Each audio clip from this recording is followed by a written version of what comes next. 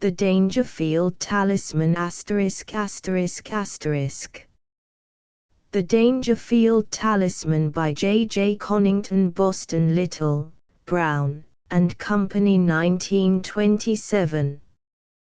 Contents: Chapter I, Chapter II, Chapter III, Chapter IV, Chapter V, Chapter 6, Chapter 7, Chapter 8, Chapter 9, Chapter X, Chapter 11, Chapter 12, Chapter 13, Chapter 14, Chapter 15. Note: the characters, places, and events described in this book are entirely imaginary and have no connection, either direct or indirect, with any real persons, places, or events. Chapter I. Lucky again, partner, commented Weston Hanger, breaking into Eileen Cressidge's thoughts as he took up the scoring block. That's game and rubber, Douglas. Your mind must be wandering. Douglas Fairmile had glanced down the room to where a fair-haired girl was sitting with a rather red-faced man. Douglas's brows contracted slightly. That fellow Morchard had attempted to monopolize Cynthia this evening, but surely anyone could see that the girl was bored. A persistent creature, Morchard, rather too persistent at times, Douglas felt. Then at the sound of Weston Hanger's voice, his attention came back to the bridge table. Game and rubber, he repeated. Sorry, partner. My fault entirely. You see, I'm getting rusty in auction nowadays. It's nearly gone out at my club, nobody plays it anymore. We're all on to this new game that's just come in. New game? What new game? Demanded Weston Hanger, arranging the cards for his shuffle. Have the card sharpers rediscovered Old Maid or the simple joys of happy families? Out with it, Douglas. Douglas Fairmile made a gesture as though apologizing for Weston Hanger. Tut. Tut. He's jealous, poor fellow. My fault for mentioning the Romarin Club. A sore subject with Conway, and no wonder. You know, we have an entrance examination for candidates. Test M in following suit and remembering what's trump. And somehow Conway didn't get in. Or else he was afraid to enter. A sad business, anyhow, don't let's dwell on it. So he calls us the card sharpers out of spite. Mrs. Castor Scorton began to deal. Douglas passed the box of cigarettes to Eileen, and, when she refused, took one himself. Weston Hanger looked at him with feigned anxiety.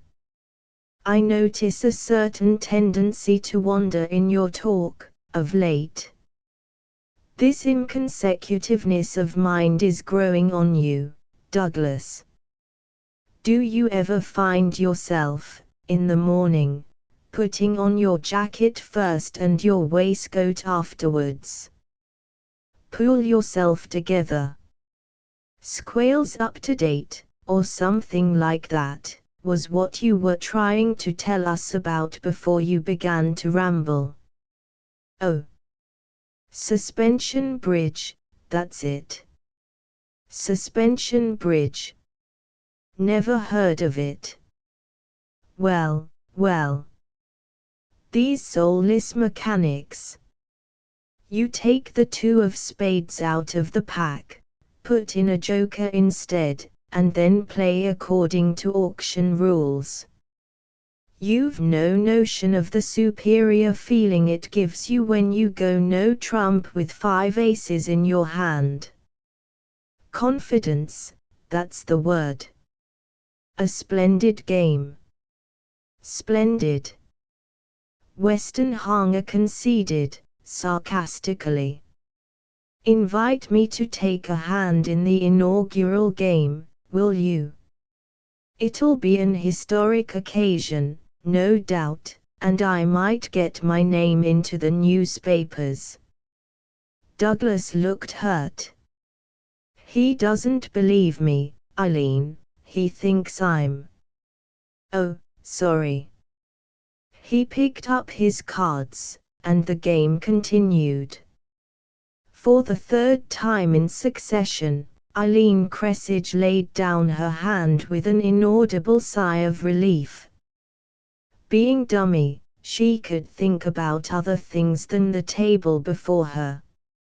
She had never been a keen bridge player, her card memory was too weak for anything beyond the most obvious tactics. And on this evening especially, her interest in the game was of the slightest. She played mechanically, and she had quite failed to note how, time and again, a skillful intervention by her partner had extricated her from a risky declaration. As Weston Hanger gathered up their first trick, her mind went back to her ever-present money difficulties. Some bills had reached her by the last post. Somehow, bills always dropped in at that time, and she had begun to dread the very sight of an unsealed envelope among her correspondence.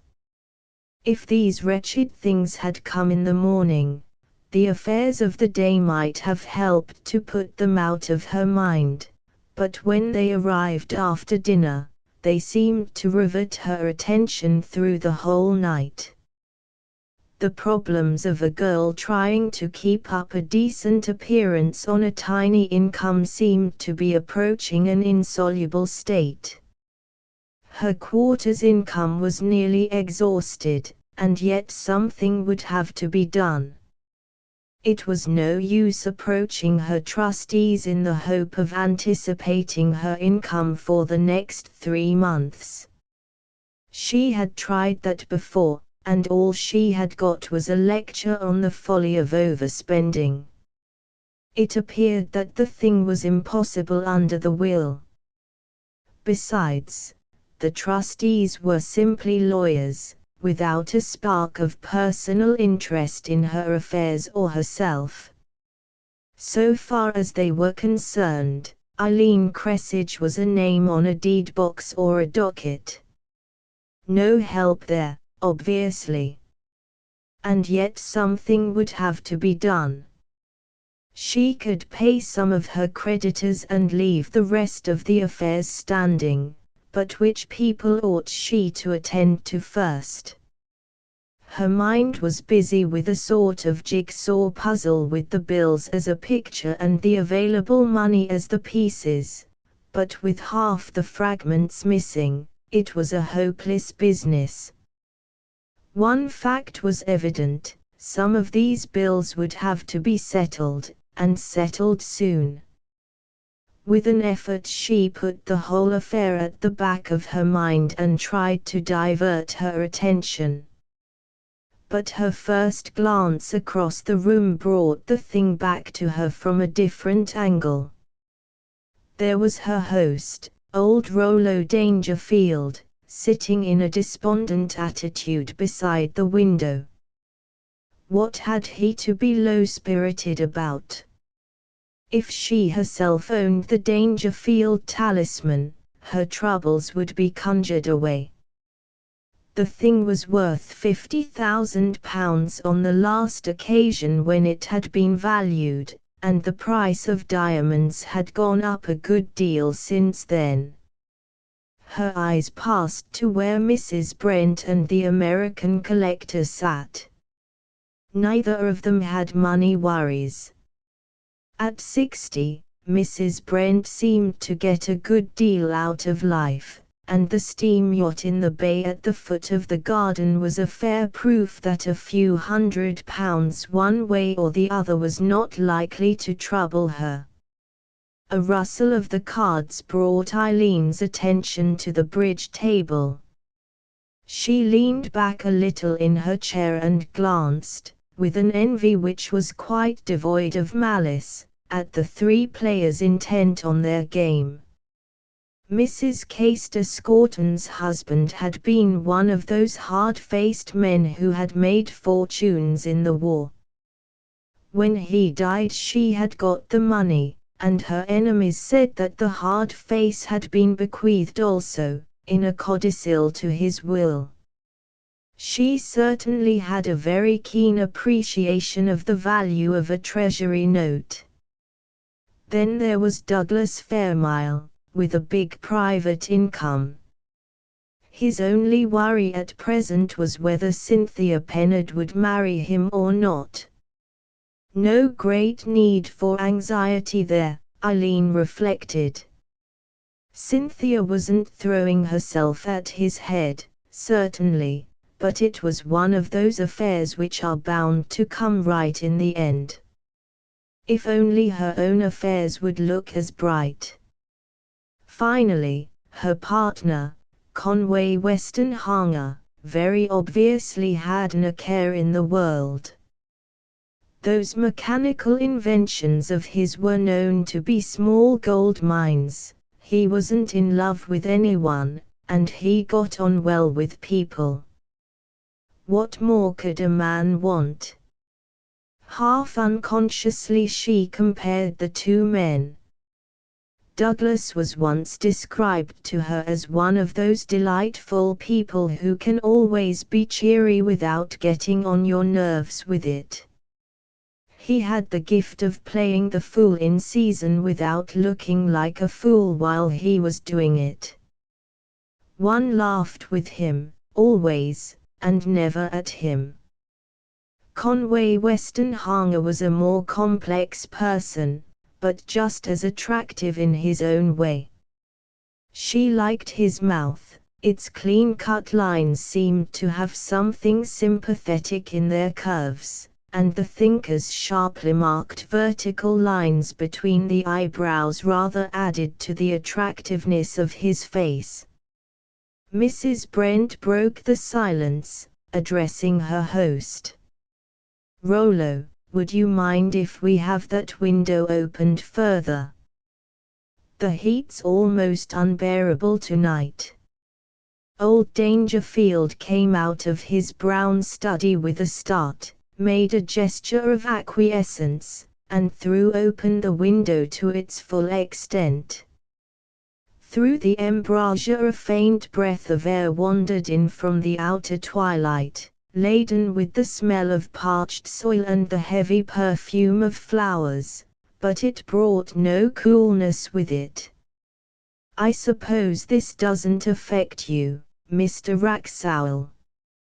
Mrs. Brent turned to the American beside her. "You're a New Yorker, aren't you?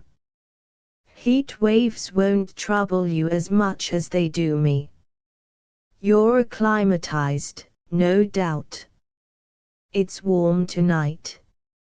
It's certainly not what one calls cool. But I'll admit that I've known it hotter over there. And this air of yours hasn't got that used-up feeling about it that city air has. It's fresh, even if it's hot.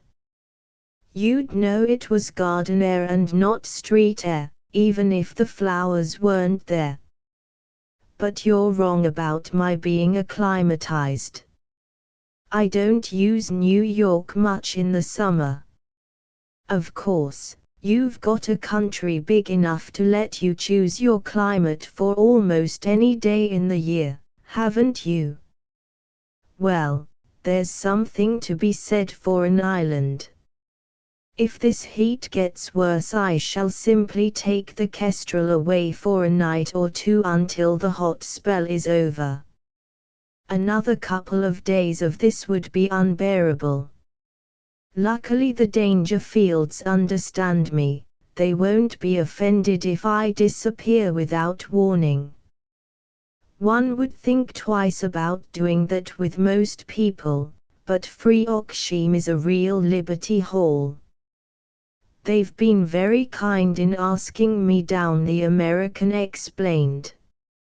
I didn't know them, but I got an introduction, and when I explained I was interested in some of their things, they invited me to stay for a few days.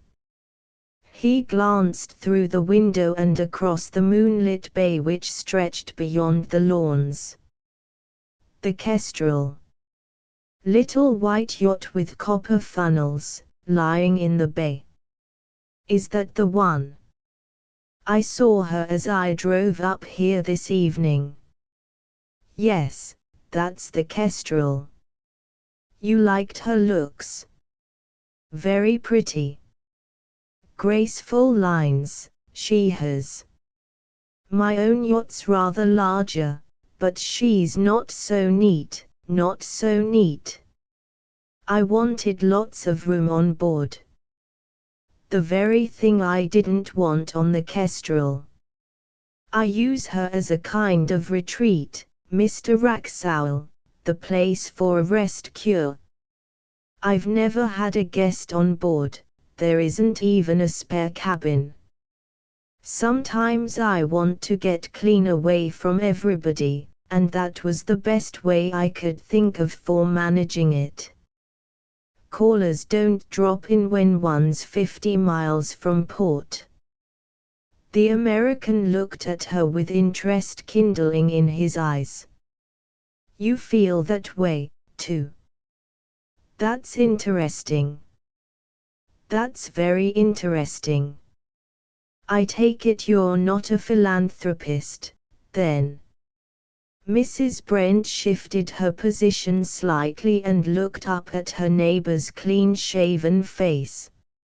It was of the long rather than the square American type, the face of a man with a certain imagination. If you mean contributing to charitable funds and that sort of thing, I'm certainly not philanthropic, she answered. I don't think I've spent a penny in that way during the last 10 years. People come bothering me with tales of sad cases, at least they used to do that. But once you get the name of being kind-hearted, you're simply pestered to death by demands, mostly from frauds. I've shed that reputation long ago. I don't say I don't give something here and there. Everybody does.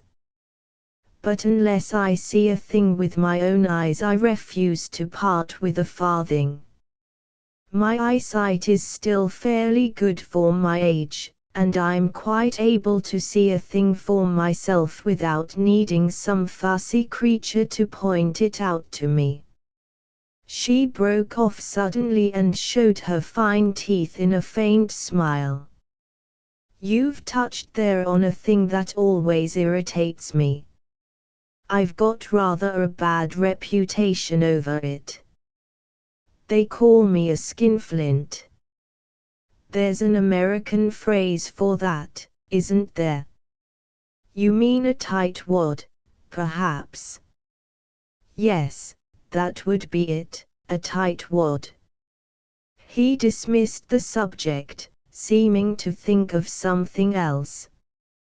A minute or two back you were saying you wanted to get away from humanity now and again. I sympathize with you there. I can understand the feeling. I open the newspaper in the morning and it says a new fiber has made finer lingerie possible. I don't use lingerie. Further on, there's something else about floor stains. That lacks the personal appeal. So does the one about candies. My digestion's too poor for candies. Then I come across buy Jones's razors. I don't buy Jones's razors. Perhaps my man buys them. I don't know. But you see how it is. Everywhere one goes these things hit the retina. There's no escape from this modern way of pushing things. My own company does it. I get tired of it. I want to forget Jones's razors, and Smith's confected candies, and dollars, and cents, and the whole 20th century. I want to blot it all out of my mind.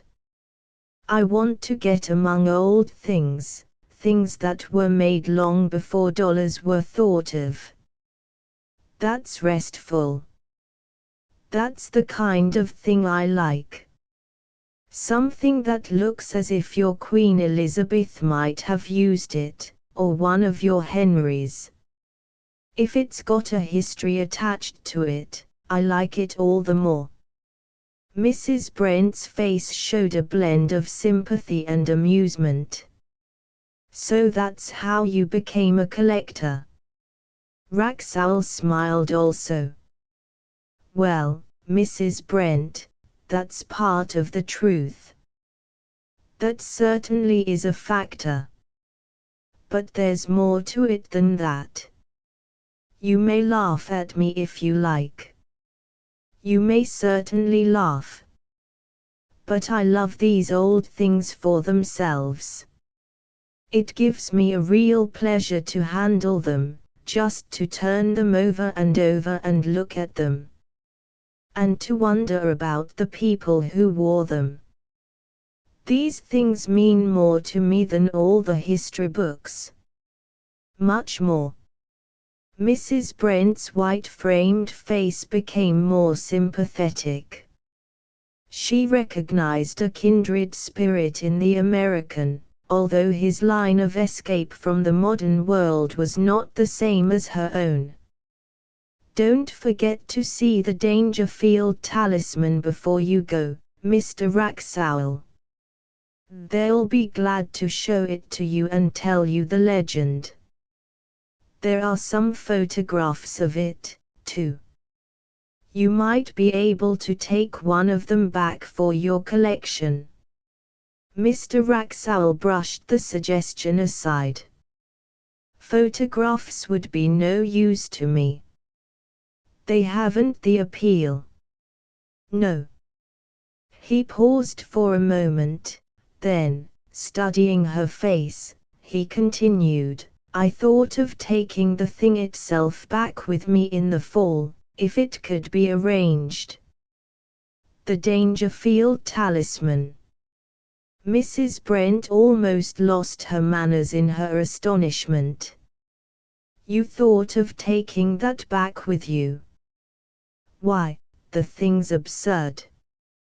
They'd sooner part with free Oxheim than with the talisman, and they've held free Oxheim since before the conquest. I wouldn't stick at a few £1,000 one way or the other. I'd set my heart on getting that talisman. I've come 4,000 miles for it, specially. That shows I'm interested. I'm keenly interested. I'm not a bargainer. They've only to name their price and I'll pay it. But, my dear man, this isn't a case where money comes in at all, don't you see?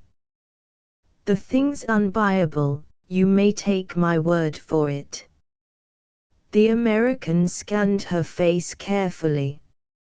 I see you mean it, he commented, but I came here specially to procure that talisman.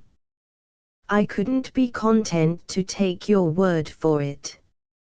Maybe you're right. Perhaps you know best. But I'll have to go to headquarters with my offer and make sure. I'm not doubting what you say. Not at all. I hadn't a notion there was any difficulty in the road. None at all. But you'll understand that, without doubting what you say in the very least, I've got to make sure. Mrs. Brent had recovered from her astonishment. Oh, certainly, go ahead. I shan't feel offended, if that's what you mean. But I warn you that it's quite useless, out of the question. The American made a non-committal gesture. Mrs. Brent thought it best to change the subject. This heat seems to be getting worse, if anything. I must really get a fan. I'm old-fashioned enough to have one. She rose and left the room. Wraxall transferred his interest to his host, who was still gazing absently out over the gardens. Mrs. Brent's evident amazement at his suggestion had given the American something to think about. Things were not going to be so simple as he had imagined. He glanced across at Rollo Dangerfield's profile, trying to estimate the chances of overcoming his objections if he really proved obdurate. Why, he might be an old Norseman come to life, Wraxall said to himself. Put one of those winged helmets on his head, and with that profile and that big white moustache he could sit to any painter for the portrait of a Viking. He's not likely to be anybody's money when it comes to bargaining. Stubborn. Obstinate. It's going to be none so easy after all. He studied his host covertly until he was interrupted by Mrs. Brent's return. She slipped into her chair and began to fan herself with an air of relief. This is the kind of night when one appreciates the Dangerfield methods, she said, after a time. They know how I hate climbing stairs, and they gave me a room on the ground floor. It's the only one, all the rest are above. I blessed them just now as I passed the staircase and remembered that I might have had to climb it.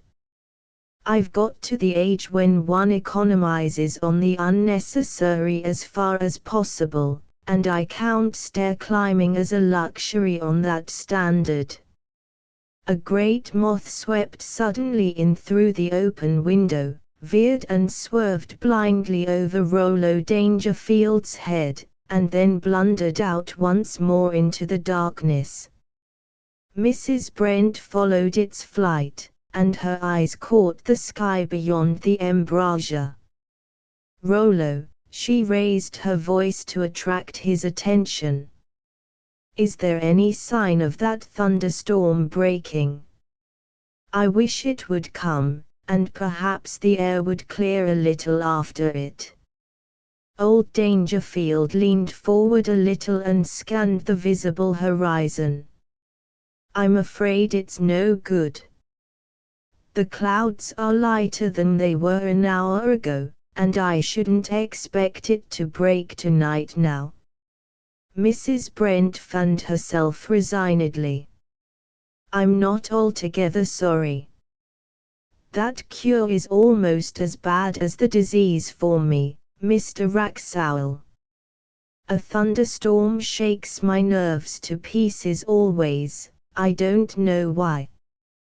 I'm not afraid of being struck, or anything of that kind, but the noise of thunder seems to get down somewhere into my subconsciousness and set me all on edge. After a real bad storm I'm hardly normal. I feel I might do anything wild, try to fly downstairs, steal my best friend's spoons, or something equally idiotic. The American looked at her with a faint twinkle in his eye. Now that's curious, Mrs. Brent, that's very curious indeed. For, you see, thunderstorms take me quite the other way. I like them. I'd sit up all night to watch a good thunderstorm. Give me a chair, and a good wide window, with not too much iron near it, and I'd be content to watch the flashes so long as they like to come." He turned to the nearest window as he spoke, and then seemed to study it for a moment or two. "That kind of window wouldn't be much use as a stall for the performance. It's too deep set. Are the walls of this house really a couple of yards thick, the way they seem to be at the window-sill there? Several feet thick in this part of Freoxheim. This is the old part of the house, you know. Some of it dates from the time when the place was a castle, and they had to make walls thick and windows small. And of course that's quite a recent thing. Here and there about the building you'll find remnants of a much older Freoxheim. There's a gateway you must get the Dangerfields to show you. It's old enough to satisfy you, I should think. I'd like to see it. It would be very interesting to me. And there must be some things worth visiting in the neighborhood too. Perhaps you could tell me what I ought to go and see. There's a battered sort of monument on the road to Frogsholm village, about 1.5 miles from here. I believe I remember hearing that it had something to do with runic, whatever that is. And there are 1 or 2 other things you might care to look at." For a time she gave him the benefit of her rather scrappy knowledge of the local antiquities, while he jotted down notes in his pocket-book. At last, when he had exhausted her store, he looked at his watch and made a gesture of apology. "It's late, Mrs. Brent. I really hadn't meant to keep you so long. But what you've been telling me is interesting, and I've got a thirst for knowledge about that kind of thing. You've helped me considerably. That information will be of great assistance to me. Why not begin with the nearest? Mr. Dangerfield will be delighted to show you the talisman tonight, I'm sure, if you wish it. And be sure to get him to tell you the legend of the pool. It may save you trouble, you know. You'll see that your idea about the talisman is quite hopeless." "That's an idea." "That's a good idea, Mrs. Brent. I always like to know, right away, what sort of proposition I'm up against. I've not given up hope yet, you understand. I'm quite set on taking that talisman home with me somehow, if it can be managed. And I think it can, one way or another." Conway Westenhanger's voice came across the room. The bridge table was breaking up. "I make it £27.12. You might check the figures, Douglas. I'm more at home in the calculus than in simple arithmetic, and it's quite likely I've made a slip." "Right," said Douglas. "It isn't your honesty I'm in doubt about, merely your capacity. The great brains are always a bit one-sided, top-heavy, if you take my meaning. Let's see. 8 and 6." He rapidly checked the addition. "Correct. Well, you scrape through with a caution this time, but don't do it again." Mrs. Caister-Scorton produced a roll of notes and counted out £27.10 on the table between Eileen and herself. "One moment. I have a florin somewhere." "Don't trouble about it," Eileen hastened to reassure her. "You needn't hunt for it. Let it stand. Mrs. Caister-Scorton continued her search and at last discovered the missing coin. "I don't like letting things stand over. Settle for cash, that's always been my principle in bridge. I can't be worried with remembering odd shillings from day to day." Eileen Cressage picked up her winnings gratefully. She was not disturbed by Mrs. Caister-Scorton's manner. She was too overwhelmed by relief. Here was an absolute windfall which would go some distance towards solving the problem of her debts. £27. And she had given only half her attention to the game. If she had put her mind to it, they might have won a good deal more. She had not even asked what stakes they were playing for, she had been too worried to think about that. A couple more nights like this and she would be able to pay off all her creditors. "Sorry I shan't be able to give you your revenge tomorrow, Douglas," she heard Conway Westonhanger say, as he rose from the table. "I've got to run up to town for a couple of days. My patent agent seems to have got on the track of an infringement of one of my affairs, and he wants to go into the business. That means Chancery Lane, Patent Office Library, and all the rest of it. Phew.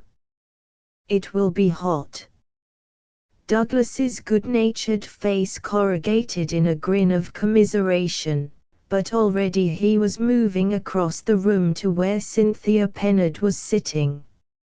Morchard watched his coming with a discontented eye.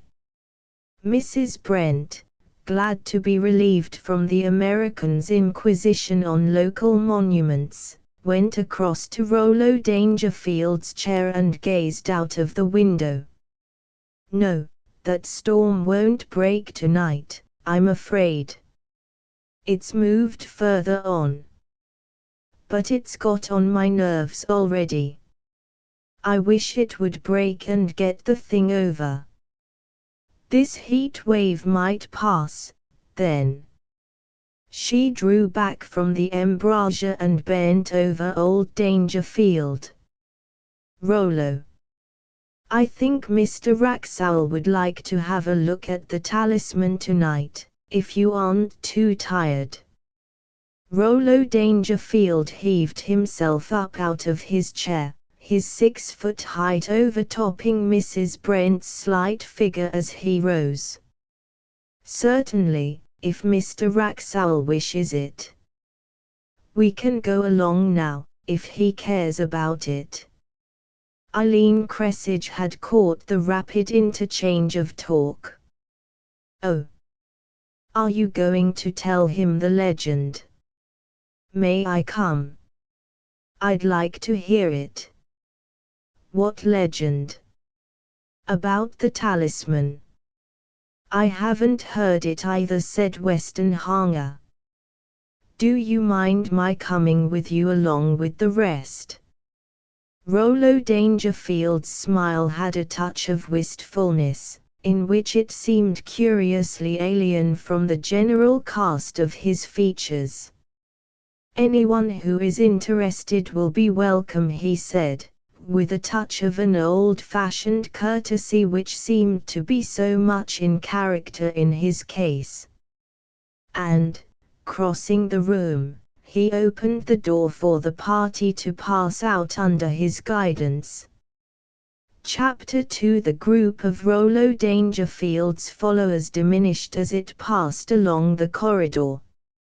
At the main entrance, Douglas and Cynthia slipped aside and went off by themselves down the broad steps into the gardens.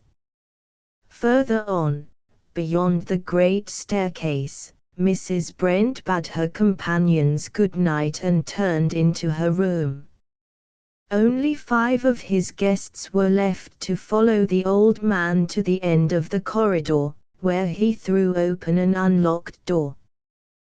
This is what we call the Corinthians' room, he explained as he ushered them into it. It was my grandfather's favorite spot in the house, and it got its name from him. He was one of the Regency bucks, no worse than the rest of them, perhaps, but a hard liver and a hard gambler in his day. An eccentric, too, like most of them. I can show you one of his eccentricities in a moment, if you care to see it. The room was about 40 feet square, with a huge stone fireplace. A great cupboard of oak occupied part of one wall. Another wall was hung with an aged tapestry representing Diana pursuing a stag. The floor was of marble slabs, mainly white, but in the center, black squares of marble had been introduced so as to make a gigantic chessboard pattern. Opposite the fireplace was a narrow and shallow niche filled with a glass case. Rollo Dangerfield switched on the electric lights and led the visitors towards the recess. As they came near it, they saw within the case a bell of faintly tinted glass, under which lay, on a velvet bed, an ancient ornament. "That is the Dangerfield Talisman," said old Rollo, pointing to the case. "You can see what it is, one of those golden armlets which were worn in the olden times. It's too heavy for our modern tastes, I'm afraid. You would hardly care to carry that, Miss Cressidge." He turned to Eileen with a faint smile. "It's very heavy for an ornament, something over £1, I believe," he went on, as his guests drew nearer to look closely at the jewel.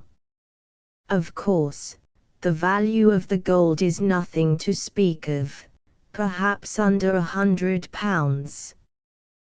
The stones are of more interest in some people's eyes. There are 8 of them in all. You can see the others reflected in the mirror at the back, if you look closely." Mrs. Castor Scorton examined the talisman with an appraising eye. "I agree with you. It's too heavy in the design." Eileen Cressidge bent forward and seemed to compare the size of the ornament with her own white arm. "If a girl wore that," she said, "she must have been splendid. It's not a bit clumsy. She must have been slim, if anything, with small hands, or she couldn't have got it over them." "Let's try it on, Miss Cressidge," said Morchard, suddenly, and he moved forward as he spoke. The case had a plain sheet of glass immediately in front of the jewel, through which it could be examined, whilst at either side was a glass door kept secured by a tiny handle. As Morchard put out his hand, Rollo Dangerfield stopped him with a gesture. "I'm sorry," he said, "but it's one of our family customs never to take the talisman out of its case, never even to lift the shade from it." He smiled, faintly apologetic, but evidently unbending in defense of his traditions. These ideas grow up somehow, in ways that are difficult to trace back to their births, but as time goes on, they gain a sort of sanctity from tradition, and speaking for myself, I should be sorry if I were the first of us to break this particular custom. There are so few of the old things left in this 20th century world, and perhaps you young people won't grudge me this one, if I keep it." The touch of wistfulness had come back into his voice, robbing his refusal of the faintest trace of offense. "Eileen, afraid that some of the others might embarrass the old man by pressing him to let them handle the jewel, hastened to put in a word before Morchard could open his mouth. "I'd love to try it on, but what Mr. Dangerfield says is quite right. And now, I'd like to hear its story, the legend, I mean." Rollo Dangerfield silently invited them to seat themselves. Then, leaning against the case containing the talisman, he turned to face his audience and began to speak.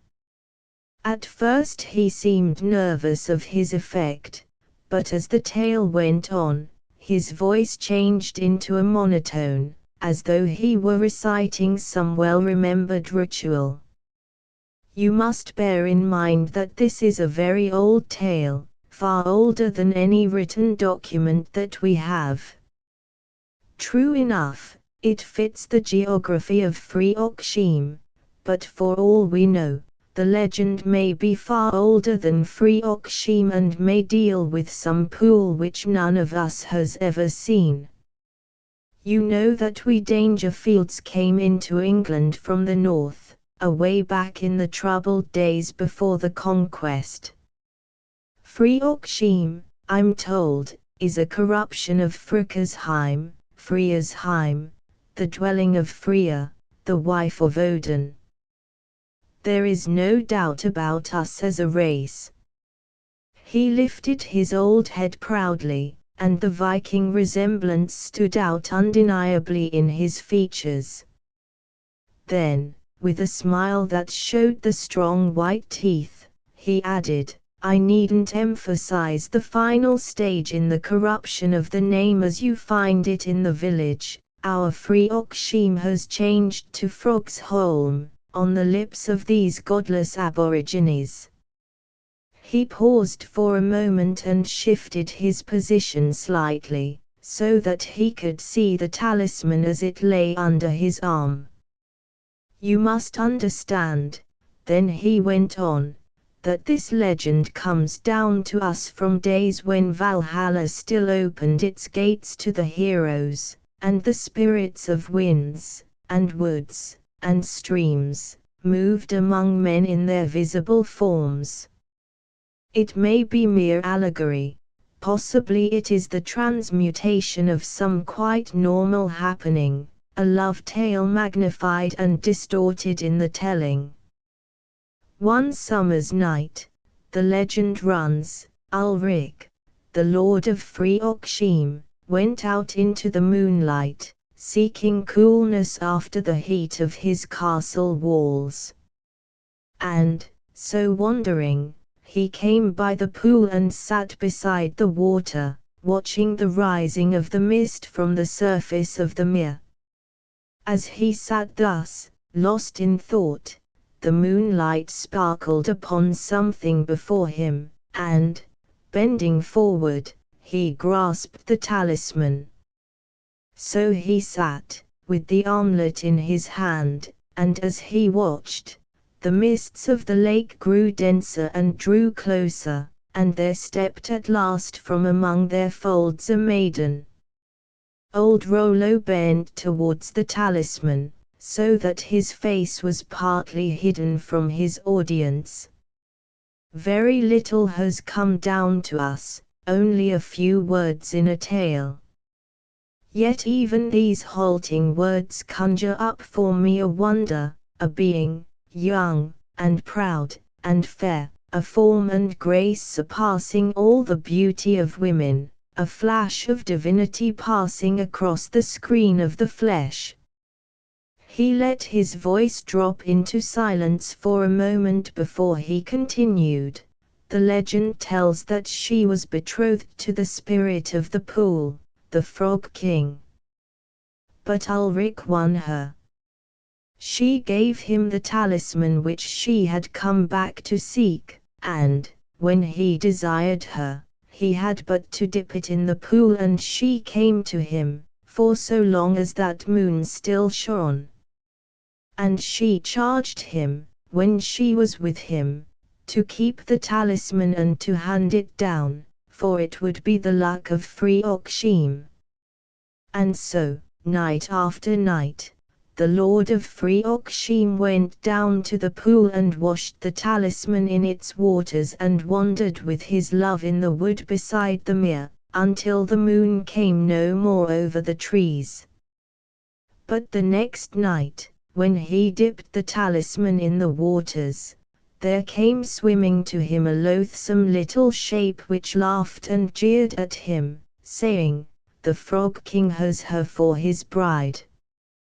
Old Rollo turned back towards his audience again. So the Dangerfield talisman is only a reminder of an old lie. Even at the best, it's a memorial of lying and deceit, and punishment. His voice sounded bitter for a moment, but he went back at once to his ordinary tone. There it is, the Dangerfield luck. I don't say I believe the legend, I won't say I doubt it. However the thing came to us, it's our oldest possession and experts tell me that the workmanship is extraordinarily old. And now, I think I can show you something less romantic, though it's not without its interest. He moved forward and pushed aside some rugs with his foot, so that the black and white marble squares in the center of the floor were cleared. I told you, I think, that this was the room mainly used by my grandfather, the Corinthian. It was, in fact, the very last room he ever entered. Possibly some of you remember something about the Regency times, the gambling, the prize fighting, the dueling that went on. Eccentricity was often the pass key to notoriety in those days. Some of the bucks cultivated it willfully. I believe that my grandfather was genuinely eccentric in this particular affair. He was a fanatic for chess playing, and this was his chessboard. You see the marble squares on the floor. He stooped down and lifted a metal plug from the center of a square. Each of these squares has a plug like this at its center. They're really put in to keep dirt out of the holes when no game is being played. When they wanted to set the pieces, all the plugs were taken out, and then the board was ready. He stepped across the room and threw open the oaken cupboard on the wall. These are the chessmen. You see they are on a scale to match the board, each of them about 1.5 feet high. Mr. Westenhanger, would you mind lifting one of them out? A pawn will do. They're too heavy for me, nowadays. Westenhanger came forward and gripped one of the iron pieces. Lift it up off the shelf before you pull it forward, said old Dangerfield. There's a spike on the foot of each piece, fitting into a hole in the shelf, the spike that goes into the hole in the chessboard, so that the piece can't be accidentally knocked over. They're top-heavy things. The Staunton pattern wasn't invented in those days.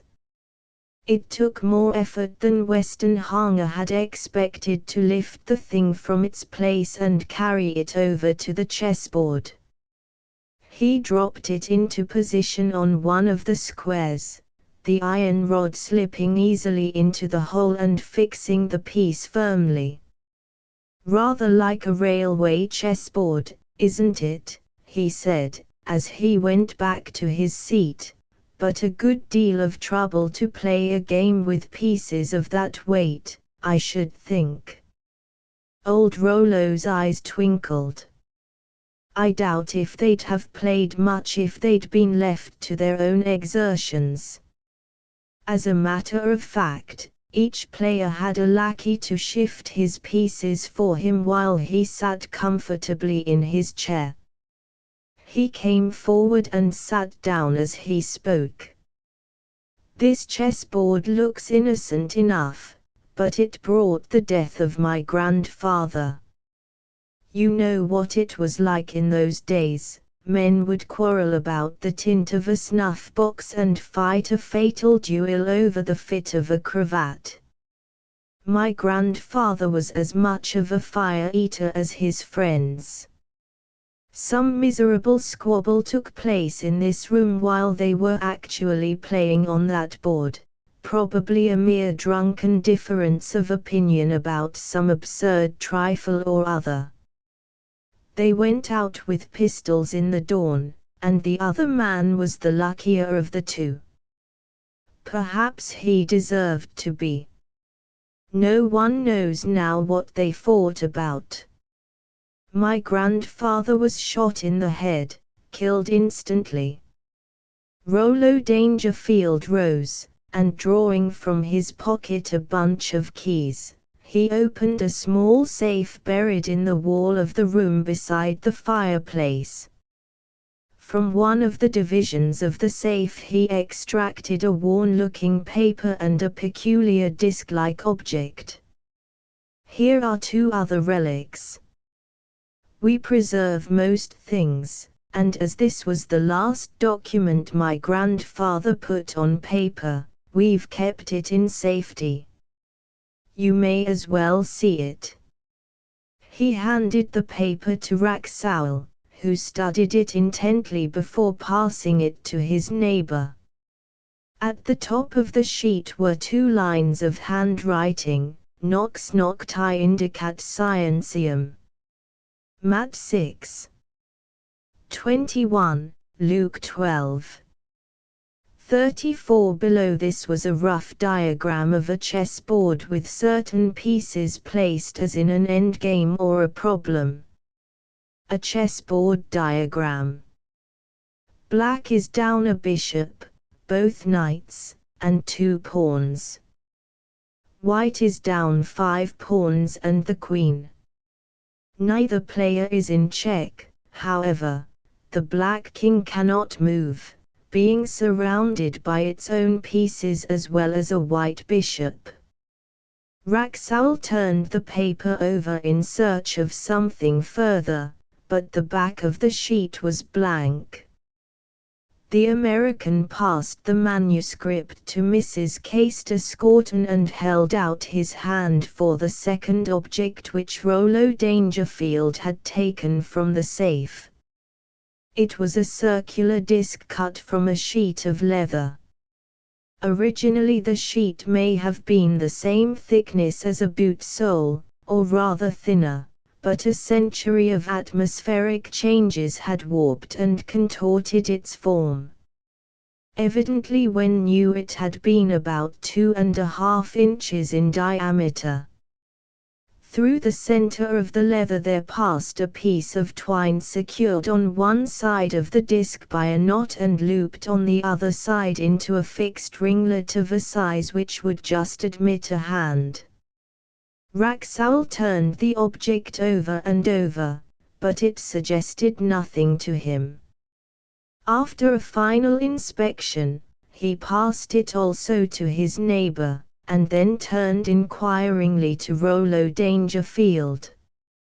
"It suggests nothing to you?" old Dangerfield demanded perfunctorily. He took back both objects after they had been examined by everyone, and held up the paper so that they could see it. "This first line, in Latin, is simply part of the second verse of the 19th Psalm, 'Night unto night sheweth knowledge.'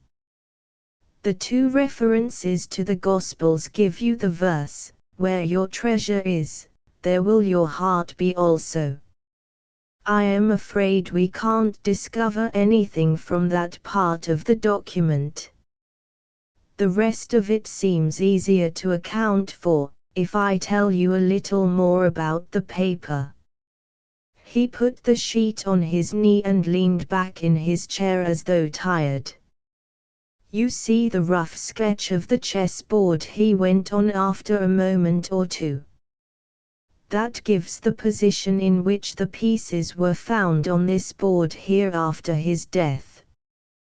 Possibly it represents the end position in that game during which the quarrel arose between him and his opponent. He must have attached some importance to it himself, for he came into this room just before going off to his duel, jotted the thing down, and left orders that it was to be given to his son if anything happened. That, I must admit, seems to suggest that he was not quite in a normal frame of mind when he put the thing on paper, for at that date my father was a boy of 4 or 5 years old. We Dangerfields are a very late marrying family, for some reason or other. Obviously a child of that age could have no interest in chess endings. Put that together with the 3 texts, and I believe the normal mind would say that my grandfather's brain was still bemused with his night's wine. He drank an enormous quantity of port, they say, and that in a muddled-headed way he scribbled down this endgame, added 1 or 2 of his favorite texts, and then, with some idea that the texts might be of service to his son, he left directions for the paper to be handed on. He glanced amusedly round the circle to see if they shared this view. Unfortunately, he continued, that explanation falls short of completeness on one matter. This little leather disc was also to be handed to my father. Was it a toy that he had made for the boy? Perhaps he had promised it to the child, and even at that dangerous moment he remembered his promise. I like to think that there was something of the kind in his mind. But if there had been any promise of the sort, my father had forgotten it. When they questioned him, he knew nothing about it. Quite possibly it was a promised toy. You know what the memory of a 4-year-old is like and how difficult it is to catch hold of something which he has once allowed to slip. Nothing came of it. His fingers played almost affectionately with the wrinkled scrap of leather. My grandfather's death left my father an orphan, for his mother had died a year or 2 earlier. The paper was preserved and handed to my father, when he came of age, by the lawyer of our family who had impounded it shortly after its discovery. It meant nothing to anyone. Whatever meaning it carried had been lost. All that it meant to my father was the last link with his Corinthian ancestor, and I believed that he preserved it on that account. At any rate, it found its way into the Dangerfield archives, and there it is likely to remain. And you, yourself, haven't any idea about it, Mr. Dangerfield? Asked Eileen. Surely he must have had something in his mind when he wrote it. Tell us what you think of it, if you can. I can give you a guess, said old Dangerfield, but it's a guess and nothing more. My own view is that the quarrel had arisen over some question of their play, and my grandfather wanted a permanent record left, so as to be able to prove his point in cold blood later on. In addition to being a gambler and one of the most remarkable spendthrifts of his day, he was an obstinate man. We know that to our cost. The Dangerfield jewels used to be a very fine collection, but after his death it was found that most of the good things had vanished, converted into cash and gambled away in backing that obstinate opinion of his. After a couple of generations we're still suffering from the inroads he made into the estate. Is anything more known about him? Asked Westenhanger. Not very much that's creditable, I'm afraid. Oh, yes.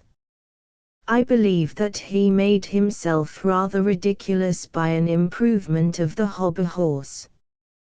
He must have been a rum bird, commented Westenhanger. Rollo Dangerfield hastened to explain. Not a rocking horse. I mean that two-wheeled thing like a safety bicycle that some of the Corinthians used to amuse themselves with. One sat in the saddle and pushed the thing along with one's feet on the ground, like running in a chair, rather. It had a vogue at one time. I'm told that he brought out a new pattern with treadles, something like the present child's scooter in principle. At any rate, it was rather frowned on, and he was glad to let it drop. But you see that he was evidently akin to you on one side at least. Now there's just one other thing I'd like to hear about, if you can tell us, Mr. Dangerfield. Eileen Cressidge looked rather doubtfully at the old man as she spoke. Perhaps I'm indiscreet, and if I am, please say so at once. People talk about the Dangerfield secret. They say it's something like the one in that Scots family up in the north, you know, the thing the heir is told when he's 21. Is there really a Dangerfield secret? Old Rollo Dangerfield's face hardened perceptibly for a moment, and he looked at the girl with an inscrutable expression. Then, evidently reading in her face a fear that she had offended him, he relaxed his attitude slightly and tried to put her at her ease again. Nevertheless, the tone of his voice was sufficient to show that he disliked the subject.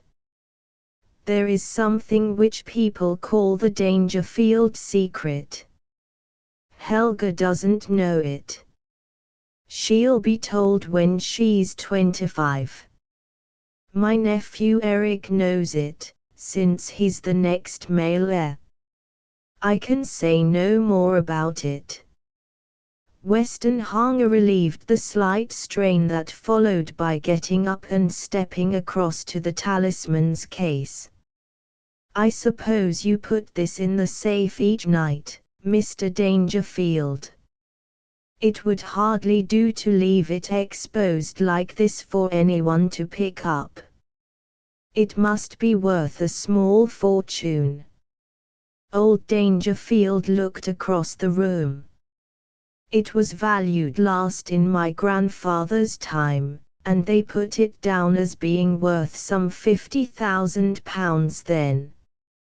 The diamonds were said to be very fine, and you can see the size of the stones for yourself. I don't think I'd trust it in a small safe like that, if it were mine, said Westenhanger, glancing at the little iron door from which Rollo Dangerfield had taken the document. Any man with a pocket crowbar could open that thing and get away with the talisman. The old man laughed shortly. Don't trouble about the safe. The talisman is never put into that. The fact is, you have come up against another of the Dangerfield superstitions. The talisman is never moved from its place by day or night. It stands where you see it, always. The American sat up suddenly. You leave it there, sir. You take no precautions against crooks. You don't mean to tell me anyone could step in here, lift that bell, and clear off with the goods." He paused, as if struck by a thought. Then he continued in another tone. "I take it that you're fully covered by insurance." Rollo Dangerfield's face took on a faintly sardonic expression. He seemed to enjoy surprising the American. "Not at all. The talisman has never been insured." "Why should we insure it? It always comes back." "We have electric alarms on all the outer doors and the windows, of course, but they are merely put on because my wife is nervous. The talisman can look after itself, I assure you." Raxowl looked at his host in amazement. "Do you really mean that?" He thought for a moment, and then a fresh idea seemed to strike him. "Now I see.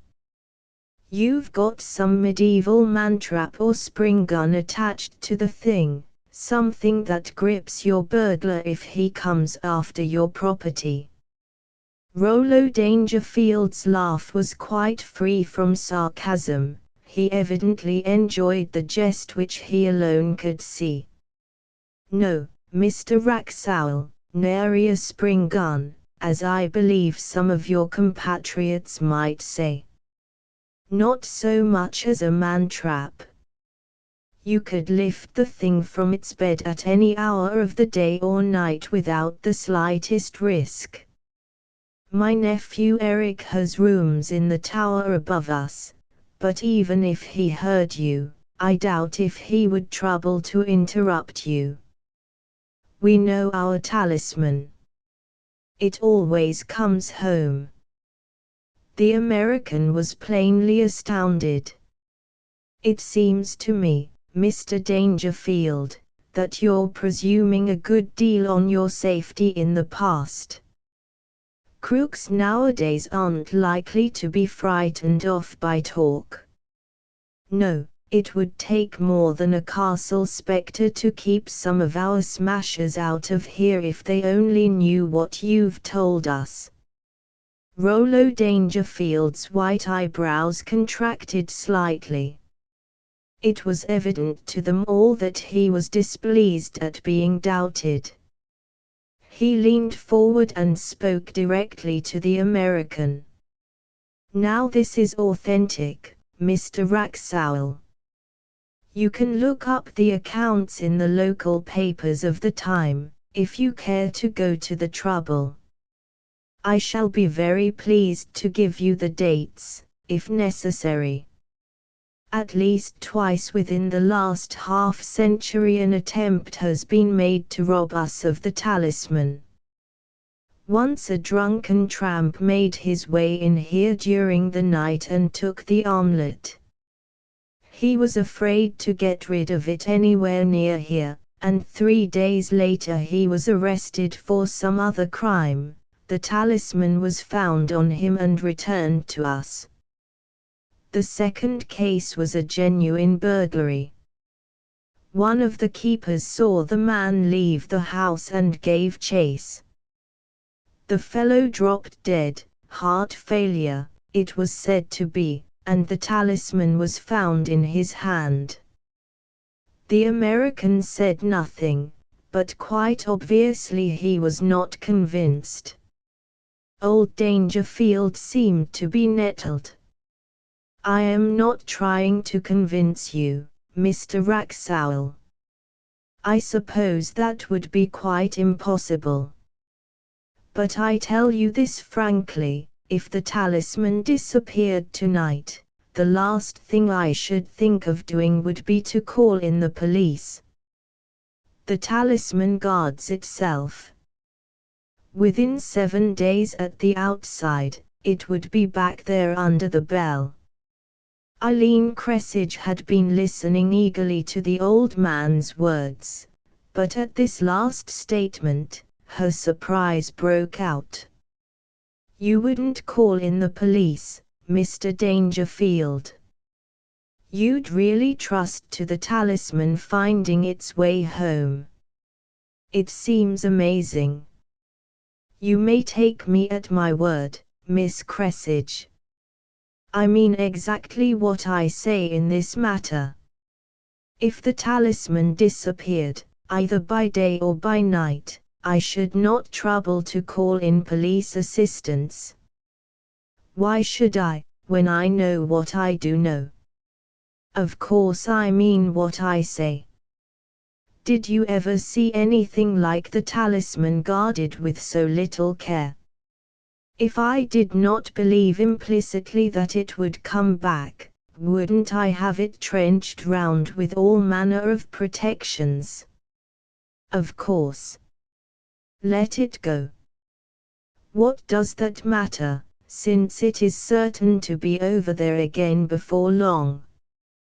Conway Westonhanger turned from the talisman's niche, but as he crossed the tessellated floor his eye was caught by something which he had not noticed before.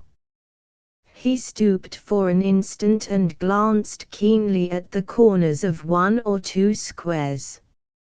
Something there that's got plugged with dirt, he reflected. Holes a bit bigger than a large pin's head, they seem to be.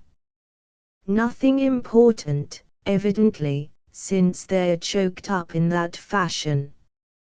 Chapter 3 Freddie Stickney owed his presence in the Freoxsham house party to qualities other than those which make a welcome guest.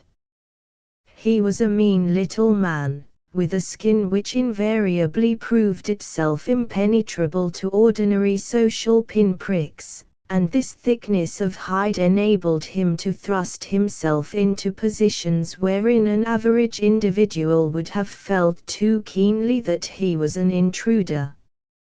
He had invited himself, knowing Rollo Dangerfield's dislike for hurting people's feelings and counting on that quality to avoid a refusal, and, having arrived, he proposed to stay for just as long as it suited him to do so. Not that he had any special interest in the Dangerfields. He had angled for 3 other invitations before turning to Freoxsham as a last resource. However, he was quite prepared to make the most of it, now that he had fixed the thing up.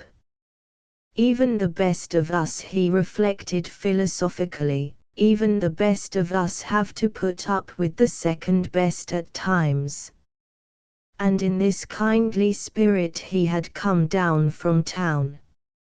Freddie's lack of popularity was due to certain peculiarities in his mind. An acquaintance of his, hard put to it to account for the matter, had explained it thus: Freddie's got a certain acuteness. Give him a fact, and he'll worry at it and draw inferences from it. And the funny thing is that every inference he draws tends to discredit somebody or something. And yet he doesn't do it out of malice. It's just Freddie's way. He's got that kind of mind, can't help making people uncomfortable. On the afternoon of the day after Rollo Dangerfield had shown the talisman to his guests, Freddie was lounging on a seat in the garden when one of these inference-bearing facts crossed his mind. Why, he said to himself, now that Westonhanger's gone to town, we shall be 13 at table tonight. That's very thoughtless of the Dangerfields. Out of 13 people there's certain to be at least one person who's superstitious. That'll be most uncomfortable for everybody. I think I'd better mention it before we sit down. As it chanced, he had not to wait so long before announcing his discovery. Before he had finished a mental analysis of the probable distribution of superstition among his fellow guests, Mrs. Dangerfield came into view, armed with gloves and scissors. Freddie rose and joined her. "Going to cut some flowers?" he inquired. "May I help?" Mrs. Dangerfield refused his assistance, but Freddie was not to be shaken off. "Friend of mine once suffered badly. Tore his finger with a thorn, then let some dirt into it. Careless fellow he was, poor chap. It suppurated, swelled up, they had to take the finger off at last." Mrs. Dangerfield deliberately put on her gardening gloves. "I don't think I shall run much risk in these, Mr. Stickney." "No. Perhaps not. Still, one never can tell, you know. A single prick from a rose thorn would be enough." Mrs. Dangerfield laughed. "You must be a terribly thoughtful person to live with." Freddie considered this for a moment. "No. Just a knack I have of seeing a thing and knowing how it happens. That reminds me, we shall be 13 at table tonight. Don't mind myself, of course, and I'm sure you don't mind either, but some of the people might, you know. It's awkward." "I shouldn't trouble about it, Mr. Stickney. As a matter of fact, I remembered it yesterday and rang up Mrs. Tuxford. She and the doctor will dine with us tonight. So no one's feelings will be ruffled. And of course we never have a full party at lunch. Is your mind relieved?" Mrs. Dangerfield did not like Freddie Stickney. "But what about breakfast tomorrow?"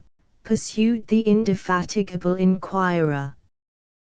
"They might happen to turn up all at the same time." "Mrs. Brent always breakfasts in her own room," said Mrs. Dangerfield, who was tired of the subject. "I'm sorry. I have some orders to give to this gardener." Dismissed in this summary fashion, Freddie Stickney wandered about the grounds until it was time to go into the house and dress. He was feeling rather bored.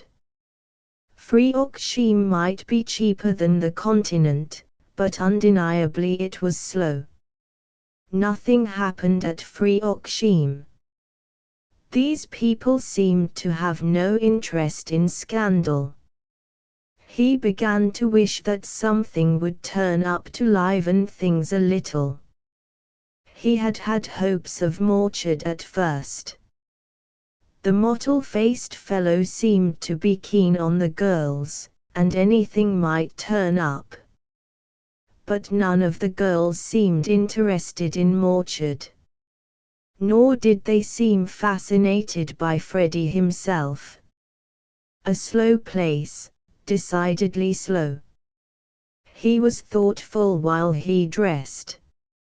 If the Dangerfield circle was going to turn out so boring, he might be forced to leave earlier than he had intended, but that would mean paying hotel bills somewhere, and Freddie's frugal mind could hardly bring itself to consider that prospect except as a last resort.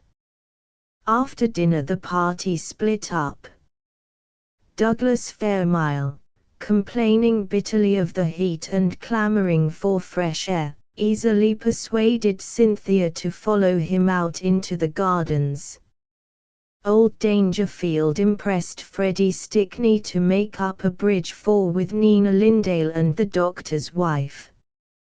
As they sat down, Mrs. Tuxford put in a plea for small stakes. "What do you call small stakes?" demanded Freddie. "As low as 10 bob 100.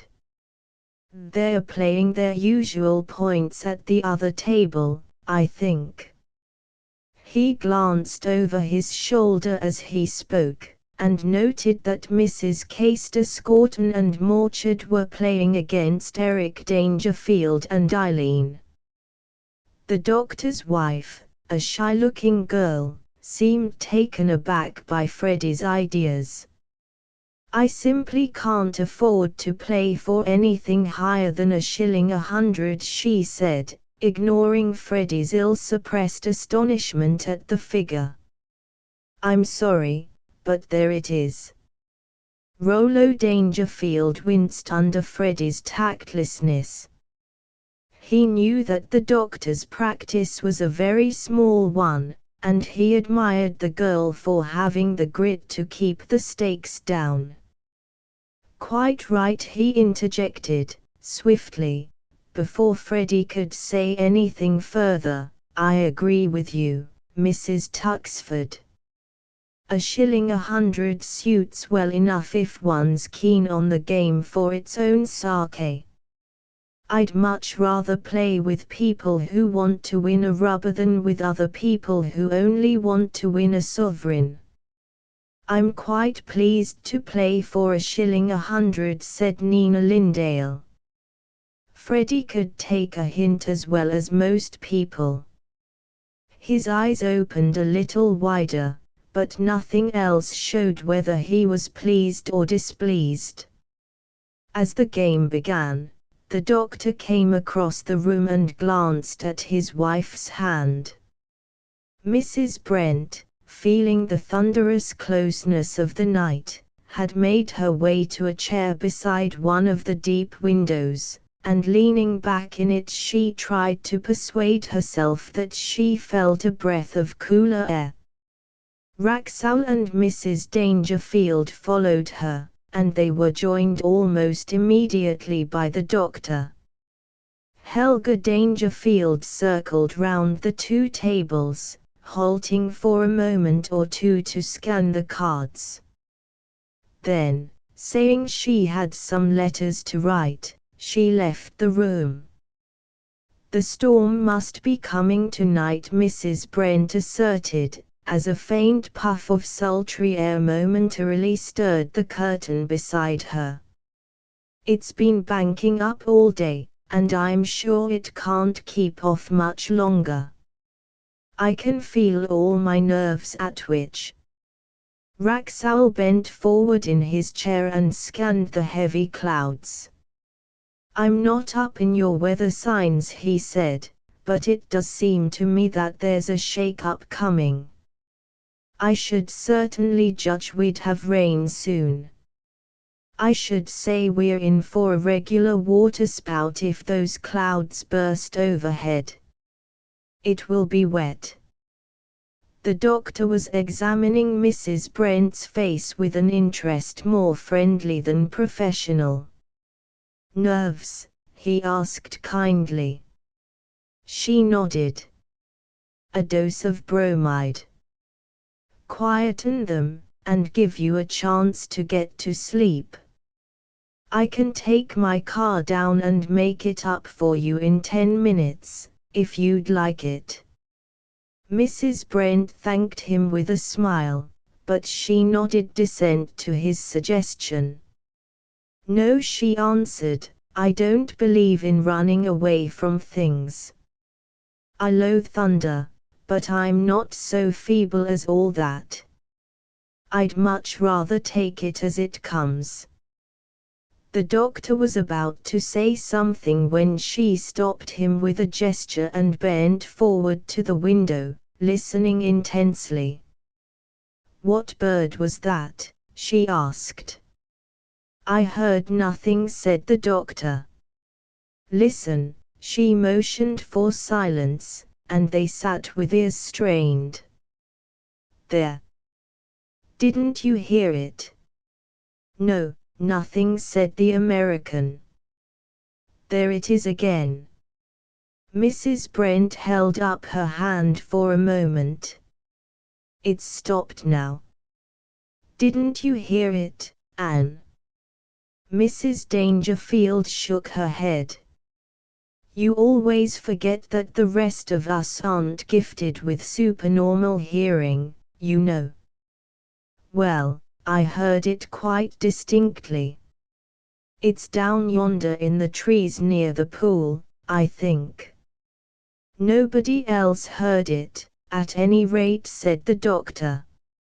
You must have remarkably sharp ears, Mrs. Brent. Now I begin to see why you dislike thunder so much. It must be a perfect torture to a person with your acute hearing. I withdraw my suggestion about a sedative. Nothing short of morphia would keep you asleep in a storm, I'm afraid. Well, I haven't come to that yet, Mrs. Brent retorted. And I prefer to keep what nerves I have, rather than wreck them further with drugs. One can always stand a thing if one makes up one's mind to it.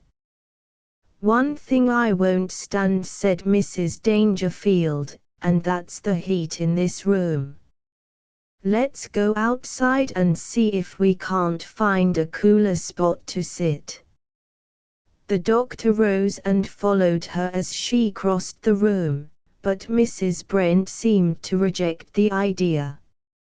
She remained in her chair and Wraxall, after rising, sat down again.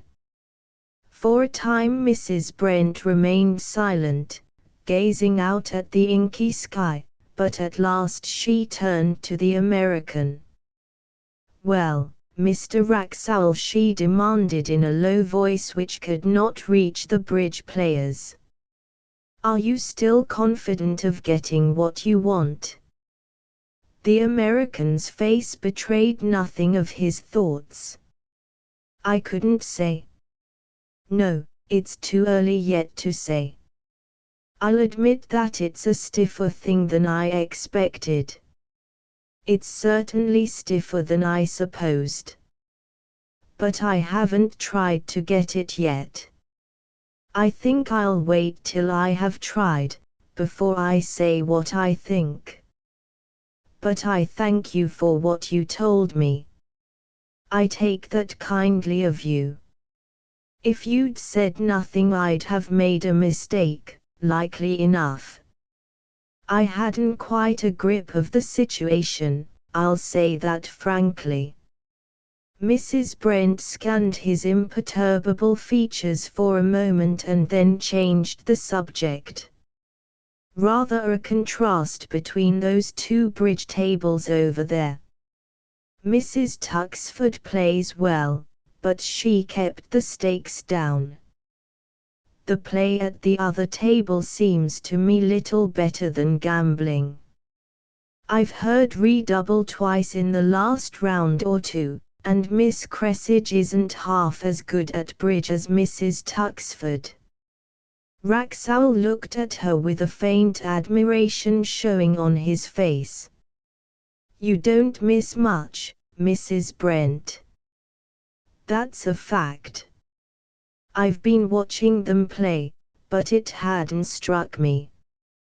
You're quite right. But I suppose they can stand it. I suppose so. No business of mine, retorted Mrs. Brent, shortly. She turned slightly round in her chair, however, and studied the faces of the players at Eileen's table. Things were going very badly for the girl. She was the worst of the four, and in addition, her nerve was going, and her play was growing more and more reckless.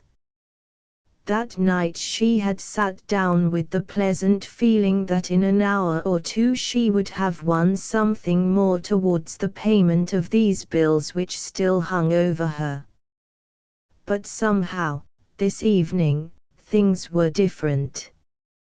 Instead of Conway Westenhanger, she had Eric Dangerfield as a partner, and without quite realizing what the change meant she had found that the games did not run so smoothly as they had done on the night before. Once or twice she had miscalculated, and her partner had left her to fend for herself. A run of bad cards had eaten still further into her nerve. And then, suddenly, she had realized how much she had already lost, and she had begun to play more wildly in the hope of recouping herself. The gains of the previous evening were gone by now, and she was steadily running up a score against herself. She began to feel the heat of the night, and her play became more erratic. Mrs. Brent studied her face for a round or two without comment. Then she turned to the American with an expression which might almost have been an ill-concealed sneer. "If either of us was a philanthropist, Mr. Wraxall, I think we could find a field for our talents by persuading that girl to stop before she makes matters worse. She's making a fool of herself. I judge so from her looks. I don't play bridge. It seems to me to lack the complete psychological satisfaction that poker gives. And it hasn't the swiftness of faro. It's too slow and not brainy enough. I regard it as a dud game." Mrs. Brent turned her back to the bridge table. "Well, if we worried ourselves about other people's troubles we should have a full life of it," she said.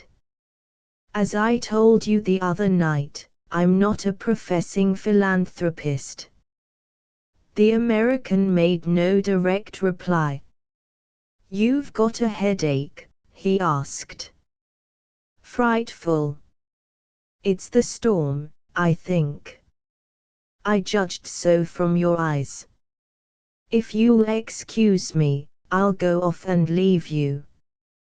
You won't be anxious to talk when you feel that way." Mrs. Brent gloomily acquiesced.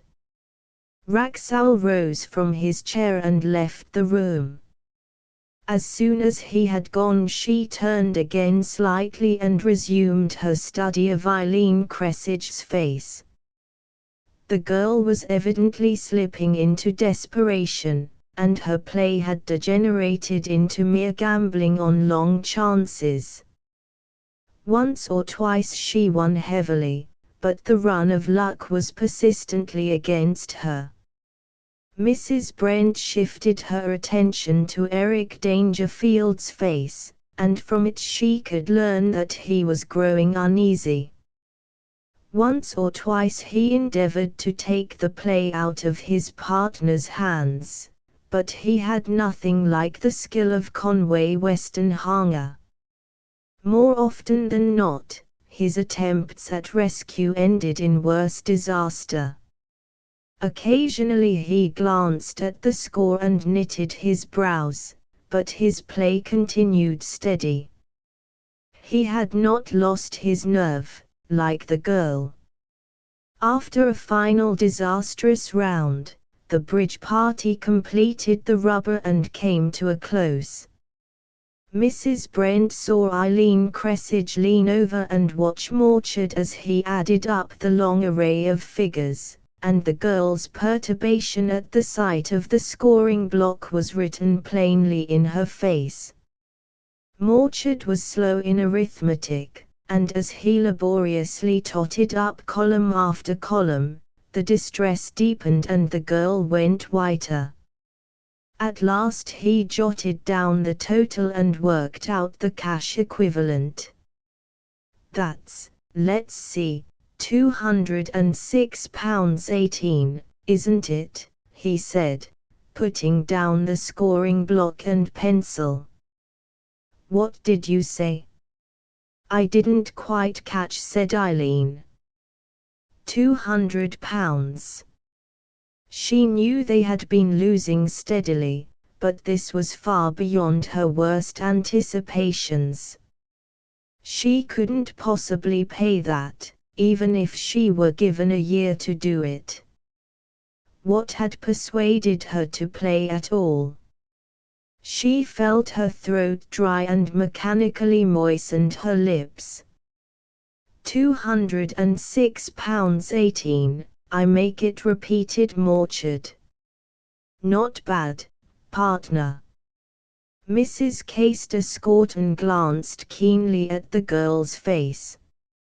Well, she said, shortly, pushing her chair back slightly as though to show that the time had come to settle. Eileen pulled herself together with an effort. I'm afraid I haven't enough money to pay just now, she said. I suppose you won't mind letting it stand over for a little. Mrs. Caister-Scorton brought her eyes back to Eileen's face. Her thin lips were compressed for a moment, and when she spoke, her voice was hard. I always settle my own bridge debts immediately, and I expect other people to do the same. Eileen flushed. After all, she had had fair warning. Mrs. Caister-Scorton had said the same thing the night before, when she had been the loser. I'm sorry, but I haven't as much money as that on hand. Mrs. Caister-Scorton reflected for a moment. Well, you can give me a check, if you like, she conceded. But, frankly, I prefer to keep these things on a cash basis always. It's a fad of mine, and I don't like to break my rule. The ungraciousness of the tone was evident, but Eileen cared little for that. All she wanted was to escape the humiliation of a public explanation. A check would furnish a way out of present difficulties. She could hand it over, and then, later on, she could explain the state of affairs to her creditor without an embarrassing audience. Wait a moment and I'll get my checkbook, she said, rising from her chair. As she turned, she noticed Morchard's eyes fixed upon her, and there seemed to be something speculative in his gaze. In his glance she read that he understood the state of affairs perfectly, but she saw no sign of sympathy in his face. Instead, there seemed to be calculation. She climbed the great staircase, traversed the long corridor which ran at the back of the main building, and turned down the passage leading to her own room in the rear of the house. In a moment or two she had found her checkbook, scribbled a check, and was back in the drawing room. So eager was she to avoid an argument in public that she hardly gave a thought to the possible results of her action. £206.18. Is that right? She asked, passing the slip of paper across to Mrs. Caister-Scorton. Mrs. Scorton picked up the check, glanced at its face to make sure that it was in order, and then put it away. Eric Dangerfield watched her, with an uncomfortable expression. Then he turned to his other opponent. Give you a check, if you don't mind, Morchard, he said. I'll let you have it tonight or tomorrow, now, if you're anxious. Morchard was still studying Eileen's face. Oh, any time will do, he said, absently. There's no hurry. The second bridge table completed a rubber and the players rose from their seats. Mrs. Brent, in her turn, left her chair and approached the group. I think it's growing closer every minute, she said. Would anyone care to walk in the gardens for a while? I'm going out. Morchard seized on the suggestion. That's a good idea. Care to come down to the pool, Miss Cressidge? It's sure to be cooler there, beside the water. The girl assented listlessly. Her mind was still busy with the disaster of the evening. What a fool she had been! But calling herself names would hardly help now. She would have to find some way out of the affair, and the raising of £200 was beyond her resources completely. Perhaps Mrs. Caister-Scorton wasn't so bad as she seemed. Possibly she might turn out to be rather a decent person. These surface-hard people often were like that.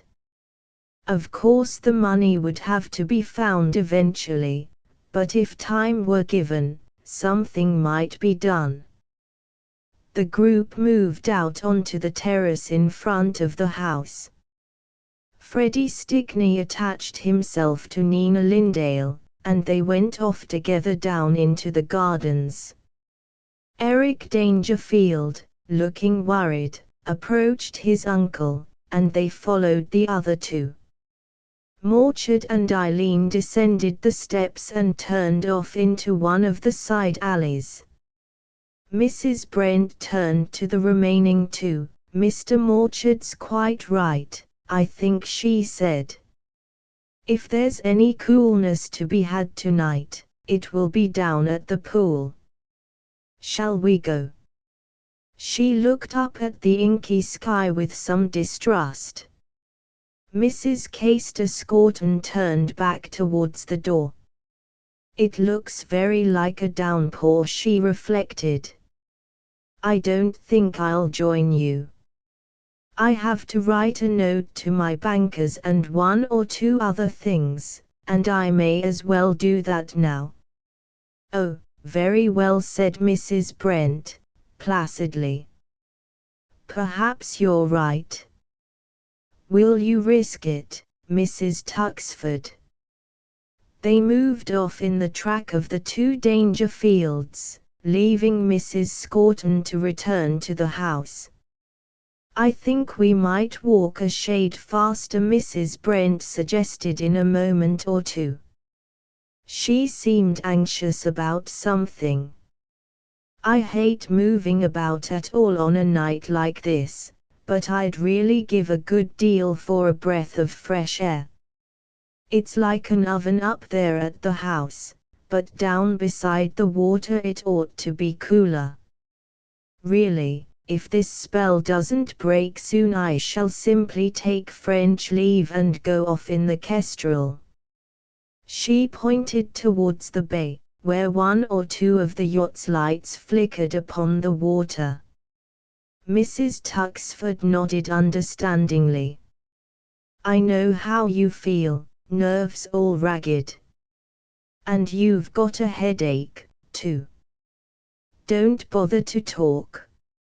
Let's walk along quietly and see if the air about the pool will do you any good." By winding paths they came at last to the edge of the belt of trees which encircled the sheet of water.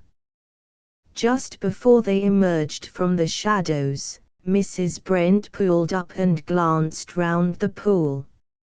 On the further bank, some 40 yards off, she caught a glimpse of Eileen Cressidge's dress lit up by the moonlight, and a flash of Morchard's shirt front as he turned a little. "I think we'll stop," said Mrs. Brent to her companion. "It's cool enough here under the trees." She fell into a listening attitude. "Did you hear that bird call?"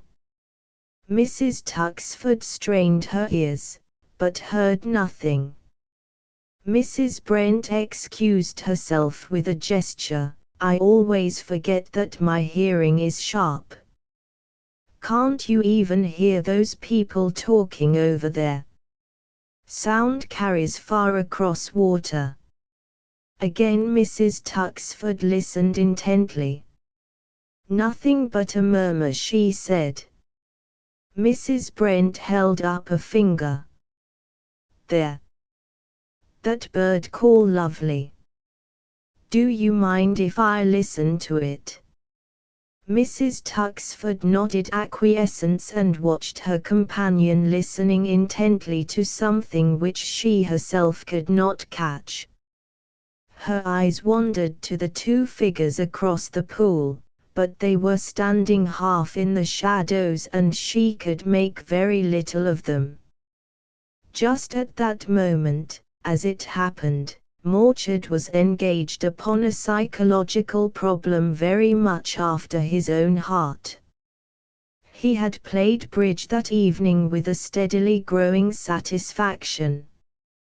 To him, Eileen Cressidge's face had been an open book, and he had read without difficulty the thoughts which passed through her mind. That girl's in difficulties, he had ruminated, as the game progressed. I know the signs. She'll not be able to pay. I know the Scorton, she'll want her money. Little Cressidge hasn't a blue cent. I like these dark-haired, pale-skinned girls, especially when they're rather shy, like her. The incident of the cheque had been clear as glass. The Scorton won't collect much on that, or I'm mistaken. It'll come back with refer to drawer on it, sure enough. And the girl knows it, too. She's just staved off trouble for a few hours.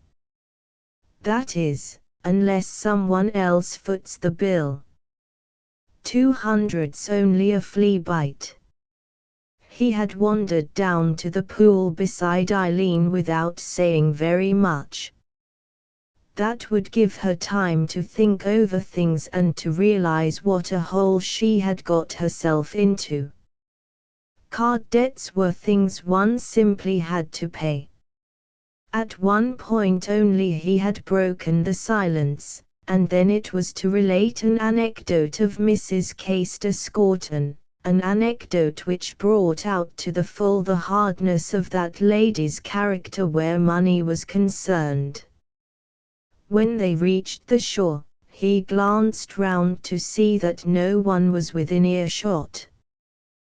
The figures of Mrs. Brent and her companion, hidden in the belt of trees, escaped his eye. Sorry you had bad luck tonight, Miss Cressidge. Cards were rather against you people. Eileen Cressidge's voice was not quite under control. She tried to steady it and speak lightly. I suppose one must expect that, now and again.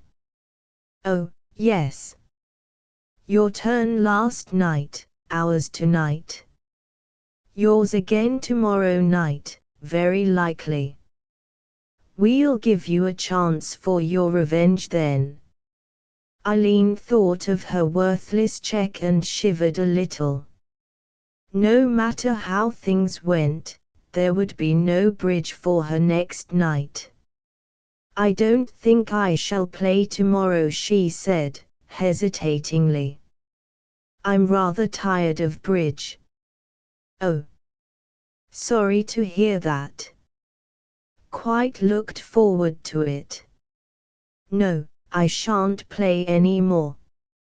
She found her lip quivering and stiffened it with an effort. Morchard had caught the movement in her moonlit face. Shall we go back to the house? Wait a moment, Miss Cressidge, I've something to say. She turned back towards him and he studied her features for a moment, then he continued, as though he had just made a discovery, now I guess what's wrong. I knew something was up. You're hard up. Isn't that it? Eileen's face was sufficient answer. Morchard's voice became sympathetic. Really hard up. That's beastly. Then, watching her keenly, he appeared to make a fresh discovery. That check you handed over tonight, no good, eh? Overdrawn your account. Well, well. He drew closer to the girl. Look here, Eileen, this is an awkward affair. You've got yourself into a bad hole. I know the Scorton. She'll send that check off tonight to her bank, no, first thing tomorrow morning. I could see it in her eye. She suspects it's a dud. And by tomorrow night she'll know it hasn't been met. And then she'll make a row. She'll make the devil of a row. I know her. He paused, letting this sink in. You'll need to get out of it somehow. The girl's defenses were down completely. This brute, with his mottled face and close-set eyes, had seen the whole affair. If he knew, everybody else might know also. He had told her nothing she had not guessed for herself, but the mere putting of it into definite words made it seem a worse business than ever. She made an unconscious gesture, as though trying to ward off the catastrophe. Morchard grew more sympathetic. Now, listen, Eileen. There's an easy way out. 200's nothing to me, I can easily spare it. I'll lend it to you. You can pay it back any time you like, I shan't miss it. That's all right now. All your worries over. Come to my room tonight and I'll give you a check. You can go up to town tomorrow, first thing, and pay it into your bank in time to meet that check you gave the Scorton. Before the girl could reply, Mrs. Brent's voice sounded across the water, Miss Cressage. Eileen started at the call, and, turning, she saw Mrs. Brent and Mrs. Tuxford coming from among the trees. Thank goodness, they are too far off to have heard what we were saying, she reflected, measuring the distance with her eye. Then she called in reply, and she was further relieved to find it difficult to make them hear what she said. Have you ever seen a glowworm? Mrs. Brent's voice came faintly over the pool. Come round and look at this one I've found. Eileen turned away from Morchard and made her way round the water's edge to where the two women were standing. Morchard followed her sullenly, his anger at the interruption being evident, though he was doing his best to conceal it. But when Mrs. Brent led them back into the spinney and tried to point out the glowworm, it had vanished. That's a pity, she said, glancing sidelong at Morchard as she spoke. I really thought I had it and could pick it up again easily enough. She poked about for a moment or two among the grass at the edge of the little wood. No, I'm afraid it's escaped. Creatures do get away, unless one keeps an eye on them. And it was such a pretty little thing, too. This time her face was in the moonlight, and there was no mistaking the mockery in her expression as she turned to Morchard. Well, my head aches a little better. Shall we go back to the house? These wood paths won't let us walk four abreast, I'm afraid. Mr. Morchard, you and Mrs. Tuxford had better go first. She stood aside to let them pass. Then, before following them, she whispered a few words to Eileen. The girl nodded and they went up the path in the track of Morchard and his companion. As they came into the gardens, Mrs. Brent noticed Wraxall and old Dangerfield in one of the alleys. The American was talking earnestly, while his host listened to him with his usual polite aloofness. Again Mrs. Brent's face betrayed a flash of mockery, but she made no remark to the girl at her side, and together they passed on towards the house. She had been quite correct in her reading of the situation. Wraxall, despite her friendly warning, had made up his mind to approach their host with a direct offer for the Dangerfield Talisman.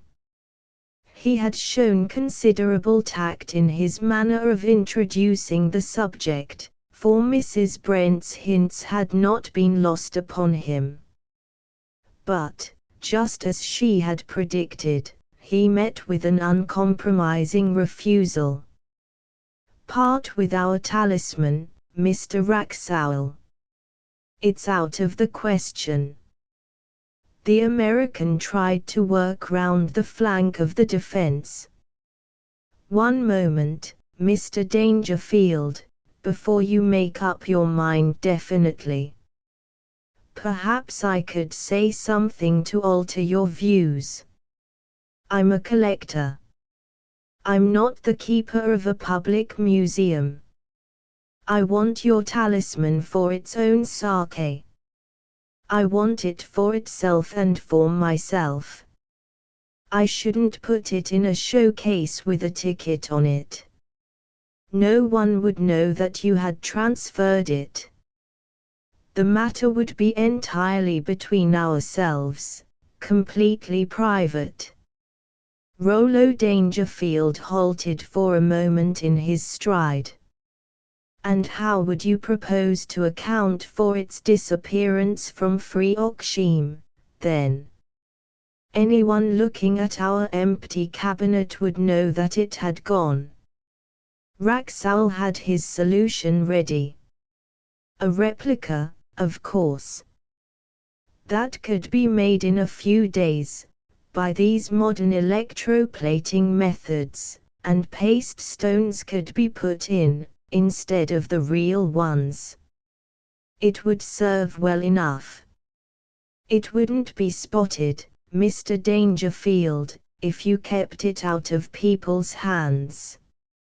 You'd never talk, I wouldn't talk, no one would ever know." Rollo Dangerfield turned in the moonlight. "That's a very ingenious idea, Mr. Wraxall. But the talisman is not for sale." The American apparently had not quite given up his project. "Well, think it over," he begged. "No one would ever know. It would only be a case of borrowing the talisman for a day or two, to get the replica made. Then you put the replica into the cabinet, I get the talisman, and nobody's any the wiser. Think it over again."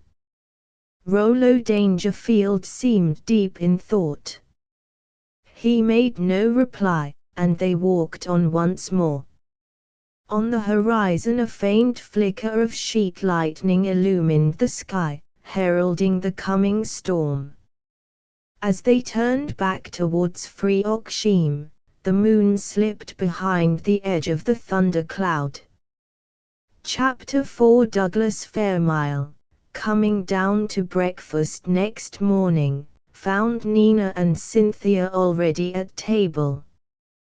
"Good morning, Douglas," Cynthia greeted him. "You don't seem quite your usual bright self today. A trifle heavy-eyed and even duller looking than usual. Did the thunder keep you awake?" "Rather. My sensitive temperament, you know. High-strung and all that.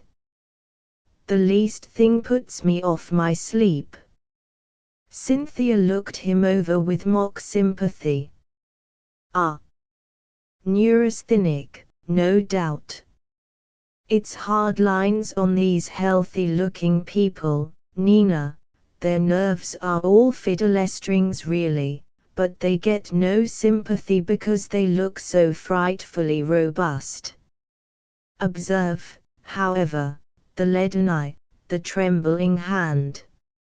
He'll be biting a bit out of his teacup if we don't manage to soothe him. I'd just love to have you for a nurse if I went sick, Douglas affirmed. And the toast, please, since you happen to be so handy to it. Thanks. I suppose the storm passed quite unnoticed at your end of the house. No, indeed, Nina said, nervously. It gave me the fright of my life. I had to creep away to Cynthia's room for comfort. I hate thunder, especially when it comes near. It was near enough last night. One of the trees in the garden was struck. You can see it from the door. That must have been the peal that drove me out of my wits, then. I knew it was close at hand. Well, it's cleared the air, that's one good thing, said Douglas, glancing through the window at the big white clouds sailing in the blue. All the stuffiness has gone now. This is going to be a day for careful enjoyment, too good to waste on mere reckless frivolity. He looked sternly at Cynthia.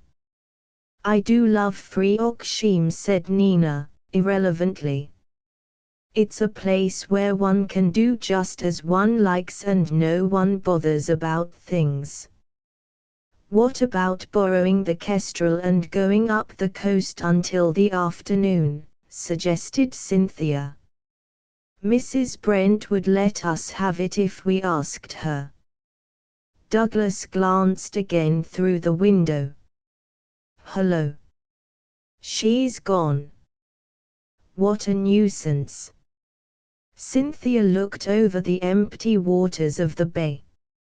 Mrs. Brent said something last night about going off in the yacht, but I didn't think she meant it. She's evidently taken the Kestrel herself, though. That notion's knocked on the head. The door opened to admit Freddie Stickney. Even as he came in, they could see that he was preparing a sensation for them. His prying little eyes ran over the group, estimating the character of his audience. Heard the latest? He demanded, importantly. Spare us the usual preliminaries, Freddie Douglas implored. Don't drag out the agony. Flop right in at the deep end. If it's an earthquake in Frog's Holm or any other little thing like that, why just give us the simple tale in the fewest words. Freddie Stickney seemed to feel that his sensation was big enough to let him follow Douglas's advice. He came to the point without more ado. The talisman's been stolen, he announced, with a certain undercurrent of malicious enjoyment in his voice. That's a nasty knock for the Dangerfields. For a moment his three hearers failed to take in his news. The talisman, exclaimed Nina.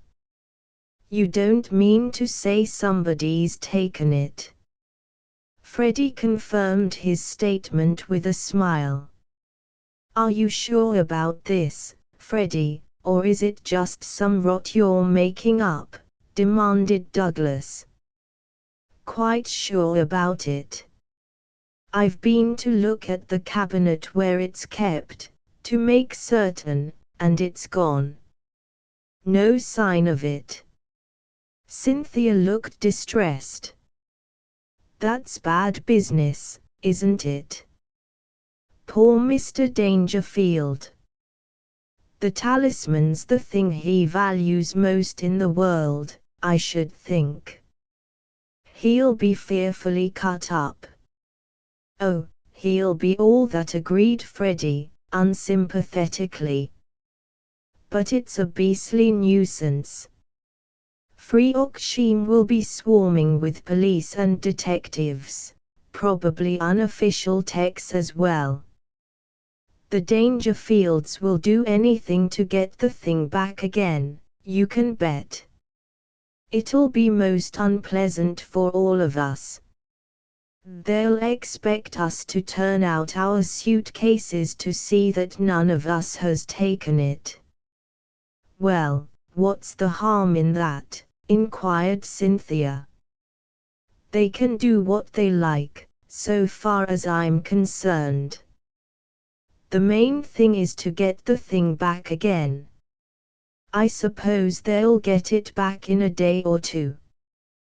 Douglas looked doubtful. Depends who's taken it, Cynthia. There's no saying. But perhaps it hasn't been stolen at all, he ended, hopefully. It may just have been taken away to be cleaned or something like that. Wrong, there, said Freddie, with a self-satisfied air. It's been stolen. I managed to worm that out of the butler. Oh, did you? Douglas's expression showed what he thought of Freddie's methods. Yes. At least, I got enough from him to put 2 and 2 together.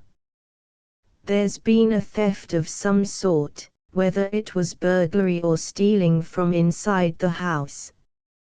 What a horrible business. Nina was evidently upset by the affair. It'll be a terrible shock for the Dangerfields, won't it? I do hope they get it back again almost at once. I wish it hadn't happened. I do wish it hadn't happened. Freddie stared at her in a patronizing way. I should worry over it. It's really the Dangerfields' own fault for taking no precautions. Fancy leaving the thing standing about in that open cabinet, ready for anyone to lift. One can't have much sympathy with them, after all. I think I can spare a little, Cynthia commented, icily. Freddie had a further titbit which he had held in reserve. Oh, I don't think so, he said. Why, they never took the trouble to insure the thing. That's inexcusable carelessness.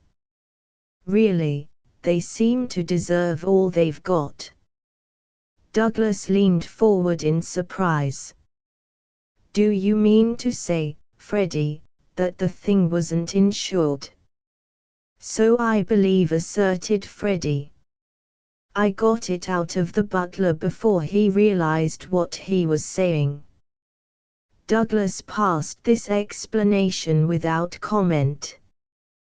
Why, the thing's impossible. The stones in the talisman are worth more than £50,000. Nobody would dream of keeping a thing like that uninsured. Well, you'll find I'm right, said Freddie, weightily. And that's why we shall be flooded out with police and detectives. Obviously they've simply got to get it back. Nobody cares to lose £50,000.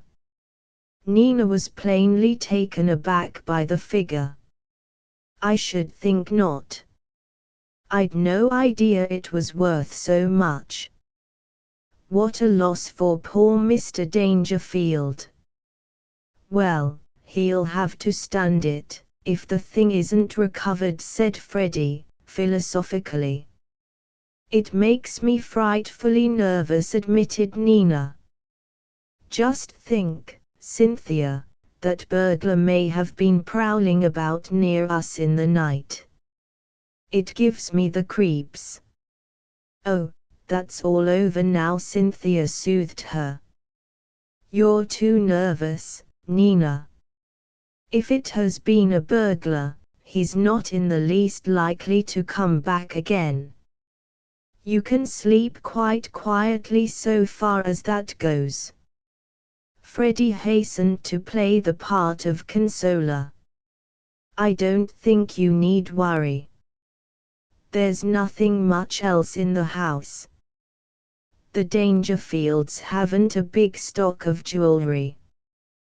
The talisman was about the only thing worth taking in the whole place. Well, I'm ever so sorry about it, Nina reaffirmed. It makes everything different today. Freoxime won't be the same, with this hanging over it. How could one enjoy oneself when this has happened? Oh, one does what one can, Freddie reassured her. Worrying won't help.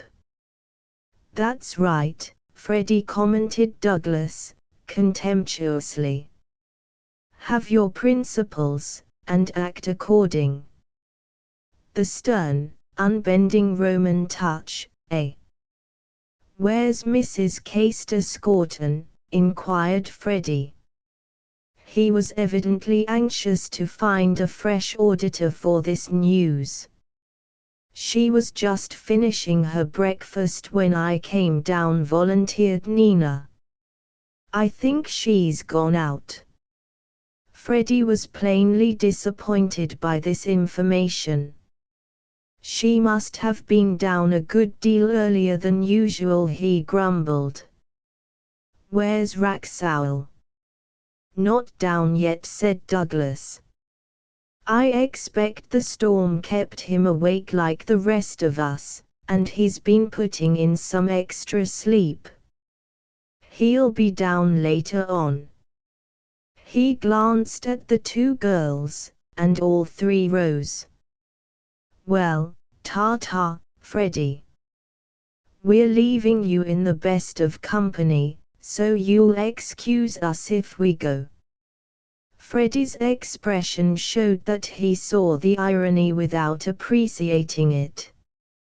See you later, he snapped, going on with his breakfast as the others filed out of the room. On that day Raxowel awoke later than usual and dressed with a certain leisureliness.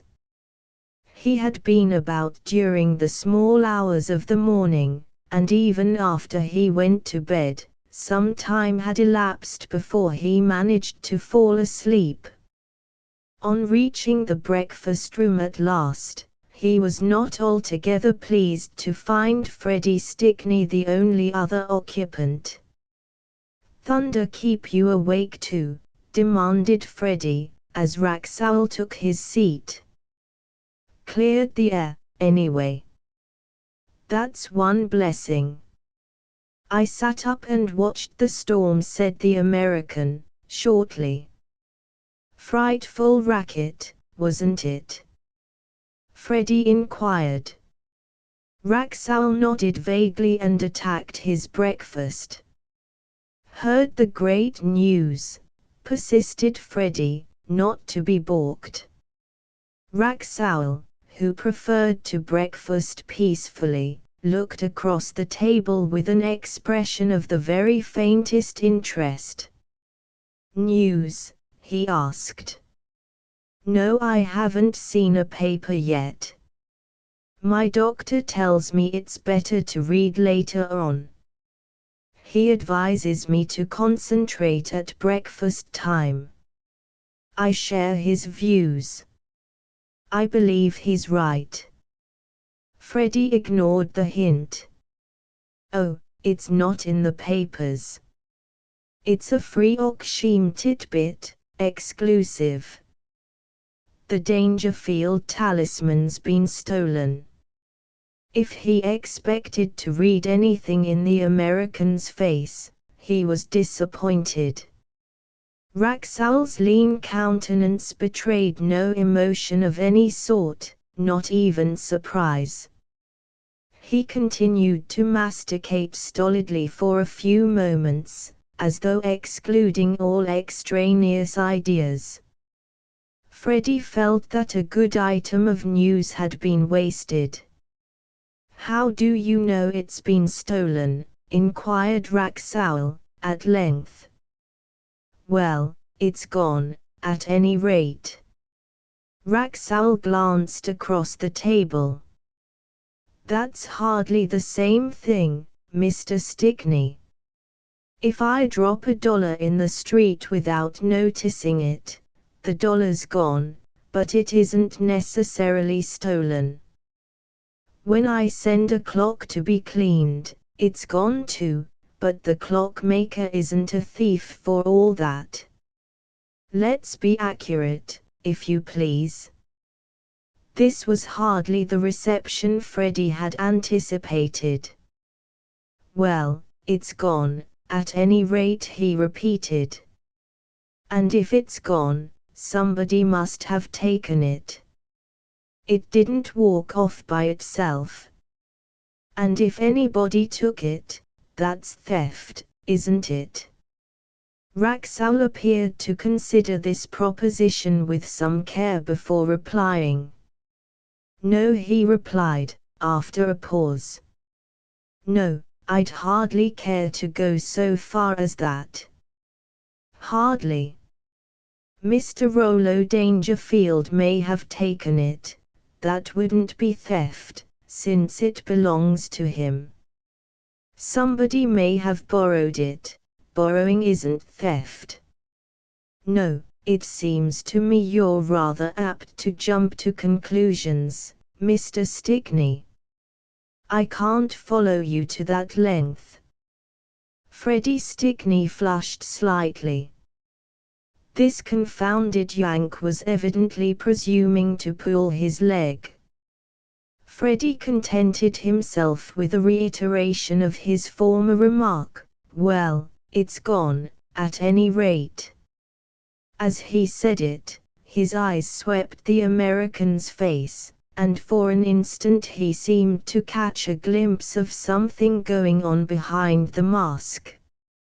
Wraxall was evidently perturbed and his eyes showed that he was thinking hard, though his face gave no clue to the subject which occupied him.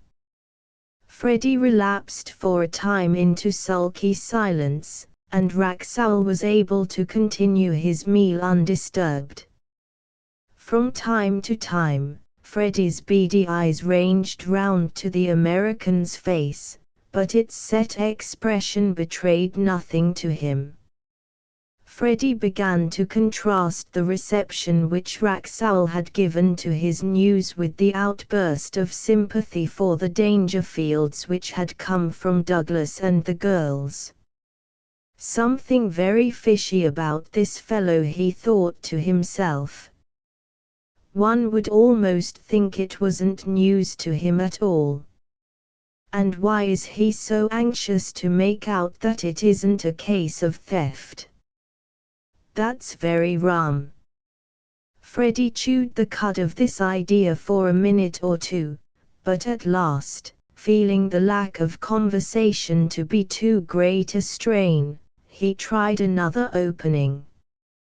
"Very few at breakfast today."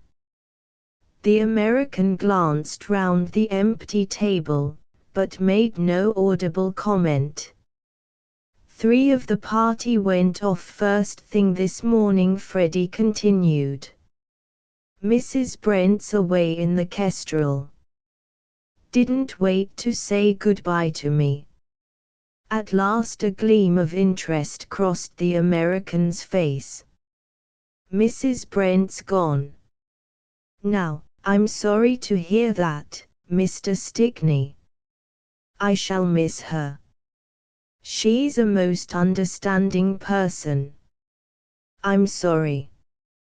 But perhaps she's only gone for the day."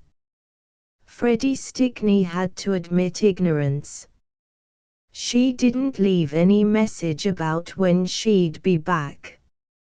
And Eileen Cressidge went off by the first train." but she'll be back tonight, most likely. So will young Dangerfield. He's gone, too. Wraxall nodded, but said nothing. Freddie was emboldened to proceed. Funny, they're going just when the talismans disappeared, isn't it? The Dangerfield luck gone, and all of them clear out at once. Like rats leaving a sinking ship, what? It seems rum, doesn't it? The American's brief spell of interest in Freddie's conversation came abruptly to an end. This time there was no doubt about it. Freddie's latest news item must have started a fresh train of thought in Wraxall's mind, and he was devoting his whole attention to following it out. Freddie attempted to break in once or twice, but received no encouragement beyond absent-minded nods which might have meant anything, so at last he rose and left the room. Chapter V. After Freddie Stickney had closed the door behind him, Wraxall frankly abandoned any pretense of being interested in his food. He pushed back his chair slightly and seemed to concentrate his whole mind for a time upon some intricate problem. "I'd better see the old man as soon as I can," he said, half aloud, at one point in his train of thought. "The first thing to do is to see how the land lies. It's a tight position." But a final solution of his problem evidently evaded him, and when he got up and went in search of his host, it was clear that he still remained in doubt about something. "I'll get it over, at least," he said to himself. In spite of his age, Rollo Dangerfield was an early riser, compared with some of his guests. He had breakfasted an hour before, and Wraxall found him in the morning room, engrossed in a newspaper. As his guest came in, Rollo put the sheet aside and looked up. "Terrible storm last night, Mr. Wraxall. I hope it didn't keep you awake through half the night." "I like storms," the American assured him. "I sat up a good part of the night to watch that one. It would have been a pity to miss it. I enjoyed it immensely. The effects were very fine at times, Mr. Dangerfield, very fine indeed. A magnificent spectacle." Rollo Dangerfield seemed relieved that his guest had suffered no inconvenience. "I wish everybody could say the same," he said. "Poor Mrs. Brent didn't share your enthusiasm, I'm afraid. She's peculiarly sensitive to electrical conditions, always has been so. Her nerves seem to go all to pieces in a storm, and I think that one last night affected her badly. She went off in the Kestrel this morning before any of us were up, and I expect she'll stay away until she gets back to normal again." The American paused a moment or two before replying. "I'm sorry to hear that. She didn't strike me as a nervous type. I should have said she was very well balanced, if you'd asked my opinion." "Each of us has his own special weakness," said the old man, phlegmatically. "Some people can't stand cats, for some reason. I dislike house spiders intensely myself, though I can't give you any grounds for my aversion. In Mrs. Brent's case, it seems to be thunder and lightning. A storm shakes her completely." Wraxall let the subject drop. Old Dangerfield puzzled him at this moment. Of course the English had the knack of concealing their feelings, but he had expected something different in Rollo this morning, if the story about the talisman were true. He resolved on a direct attack. "I met young Stickney at breakfast. He said something about the talisman." Old Dangerfield let his newspaper slip from his hand as though he were tired of holding it. "Freddie. Oh, Freddie can be trusted to know all about everything. He's often right, too, quite often. Yes, the talisman's gone." The old man's voice was completely indifferent. He might have been discussing some matter of no especial concern, for all the interest that showed in his tone. The American was taken aback. These English, he reflected, don't give much away. Here was a man who had lost overnight the thing that he evidently valued as the first among his possessions, and yet he showed less emotion than he might have done if a cat had gone astray. Wraxall's opinion of Rollo Dangerfield went up considerably. There was a dignity behind this indifference which impressed him deeply. No fuss, no excitement to be seen. The thing was gone, but the old man could hold himself in.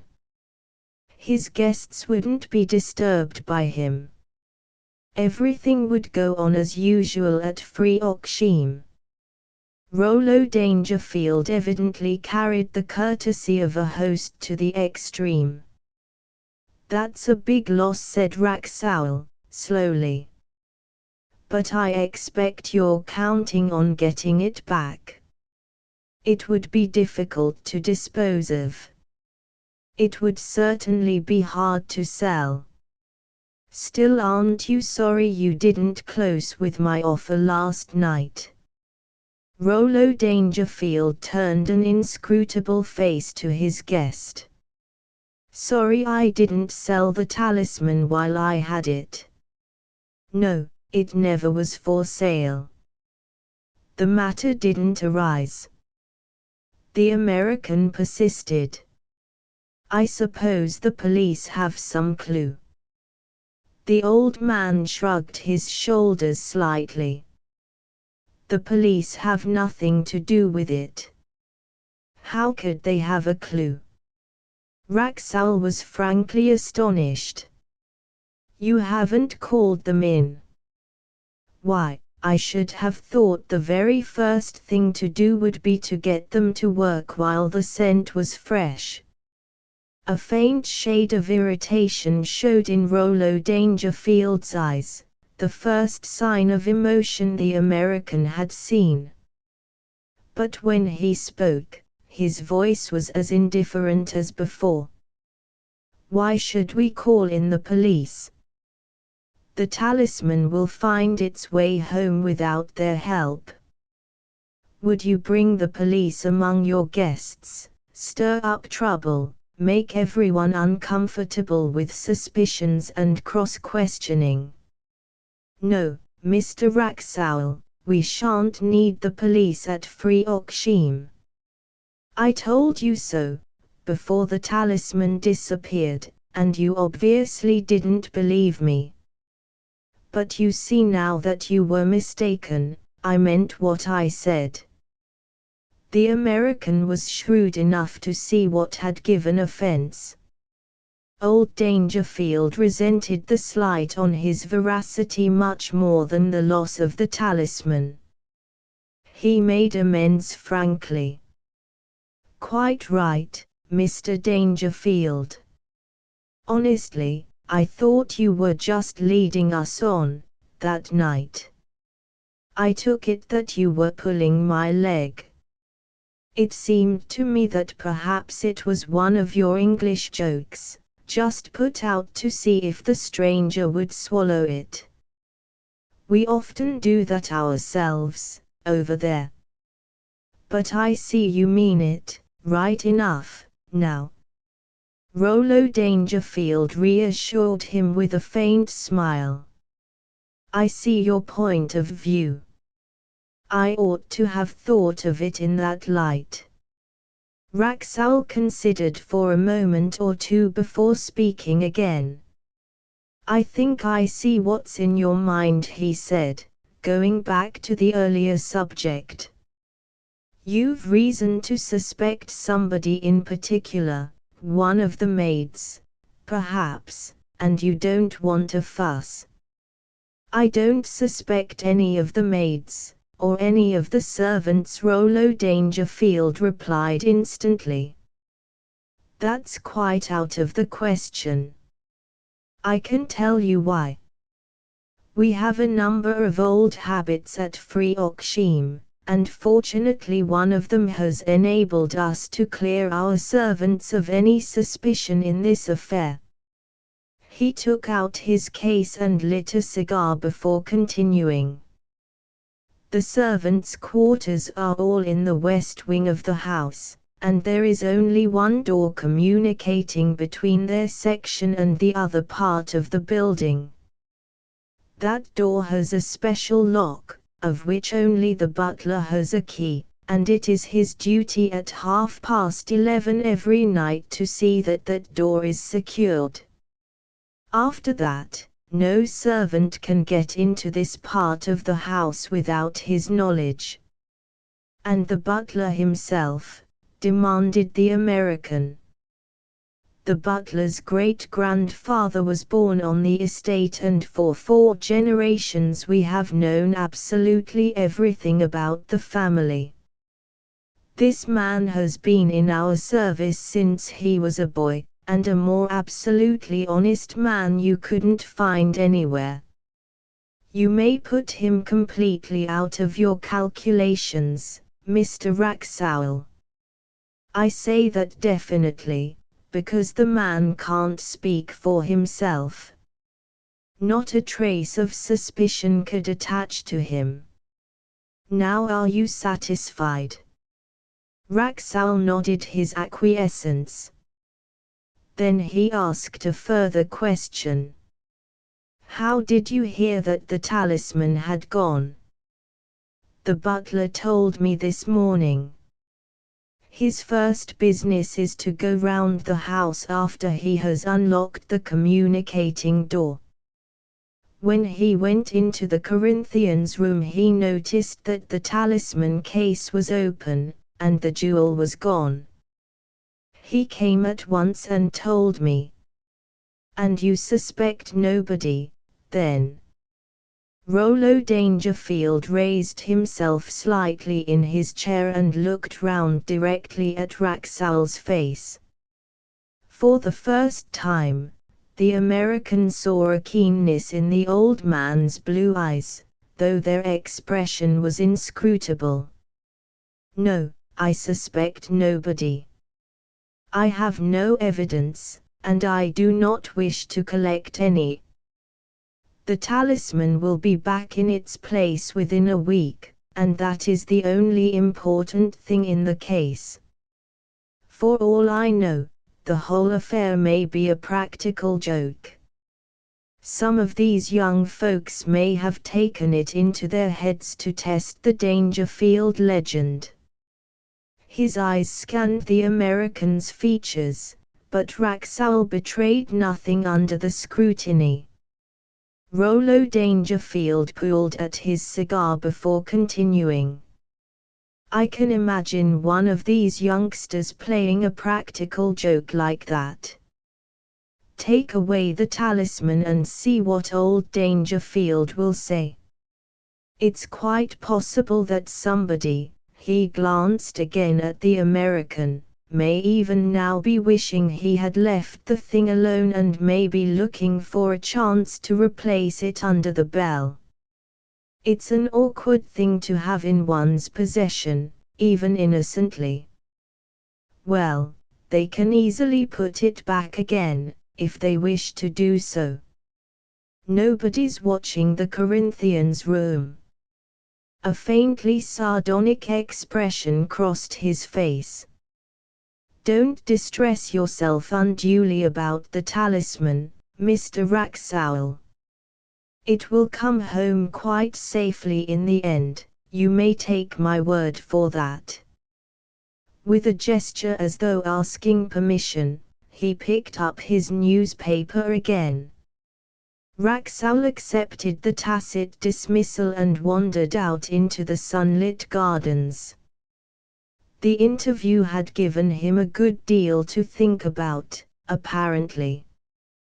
He avoided the other guests and spent a considerable time in going over old Dangerfield's words, so far as he could remember them. I wonder, he said to himself at last. I wonder if the old man suspects anything. One or two of these remarks might have been directed to my address, though he was clever enough to give them an inoffensive turn. If he really suspects me, it looks like being a pretty kettle of fish. It certainly looks like that. He thought it tactful to absent himself for the rest of the day, taking his car and visiting some of the local antiquities which he wished to see. It was dinner time before he met his fellow guests once more. Eileen Cressidge had returned, and Weston Hanger came into the room immediately after her. As they sat down, Freddie Stickney's eyes travelled round the table, obviously counting the number, and a certain disappointment appeared in his face when he found only 12 persons present. Eric Dangerfield and Mrs. Brent were still away. You and Mr. Weston Hanger came up by the same train, didn't you, Miss Cressidge? Asked Mrs. Dangerfield. Weston Hanger caught the question which Eileen had missed. Yes. I happened to run across Miss Cressidge just as she was coming out of Starbeck, the jewellers. We had just time to get to the station. Freddie Stickney's sharp ears caught the careless remark. Starbeck's, he said, lifting his voice to make it carry down the table. That's a convenient firm. They'll give you a reasonable advance on any little bit of jewelry you don't happen to need for a time. Sort of superior brand of West End uncle, aren't they? I've dealt with them once or twice myself and always found them generous. Freddie was quite shameless in money matters. But his deliberately pitched sentences reached Eileen Cressidge's ears, and Freddie, keenly on the lookout, noticed that the girl flushed uncomfortably. That shot went home, he reflected, complacently. One can always get the information one wants if one goes about it tactfully.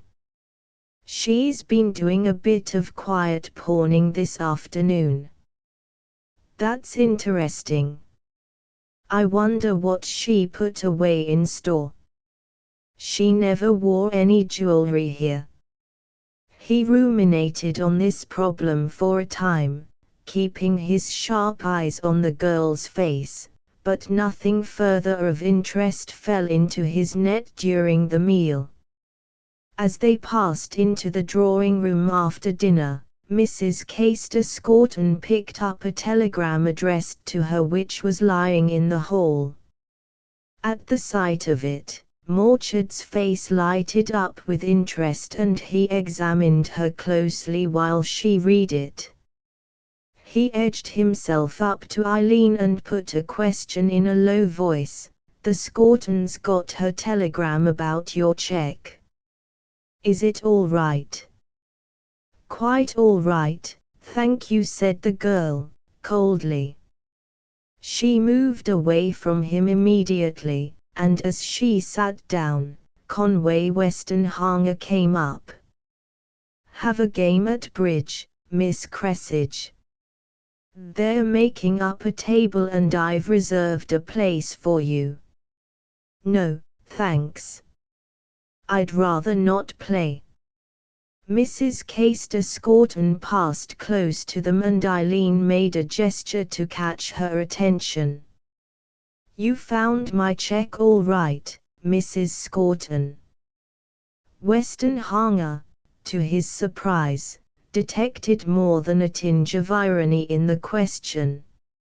Mrs. Castor-Scorton seemed taken aback for a moment, but she recovered herself almost at once. "Oh, quite all right, she confirmed shortly, and passed on to the bridge table. Eileen Cressidge knitted her brows slightly as she looked after her. At any rate, she had got out of that difficulty. Morchard had been quite right. The woman had obviously sent the check off to her bank and asked them to wire if it had been met. That apparently inevitable scandal had passed over safely. She glanced across at Morchard and an angrier flash came into her eyes.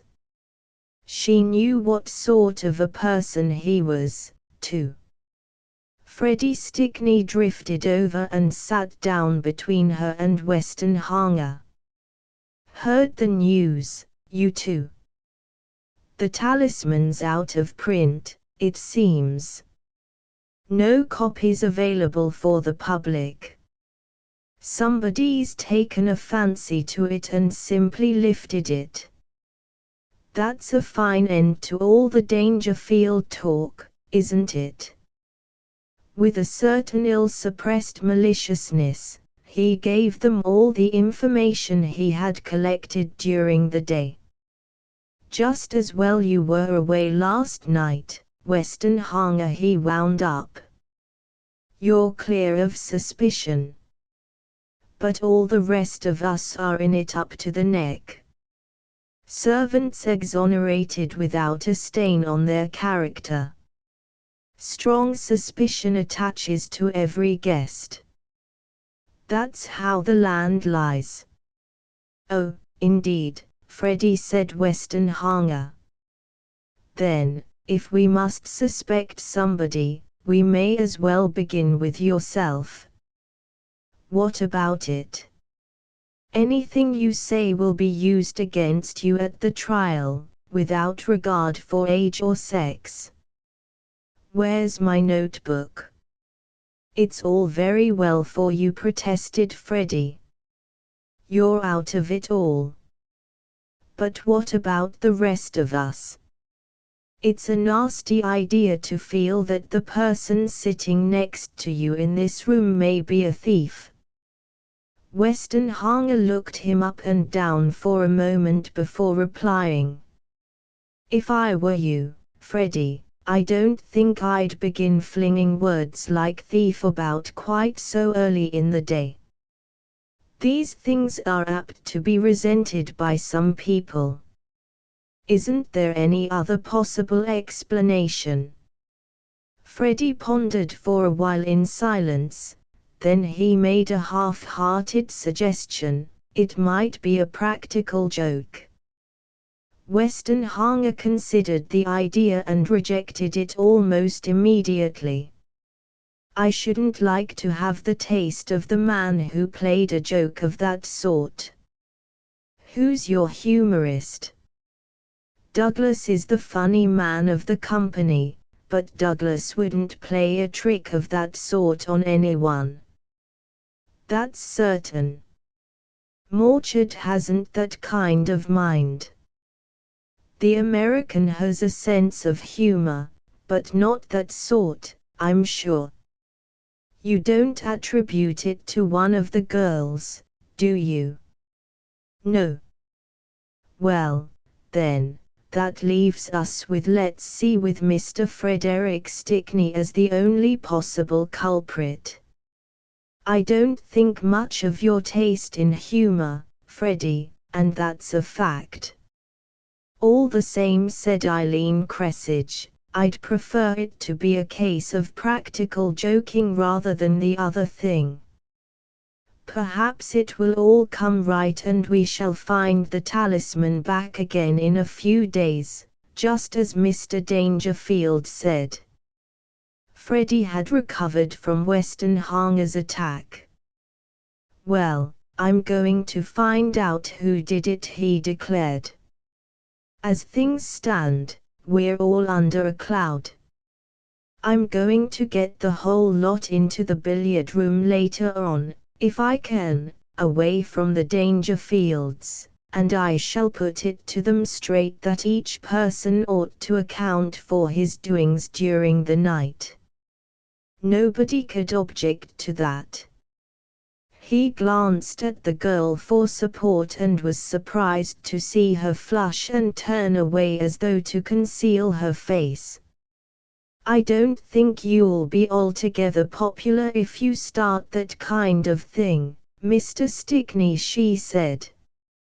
Freddie's bright little eyes fastened themselves on her face, and his well-trained mind automatically set to work to draw inferences from what he saw. As his friend had said, Freddie's inferences always tended to discredit somebody or something. He had sense enough, however, to leave his conclusions unspoken. It's a silly idea, Freddie said Weston Hanger, abruptly. He also had noticed the girl's flush, but the only inference he had cared to draw was that Freddie was making her uncomfortable. I can't agree with you. Freddie was emboldened by the girl's embarrassment. I think everyone would be only too glad to exonerate themselves from suspicion.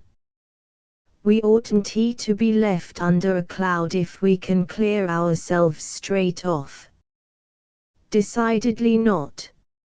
I shall insist on it, and I'll point out what it will look like if anyone refuses. He got up and walked away from them without waiting for a reply. Weston Hanger looked across at Eileen and was puzzled by the distress which he still found in her face. That little beast will make trouble unless he gets his way. Miss Cressage, I think I'll have to attend his proposed inquest myself. It seems to be the occasion where an impartial and disinterested person might be useful. Eileen glanced at his face for a moment. He was relieved to find that she met his eye squarely and showed no signs of flinching. I think that would be a good plan, Mr. Weston Hanger. Well, I suppose we shall have to go through with it if he gets his way. And he's pretty sure to arrange it, you know. That suggestion that it will look black if anyone refuses is pretty sure to rake in most of them, and the rest can't stand out after that, even if they wished to. Chapter 6 Now, said Freddie Stickney, I think we can begin. He had been as good as his word. Each guest had been approached by him apart from the rest, and the appropriate hint, insinuation, or appeal, had been skillfully employed. They had all come, willingly or not, and Freddie had them at his mercy. His beady little eyes, bright as those of a mouse, glanced from face to face in an attempt to read the expressions. Already, he judged, most of them were uncomfortable, and the production of discomfort was Freddie's strong card. He cleared his throat gently in preparation for his opening statement of the case as he saw it, but just at that moment the door clicked and Weston Hanger stepped into the room. Look here, Weston Hanger, you can't come in just now, protested Freddie, who augured little good from the engineer's presence. "This is a private affair." Westenhanger stared at him with admirably acted surprise. "Are you getting up a charade to amuse the Dangerfield family, or something like that?" "I don't think much of the notion, but I'm quite game to join if all the rest of you are in it." "Go ahead, don't let me interrupt." He selected a chair near Eileen Cressidge and sat down. Freddie bit his lip in vexation.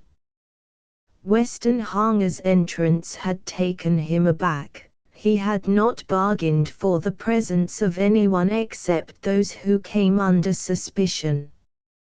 For a moment he thought of arguing the point and contesting Westenhanger's right to be there at all, but a glance at the engineer's face showed him the uselessness of any such attempt. Quite obviously Westenhanger meant to sit through the business. "Get on with it," Freddie directed Douglas Fairmile, impatiently. "You can't expect us to sit here all night merely to look at you, can you?"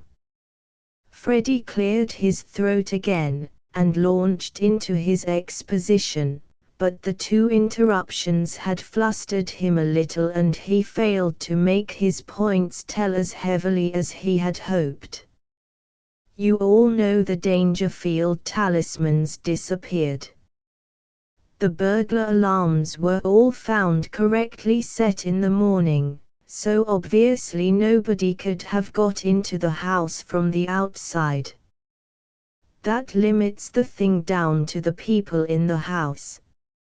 I think that's plain."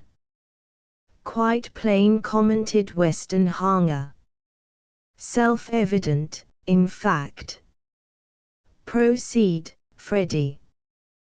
"The inmates of the house can be divided into three just like ancient Gaul, eh?" Douglas explained. Freddie scowled at the interruption and repeated his phrases.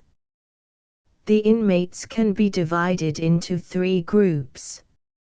First, there's the Dangerfields themselves, second, the servants, third, the guests, ourselves. The Dangerfields don't come into the matter. There's no reason why any of them should take away the talisman.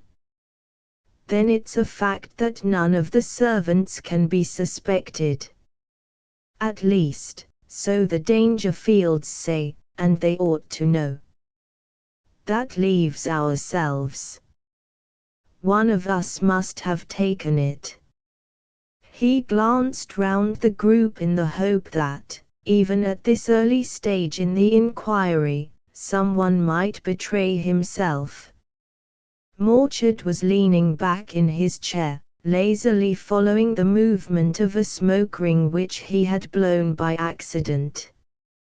Mrs. Castor Scorton was obviously bored.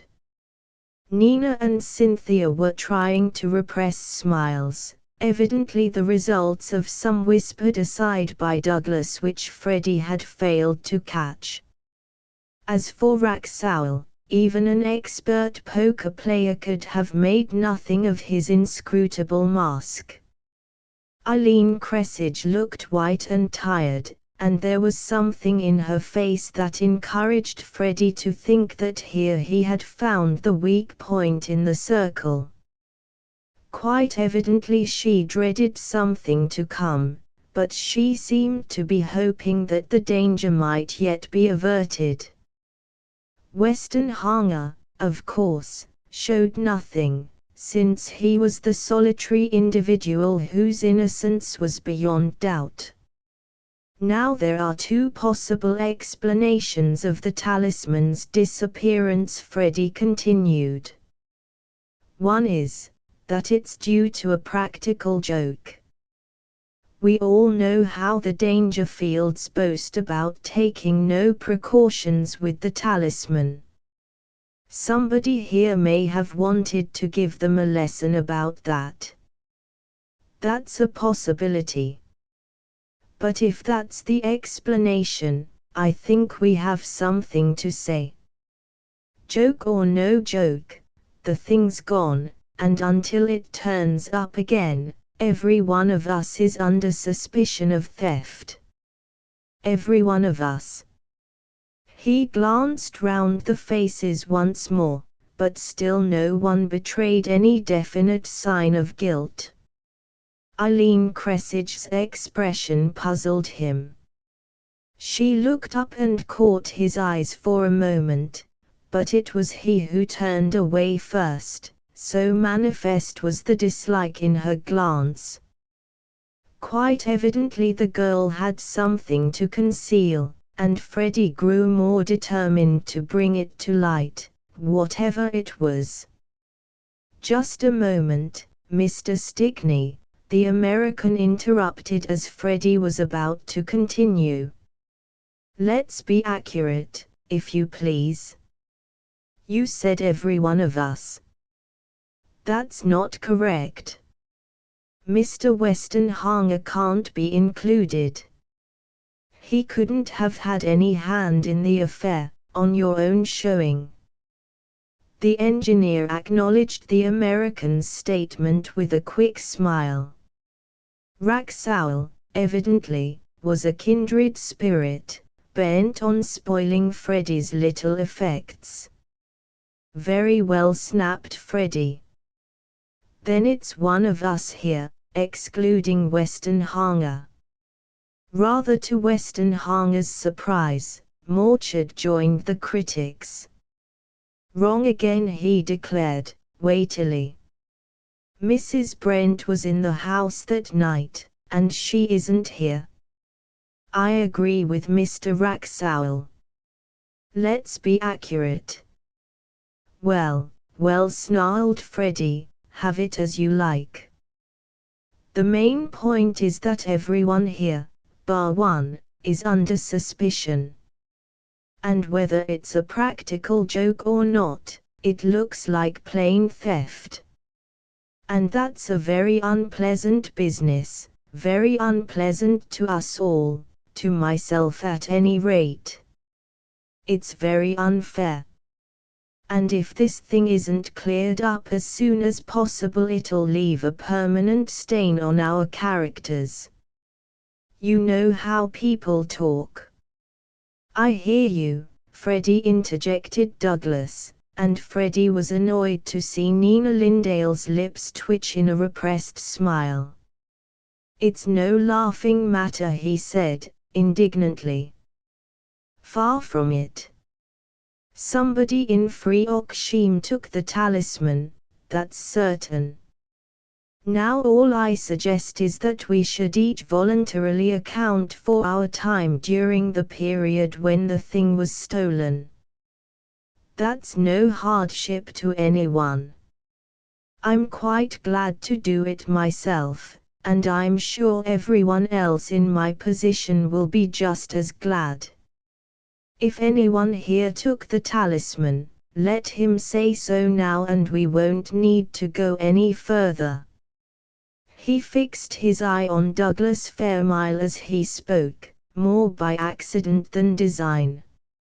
"Meaning me?" inquired Douglas. "Try again, doggy.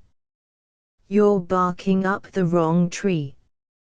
I never touched the thing in my life." Freddie ignored the interruption. "Nobody admits they did it as a joke," he demanded. "Then it's much worse. It's theft, pure and simple. We owe it to ourselves to clear the thing up. At any rate, that's my view, and I think it will be the view of everybody in my position tonight." To Freddie's surprise, Morchard came to his assistance. "There's something in that," he admitted. "I doubt if it'll lead to anything, but since the thing's been allowed to go so far, I don't see any harm in letting anyone who wishes it do as you suggest." Freddie, looking at Eileen Cressage, saw her shoot a glance at Morchard, but as she turned her head to do so, he could not see her expression. When she turned back again, he had no difficulty in reading consternation in her face. She detected that he was watching her and endeavored, with very little success, to assume an indifferent attitude. Weston Hanger also had caught the byplay, and his face clouded. "Suppose you begin," then Freddie suggested to Morchard. Morchard seemed rather annoyed at being directly attacked, but he gave a nod of acquiescence. "Most of us went upstairs together, you remember. That would be about 11:45 or so. I didn't look at my watch, so I can't make it closer.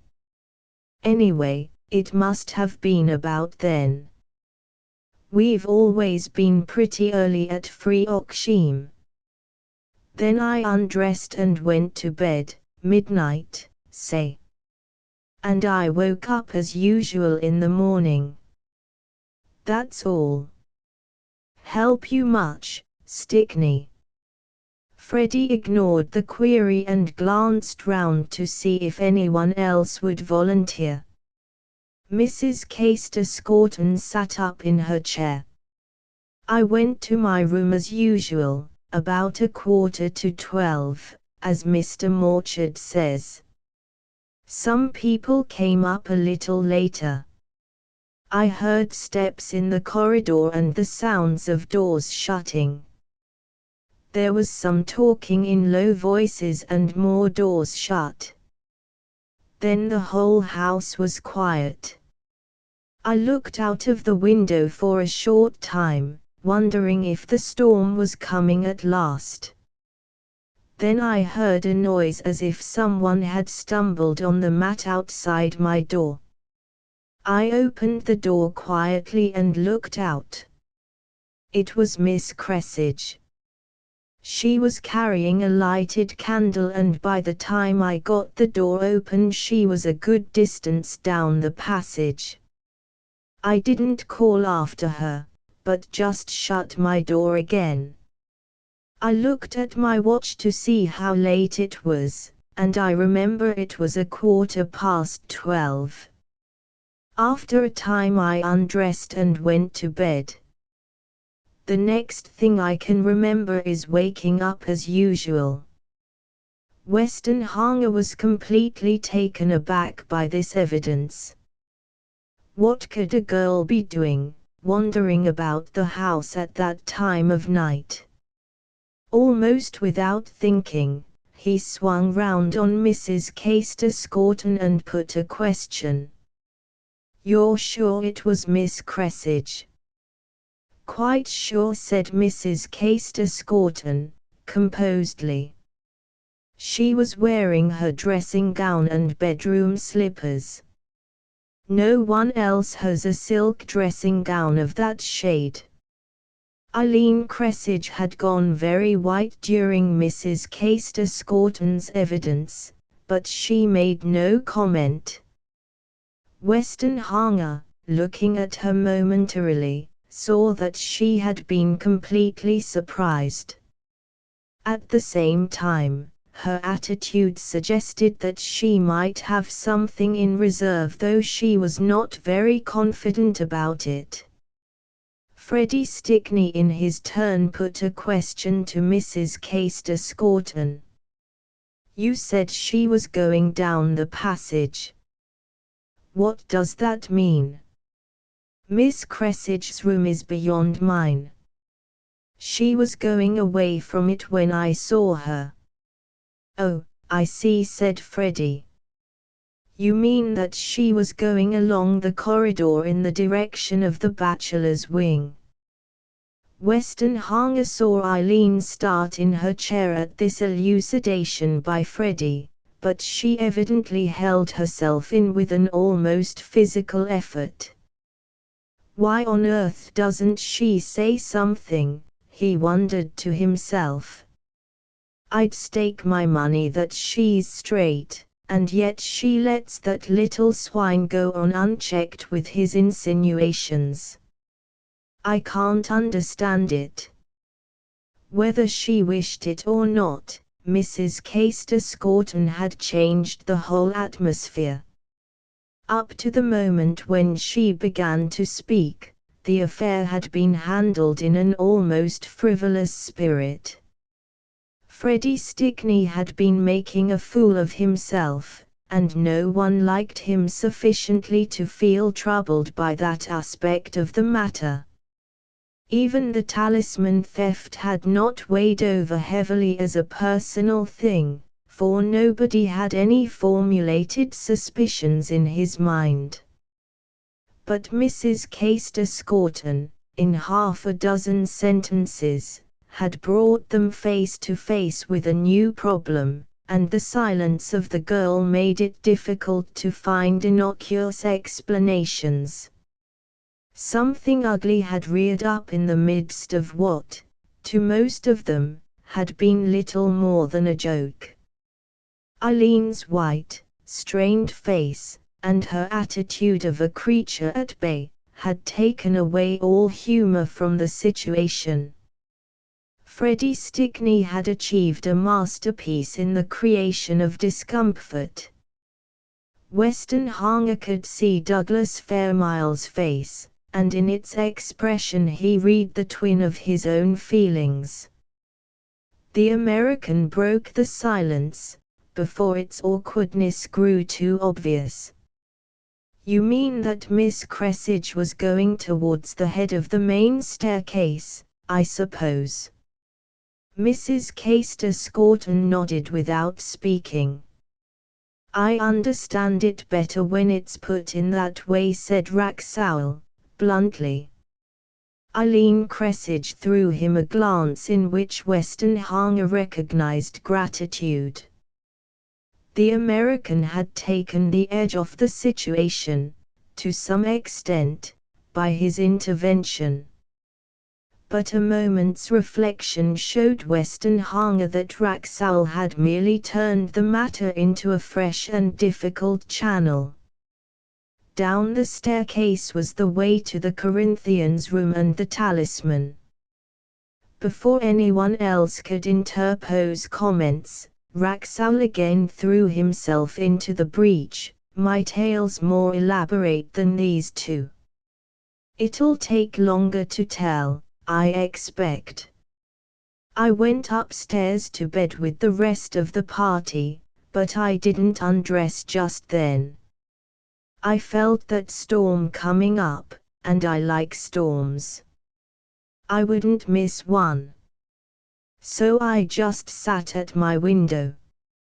My room's the second on the corridor in the bachelor's wing, as you go along from the staircase.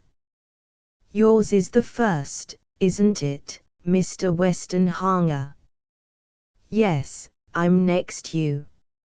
Your room was empty that night, so anyone going along the corridor had to pass my door before they got to any other room. I was wide awake, at my window. I've pretty sharp ears, and I was listening hard for the first of the thunder. I heard nobody pass my door. I'd have heard anyone in the corridor. Make a note of that, Mr. Stickney. It seems important. He broke off and glanced contemptuously at Freddie. At almost exactly 12:30 he went on, the storm broke.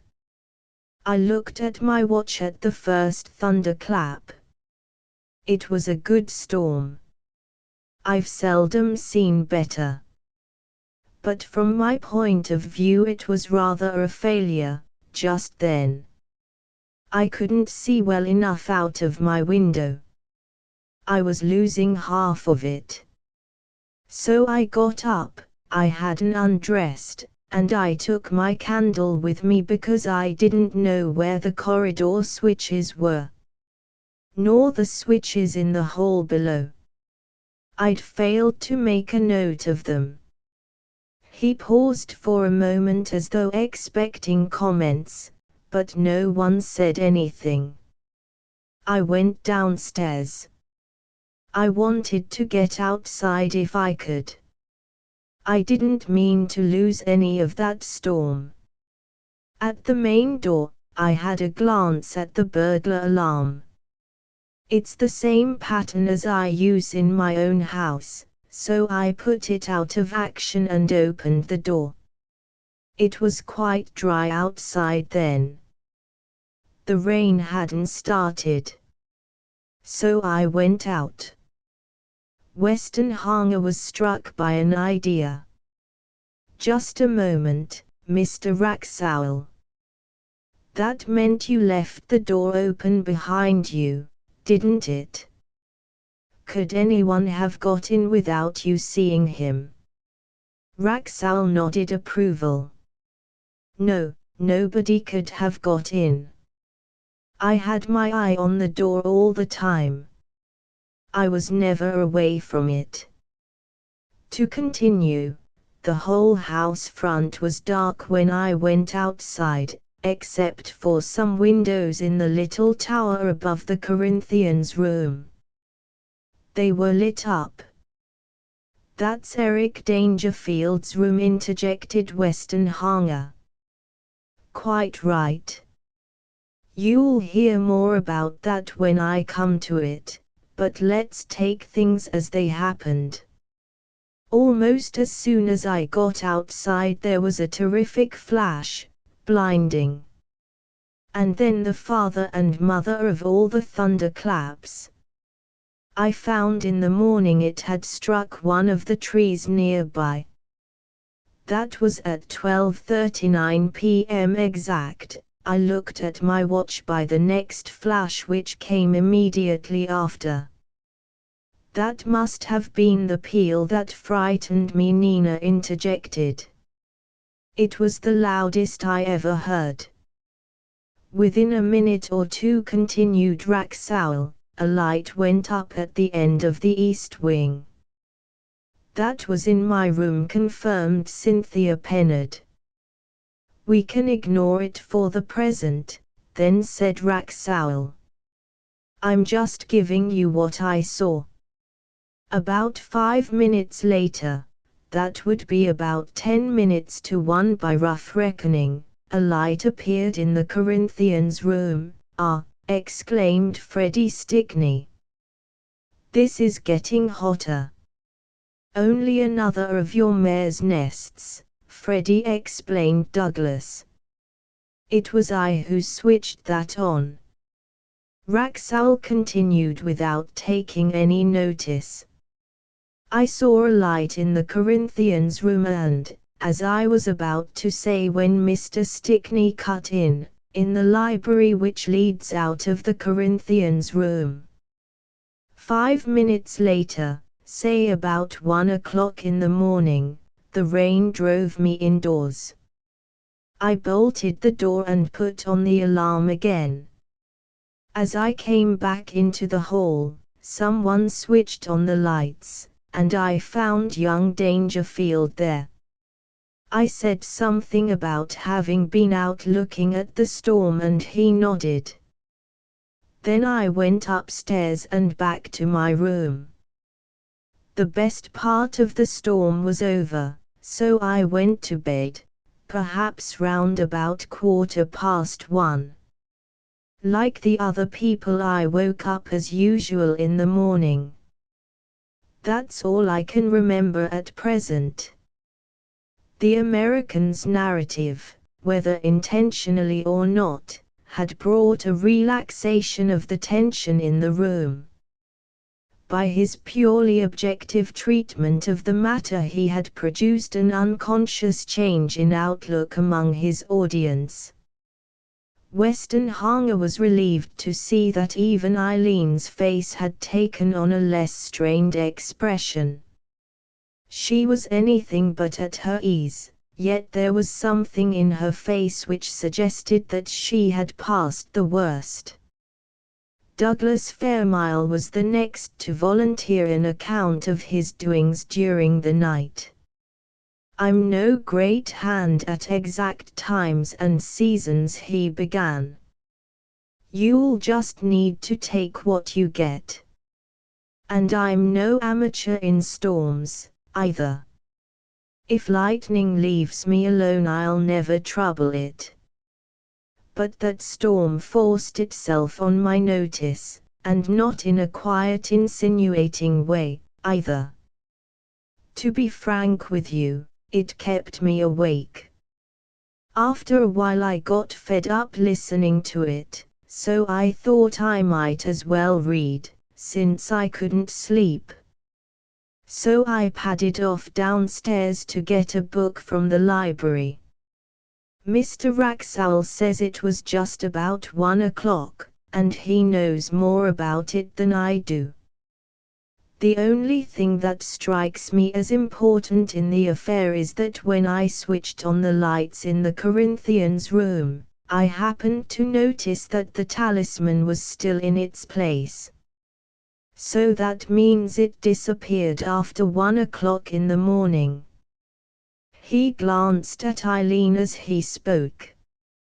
Westenhanger felt a wave of relief at this evidence, since it seemed to clear the girl completely, but on looking at her, he was surprised to see that she showed no sign of elation.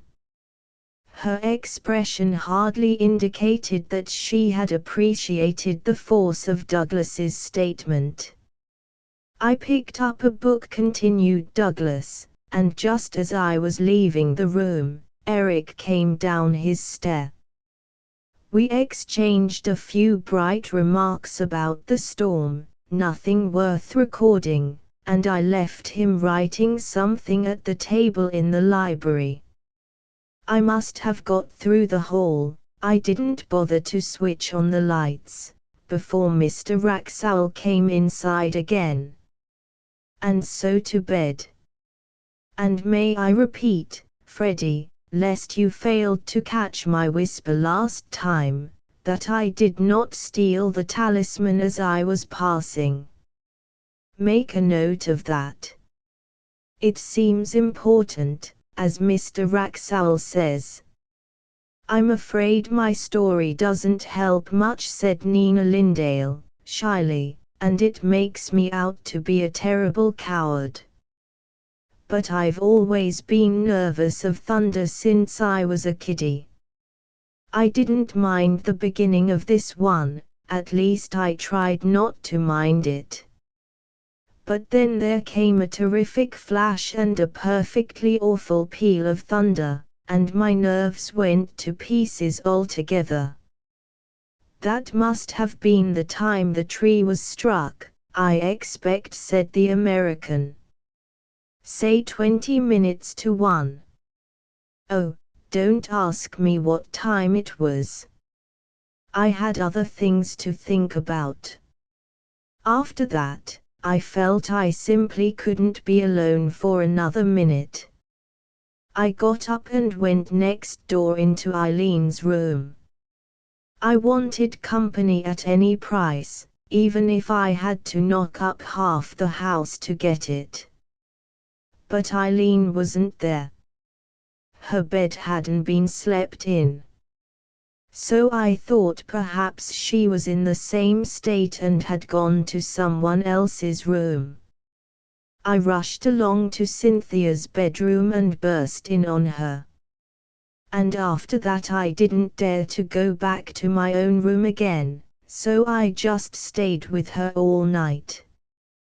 That accounts for my light being switched on, you see, Mr. Wraxall," said Cynthia to the American.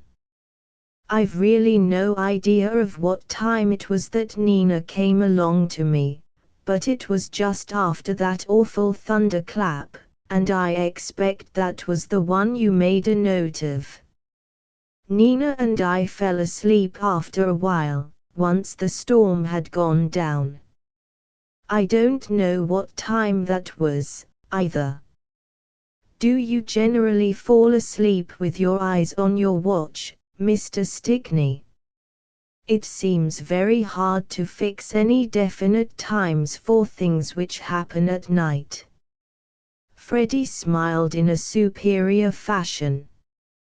As it happens, I did look at my watch in the middle of the night. I went to bed at the same time as the rest, and went to sleep, too, which is more than some of you seem to have been able to do. I slept through the storm.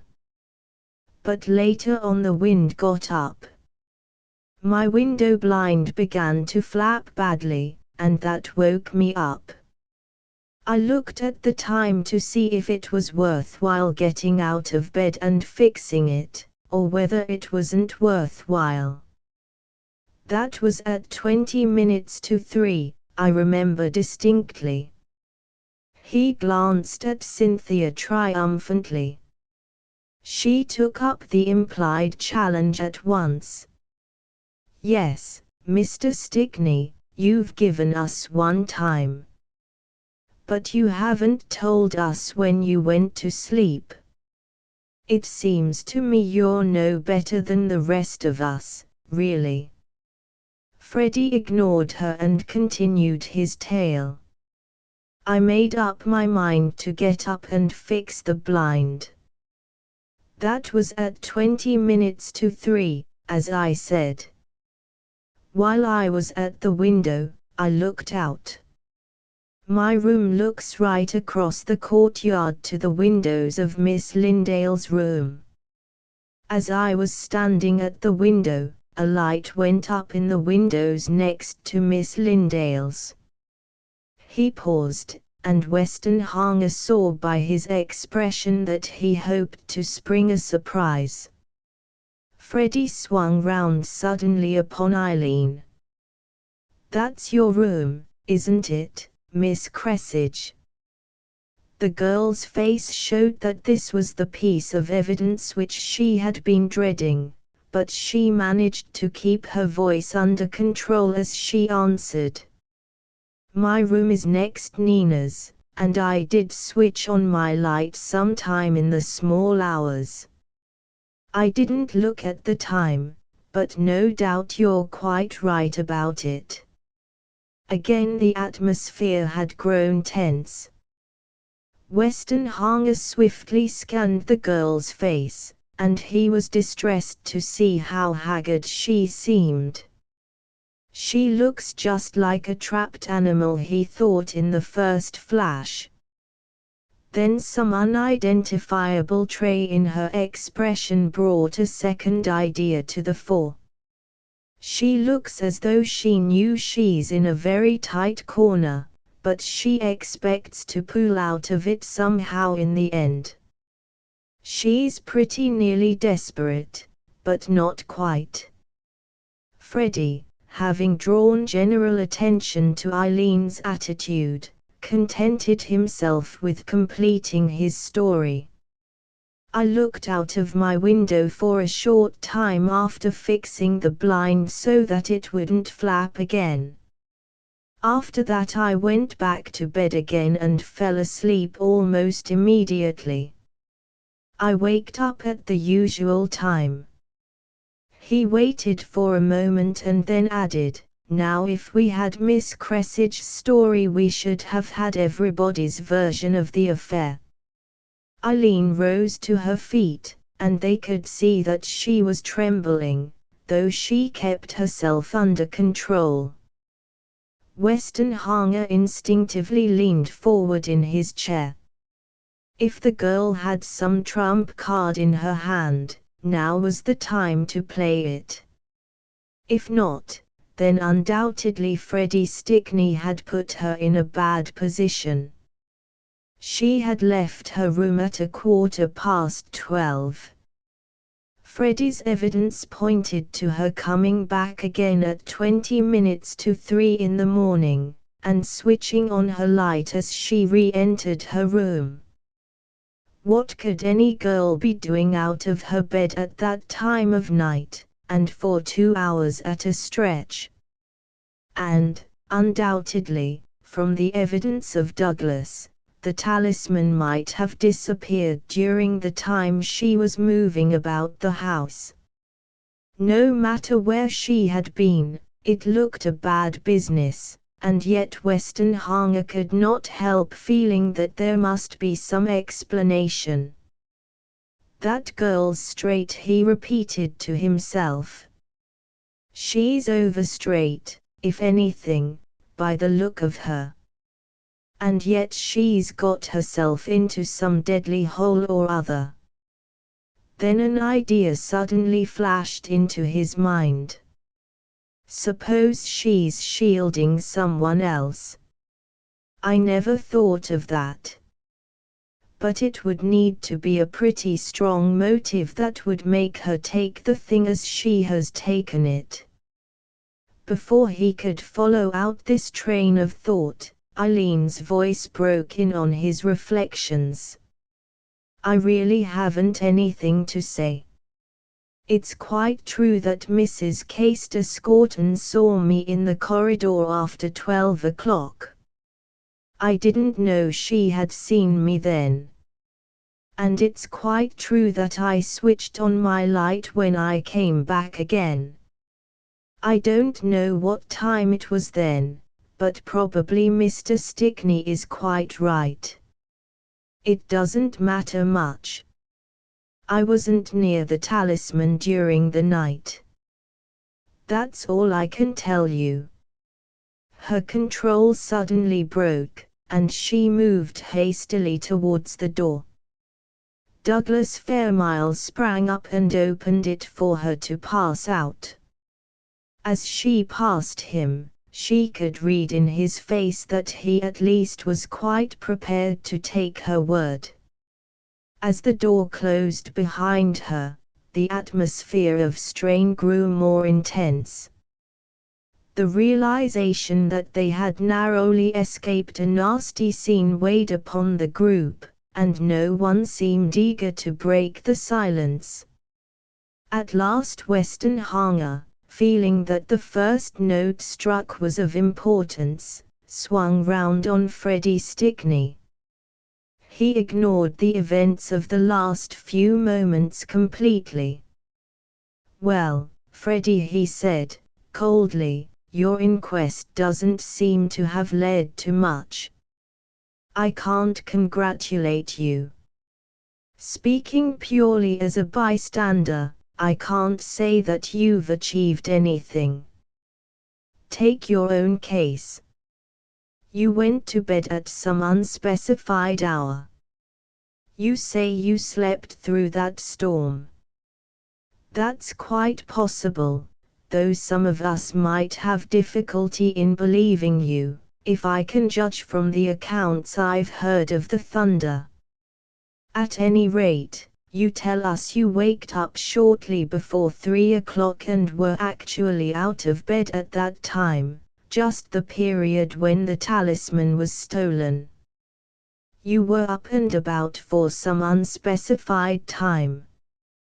Then you went back to bed and fell asleep again. Quite all right, no doubt. His voice grew more incisive. But if you think you've cleared yourself of suspicion by telling that tale, I may as well sweep away your illusions. If a detective were working on this case, he'd simply ignore your whole yarn, except one solitary point. He'd take Miss Cressidge's word that she switched on the light in her room, and he'd believe you when you say you saw that light go up. That's the only point where there's the slightest confirmation. And Miss Cressidge is the only person who could clear you, if it happened to turn out that the talisman disappeared about 3 o'clock in the morning. He shrugged his shoulders contemptuously. You seem to have the foggiest notion of evidence, Freddie. Anyone could have foreseen this sort of thing. Even a child would know that at night, in a house like this, it's almost impossible to establish a decent alibi. Nina and Cynthia are the only two of you who have established cast-iron alibis, and that was due to a pure accident, the thunderstorm."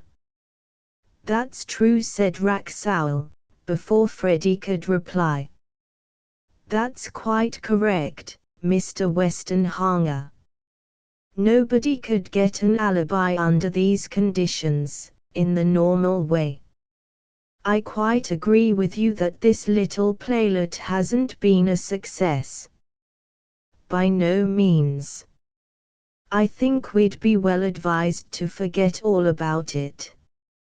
Douglas Fairmile laughed at the sight of Freddie's expression, and with that laugh, the tension was released again.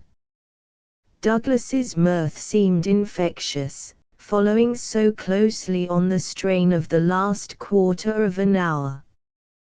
"Well, I'm glad you can't suspect me," said Nina Lindale with a faint smile. "I never thought a thunderstorm would clear my character. I suppose I ought to be thankful." "Ditto," added Cynthia, lightly.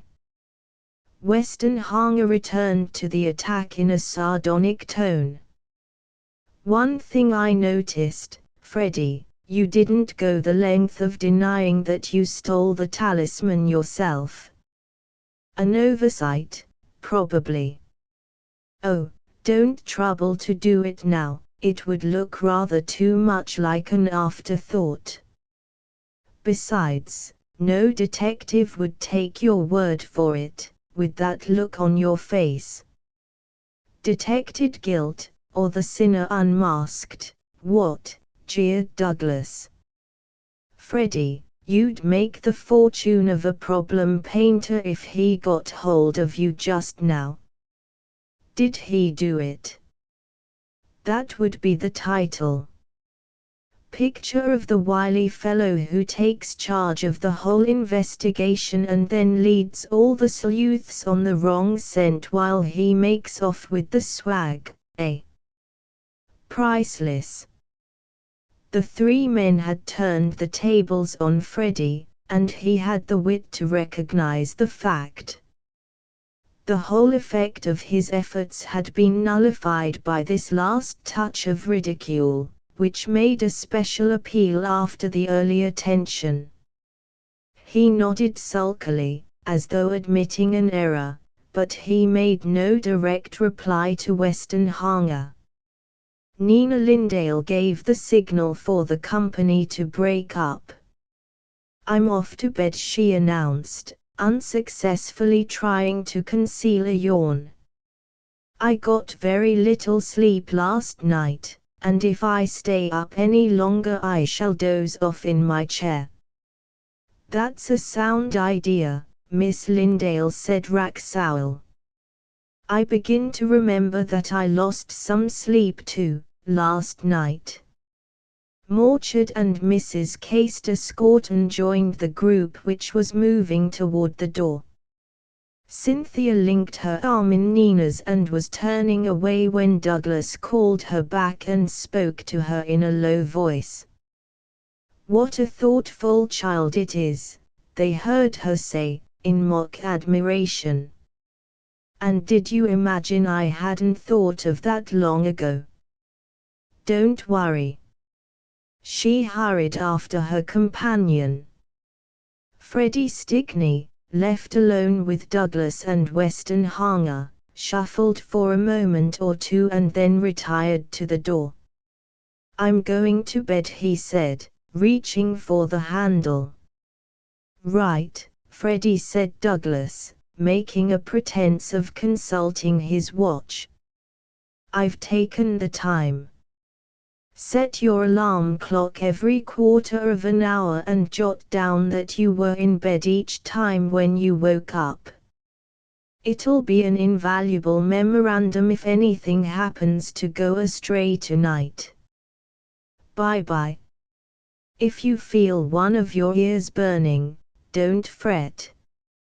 It will probably be me saying what I think of your exploits." Freddie suppressed a snarl and went out. Weston Hanger dropped into a big lounge chair and pulled out his pipe. "Sit down, Douglas, it's early yet." Douglas picked out a convenient seat, near enough to allow a low-voiced conversation. "I asked Cynthia to drop into Eileen's room and tell her what we thought of things.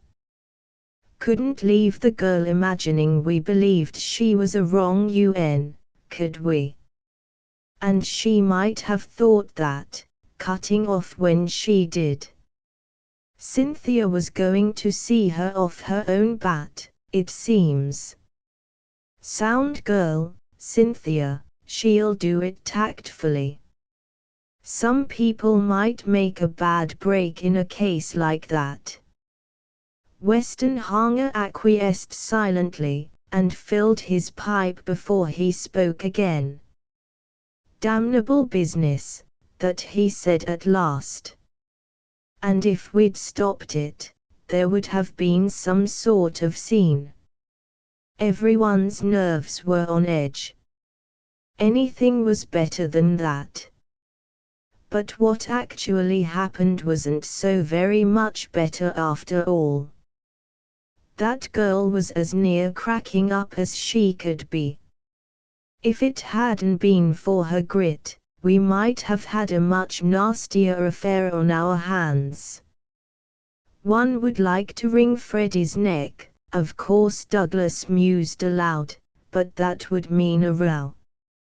We can't have rows. With luck, we can stifle this business, but a row would make it anybody's news. Freddie gets off this time, I'm afraid." "He does. I'm sorry. The infernal thing is that the little sweep's right, you know, Conway. We are all under suspicion. I don't suspect anyone myself, not my line. But there's no getting away from it. Someone did take that damned talisman." "Afraid so. The only hope that I have is that it may have been a practical joke after all, and that the joker was afraid to own up. Trusted to putting the thing back again without being spotted." "Possible, of course," conceded Douglas.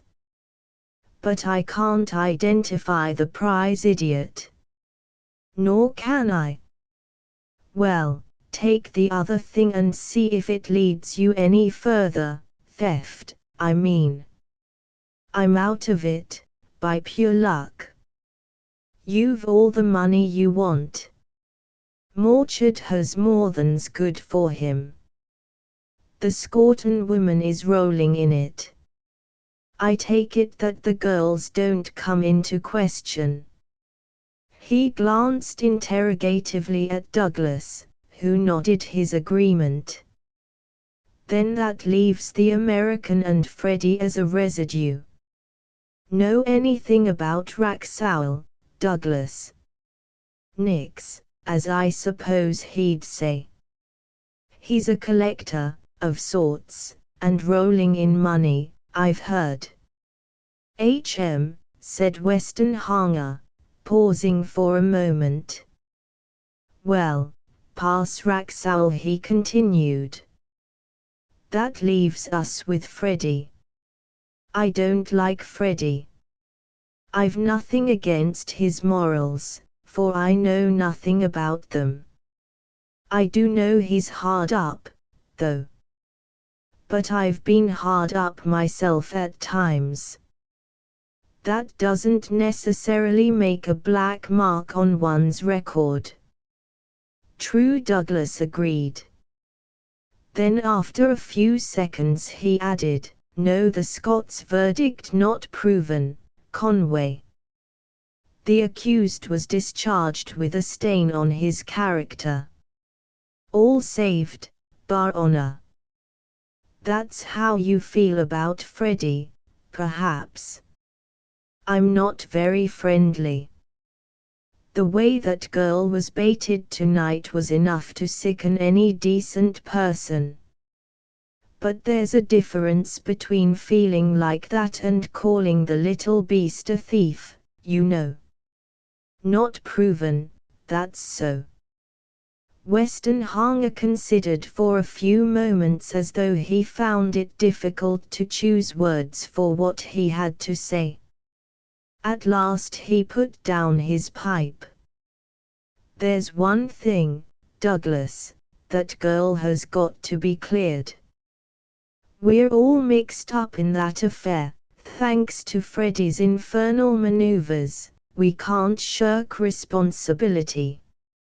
I don't know what possessed her to go roaming about the house at that time of night. Still less can I imagine why she couldn't tell us what she was after. But she's a straight girl, if ever I saw one, and we simply can't afford to let things rest as they are. I don't want to know what she was doing, and I don't much care. But the only way to clear her is to find out who actually did the trick. It'll be a stiff business. Douglas looked serious. Stiff enough, if you ask me. If you want a Watson, I'm your man, but you'll need to supply the Sherlocking yourself. I simply haven't the brains for it. The whole affair is a complete mystery, and likely to remain so, for all the help I could give. I'm not hopeful, confessed Westenhanger at once. The only detecting I ever did was guessing what cards were in my opponent's hands. It's not so much I expect to get anything out, Douglas.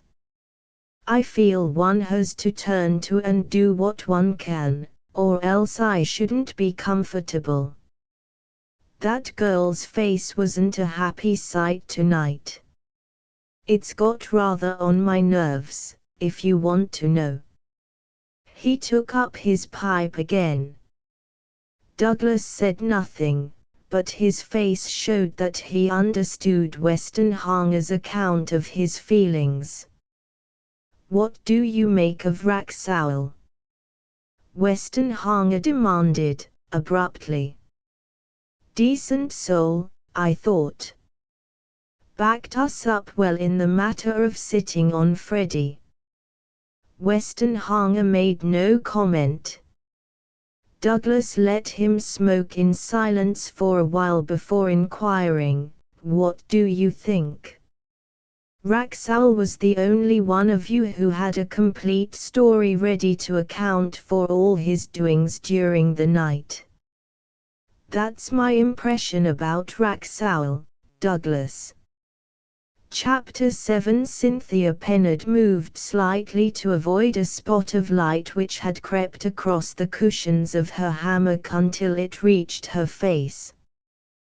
Douglas, she said, lazily, has a hippopotamus got a tougher hide than a rhinoceros? I'd like to know. I've heard them both well spoken of, highly commended, in fact. I'd hate to draw an invidious distinction and cause trouble at the zoo. But why this lust for general information? It's not like you. Following her glance across the broad lawn, Douglas caught sight of Freddie Stickney sitting on the grass beside Mrs. Castor Scorton's garden chair. Cynthia turned her head again. That's quite the thickest-skinned creature I ever heard of, she explained, and I was only wondering which animal ought to come after him. Can't you spend the day better than in thinking up insults to rhinoceroses and hippopotami?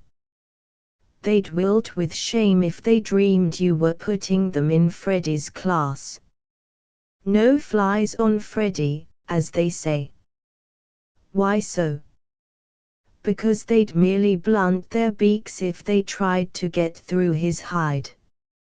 His fair companion's pretty tough on the surface, too. Perhaps that's why all the gnats have moved over here. Suppose we disappoint Em by going down to the tennis courts. Cynthia slipped neatly out of her hammock, and they went off together. There was more than a grain of truth in their comments. Freddie Stickney prided himself, and justly, upon one knightly quality: he never showed a wound. The most brutal snubbing left him quite unabashed. Coming down to breakfast after the fiasco of his inquest, he had encountered Eileen Cressidge at the head of the stairs, and he had insisted on chattering trivialities to her all the way down. At table, his beady eyes had wholly failed to see the marked coldness with which he was treated by everyone, and he took no notice of the fact that all conversations into which he inserted himself were apt almost immediately to fade out into silence. Only Mrs. Caister-Scorton seemed to recognize his existence, and when breakfast was over, he had sought her out on the lawns. "What do you think about this affair of the talisman, Mrs. Caister-Scorton?" he demanded, as he sat down on the turf beside her chair. Mrs. Caister-Scorton seemed to ruminate for some moments before replying. Then she glanced shrewdly at Freddie. Evidently she thought it worthwhile to draw him out. "Oh, I don't know, Mr. Stickney. I'm not clever, like you, and I can make nothing of it, one way or the other. But I'd like to hear what you think. You've been putting two and two together, I'm sure, and I expect you've got a good idea of things." Freddie rose to the bait without hesitation. "If it would interest you, I'm delighted to give you my inferences. You've got all the facts already." Mrs. Caister-Scorton nodded, but said nothing. Freddie corrected himself immediately. "No, I was wrong in saying that. I've been hunting out some more evidence, things that didn't come out last night. One or two points seem to be important." Mrs. Caister-Scorton became more alert. "That sounds interesting, Mr. Stickney. I'd like to hear it." Freddie considered for a few moments. "I was just trying to arrange it in my mind," he explained. "The easiest way will be to take each person in turn, and examine the evidence we have about that person in particular. Take Eileen Cressidge first. I think it's obvious that some of us know more about her affairs than came out last night." He looked up into Mrs. Caister-Scorton's face inquisitively as he spoke, and his voice had a hint of interrogation in its tone. Mrs. Caister-Scorton stared down at him unwinkingly. "One would almost think you were connecting me with her, Mr. Stickney." "I hardly know her." "Well, correct me if I am wrong," said Freddie, brightly. "I admit some of it's guesswork, but I believe I'm right. We'll see. Now to start with, she's hard up. That's common knowledge. People invite her to their houses out of good nature, and she stays with them to save money, living on the cheap. No one would have imagined, from Freddie's semi-indignant, semi-pitying tone, that this description accurately fitted his own methods during part of the year. "I believe that's true," said Mrs. Caister-Scorton, in a judicial voice. "It's common knowledge, as you say. What next?" She lost a lot of money to you at bridge the other night. That's common knowledge too, Mr. Stickney. Everyone in the room knew that. Are these your wonderful revelations?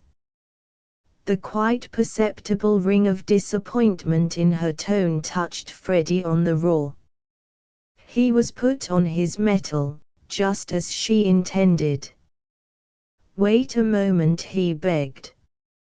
Let's take things as they come. She didn't pay you at the time. No. She gave you a check. I was watching her face closely just then. I'm a bit of physiognomist, you know. It was plain as print to me. That check was no good, Mrs. Castor-Scorton. Mrs. Castor-Scorton regarded him with a rather malicious smile. Indeed, Mr. Stickney. She laughed. Then how do you account for the fact that the check was met when it was presented? I paid it in immediately and my bank collected it at once. Freddie Stickney held up his hand, asking permission to interrupt her. Yes, he said, rapidly, I suppose the check was met next day. But all the same, she hadn't a spare £200 in the world that night. I know the signs, you can't deceive me. She hadn't the cash that night. But she had it next day. What happened in between? How should I know? Freddie took no notice. His question had been merely a rhetorical one. He continued, marking each point with emphasis. The talisman disappeared, that's what happened in between. And during the night, we know that Miss Eileen Cressidge was out of her room at a time when the talisman might have been stolen. There's no denying that, is there? And what happened first thing next morning? Long before half of us were up, she went off to town. And where did Weston Hanger run across her in town? Coming out of Starbeck's the jewelers, the place where they'll make advances on any little trinket you've no immediate use for. And your check was met all right. He paused for a moment, and Mrs. Castor-Scorton looked down at him curiously. You seem very good at putting two and two together, Mr. Stickney. Do you enjoy it? Freddie seemed rather annoyed at the interruption. It ruined the dramatic pause he had planned to make before his summing up. Of course I enjoy it, he replied, rather crossly. I like using my brains. Well, there's the case. It seems to me to need more explaining away than we've had so far. It's very ingenious, said Mrs. Castor-Scorton, in a non-committal tone, but isn't there some other possible explanation of things? One mustn't look at a thing from one side, too much, you know. Freddie was not a person who welcomed criticism of his pronouncements, but he felt that his reputation as a man of ideas was at stake. Swiftly his mind reverted to an incident of the previous night. There is another possible explanation, I admit, he said, in a rather grudging tone. Morchard has plenty of money. A matter of £200 would be nothing to him. Now he's very keen on Miss Cressidge's looks. I've watched him, and I know the signs. Perhaps the money came from him. You said last night that when you saw her she was going towards the bachelor's wing. I said nothing of the kind, Mrs. Case-Scorton interrupted sharply. I said she was going along the corridor which leads to the bachelor's wing, of course, persisted Freddie. And to the main staircase. Besides, Mr. Wraxall said he heard no one pass his door. How could he? Demanded Freddie triumphantly. You said she was wearing bedroom slippers. She wouldn't make a sound. Do you know, Mr. Stickney, Mrs. Case-Scorton commented in a colourless tone, you seem to have an unwholesome mind, if I may say it without offence. Her voice became indignant. You know precious little about girls if you think Eileen Cressidge would raise money in that particular way. I'm not talking about morality, I'm speaking of fastidiousness. If you'd suggested Douglas Fairmile, it might have been credible, but it's quite beyond believing if you drag in Mr. Morchard. She simply wouldn't dream of it. There are some things a girl of that type won't do, and a cash bargain with Mr. Morchard's one of them. Very well, said Freddie, sullenly, you can have the other alternative if you prefer it. It's far more likely, I can tell you that, declared Mrs. Case-Scorton, coldly. Well, let's leave her alone and go on to the rest.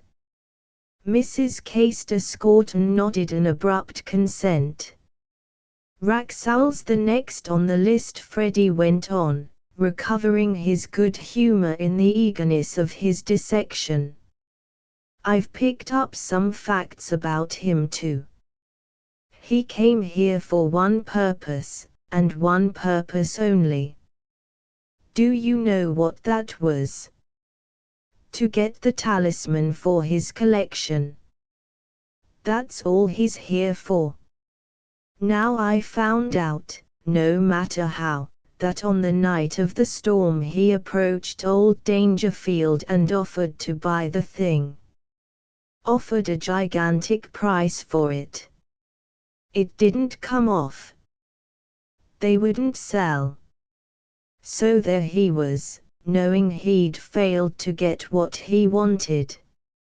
You know what these collectors are. Sort of monomaniacs on their hobby. Are you suggesting that Mr. Wraxall took it? Absurd.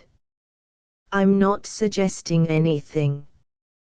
I'm simply marshalling the evidence. What is there? We know Wraxall was out and about in the house for the best part of the night. What made Eric Dangerfield come down from his room? Perhaps he heard Wraxall wandering round near the foot of his stair and frightened him off the first attempt on the talisman. Perhaps Wraxall came back again and had a more successful try. All we know is that the motive was there, the opportunity was there, the theft was committed. Draw your own inference. Mrs. Case-Scorton seemed to have recovered her earlier mood. Oh, I'm not so clever as you are, Mr. Stickney. I'm quite content to hear your own views. Let's take the next person on your list.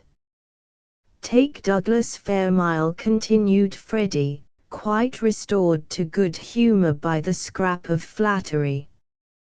My deliberate judgment is that Douglas is not guilty. First, there's no motive. Douglas has any amount of money, he doesn't need the talisman for the sake of turning it into cash. Second, he hasn't the initiative to carry through a thing like that. He's just one of these would-be funny fellows. No. In my opinion, it wasn't Douglas. I agree with you, concurred Mrs. Caister-Scorton. Let's pass on. Morchard's the next. Same thing. No motive. No evidence. Morchard didn't take it. Anything to say about Mrs. Brent, Mr. Stickney? Said Freddie importantly. I have a piece of fresh evidence about her. 2 nights ago, I happened to be passing outside the window when she was discussing storms with that Yankee, and do you know what I heard her say? No, said Mrs. Caister-Scorton. I don't know. I wish you wouldn't go on asking these questions when you know I can't possibly answer them. Freddie ignored the interruption. I heard her say this, he went on, impressively. After a really bad storm I'm hardly normal. I might do something wild. I might steal my best friend's spoons. That's what she said, I heard it distinctly. Now what was the state of affairs on the night the talisman was stolen? Wasn't it the worst storm you've known for years? It was, agreed Mrs. Caister-Scorton, quite the worst. But remember that you slept through it yourself. You told us so last night. So perhaps Mrs. Brent did the same. You're trying to laugh at me. Freddie's tone showed that he was hurt. I'm sure Mrs. Brent didn't sleep through it. She hasn't got my strong nerves. No, I expect it drove her nearly out of her mind. What if she stole something even more important than her best friend's spoons? Her room was quite near the place where the talisman stood. What if she got up in the night with all her nerves in rags, stole the talisman, hid it somewhere, and forgot all about it? And next morning she goes off on the Kestrel, nobody knows where. What do you think of that? Not much, said Mrs. Caister-Scorton, gently. Try again. Freddie looked at her dubiously for a moment or two before continuing his survey. That leaves the 2 girls. But they have a complete alibi, luckily for them. Mrs. Caister-Scorton looked at him quizzically as he stopped. Your list isn't complete yet, Mr. Stickney. You've left out quite a number of possible people. Myself, for one. Yourself, for another. And you've forgotten the 4 Dangerfields. Let's be quite fair all round. What about these people? Freddie, for once, was completely taken aback. That's only a joke, isn't it? You didn't actually think? Oh, don't let us stumble over a trifle like that. Let's be fair all round. Mrs. Caister-Scorton's eyes twinkled, but their expression was hardly kindly. Since you won't do it, I'll show you that you've had a diligent pupil just now. I'll follow your own methods and you'll criticize my efforts. Freddie uttered some protesting noises, but she took no notice. First, there's Mrs. Caister-Scorton. She had an opportunity of stealing the talisman. What about motive? I understand she's plenty of money. She'd hardly be tempted by that. No motive. Then shall we agree to pass Mrs. Caister-Scorton? Very good. Her voice grew slightly acid. Then there's Mr. Stickney. Opportunity. The same as Mrs. Caister Scorton's. Motive. She turned on him swiftly.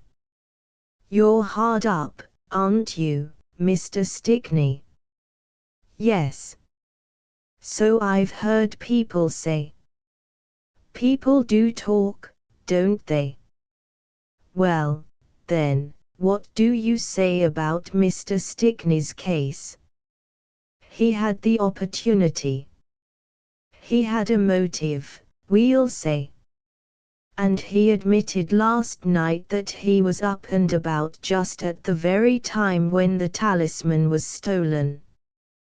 Pass Mr. Stickney? Well, hardly, I think. He'd better go back for further examination, hadn't he? Her laugh had a sarcastic ring in Freddie's ears. But before he had time to interrupt her, she had passed on down her list. Now for the Dangerfields. All of them have opportunity. What about motive? You see how apt a pupil I am, don't you? So far as the two old people go, there's no motive. They have the talisman already, they don't need to steal it. Then there's Helga. Her fiancé's big game shooting in Africa just now. She's going to get married when he comes back. Big game shooting costs money. I happen to know that he has plenty. Helga wouldn't need to steal the talisman. Pass Helga Dangerfield, I think.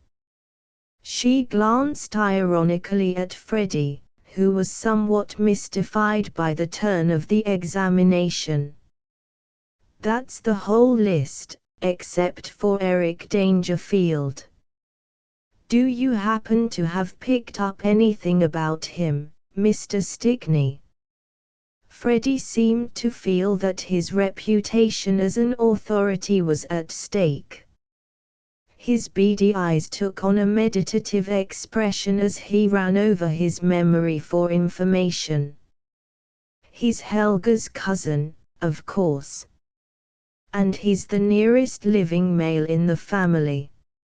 I suppose he's an heir male or whatever they call it. Freoxshim goes down the male line, I've heard.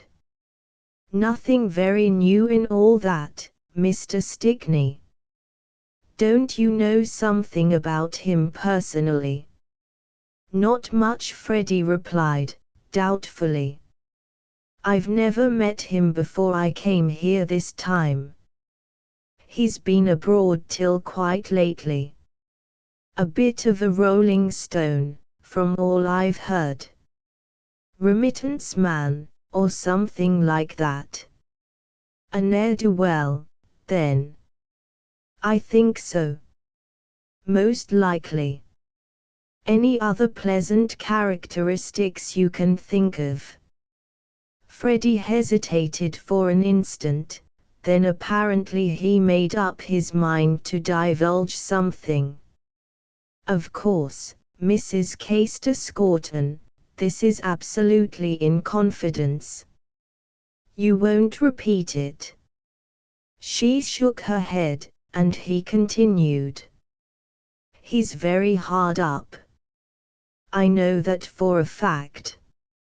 I happened to be walking in the garden that night he was playing bridge with you. He and the old man were talking, and I chanced to overhear some things they said.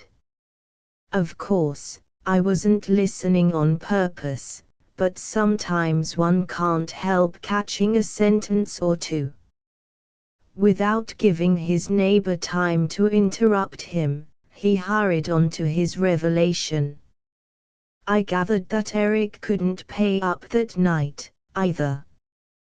He was dunning his uncle for cash to square up with Morchard. Old Mr. Dangerfield wasn't pleased. He said something about this being the last time. At any rate, he said last time, but perhaps he was speaking of some other time, before that. He seemed very hot about it. Eric wasn't looking very comfortable.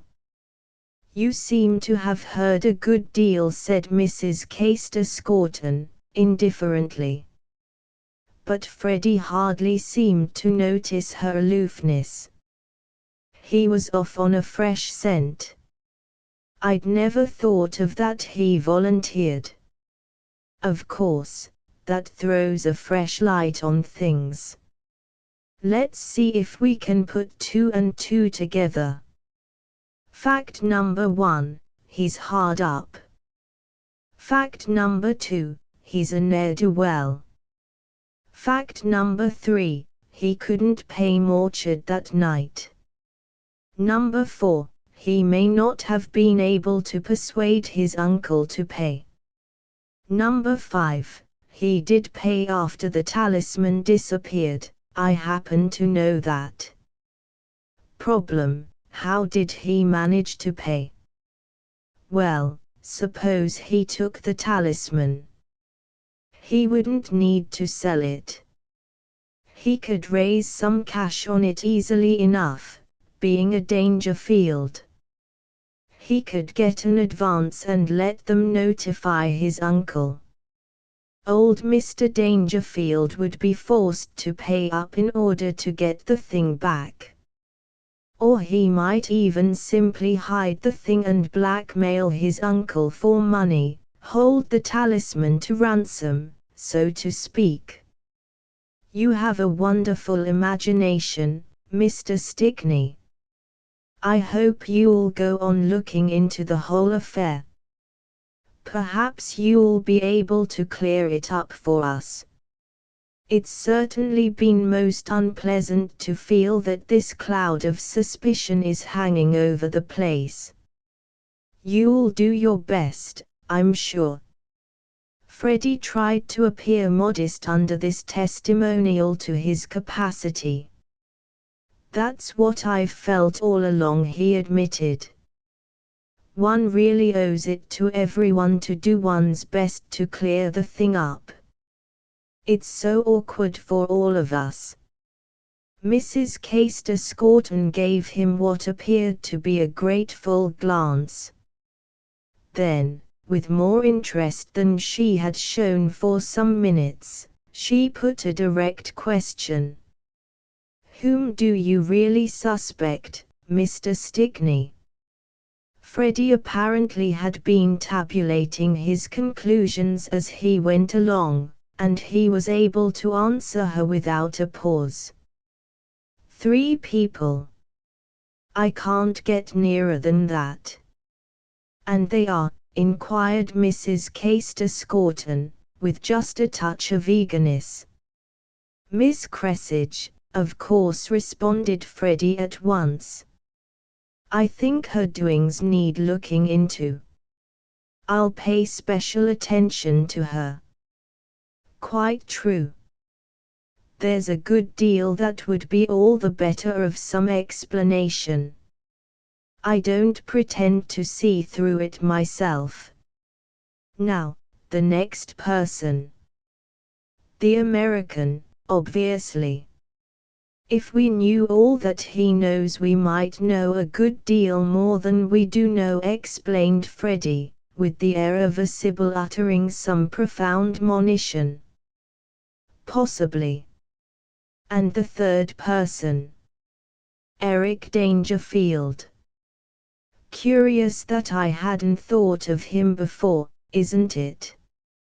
"Very strange," agreed Mrs. Castor-Scorton. "You're usually so quick at conclusions, Mr. Stickney."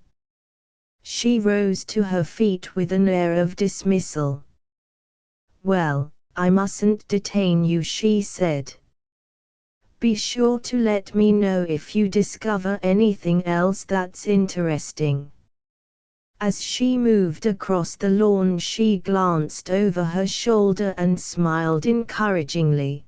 but if Freddie had been a thought reader he would hardly have felt flattered.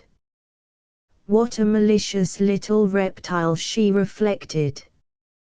He makes me feel shivery. Luckily he's not likely to do any real harm. Nobody will pay any attention to him. Chapter 8 Conway Westenhanger had no very high opinion of his own ability to unravel the talisman mystery, and the more he thought over the subject the less could he see any simple solution. One point, however, seemed beyond dispute: the method of elimination, as handled by Freddie Stickney, had been given a trial and had led to absolutely nothing whatever. The net result of Freddie's efforts was that everybody had been made to feel uncomfortable, while not a single gleam of light had been thrown upon the problem. And yet, given the conditions of the case, the elimination method seemed to promise results. If the servants were put on one side, and if no thief had got into the house in the darkness, then only 13 persons remained who had any possible means of access to the Corinthians' room that night. One of them must be responsible for the vanishing of the talisman. That seemed an inevitable conclusion. But here his train of thought was crossed by another. He could not quite dismiss from his mind the impression made upon him by the way in which old Rollo Dangerfield had taken his loss. The thing's worth at least £50,000, Westenhanger reflected. The Dangerfields may be well enough off, but a loss on that scale is something more than a flea bite. And yet he doesn't seem disturbed in the slightest. One could bet that he really believes the talisman will turn up again in a few days. If it isn't cold confidence, then it's the best acting I ever saw. I could almost take my oath that he meant what he said. He turned the matter over and over in his mind for a time, but although a number of suggestions offered themselves, none of them seemed satisfying. It may be a case of rank superstition, but I don't read him so myself. Who believes in that sort of stuff nowadays? It can't be that. Of course, he sidetracked all the talk about the Dangerfield secret. He's probably half ashamed of that business, likely it's some old ritual about informing the heir that in 1033 or so the head of the Dangerfields sold his soul to the devil. The Dangerfield secret has nothing to do with the case anyway. But Westenhanger was wrong on that point, as he was to discover at no distant date. However, dismissing that line of thought, he sought for other possible explanations of the mystery. The old man may know who took the talisman, he suggested to himself. If that's so, then perhaps he means to put the screw on the culprit quietly, without saying anything to the rest of us. Most obviously he doesn't want a scandal at Freoxheim.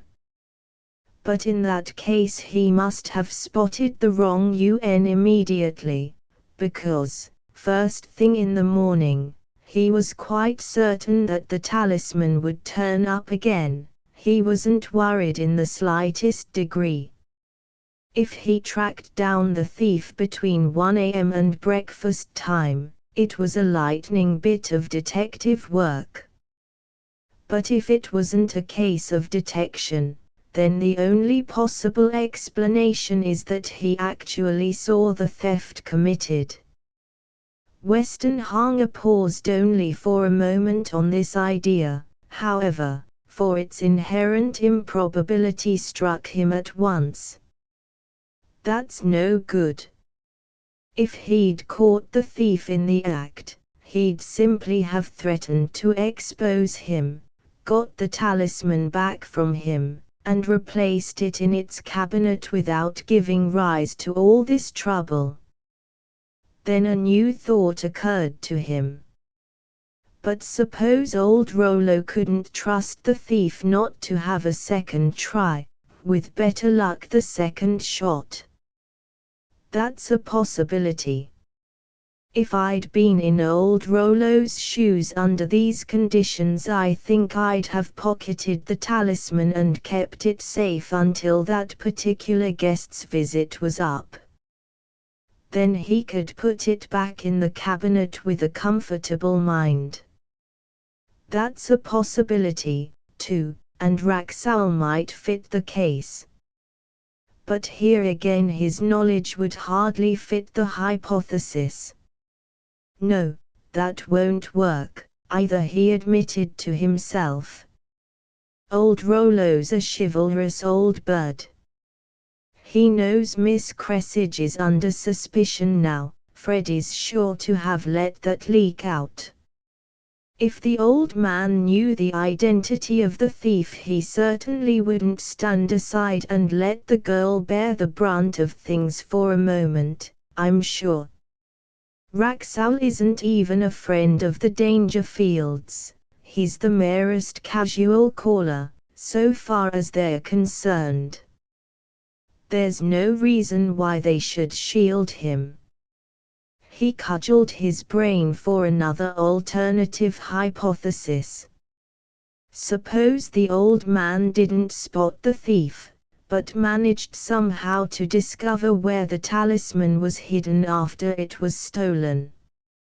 He may be keeping a watch on the hiding place, waiting for the thief to give himself away by going after the thing at last. He brooded for a time on the various ideas he had evolved, but in the end he put them all aside. Damn it, he said, irritably, if I go on like this, I'll end up by being as bad as Freddy. That's not the way to go about the business at all. What's wanted is new facts, not a lot of futile ideas. One must begin somewhere. I'll go and have a look at the Corinthians' room and see if anything suggests itself when I'm on the actual spot. Weston Hanger had learned that no change had been made in the Corinthians' room since the theft. The cabinet had been untouched, just as the thief had left it. They had all been asked not to tamper with anything. The talisman will come back by the way in which it went, old Dangerfield had said, with a faint mockery in his voice. Let us leave the door open for it to get into its case again. Without any very strong hope in his mind, Weston Hanger made his way to the Corinthians' room, which, to his relief, was untenanted. He felt a certain shamefacedness in actually embarking on this attempt at detection, and he was glad that he could examine the place without betraying his purpose. As he entered the door, his eye was caught by the gigantic chessboard set in the floor pattern, and he examined it curiously. These little holes at the corners of the squares are rum, he thought, as his eye was caught by one of them.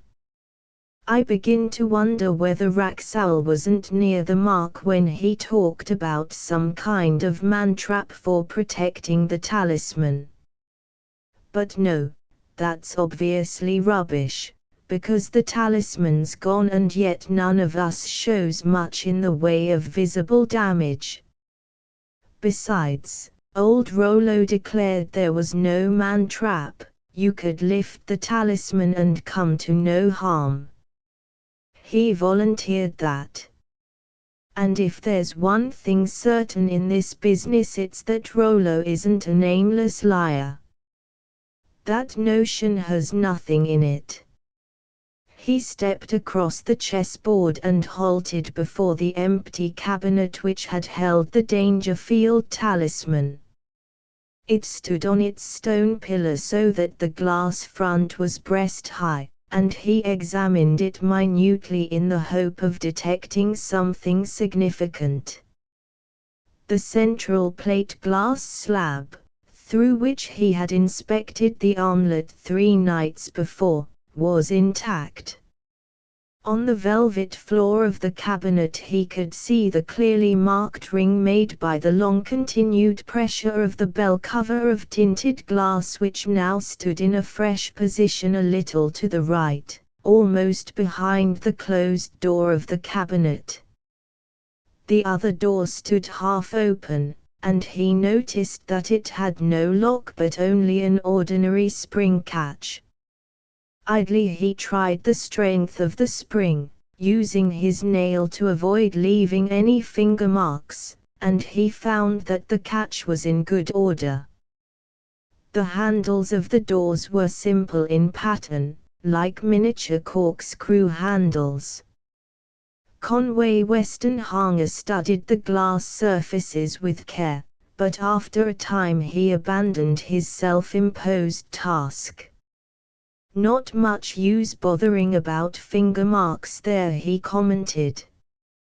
"There's no saying how many of us had our paws on it." That night he showed us the talisman. "Some of them are bound to be there, even if the case has been dusted by the servants. Most likely there's a set of my own amongst them. Nobody could be incriminated by that, certainly. There's nothing in it." He stepped back a pace to look at the cabinet as a whole, and suddenly a keen expression crossed his features. He had seen the thing he wanted. "Well, that limits it down considerably," he said with relief. "What a bit of pure luck. And I believe I'm right, too." He thought for a moment or two before deciding on his next step. "This isn't going to be so easy, after all," he concluded, with more hesitation in his manner. "I can't go running round them, asking that particular question bluntly, or the thief will be put on his guard long before it comes to his turn. This affair will need careful handling, very careful. And I'll need to try a blank experiment first with someone who is absolutely above suspicion. I know how I'd do the thing, but I'm prejudiced subconsciously, probably. I'll need some subject who doesn't know what I'm after." He ran over in his mind the list of the house party. "Douglas, of course. He's the man.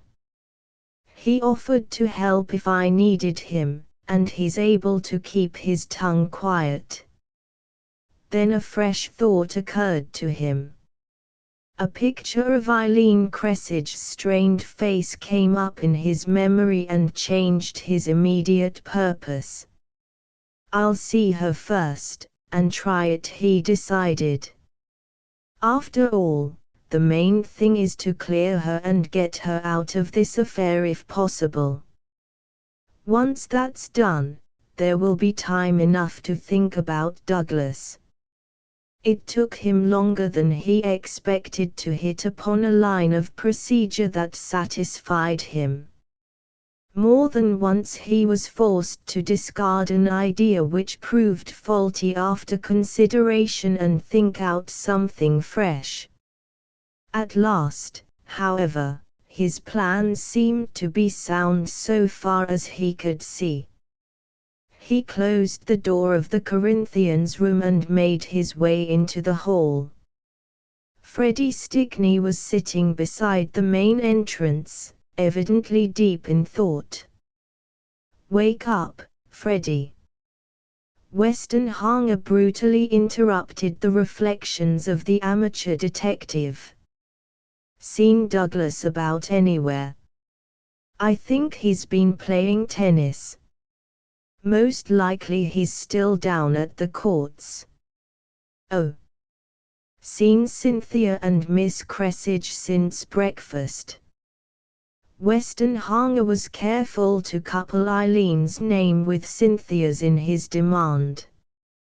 He had no desire to let Freddie know that he was in search of Eileen in particular. Cynthia's probably down at the tennis courts with Douglas, Freddie assured him. I saw them go off together in that direction.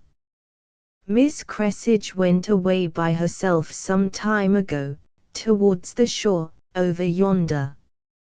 Weston Hanger nodded his thanks curtly and descended the steps leading down into the gardens. He sauntered along while he was within range of Freddie's eyes, but as soon as he got out of sight of the door, he quickened his steps. 10 minutes brought him to a spot from which he could see the nearer coastline, and, looking from point to point, he at last detected a girl's figure on a tiny headland which ran out to form one horn of the bay. He made his way indirectly towards her, and before he reached the ridge of the headland he slackened his pace, so that when he actually came into her neighborhood he seemed to have arrived there by pure chance in the course of an aimless walk. He wished, above everything, to avoid giving her the impression that he had deliberately sought her out, for the test he meant to apply depended for its success on her being completely off her guard. He had not the slightest doubt as to the result, but his scientific caution demanded that he should play his game with absolute fairness. If the test was to establish anything whatever, it would have to be applied without fear or favor. As he drew nearer he tried to read something from her attitude. She faced the sea, and from time to time he saw her glance along the horizon, only to look down again when her eyes found nothing but the skyline. That girl's got a bit of personality somewhere, Weston Hanger reflected, as he advanced. Every line of her figure shows some emotion, just as clearly as if I were looking at her face. But what particular emotion is it? She looks dejected, but that isn't everything.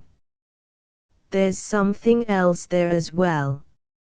Enlightenment flashed across him. That's the way Robinson Crusoe might have looked when he was hoping for a sail and yet felt certain it wasn't coming that day. It's hope deferred that's wrong with that girl. But what's she hoping for? By this time he had come quite close to her, and at the sound of his steps on the turf she turned her head. "Not disturbing you, I hope," he said, casually, as he came up. "I came up to have a look at the view for a moment or two. May I sit down?" She nodded assent, seeming to accept his company with indifference. He seated himself a couple of yards away and for some minutes he gazed over the bay without saying anything. "May I smoke?" She gave him permission, and he rose and stepped across to offer his case. She took a cigarette, but he seemed to change his mind, closed his case and put it back in his pocket. Then he reseated himself in his old position. "That's stupid of me," he exclaimed, as the girl looked at her unlighted cigarette. He drew out a little silver box and tossed it over to her. catch. He threw it so clumsily, that though she snatched at it in the air, she missed it, and was forced to reach over and pick it up. Sorry, Westenhanger apologized, as she struck a match for herself. He waited for some minutes before saying anything further. Eileen Cressage seemed to feel no desire for talk. She smoked slowly, and from time to time her eyes followed the tiny blue clouds as they drifted seaward on the faint airs which came from the land. Westenhanger was not deceived. She was still scanning the horizon line in search of something. Suddenly he realized what the thing must be. "I wonder how Mrs. Brent is getting on," he said, watching the girl's face as he spoke. "She hasn't made any sign since she left." "How could she?" "Oh, wireless. Most boats have it. I wish the Kestrel had. But she hasn't." Something in the girl's voice surprised Westenhanger, an intensity of feeling which seemed quite uncalled for by the subject. Of course, Eileen was watching for the Kestrel's return. That was why she had come up to the headland, that was why she looked out to sea so eagerly. Anyone could put two and two together to that extent. But why should she be so eager to get into touch with the yacht? Obviously she wanted to do so. The reference to the lack of wireless could mean nothing else. And the tone of her voice was enough to betray the intensity of her desire. Of course the Kestrel meant Mrs. Brent. There was no one else on board except the crew. But that meant that the return of Mrs. Brent was the thing Eileen Cressage was awaiting with such eagerness. Where did Mrs. Brent come into the affair? The only thing that mattered now to the girl was to be extricated from the position she was in. Had she been shielding Mrs. Brent in something? Had she given Mrs. Brent some promise of secrecy, and was she now waiting for the Kestrel's return so that she might take back her promise and clear herself? It sounded unlikely. Mrs. Brent could hardly be mixed up in the Talisman mystery. But if she was not, why should Eileen be so eager for the coming of the yacht? He watched the sea again, avoiding the girl's face with his eyes. After a time she finished her cigarette and threw away the stub. "Another," he suggested, drawing out his case. She refused, and he took a cigarette himself and felt for his matchbox. Eileen had let it slip down to the ground beside her after using it, and she now picked it up and tossed it across to him. Westenhanger deliberately lighted his cigarette, blew out the match carefully, and pitched it away before saying anything. "Nobody suspects you of taking the talisman, Miss Cressage," he said at last. The girl started as though she had been stung, and made a gesture as though she wished to stop him saying anything further. Westenhanger continued without appearing to notice her action. "If that was all I had to say, Miss Cressage, I think I would have left it to your imagination. No decent person thinks you had anything to do with that business, and I expect you know that without my telling you. What I wanted to say was a shade more interesting." He looked out to seaward, so as to let the girl feel that he was not watching her. "I know you didn't take it, and I think I'll be able to prove that fairly conclusively to any reasonable person." To his surprise, she showed very little relief at his statement.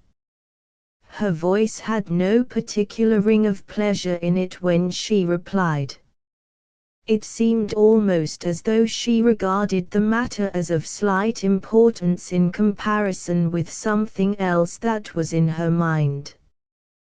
Westenhanger was frankly puzzled by her attitude, even a little nettled to find that his efforts on her behalf led to so little acknowledgement.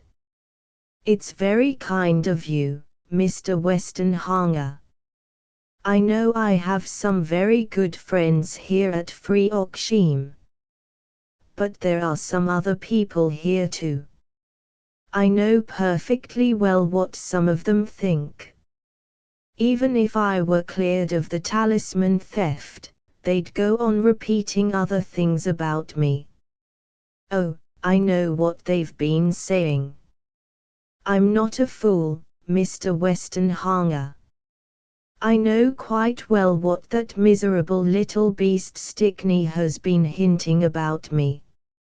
She raised her eyes again to the skyline, looking over the empty sea. "Oh, I do wish the kestrel would come."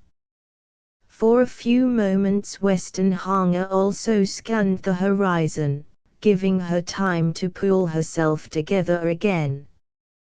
When she broke the silence, it was in another tone. "I'm sorry, Mr. Westenhanger. That was ungrateful of me. You've been very kind. Don't take that seriously. You know I've got very raw nerves just now, and you mustn't blame me too much." Westenhanger's smile reassured her. "Now I'm all right," she went on. "I don't deserve it, but I wish you'd tell me just what you meant by what you said just now. How can you clear me in the talisman affair? Of course I knew all along that you never believed I took it. I could see that in your face, and in Douglas's too. But proving it's a different thing, isn't it?" Westenhanger smiled again, in genuine amusement this time, and his expression helped the girl in her struggle for the control of her nerves. "I'm going to play the mystery man for another quarter of an hour," he said, "then I'll explain the whole affair to you. We'll need Douglas's help also. But just to tantalize you, I can tell you that I got absolute certainty on the point since I came up here half an hour ago. Now, if that excites your curiosity, let's gather in Douglas and clear the ground for my explanation. It's so simple that you'll probably think you saw it yourself, really."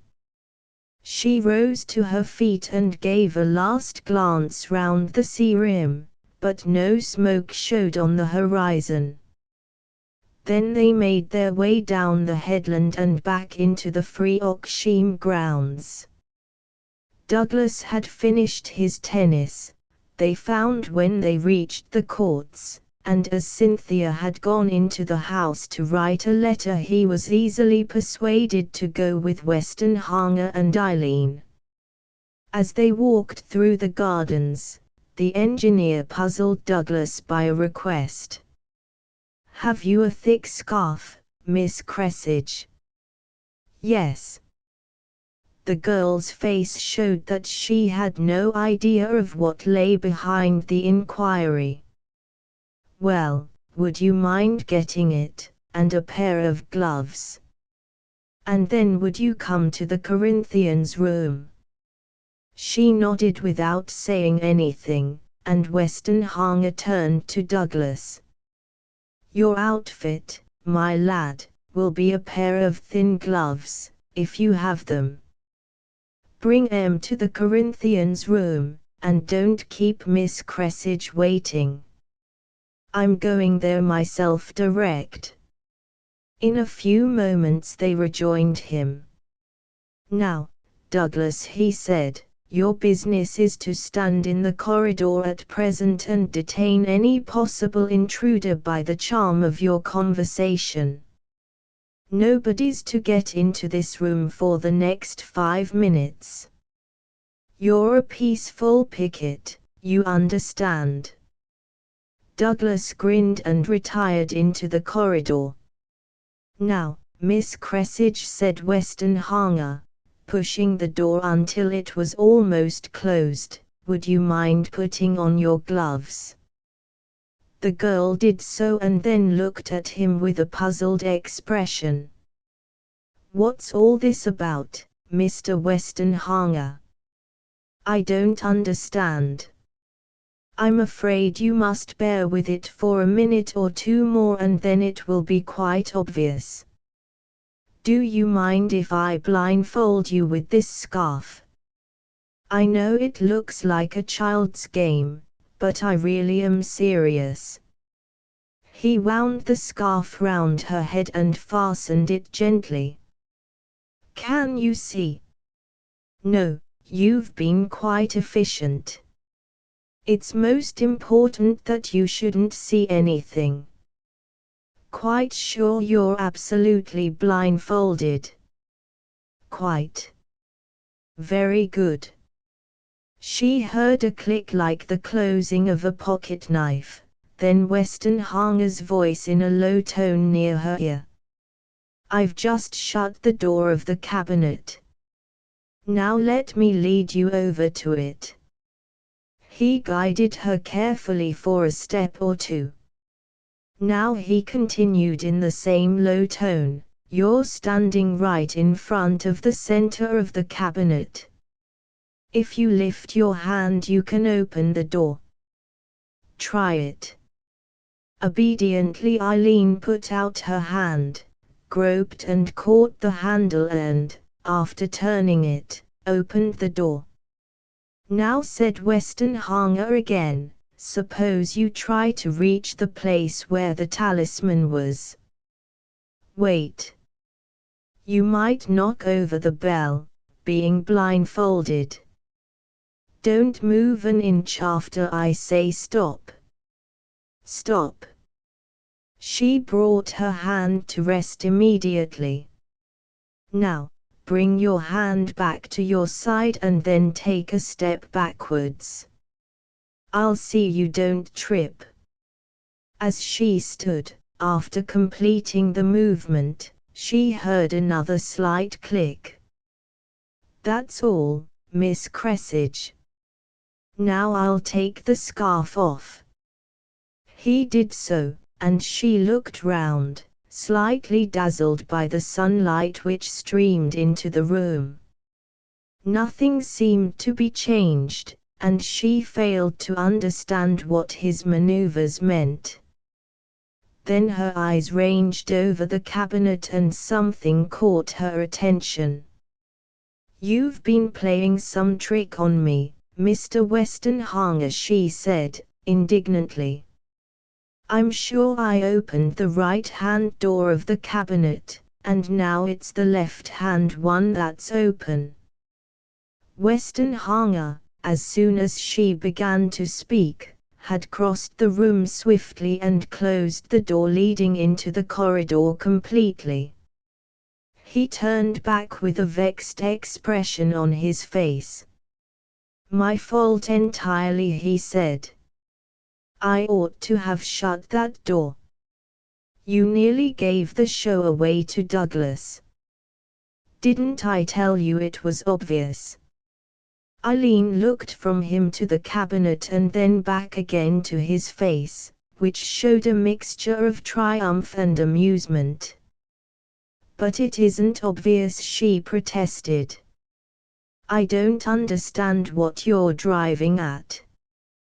We'll repeat the whole performance with Douglas, and you'll see the point. He went to the door again and summoned the picket. Douglas, come inside. I strongly recommend to your attention the genuine antique carving on the back of this door. It's well worthy of study. Study it. Douglas Fairmile obediently stepped into the room, faced the door and fixed his eye on the carving. I know it by heart, old man, he asserted.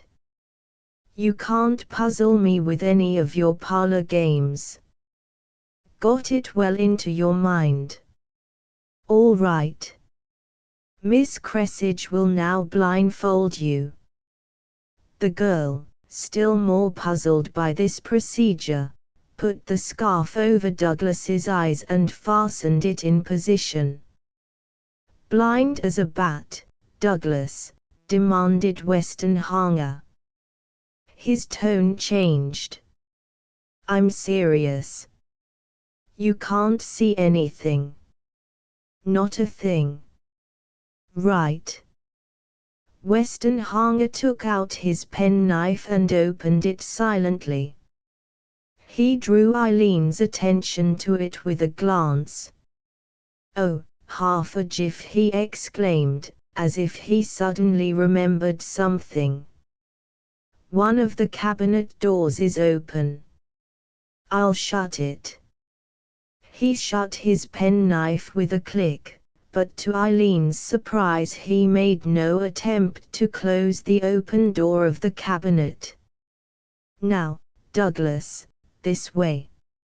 I'll lead you. Again he gave the same series of orders as he had given to her. She saw Douglas put out his right hand, grope for the handle of the right-hand door, open it, and then inserting his arm into the case, reach to the left towards the place where the talisman used to lie. Stop. Now come out again, gently. Don't upset the glass bell. Douglas withdrew his arm cautiously. One pace to the rear, and stand fast. Douglas stepped back obediently. Westenhanger went up to the cabinet. I'm shutting the door. Hear the click. He suited the action to the word, closing the door which Douglas had opened. Then he turned round to Eileen. Now do you see, Miss Cressage? That'll do, Douglas. You can take off your turban. It doesn't suit you. Douglas disentangled himself from the scarf, blinked for a moment or two, and then looked at the cabinet. What's your little game? He demanded. The left-hand door's open now. It was the right-hand one that I opened. Exactly, said Westenhanger. The left-hand door's been open all the time, just as the thief left it. Neither of you touched it. That's why I blindfolded you both. I wanted you to think both doors were shut, and I didn't want to close that left-hand door. Much better to leave things exactly as they are. The Dangerfields may want to call in the police after all, you know, and we mustn't destroy any possible clues. Hence the gloves I asked you to put on. You've left no finger marks. Eileen broke in with a trace of excitement in her voice. Now I do see. You wanted to test which hand I used when I opened the cabinet. Both Douglas and I are right-handed. The thief was left-handed because he opened the other door, not the one we opened. Is that it? That's it, admitted Westenhanger. I told you it was obvious. And of course all that byplay was just meant to keep your mind off the crucial action, so that you'd do it perfectly naturally, without giving it a thought. See it, Douglas. Don't forget the pattern on the back of the door, it's most important, you know. You had me there, I'll admit, confessed Douglas. You wandered me completely, so that I hadn't a notion what you were after. And so the thief's left-handed, is he? Looks like it, doesn't it? Eileen stepped over to the cabinet and examined it for a moment or two. How, exactly, did you come to think of it, Mr. Westenhanger? I suppose it was the left-hand door that gave you the key. There's some confirmatory evidence, Westenhanger explained. Will you stand in front of the case, Miss Cressage? Now notice that you've the choice between the two doors if you wanted to get at the talisman. You're right-handed, so you choose the right-hand door, naturally. Besides, it's always easier to turn a handle clockwise than counterclockwise, and that favors the right hand again, subconsciously. To open the cabinet you turn the right-hand handle as you turn a corkscrew, which is easier than turning the left-hand handle counterclockwise. Eileen put out both hands and imitated the motion of opening the doors. That's true enough, she said. I remember that sometimes a door handle gives one trouble if it works in the opposite direction from the usual way. Westenhanger continued his explanation. Now look at where the bell has been placed. That's the really important point. The thief might have been a right-handed man and used his right hand to take the talisman, then, after he had got it, he might have closed the door he had used and opened the left-hand one. But the bell gives him away. Douglas examined the case closely. The bell slightly to the right of its old position. Is that what you mean? Westenhanger nodded. That's it. A right-handed man goes in at the right-hand door, just as you both did. Then he crooks his elbow towards his chest to get his hand over to the talisman. That brings his hand to the center of the case. It's a narrow case, you notice. Not much room to maneuver in it. I see, said Eileen. He'd pick up the bell, and he'd have to put it down again, clear of the talisman, in order to pick up the jewel. If he put it down on the right-hand side of the case, it would be in the way of his arm in getting out again, so he'd set it down beyond the talisman, towards the left of the case. Then he'd pick up the talisman and take his hand and arm out of the case. Is that it? Yes, confirmed Westenhanger. That's what a right-handed man would do. And since the bell's been set down towards the right hand of the cabinet, it's obvious that there's been a left-hander at work, isn't it? That seems right, Eileen admitted. It's very clever of you to have noticed it. You noticed it yourself. It just happened that I was lucky enough to spot the thing almost at once. Eileen reflected for a moment, then she addressed Westenhanger directly. There's just one other thing I don't quite understand. Out on the headland, you said you'd made certain about the matter after you met me there. That means you weren't quite sure before. What did you mean by that? Westenhanger laughed. That's obvious, too. Don't you see it now? The girl went over in her memory the talk which she had had with him half an hour previously, but quite evidently it suggested nothing to her mind as a solution. No, she admitted at last, I can't think of anything. It's simple enough. Think of the things I did, don't bother about anything I said to you. After a moment Eileen recalled something. You offered me a cigarette. Yes. I held the case so that you could reach it with either hand, but you used your right hand to pick out the cigarette. Was that all? She put on a judicial expression. That doesn't seem much to go on in a thing like this, does it, Douglas? Look at him grinning, said Douglas, in sham disgust. He's laughing at us. He's got more up his sleeve, of course. Weston Hanger admitted it with a nod.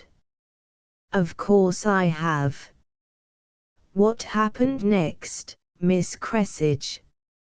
I smoked for a while. Do you usually smoke unlighted cigarettes? Eileen laughed at her omission. No, of course not. I remember now. You gave me your matchbox. Hardly correct in detail. I was rude enough to pitch my matchbox across to you, so that you could catch it with either hand. What I wanted to see was which hand you would use. You made a snatch at it, with your right hand. I didn't imagine I was being watched so closely as all that, Mr. Weston Hanger. Is that all, now? Oh, no. There's more to come. You finished your cigarette and threw away the stub. You tried to fling it over the cliff edge on your right side, if you remember. I think so. One does these things without thinking about them. That's just why I attached importance to them in this case. Now think. It was a fairly long distance to throw a cigarette, wasn't it? You just failed to send yours over the edge. So you had to pitch it to the best of your ability. If you'd been left-handed, you'd have used your left hand, swinging it across your body. What you actually did was to use your right hand in an awkward attitude. Evidently your right hand, even used awkwardly, was better than your left used in a natural gesture. Obvious conclusion, you were right-handed. That was rather neat, wasn't it, Douglas? Oh, Conway always had the name of a smart lad, even among the great brains like myself. Don't let's interrupt him. I can see he's still bursting with news. How do you strike a match on a box, Douglas? Demanded Weston Hanger, suddenly. How should I know? This way, of course. Douglas fished a matchbox from his pocket, took out a vesta and struck it. That's what you did, Miss Cressage. You held the match in your right hand and the box in your left, just as Douglas is holding them now. A left-hander reverses the positions and strikes the match with his left hand. I remember noticing that once. Anything more, Mr. Weston Hanger? Just one thing. After a while, I took out a cigarette myself and you had to throw my matchbox across to me. You used your right hand again. That made 5 things, in any one of which even partial left-handedness might have come out. What settled it, to my mind, was the snatch at the matchbox when I tossed it over to you. That's an almost instinctive movement, when you've no time to think. One uses the hand that's had most practice, provided one has a free choice between the two hands, and I was careful to pitch the box so that you might have used either hand for it. Well, you're a good actor, Mr. Westenhanger. I never suspected anything at all, and the whole time you must have been watching me like a cat watching a mouse. It wouldn't have been much good if you had suspected, said Westenhanger. He turned to Douglas. Now, Douglas, does that evidence seem enough to prove that Miss Cressidge had no hand in the talisman's disappearance? I promised her I could do that. It's for you to say. Douglas Fairmile had no doubts. Of course it does. I may not be an impartial judge, of course, for I never believed for a moment that Eileen had the least connection with the talisman affair.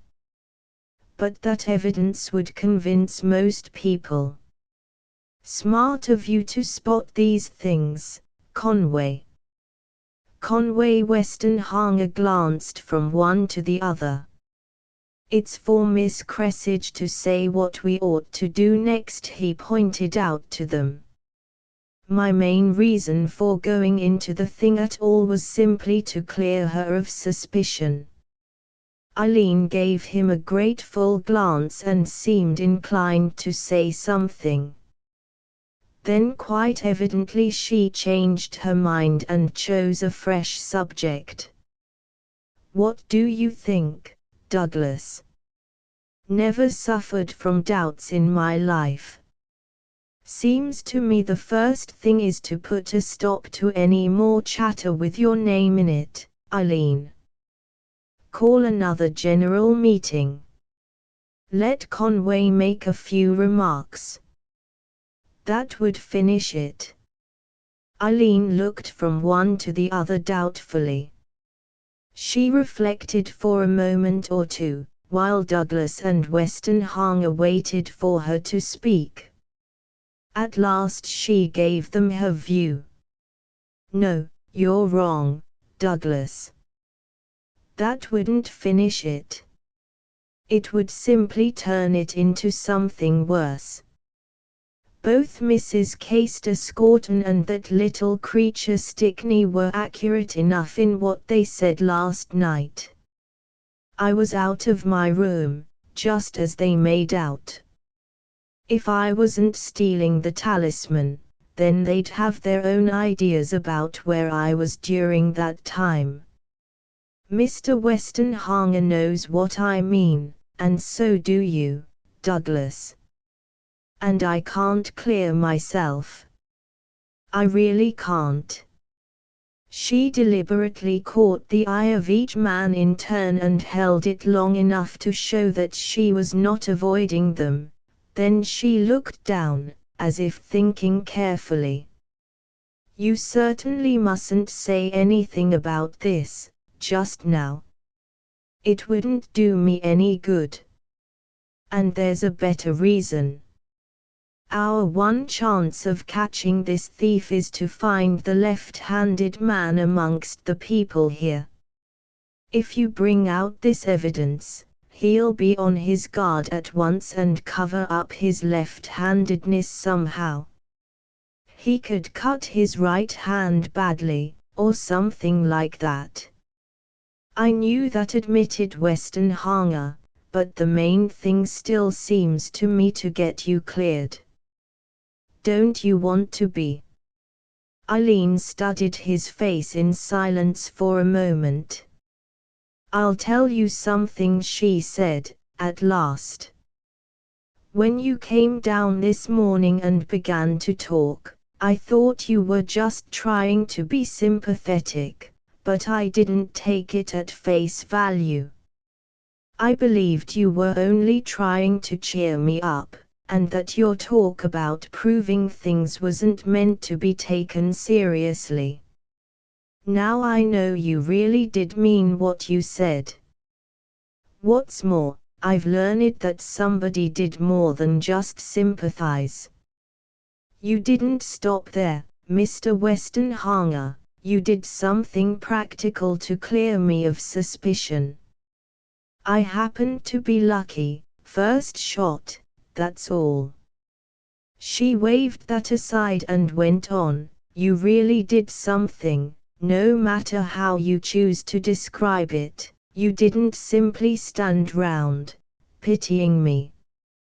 Do you know, that's made things ever so much easier for me, now that I know about it. I can't explain why, it's just a feeling. I don't feel absolutely isolated now, as I did this morning. Don't think I'm ungrateful to you and Cynthia, Douglas, or to Nina either. You were all as kind as you could be. But somehow nobody seemed to be doing anything to help, and I was feeling the strain of it all, horribly. Now it seems all right again, somehow.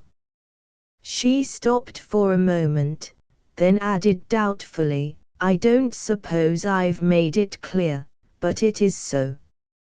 I feel as if a weight were off my mind. I don't care how long it is before the Kestrel comes back. What's the Kestrel got to do with it? Asked Douglas. I can't tell you, she said, in a lighter tone. It's my turn to play the mystery man, Mr. Westenhanger. But everything will be all right when the Kestrel drops anchor in the bay. I feel sure of that. Are you talking about the talisman? Demanded Westenhanger. No.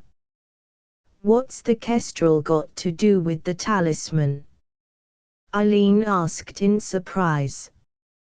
I only meant my own affairs. I can't tell you anything about the talisman. I know nothing about it. Westenhanger accepted her statement without comment.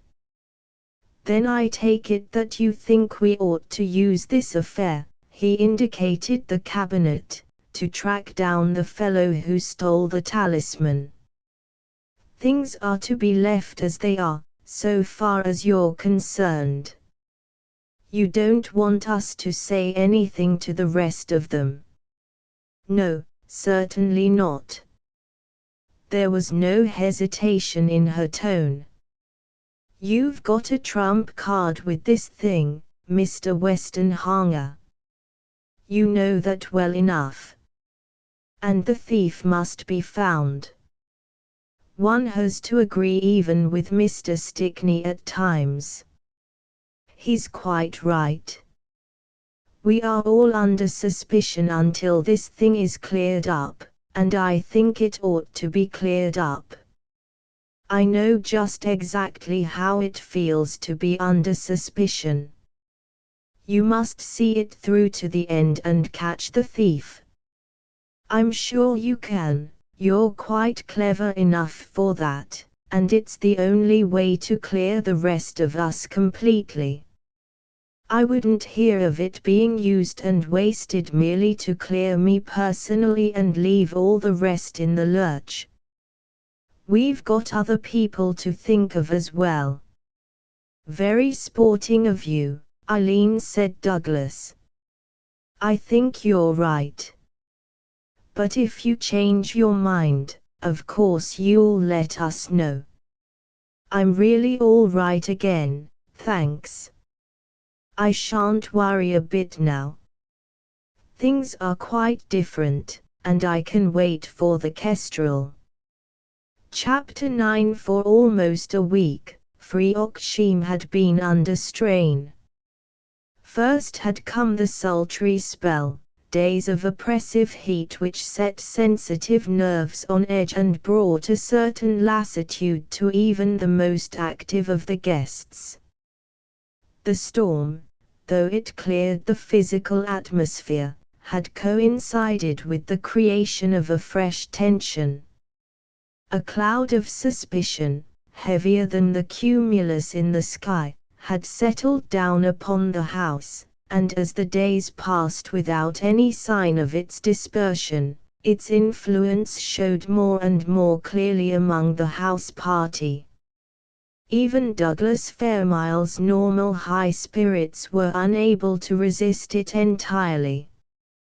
"Something will have to be done about this business," Conway he complained, as they sat smoking in the Corinthians' room in the afternoon. "It's gone on for 3 days now, and everyone's feeling it more or less. We're all getting off our feed, metaphorically of course." Conway Westenhanger nodded without taking his eyes from the tapestry on the wall. He seemed to be studying it closely, but in reality Diana's hunting hardly impinged on his attention.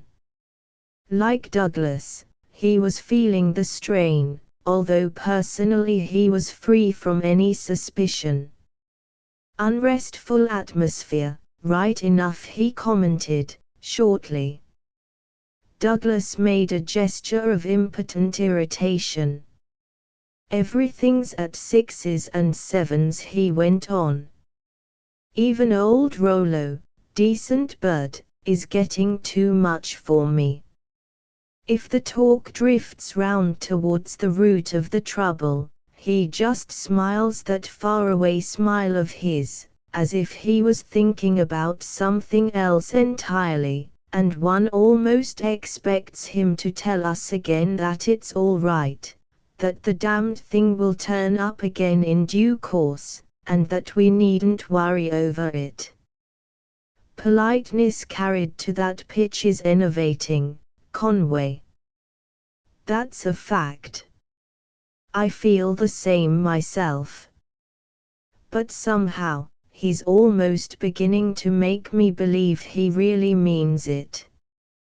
A kind of hypnotic suggestion, I suppose. It's impressive, whether you like it or not, to see a man take a loss like that so quietly. I couldn't do it. Nor I. But he'll have the lot of us in the jumps if this goes on.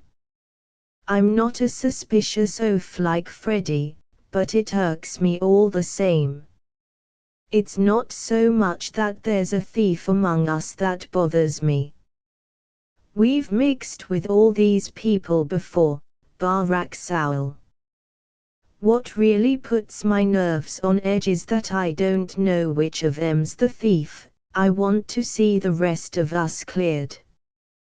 Westenhanger's eye travelled incuriously over the group of Diana's nymphs and passed on to the stag at the other side of the tapestry, but it was evidently merely a mechanical movement.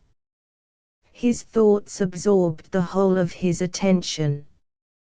Before he made any reply to Douglas, the door opened and Helga Dangerfield came into the room. She nodded to them as she passed, and went into the library.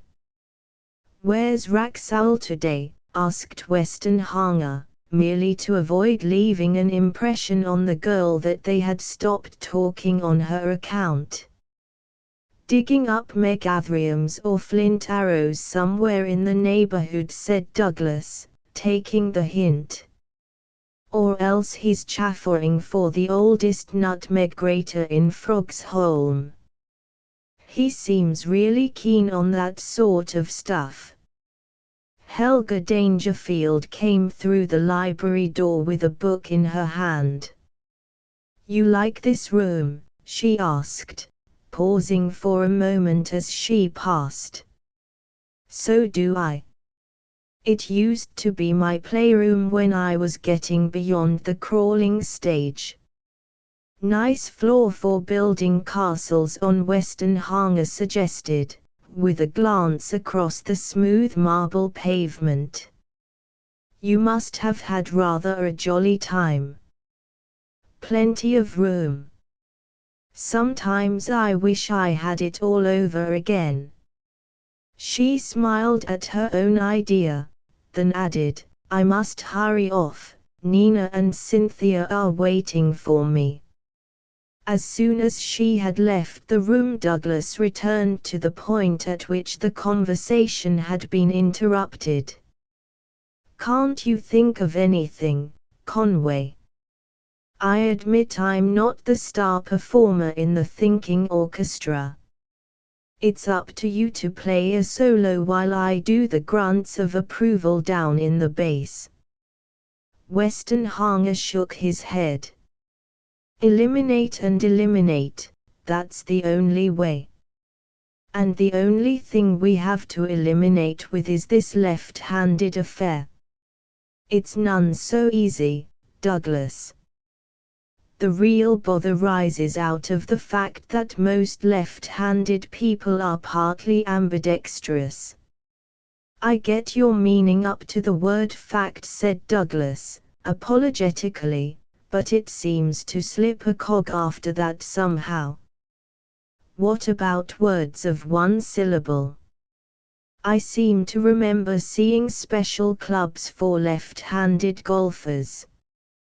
Not much ambidexterity about that, surely." "That's just the point," explained Weston Hanger.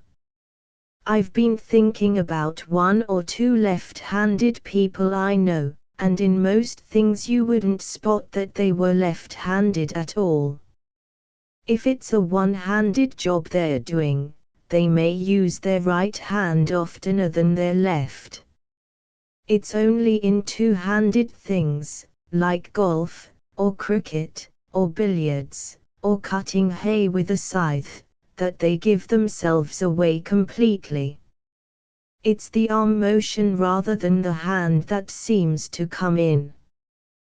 This talisman affair is a case in point. The thief was using his whole arm to get inside the case." "That's probably so," conceded Douglas, reluctantly. "It isn't so easy as I thought." Before Weston Hanger could elaborate his views, Eileen Cressage came hurriedly into the room. Her face was flushed with excitement, her eyes were bright, and her whole carriage showed that she had thrown off her load of difficulties at last. Weston Hanger had never seen her looking so carefree. "The Kestrel's back at last," she announced breathlessly. "She's making for the bay. I saw her from the headland, and hurried back to the house to tell you. That's why I'm out of breath. I wanted you to hear the news at once, because it's all right now. I'm sure Mrs. Brent will clear everything up when she comes ashore." "That's the best of news." "I am glad," Eileen said Douglas, before Weston Hanger could say anything. "You've stuck it out like a good UN, but it's about time it stopped." Weston Hanger added nothing to Douglas's words. His expression spoke for him better than anything he could have said. "I can't wait here," Eileen explained rapidly. "I must get down to the beach and get on board as soon as the yacht comes in. I began to think she'd never come back. These 3 days have been like centuries for slowness." "We'll put you on board," said Weston Hanger. "Come along, Douglas." "Thanks. But really I'd rather go by myself, if you'll put the boat into the water for me." They walked down to the boathouse, got out one of the boats and brought it round to the tiny jetty for her. She stepped lightly aboard, waved her thanks, and pulled with easy strokes to the Kestrel, which had just let go her anchor. The two men watched her get safely on board the yacht and then turned back towards the house. "I suppose we'll hear all about it tonight or tomorrow," hazarded Douglas, as they left the jetty. "You seem a bit relieved, Conway, and I feel rather that way myself. It's been a stiffish 3 days for a girl, thanks to Master Freddy." "I am relieved," Westenhanger acknowledged. "I've had her troubles very much on my mind, and I'm only too glad to see light ahead. But you needn't expect to learn much about the talisman business, Douglas. She never had anything to do with that, you know. At least one part of this infernal mix-up will be straightened out, though, and that's always something." Westenhanger made a gesture of assent. "One never knows what may come out, once people start talking," he said, hopefully. "It's quite on the cards we may hit on a new idea, after we've heard Mrs. Brent. She's the missing witness, the only person who hasn't had a chance to tell her story of what happened that night." "Who's that coming up in the car, I wonder?" said Douglas. Westenhanger looked across the lawn and saw a motor with a single passenger at the front door of the house. "Seems to be Eric Dangerfield." "Something wrong with him," then Douglas commented. "Look at him hobbling up the steps with a stick. Seems as if he'd lamed himself a bit." Eric Dangerfield's figure laboriously ascended the steps and disappeared into the house. "Sprained ankle, or something like that," was Westenhanger's verdict. "Well, Douglas, we'll just have to be patient. There'll be no horrible revelations for an hour or two at least." His guess was quite accurate. Eileen and Mrs. Brent came ashore from the yacht only in time to dress, and neither of them appeared until the remainder of the party had assembled. Eric Dangerfield limped into the dining room, still using his stick. "Nothing much," he explained in answer to a question. "I twisted my ankle rather badly and had to rest it. That's why I didn't get back here sooner." Mrs. Brent took very little part in the conversation at the dinner table, but when the servants had left the room after serving coffee, she glanced round to secure attention and then addressed the company in general. "I understand," she said, with a certain subacid tone in her voice, "that during my absence, Mr. Stickney has been organizing a symposium of sorts. It seems a pity not to give my contribution to the common stock, even if it is slightly belated. Suppose we all go into the drawing room after dinner for a few moments. I shan't detain you long." It was impossible to learn from Rollo Dangerfield's face whether or not he understood her reference. Much to his regret, he explained, neither he nor his wife could be there. They had a meeting in the village that evening which in courtesy they must attend. "I quite understand, Rollo," Mrs. Brent hastened to reassure him. "You won't miss much here, and in any case I can explain the whole thing to you tomorrow. It's of no consequence." She made no further reference to the matter until the whole party, with the exception of their host and hostess, had gathered in the drawing room.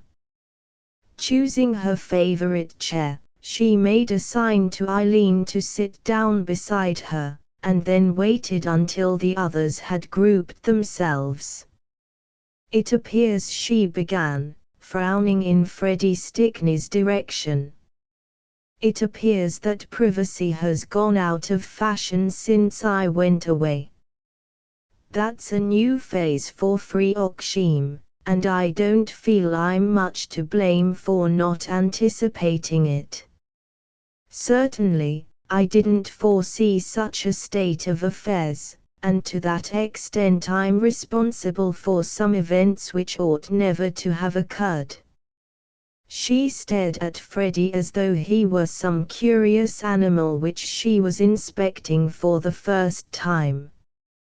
It seems, she went on acidly, that no one can have any private affairs now, so I think the best thing is to have a complete clearing up of some misunderstandings, is that the right word, Mr. Stickney, which have got abroad.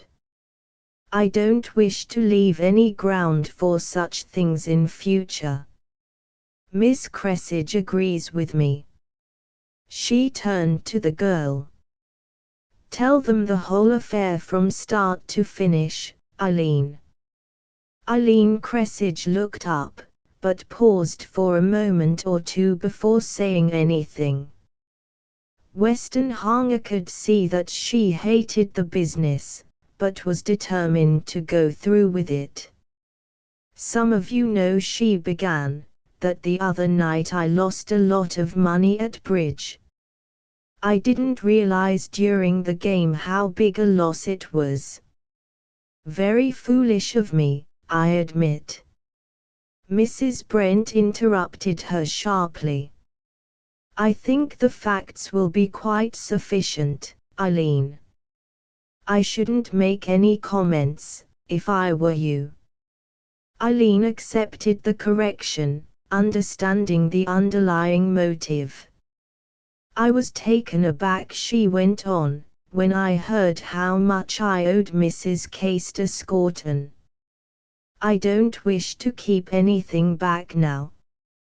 It was far more than I could pay in any reasonable time. I lost my head. I'm afraid. I wanted at any cost to avoid a public explanation. So when a check was suggested, I filled one in and handed it over, intending to explain to Mrs. Caister-Scorton how matters stood, as soon as I could get her by herself. Westenhanger let his eyes wander to Mrs. Caister-Scorton's face, but it was absolutely expressionless. I felt that was the best thing to do, Eileen continued. It avoided public explanations and unpleasantness for everyone, and it really made things no worse. She paused, and Mrs. Brent took up the story, as though their parts had been prearranged between them. I seldom interfere in other people's affairs. I was brought up to believe that one shouldn't be a busybody. But some things seem to me outside the rules of the game, and then an outsider can take a hand.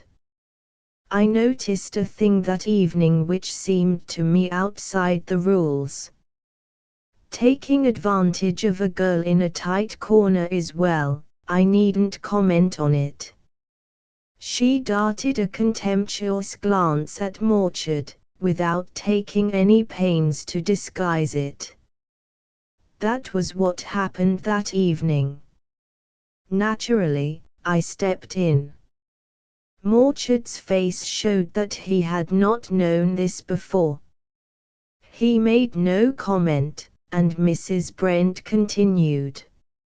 I asked Eileen to come to my room after everyone had gone to bed.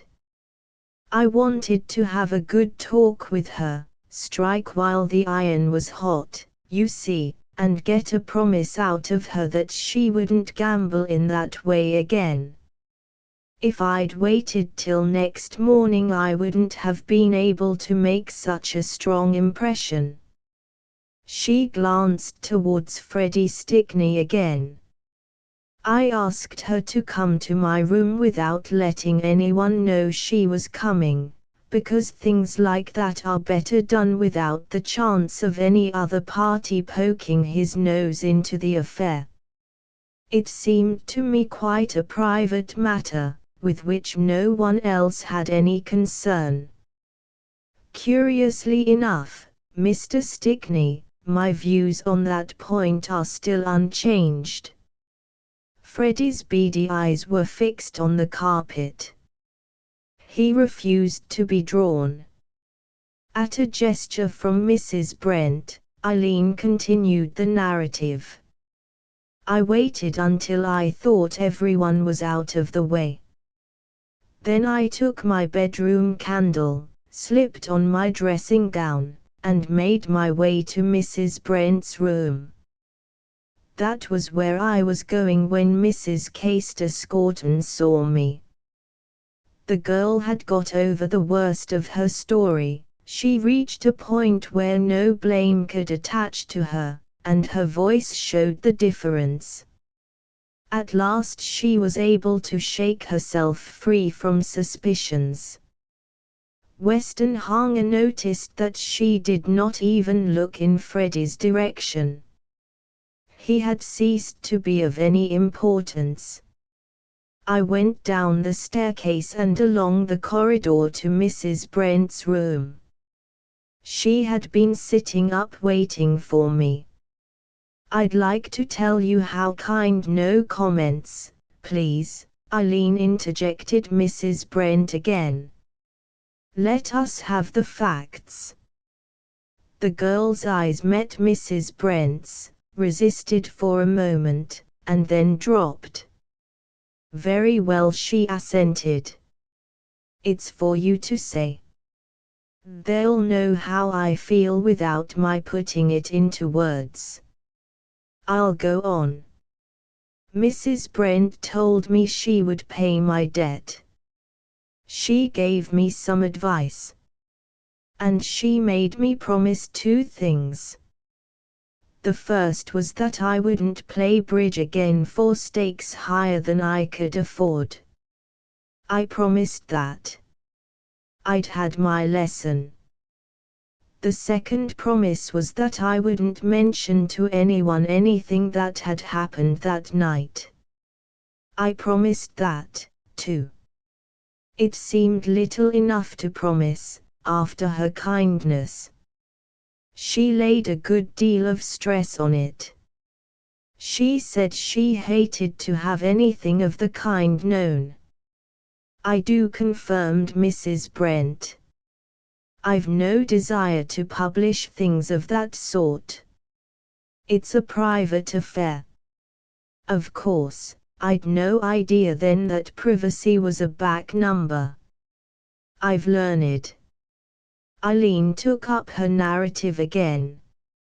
Mrs. Brent had £200 in notes with her.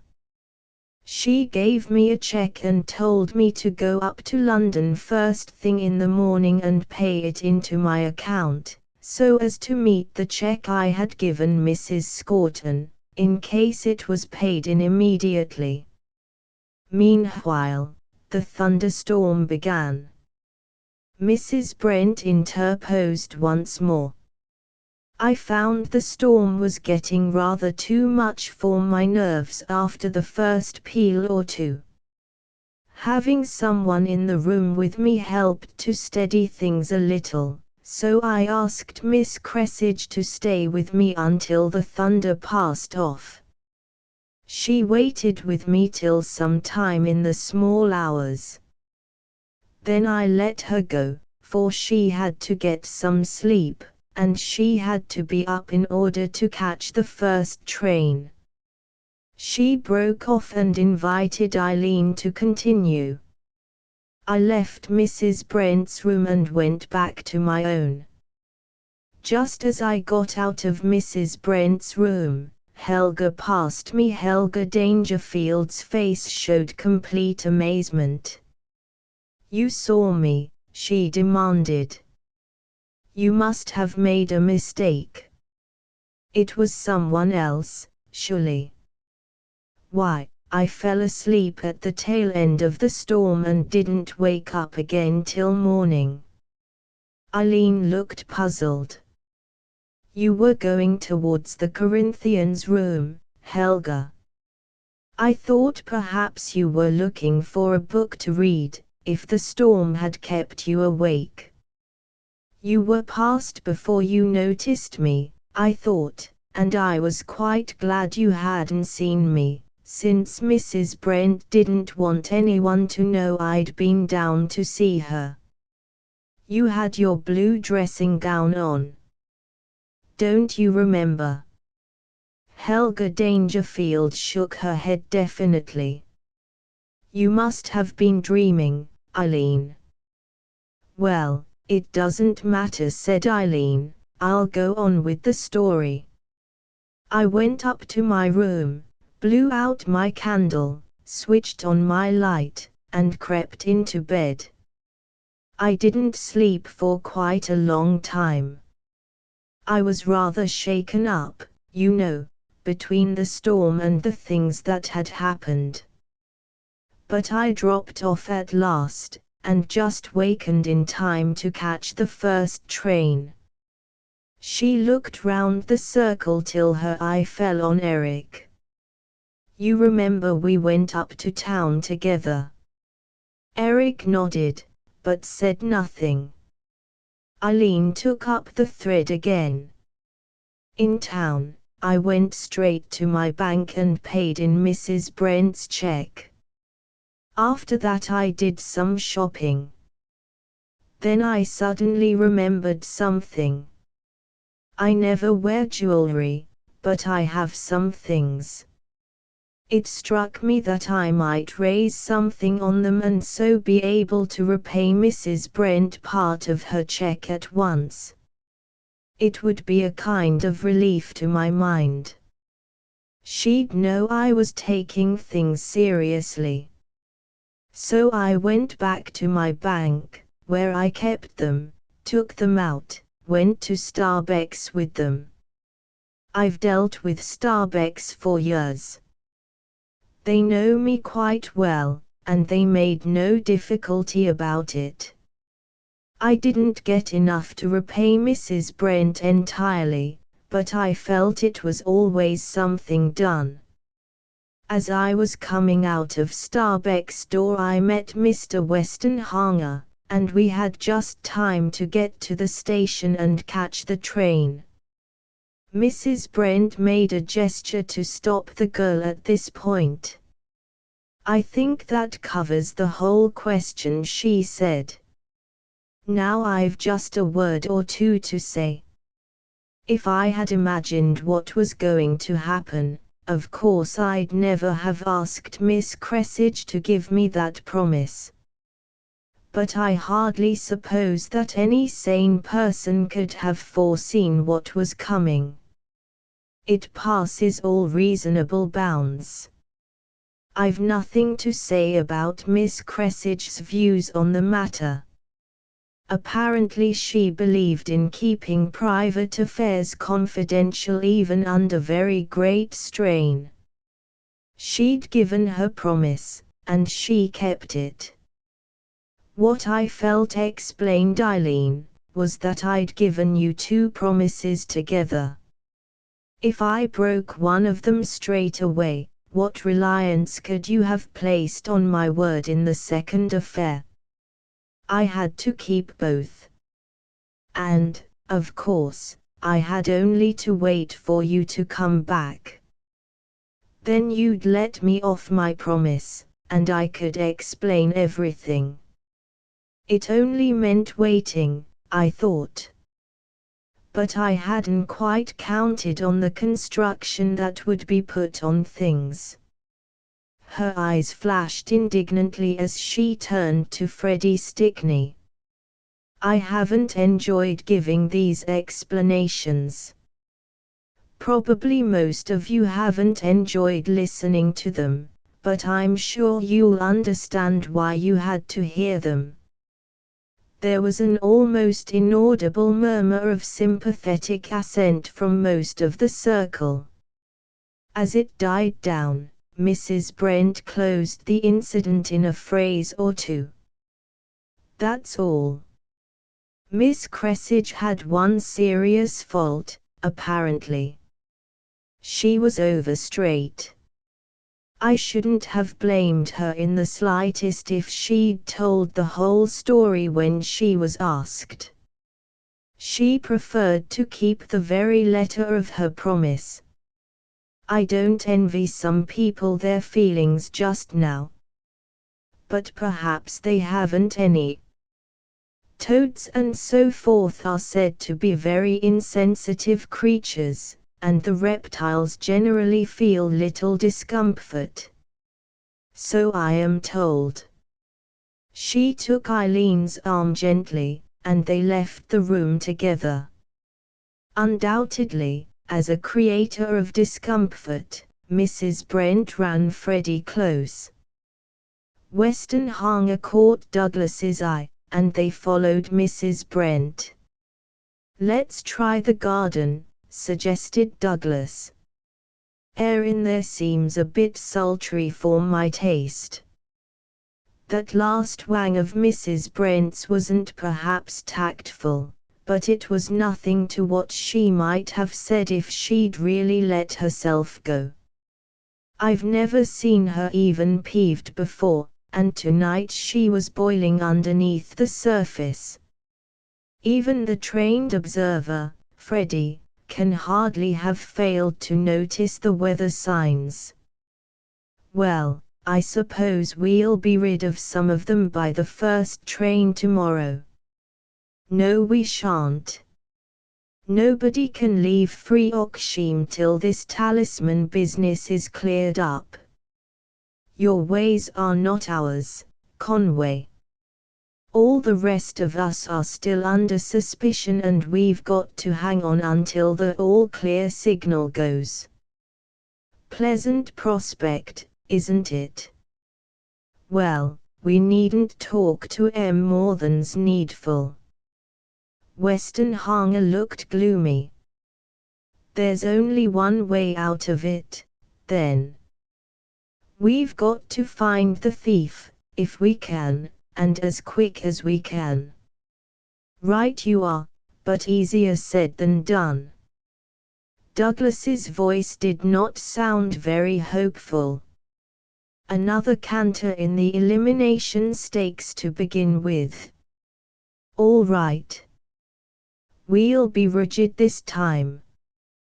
To start with, we can put aside as completely cleared, ourselves, Mr. and Mrs. Dangerfield, Mrs. Brent, Nina, Cynthia, and Eileen Cressage.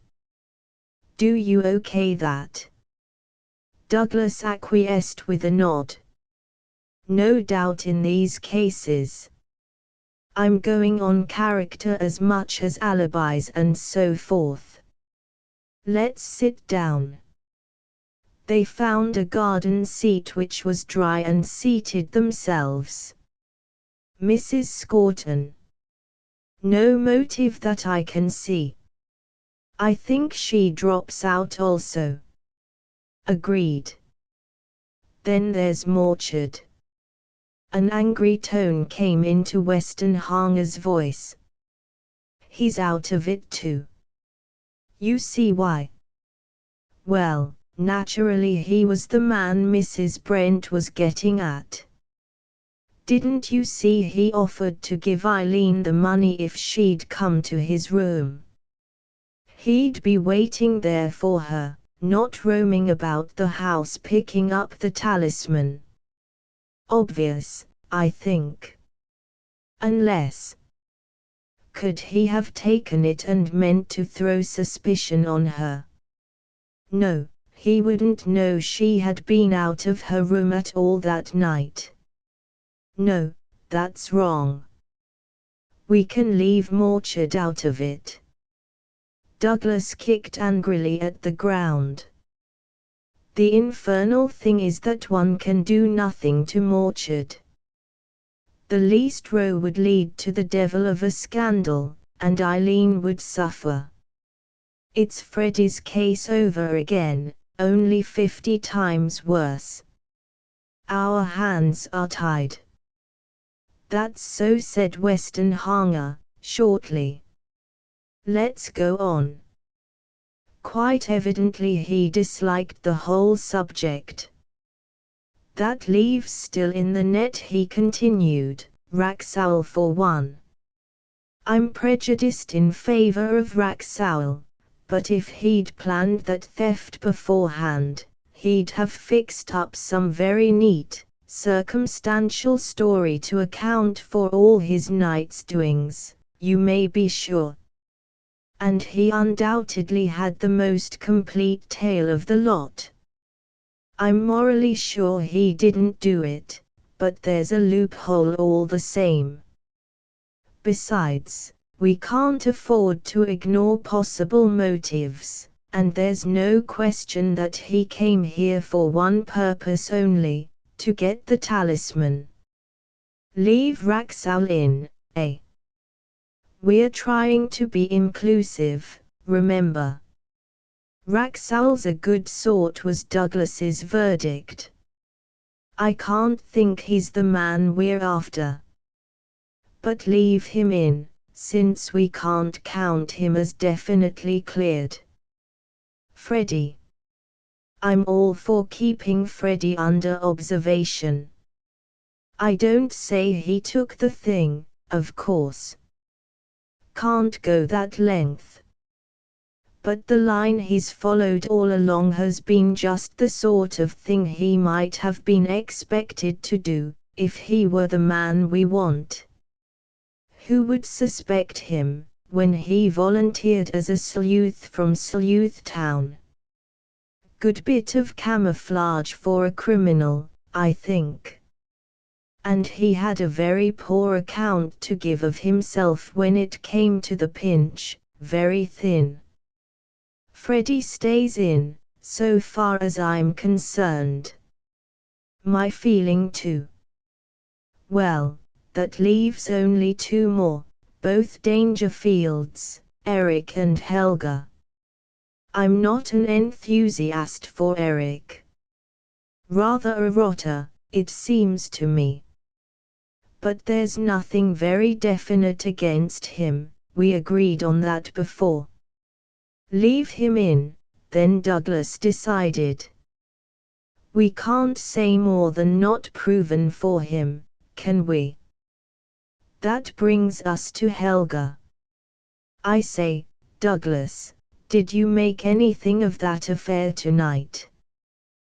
The girl wasn't lying. Neither was Eileen. That was what I felt, concurred Douglas. Neither of them was lying, to my mind. And yet the thing seems flatly impossible unless one of them was giving the truth a pretty wide miss. It might have been someone else in a similar dressing gown, suggested Westenhanger, half-heartedly. No good, Conway. The only other women available are Mrs. Dangerfield and Mrs. Scorton. They're both rather under middle height. Helga's a well-built girl, taller than the average. There could be no mistake about it. Westenhanger cogitated for a time. I've got it, he said, at last. It's self-evident. Eileen was wide awake, obviously. But suppose Helga walks in her sleep.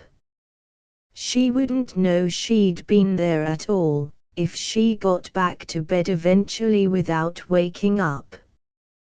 That would account for the affair, wouldn't it? It's the only simple solution. It might even explain other things as well. He ruminated for a few more seconds before continuing. I'll ask Eileen about it tomorrow. She was excited at that time, or she'd probably have spotted it as somnambulism at once. Perhaps she'll remember something if she thinks over it. This may turn out to be the key to the whole damned thing. Chapter X. Mrs. Brent's intervention did nothing to relax the tension in the social atmosphere of Freoxheim. On the contrary, it increased the general discomfort of the situation. Up to the moment of her reappearance, some attempt had been made, by common consent, to smooth over the awkwardness of things, but after her revelations it was inevitable that the guests should separate into inimical camps. On the surface a casual observer might have detected nothing amiss, since any display of open animosity would have made inevitable the scandal which all of them wished to avoid. Freddie Stickney and Morchard were treated with a distant and rigid courtesy which in itself emphasized the existence of new conditions. Beyond that, they were ignored by almost all the others. Mrs. Caister-Scorton alone seemed to keep them on the old footing, and she thus served as a link between the two parties. How much Rollo Dangerfield knew, or suspected, Weston Hanger was unable to conjecture. Mrs. Brent, Helga, or Eric might have opened the old man's eyes. Whether they had done so or not, his old-fashioned courtesy seemed to make no distinctions among his guests, and Weston Hanger was left in doubt as to whether Rollo was still in complete ignorance or else, knowing the facts, he put his duties as a host before his private feelings as regarded Morchard and Freddie. On the morning after the Kestrel's arrival, Weston Hanger attached himself to Eileen and persuaded her to go with him to a quiet part of the gardens, where they were unlikely to be interrupted. He was anxious to secure what information he could about the appearance of Helga Dangerfield on the night of the storm, and he lost very little time in coming to the point. "I was rather puzzled by that incident you mentioned last night," he said, as they picked out a secluded seat. "Your meeting Helga in the corridor, I mean. Anyone could see that you were both telling the truth, and yet it sounds a bit impossible, doesn't it?"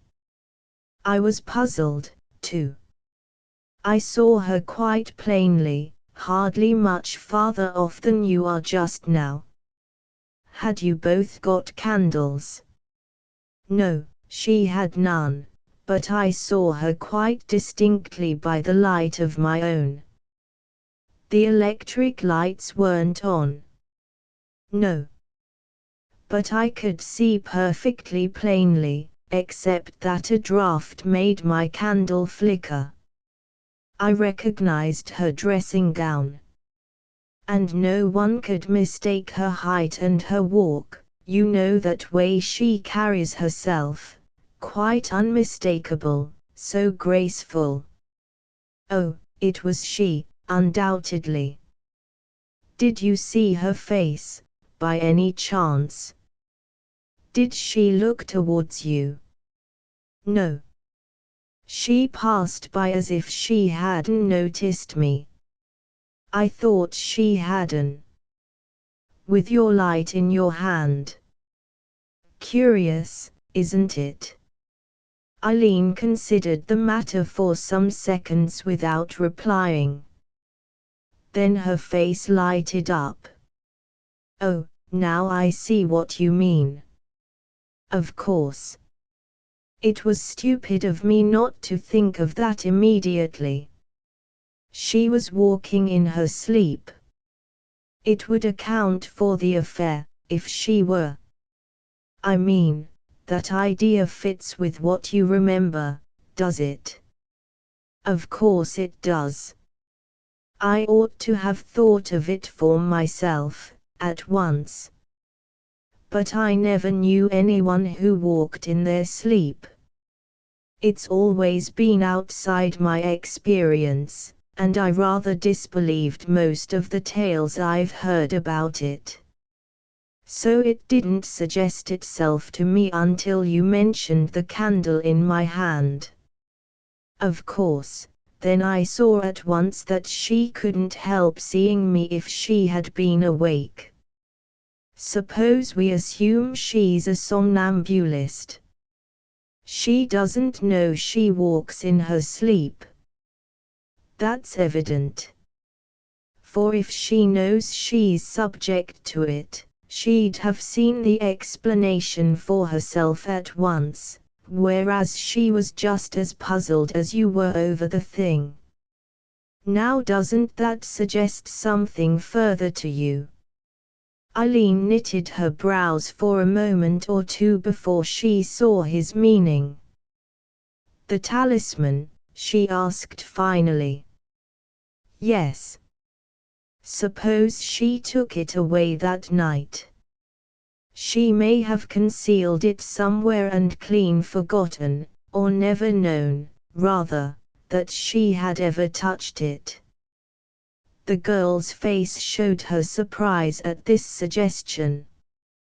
Do you know, that's wonderfully clever. I really believe you've come very near the mark. And wouldn't it be a relief if it turned out to be true? There'd be no thief after all. If some of them turned out to be thieves, I don't know that it would lower them much in my opinion now, Westenhanger observed, elliptically. Eileen avoided a direct reply. What I meant was that this cloud of suspicion would be swept away and most of us could get back to normal again. It's no use pretending that we're enjoying free oxygen just now. Before Westenhanger could say anything further, Nina Lindale appeared, crossing the lawn before them. Eileen beckoned to her. Nina, did you borrow my mirror by any chance? Nina Lindale shook her head. No, never saw it. You mean your silver one with your initials on the back? It was on your dressing table a couple of days ago. Perhaps Cynthia's got it, Eileen conjectured. She's just behind me, Nina told her. You can ask her when she comes along. Tell her I've gone down to the cove, if she asks. We're going to bathe. She nodded her thanks and took the path leading to the bathing place. A few minutes after she had gone, Cynthia appeared in her turn, but she also failed to throw any light on the matter of the mirror. Sorry, I can't help, but I never set my eyes on the thing. Most annoying to have it go a-missing, Eileen. Take mine any time you want it. Thanks. I can't imagine what's become of my own, though. It's not the sort of thing one mislays. Oh, it'll turn up all right. I shouldn't worry. Won't you people come down and bathe? It's just the morning for it. They allowed themselves to be persuaded. Westenhanger paid little attention to the incident of the mirror. His mind was busy with a scheme which had been concerted between himself and Douglas on the previous night. The list of suspects had now been reduced to 4, and it only remained to discover the left-handed person in this limited group. A midday change in the weather favored their plans. During lunch a thin rain began, and it soon became evident that the afternoon would be wet. With a little tactful management, the two men succeeded in carrying off Raxall and Eric Dangerfield to the billiard room. What about it? Inquired Douglas, indicating the cue rack. Eric shook his head with a smile. "Leave me out," he said, indicating his lame ankle. "I can't stand on 2 feet with any comfort yet, much less lean over the table." "You, then, Wraxall," Douglas suggested. But the American declined his offer. "I've seen you play. I'm not in your class. Give you a reasonable number of points to make a game of it." It was quite obvious that Wraxall did not care to play, and Douglas refrained from pressing him. Westenhanger looked out of the window. "A soaker of a day. We'll have to put in the time somehow. Come along, Douglas. We're bored stiff. Trot out some of your parlor tricks and keep us amused. Anything's better than nothing." "I don't quite like the way you put it," Conway protested Douglas, with a grin. "You haven't just got the knack of the felicitous phrase, as it were. You mean well, and all that, but somehow you don't just bring it off. Produce your latest, anyhow. The only stipulation I make is that you don't try to interest us in Find the Lady or the Elusive P. These are barred. But if you can make any money off me by other methods, you're welcome to it." He sat down and the others followed his example. Douglas considered for a moment and then took a Swan Vesta box from his pocket. "My sleight of hand's a bit rusty, I'm afraid," he apologized. "But perhaps I might manage to pull off this one if you haven't seen it before. Got a florin by any chance, Wraxall?" The American searched his pockets. "A florin?" he inquired. "That's what you call a 2-shilling piece, isn't it? This coinage of yours always makes me want to think before I can be sure about it." He found his florin and handed it across to Douglas, who refused it. "No," he explained, "I don't want you to say I palmed the thing. Observe carefully." He slid the matchbox half open and, holding the box so that they could all see plainly, he placed a florin of his own among the matches. "My coin's under the picture of the swan, you see." He closed the box and handed it over to Wraxall. "Now put your florin in at the other end of the box. You can mark your coin, if you like." Wraxall contented himself with noting the date of the florin before putting it in. "Now shut the box," directed Douglas, "and hand it over to me. Just chuck it across." Wraxall did so. Douglas caught it and held it out so that it was well away from his sleeve. "This is the sticky bit," he announced. "Are you all sure that both coins are in the box?" "Quite sure." "Well, seeing's believing. Have a look." Holding the box in one hand, he slid the inner case forward with his finger until one coin showed.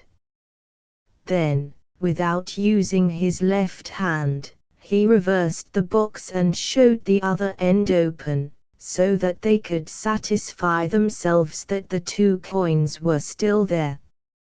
All content. 4 bob in the box. I'll just show you them again. He did so. As he closed the box for the last time, his voice changed as though he were trying to suppress his satisfaction at having got through his sleight of hand without detection. "Now, Wraxall, I'll sell you the box as it stands for 3 bob. take the offer. Raxal pondered for an instant. It's this coinage bother, he explained. 3 bob. That's 3 shillings, isn't it? Yes. I'm offering to sell you the thing for 3 shillings. You think it contains 4 shillings, 2 florins. I don't guarantee that. I simply sell the box, matches included with the other contents. Going, I take you, snapped Raxal, certain that he would have detected any legerdemain. Righto, agreed Douglas, pleasantly. You win. Here's the box. I'll just go through the formality of collecting your 3 bob, though. He tossed the box over to Raxal, who caught it and paid Douglas 3 shillings. The conjurer grinned mockingly. Quite satisfied with your bargain? Have a look inside the box. Both florins present and correct. You'll be glad to see your own one again. Raxal saw the point almost immediately. Confound you, Fairmile. You've had the nerve to sell me my own florin.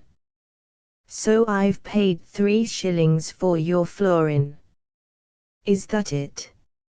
And you muddled me up with all this talk about sleight of hand. That's neat. That's very neat indeed. Well, here's your 3 shillings, said Douglas, tossing them across one by one. Now I'll take my florin and we're back at the start again. I'd be ashamed to rob anyone by that trick. You mean you'd hate to take advantage of the weak-minded, corrected the American, accepting his discomfiture with a smile. No. That trick's really an obstinacy corrector. You'd be astonished to see how often it comes off, 5 times out of 6 at the lowest, I've found. Well, here's another. He turned to Eric Dangerfield. Got 4 pennies by any chance? Eric searched his pockets and found the required coins. Now, to avoid disputes later, Douglas explained, you'll count 'em out one by one onto the table beside you. Eric carefully counted out the 4 coins, putting them down one at a time. 4, I make it, he stated. Douglas held out his hand with the fingers outspread. See it? Quite empty. No trapdoors or magic cabinets concealed anywhere. See the back too? Well, put your pennies into my palm. I now close my hand. I take out my handkerchief. I shake it, showing that no coin is concealed in it. I cover my hand. Now, I say I've got 5 pennies in my hand. You can take off the handkerchief, if you like. 5 pennies. Give me a bob if I'm wrong. Eric Dangerfield had been watching closely. All right, he agreed. Well, then. I am wrong, and you owe me a bob. I didn't bet I was right. I said, give me a bob if I'm wrong. Eric Dangerfield fished out a shilling, but Douglas refused to take it.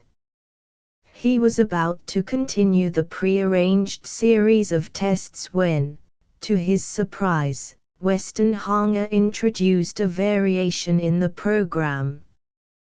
Before I forget, Douglas, you might give me the name of the place where you got that new racket. I want to make a note of it. He felt in his pockets, then applied to Eric. "Got a fountain pen, by any chance, Dangerfield?"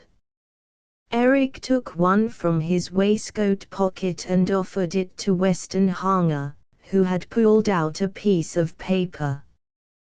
Westenhanger put out his hand and then withdrew it again. "I hate using anyone else's pen for fear of spoiling the nib. I write heavier than most people. Would you mind jotting the address down?" Eric wrote down the address which Douglas gave, and both men noted that he used his pen in the normal way. Westenhanger put the paper in his pocket and again surprised Douglas by going to the window and looking out. "It's clearing up a bit. What about some fresh air, Douglas?" This was the prearranged signal for breaking off operations, but Douglas was puzzled by its coming so early. "Oh, all right," he agreed. "If you want to get soaked, I don't mind."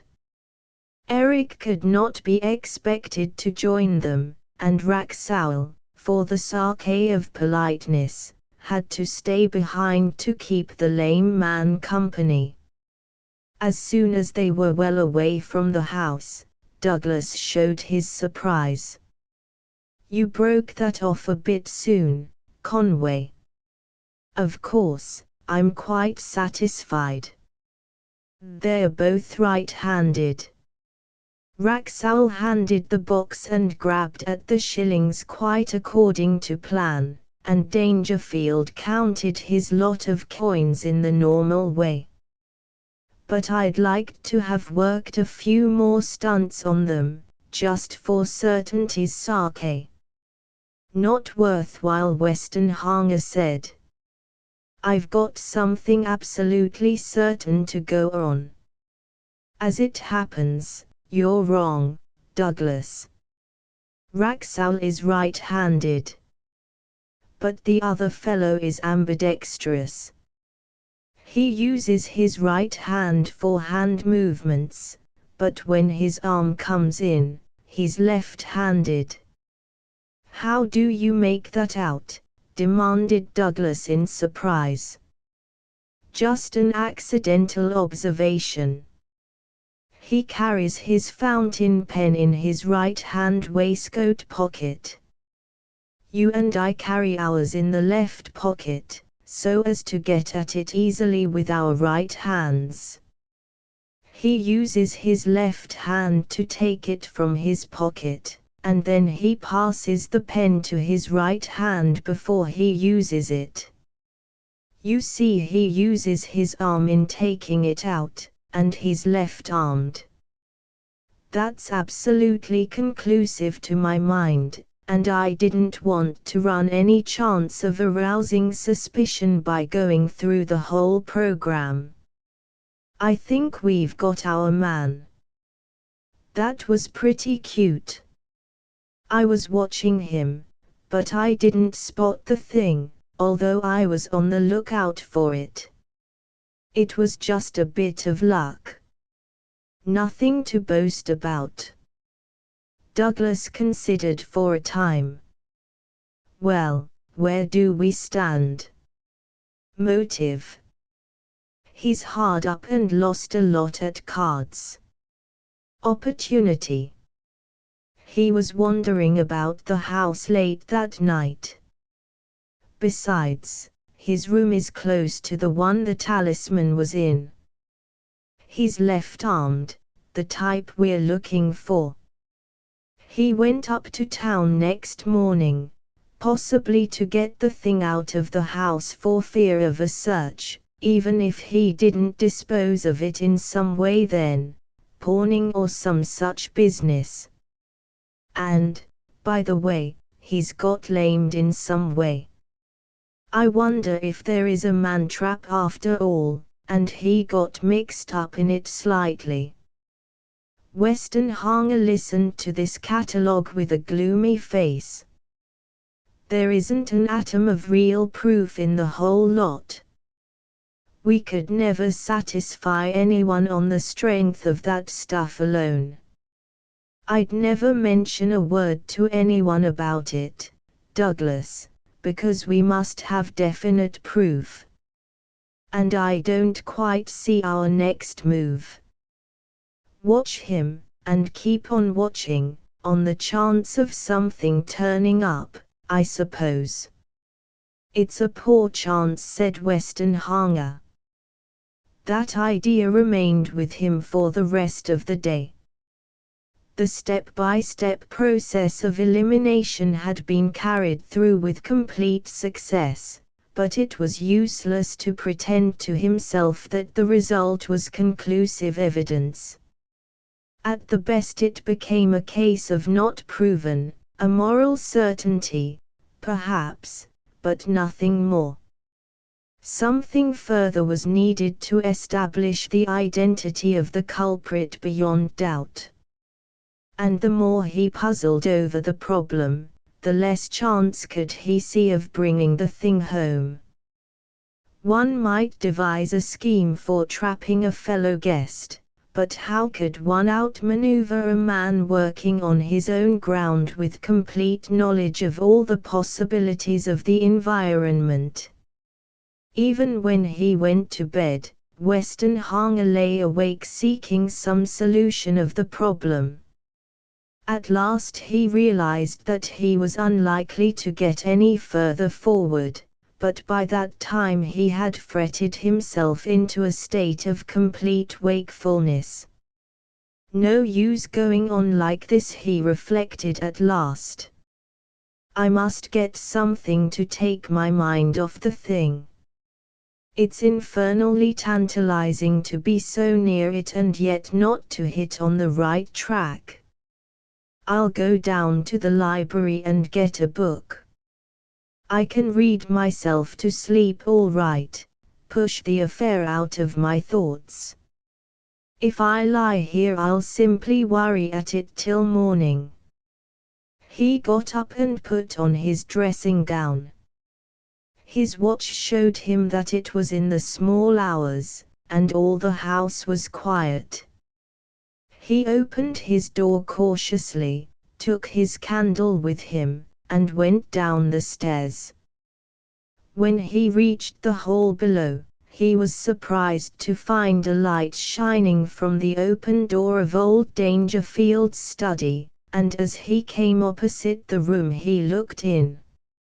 Rollo was sitting, fully dressed, beside the fire, and at the sound of Westenhanger's approach he glanced up. Westenhanger, feeling that his midnight perambulations demanded some explanation, turned into the study. Rollo showed no surprise but invited him to sit down on the opposite side of the hearth.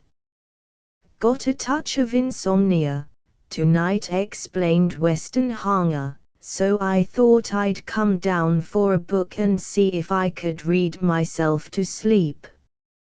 I was just on the way to the library when I saw the light in here.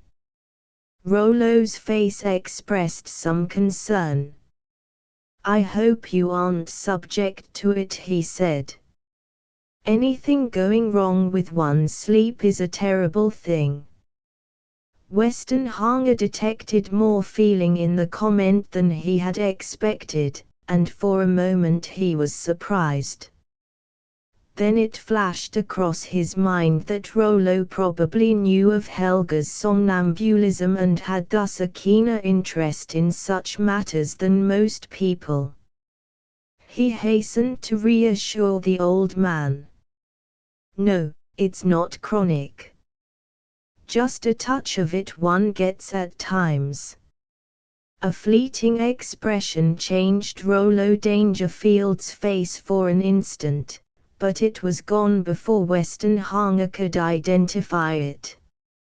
I sometimes get it myself when I'm worried, said old Dangerfield. It's a bad business if it gets a firm hold on one. You're not worried about anything, I hope, he added, sympathetically. Westenhanger hardly cared to tell a downright lie. Oh, nothing in particular, nothing to do with my own affairs, he said, trying to pass the matter off lightly. But Rollo fastened upon the tacit admission. You are worried, then? I'm very sorry. Nothing serious, I trust. Then, as if suddenly struck by a thought, he demanded, it's not this talisman affair, is it? Taken by surprise, Westenhanger's face betrayed him. Rollo's eyes missed nothing. You really mustn't worry over that. The talisman is all right, I assure you. If that were the only worry I had, I should count myself fortunate. He broke off in order to listen for something, and Westenhanger could see that his ears were strained to catch some faint sound, which he evidently expected. After a few seconds the old man's vigilance seemed to relax, his eyes still turned to the open door, but apparently he was satisfied that nothing was coming. Westenhanger had little difficulty in reading the situation. Rollo was on guard to watch over his daughter if she found her way downstairs during her sleepwalking. Then, suddenly, it occurred to him that Rollo's post lay on the road to the Corinthians' room. Could it be that the old man had some idea that Helga's somnambulism was connected with the loss of the talisman? She might have taken it during her sleep, and he might be watching her to discover, if possible, where she had concealed it. He resolved to push his inquiries, even at the cost of some failure in courtesy. I believe, Mr. Dangerfield, that you know all the time what has become of the talisman. Is that why its disappearance doesn't worry you? Rollo's eyes grew suddenly stern. Do you suggest that I am shielding anyone? He demanded, bluntly. That's rather a grave charge. It wasn't brought by me, Westenhanger exclaimed. Put in that precise form, the matter took on an aspect which he had not considered at all. Certainly I never suggested such a thing. I never so much as thought of it. Rollo acknowledged this with a slight inclination of his head. Then, after a time, he spoke again. I could hardly complain if some such idea came into your mind. But no matter how strong the motive, I doubt if I would yield to it in this case. I would never dream of letting a guest of mine lie under suspicion when a word from me would clear up the matter. Never. Besides, whom could I shield? He met Westenhanger's eye frankly. There are only two possible people, Eric and Helga. You might suspect either of them, but what does it amount to? Eric could have taken the thing, undoubtedly. He may have reasons for taking it. He's left-handed, like the thief. You knew the thief was left-handed? Asked Westenhanger in surprise. So did you, evidently the old man retorted, unmoved. It was obvious to anyone who saw how the cabinet was opened. Yes, admitted Westenhanger, rather crestfallen to find that another person had arrived at the same conclusion by the same line of reasoning. But Eric didn't take the talisman, the old man continued. You will have to take my word for that. I can't, of course, prove it to you. It's a difficult business, proving a negative. But I give you my word of honor that Eric didn't take it. Eric knows what he knows. He wouldn't take it. You mean the Dangerfield secret? Demanded Westenhanger, astonished to find that matter cropping up in this connection. If you choose to call it so, said old Rollo, dismissing the matter by his tone. But if I am not supposed to be shielding Eric, and I am not shielding him, as I told you, then it must be. He broke off sharply and held up his hand in caution. Westenhanger, listening with all his ears, heard the faint sound of a step on the staircase. Rollo rose silently to his feet with another gesture of warning and stepped lightly over to the door. Almost as he reached it, Helga's figure appeared in the corridor. She passed without a look aside, though the glare of the lighted room fell full on her face as she went by.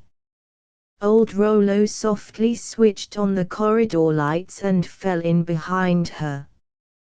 Westenhanger, picking his steps with caution, followed. Helga, unconscious of their presence, led them down to the door of the Corinthians' room, which she entered. Westenhanger had a hope that possibly her movements might throw light upon the mystery, but when he reached the door, Rollo had switched on the lights, and it soon grew clear that she had no interest in the cabinet. She wandered aimlessly about the room for a time, then returned to the door and came out again, the two men standing aside to let her pass. Rollo waited until she had gone some distance down the corridor, then he whispered to Westenhanger. "Please put out the lights, I must see her safely back to her room." Their figures retreated down the stretch, turned at the staircase and disappeared. Westenhanger waited for a time. Then, remembering the original object of his journey, he passed into the library, selected a book, and went upstairs to his room, after extinguishing the lights. But his book helped him very little. Old Rollo was speaking the truth, I'm sure. He doesn't believe Eric's mixed up in the thing at all, he mused. But that doesn't necessarily prove that Eric didn't take it after all. We've eliminated everyone except Eric. He's the only one who fits the facts. And yet old Dangerfield spoke as if he had absolute certainty. What was it he said? He knows what he knows. But what does he know? This Dangerfield secret. Is there some deadly business connected with the guarding of the talisman, so dangerous that no one would risk touching it if he knows what he knows? The old man, if I read him right, isn't a mysterymonger for the sheer love of it. There never was a less theatrical person, he's natural all through, and absolutely straight. His thoughts turned to the scene he had just witnessed. No wonder the poor old chap's worried. A sleepwalking daughter is enough to worry anyone. There's no saying what mischief she might get into. A fresh line opened up his mind. He said he wasn't shielding anyone. Did he mean merely that he wasn't covering up a theft? If Helga took the thing while she was asleep, there would be no question of shielding at all. I wish that girl hadn't arrived just when she did. She interrupted him just at the critical moment. Perhaps he knows she took it and is simply waiting to get it back eventually. That would account for all this coolness under a huge loss. It wouldn't be a real loss at all. The thing's bound to be somewhere nearby, it's only a case of laying hands on it eventually. She'd be sure to give it away sooner or later if she goes on sleepwalking. And that's one of the reasons why he was watching for her tonight, perhaps. Chapter 11. On the following day, Westenhanger took the earliest opportunity of informing Douglas about the developments in the night. He had been strongly impressed by old Dangerfield's denial of Eric's responsibility, and he felt that it would be unfair to suppress this information and so leave suspicion afloat in his friend's mind. "Well, we can take the old man's word for it," was Douglas's verdict, when he had heard the whole story. "He wouldn't tell a lie, I'm sure of that. And, apparently, from what you say, he thought he had good enough grounds, though he didn't throw much light on them. He convinced me. I'm quite satisfied, now, we're on the wrong track. Then the great elimination stunt has been a washout." Westenhanger gloomily accepted this estimate. "It's landed us with the wrong man. I can't help feeling that," he said. "By the way, Douglas, is Helga left-handed by any chance?" "No. I've played golf and tennis with her, and she's as right-handed as anyone, as far as I can see." "Then we can exclude her. So it's a case of the 10 little nigger boys, and then there was none." "It looks like it. Elimination's a sound enough system, but we've gone off the track somewhere, evidently. We started with 3 tests, didn't we? Left-handedness, motive, and opportunity. I still believe in the left-handedness. It's the only definite thing we've got, even if it has proved a washout in this Eric affair." Douglas nodded assent to this. "Then there must be something wrong with the others, evidently. Suppose we drop the opportunity factor. Really, anyone might have been abroad that night and no one would know about it except by chance. Right. That leaves motive. I don't see how we're going to get beyond our earlier notions on that point. Slipped a cog, somewhere, then. Just what I was thinking. And I think I know where it slipped. I've seen something that made me sit up somewhat. Let's stick to left-handedness as a sure winner, for a change, and see if I can't throw some light on things." "What did you see?" Douglas lit a cigarette before replying.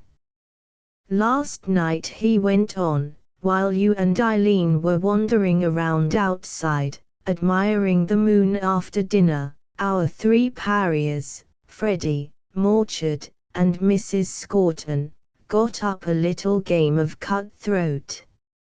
I expect they felt a bit chary of asking any of the rest of us to make up a 4. At any rate, they were playing 3-handed, and I happened to be sitting across the room. I wasn't so engrossed in Cynthia's conversation that I couldn't keep one eye on their table now and again." "Get on with it," advised Westenhanger. "Now this is what I saw," continued Douglas, seriously. "Freddie and Morchard are normal, beyond a doubt. I watched him very carefully, and that's a cert. But the fair lady deals with her left hand. Strange, I never noticed it before, but one seldom looks at a dealer, except casually, I suppose. However, there it is. Westenhanger considered the matter for a time without comment. There's no motive, he concluded. Then his memory spontaneously threw up the incident of Eileen Cressidge's mirror. But perhaps that's where we went wrong. We've been on the hunt for a motive the whole time, Douglas. What about scrapping that notion and trying kleptomania for a change? I was just working up to that point myself. Well, Eileen's silver mirror was taken from her room the other day. That's another motiveless affair, even more so than the talisman. Ah, that puts a new face on things. I didn't know about that. And I can put something else in the kitty, judging from that. Mrs. Brent's gold wristwatch has gone astray. She's been hunting for it all over the place. Of course I never thought of it having been taken. But this mirror affair connects them up nicely. It's just the pointless sort of snatching that one might expect, if your notion's right. Well, don't let's be in too much of a hurry this time, cautioned Westenhanger. We made average asses of ourselves with our last dip in the lucky bag. It looks as if we might be nearer the center this time, but we're up against the same old bother. How are we going to prove anything? Douglas moved uneasily in his seat. I'm not over keen on the job, Conway, and that's a fact. The only way of clearing the thing up is to watch her. And I don't quite fancy the job of spy. No more do I. But if her hands are clean, watching won't do any harm so long as nobody else knows about it. And if she's the thief, she deserves all she gets. She did all she could to put the blame at Eileen's door, don't forget that, Douglas. And if you do, I'm not likely to let it slip my memory. That was outside the rules of the game, as Mrs. Brent says. Somewhat ruefully, Douglas admitted the justice of this view. I suppose you're right, Conway. I see your case all right. But he added firmly, not even the best of causes is going to make me put on false whiskers or reach me-downs. Worming one's way into people's confidence is also bad. Likewise overhearing conversations. Anything in the way of measuring footprints or hanging around pubs, will be cheerfully carried out, but nothing of an ungenteel nature will be handled by this firm. That's that. Don't worry, Douglas.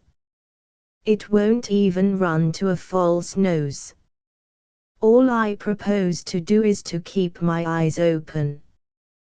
Dashed moderate, I call it. Trade union hours, then. You can have the night shift if you like. I feel generous this morning. Westenhanger guessed what was at the back of Douglas's reluctance. Get one thing clearly into your mind, Douglas. You're not spying on a woman, you're watching for a thief. Give chivalry a miss. It's quite out of place after what's happened. Very well, Douglas conceded, if you put it that way I suppose it can be done. I'll regard it partly as a medical case, kleptomania, its cause, detection, and cure. That makes it seem a bit more respectable. Frankly, Conway, it's not a job I like very much. I don't revel in it, Westenhanger admitted, gruffly. But I'm going to see it through, if I can. Somebody ought to pay for the trouble they've caused. Douglas looked away. Well, he said, at last, I suppose if it had been Cynthia instead of Eileen I'd be inclined to go in with both feet. I see your point, Conway. I'll keep my eyes open. Westenhanger made no reply. When he considered the matter later on, Conway Westenhanger had to admit to himself that he had embarked upon a forlorn hope. Nothing but pure luck was likely to bring the thing to success. And the chances against any result seemed tremendous. He could not dog his quarry continuously for any length of time, since that would inevitably lead to a disclosure of his intentions. For a large part of the day and during most of the night Mrs. Caister-Scorton would be outside his sphere of observation, and that left him very little chance of success. The possibility of enlisting assistance he rejected immediately. None of the party was likely to be useful. Eileen was the only one whom he might have approached in the matter, and the relations between her and Mrs. Caister-Scorton made her worse than useless for that particular purpose, apart from all other objections to the idea. Westenhanger resigned himself to waiting for the help of chance, with a full appreciation of the odds against success. That night he and Douglas sat up later than usual. All the other guests had gone earlier to bed and the house was dark. As the two men came out into the corridor they found the door of Rollo Dangerfield's study wide open, and a beam of light shone from it across the floor. The old man's on guard again, Westenhanger hazarded to Douglas in a low voice. He's having a worrying time, I'm afraid. Hard lines having a thing like that on one's shoulders. But when they passed the open door they found Eric on the watch instead of his uncle. He wished them good night as they went by, but showed no desire for their company. They're taking it in turns, evidently Douglas guessed as they went up the stairs. Ah, perhaps that accounts for Eric being about in the small hours, that night of the storm. It may have been his turn for duty. We don't know how long this affair has been going on. That's probably it, Westenhanger agreed. But if he were sitting up, how did the thief get into the Corinthians' room undetected? Oh, I expect Helga only walks about once in the night, and once they've seen her safe back to her room they can go to bed themselves. After that, the coast would be clear. You remember I saw the talisman in its place about 1 in the morning. Westenhanger went to bed that night with the consciousness that he had accomplished absolutely nothing during the day. He had trusted to luck, but luck had not served. His hopes were gradually lessening as time went on. Something may turn up, he reflected, without optimism, as he undressed. Something did turn up, but it was the last thing that he could have foreseen. On coming down to breakfast next morning he found Freddie Stickney busily spreading the news to Nina, Cynthia and Douglas. "Heard the latest?" Freddie demanded as Weston Hanger entered the room. "The talisman's turned up again, safe in its cabinet once more, just as old Dangerfield prophesied." "Who told you that?" Weston Hanger was completely taken aback by the news. "Oh, it's all right," Freddie assured him.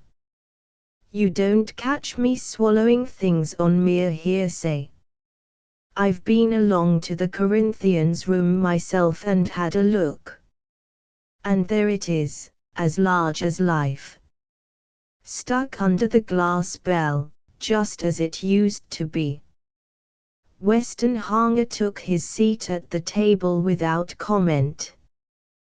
This latest episode in the chain of events seemed beyond understanding. Given that a thief had taken the talisman, why had the thing come back at all? All that the thief had to do was to leave it in its original place of concealment, if he feared detection. To put it back in the cabinet was to run a second risk of being discovered, especially now that one of the Dangerfields was on guard over Helga each night. And if it was not a case of theft, why remove the thing at all? Before he could continue his line of thought he was interrupted. "What do you make of it?" Freddie was taking up his role of General Inquisitor once more. "It seems a bit rum, doesn't it? And old Dangerfield's had the laugh, after all. He swore it would turn up again, and here it is. Queer, eh?" "Very strange," Weston Hanger agreed coldly. Freddie was outside the scope of suspicion now, but Weston Hanger had other reasons for disliking him. And what infernal impudence of the little brute to start this kind of thing again after the fiasco of his last effort in the business. Freddie, however, was not to be discouraged by coldness. His bright little eyes flickered from face to face, and he continued his remarks quite unperturbed by the obviously hostile atmosphere. "What's that old tag about the man who finds a thing being the one who knows where to look for it?" he went on. "I begin to think it's a practical joke after all. The old man's been pulling our legs. He laid off all that stuff about the talisman being able to look after itself. Then he took it away himself that night, eh? And now he brings it back again, and he laughs in his sleeve at us. How's that, umpire?" He glanced round the table for applause, but received none. "If you ask me," Freddie Douglas pronounced bluntly, "it proves two things up to the hilt. One is that you have the nerve to sit down at breakfast and criticize your host behind his back. The other is that you don't know Mr. Dangerfield. He's the last man who'd play a silly game of that sort. Anyone with 2 ounces of grey matter in his skull would see that." Douglas's rebuke would have silenced most people, but Freddie's skin was proof against even this attack. "Think so?" he asked blandly. "Well, what better theory have you got yourself?" Douglas took no notice of the query.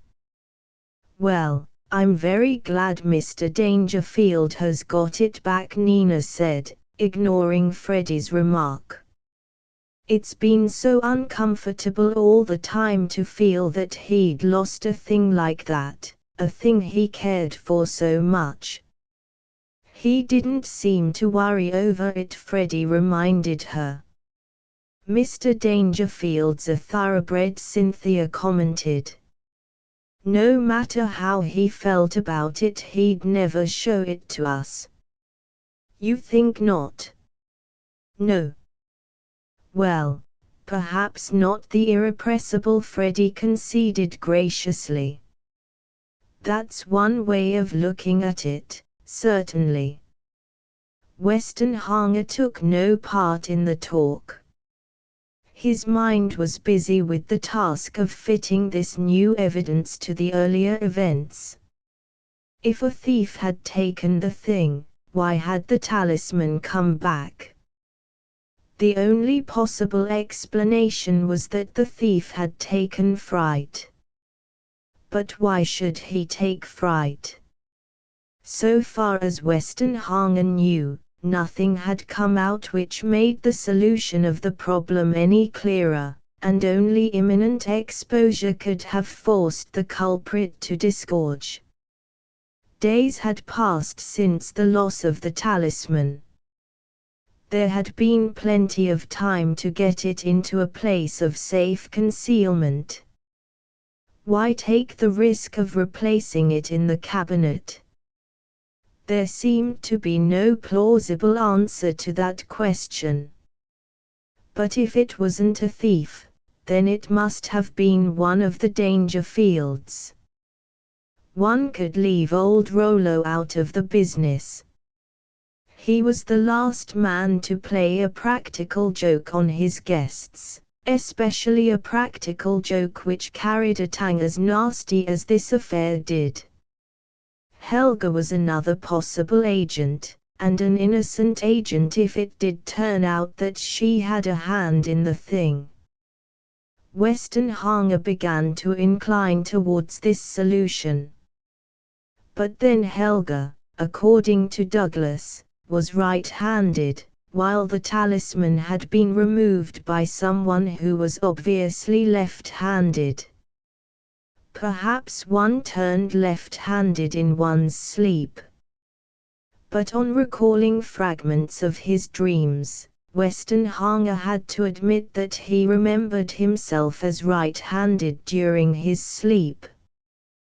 That seemed to exclude Helga. Then it flashed across his mind that Eric had been on the watch on both nights, on the date of the talisman's vanishing and, last night, when it returned. He had the place to himself on both occasions, and could do as he chose. He was left-handed, too. But against this, there was old Rollo's statement, evidently made in good faith. Eileen Cressidge came into the room as he reached this point in his cogitation. She sat down beside him, and he hastened to clear up an item which had occurred to him. Had young Dangerfield sprained his ankle before he left here with you that morning? No. He was all right. He sprained it in London, somehow, getting out of the way of a taxi, I think he said. Funny thing to happen, surely. Oh, he slipped on the curbstone, or something like that. Westenhanger's half-formulated idea broke down. It was quite evident that Eric had not got his injury in connection with the theft of the talisman. It was not a case of his having been half caught in the man-trap. Probably there was no man-trap at all. Rollo had denied its existence, and one could take Rollo's word for things. At any rate, Westenhanger felt he had given every possibility of fair examination. Mrs. Caister-Scorton came into the room, and Westenhanger glanced up as she entered. Freddie broke out at once. Heard the latest, Mrs. Caister-Scorton. The talisman's come back. Weston Hanger had his eyes on Mrs. Caister-Scorton's face as Freddie spoke, and he was amazed to see the effect of the words. Incredulity, stupefaction, and fear swept in succession over her features almost in an instant. Then she regained command of herself, her thin lips tightened, and she walked to her place without showing any further sign of emotion. Only Weston Hanger and Freddie seemed to have noticed anything abnormal, so quickly had she recovered her self-control. The other members of the party had not looked up as she came into the room. "Now we've got something," Weston Hanger commented inwardly. That shot took her absolutely off her guard. She knows something about the business, anyone can see that. She was absolutely taken aback by Freddie. She'll want to know all about it, and then perhaps she'll have to do something. If we can only keep an eye on her through today, we may get to the bottom of the business at last. He dawdled through his breakfast, lending an ear to Freddie's repetition of the tale of the talisman's return. Mrs. Caister-Scorton listened eagerly, he could see, and her breakfast remained almost untouched. Weston Hanger learned nothing further. When Eileen rose from the table, he accompanied her out of the room. "You're not doing anything important this morning, are you?" he questioned in a low voice, as soon as the door closed behind them. "Nothing in particular." "I want you to put yourself in my hands, then. Don't ask questions, please. I wish you to be an absolutely unbiased witness, if anything turns up. But keep your eyes open. I want you to pay special attention to Mrs. Caister-Scorton today. It's most important. Watch everything she does closely, and we'll compare notes afterwards." He led her to some seats near the main entrance, from which they had a view of the corridor, and when they had ensconced themselves he began to talk of indifferent matters, so as to give a semblance of naturalness to their attitude. Very soon Mrs. Caister-Scorton, accompanied by Freddie, came out of the breakfast room and passed along the corridor towards the Corinthians' room.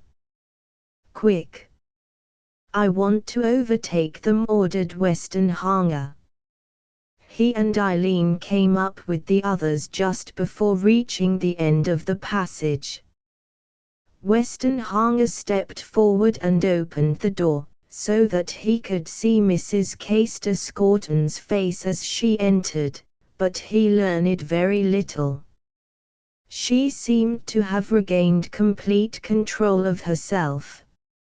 All four crossed the chessboard and approached the cabinet. Freddie had made no mistake. There on its velvet bed lay the talisman, protected by the bell of tinted glass which had been moved back to its old position. Both doors of the cabinet were closed. Everything seemed to have returned to its normal state.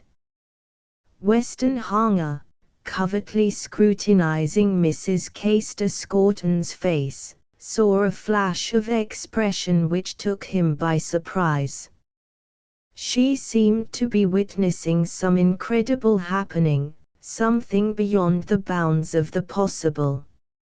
It almost suggested that she had disbelieved Freddie and had been staggered by the actual sight of the talisman.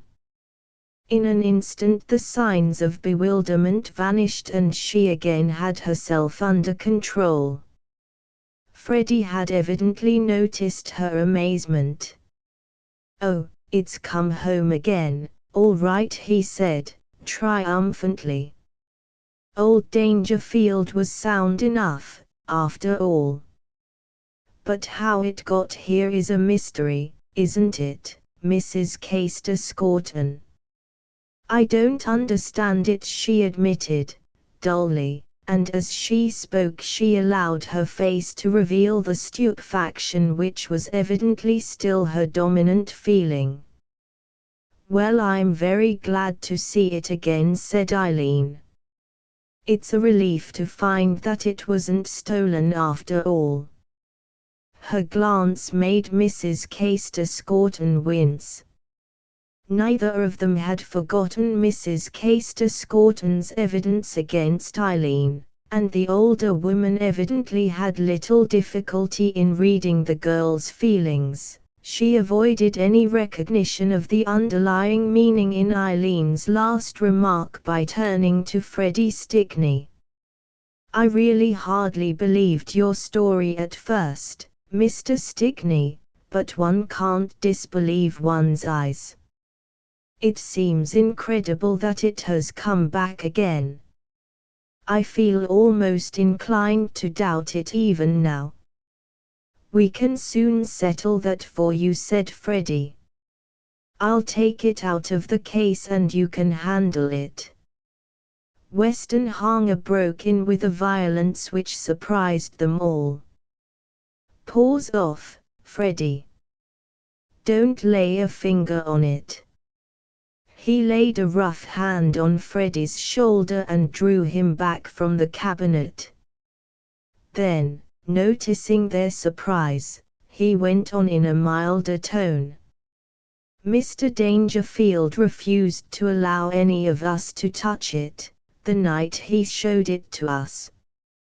He objects to it being handled. That's enough for me. We can't go against his wishes behind his back. Understand? Freddie acquiesced sulkily. Mrs. Caister-Scorton relieved the strain by looking at her watch and discovering that she had something to do. As they left the room, Weston Hanger lagged behind with Eileen for a moment. Keep her in sight at any cost. I'm going up to my room for a moment. I'll join you again. When he returned, he found Eileen standing at the main entrance with Freddie Stickney. Mrs. Caister-Scorton had disappeared. Shall we go now? Weston Hanger asked the girl. She nodded and they shook off Freddie without much difficulty. He supposed they were going to play tennis. Eileen led the way down into the gardens. She went off almost as soon as you went upstairs, she told Weston Hanger, as they hurried along. I stood at the door and watched the road she took. We ought to make up on her in a moment or two if we hurry. I don't want to make up on her. I want to follow her without showing ourselves. She's making for the pool, if I'm not mistaken. That will suit very well. He took a pair of prismatic glasses from his pocket and slung them round his neck. We may want to watch from a distance. That's why I had to go upstairs for these. Eileen nodded. It's the talisman affair, isn't it? She asked. I don't quite see what it all means, but you know something, obviously. Why are we scurrying after her just now? The talisman's back again. I don't see what you expect to find out. No questions, Eileen. Weston Hanger smiled. If I'm right, you'll see it all in a few minutes. I don't want to put any preconceived notions into your mind. The girl studied his face in silence as they walked on. Very well, she said. But to tell you the truth, I'm getting rather wearied of talisman mysteries. It seems to me I've had more than my share of them. This will be the last of them, perhaps, if we're lucky." As he spoke they drew near the edge of the spinney which lay about the pool, and he made a gesture of caution to the girl. They could see Mrs. Case-Scorton's figure crossing the open glade in front of them. "Now watch with all your eyes," ordered Westenhanger, lifting his glasses as he spoke. Mrs. Case-Scorton glanced round nervously once or twice, then, apparently satisfied that there were no onlookers, she made her way to a pollard willow which overhung the water. Still on the alert, she put her hand far down into a hollow in the tree trunk and drew out something. It was too far off for Eileen to see more than the movement, but Westenhanger whispered a running description of what his glasses showed him. "She's taken something from the hole. It's very small. I can hardly make it out. Gold, apparently, by the glint. Now she's putting her hand in again. Something bigger this time. Yes. Your silver mirror. It's tarnished a bit, I'm afraid. Now for it. She's trying again." His tone showed a sharp disappointment. "It looks like a silver-mounted paper knife." "Yes, that's it." "Ah. I thought so. She's got more in that hoard of hers. Something moderate-sized this time. Confound it. She's turned away from us. I can't see it. Now she's putting them all back again. Quick, Eileen. Back along the path and get in among the bushes. Hide. As quick as you can.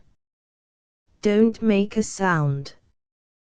They managed to conceal themselves before Mrs. Case-Scorton came back into the belt of trees, and from behind the bushes they watched her go past. Believing herself alone, she took no thought for her expression, and on her face they read the utmost bewilderment, faintly tinged with fear. "She hasn't spotted it," Westenhanger thought to himself.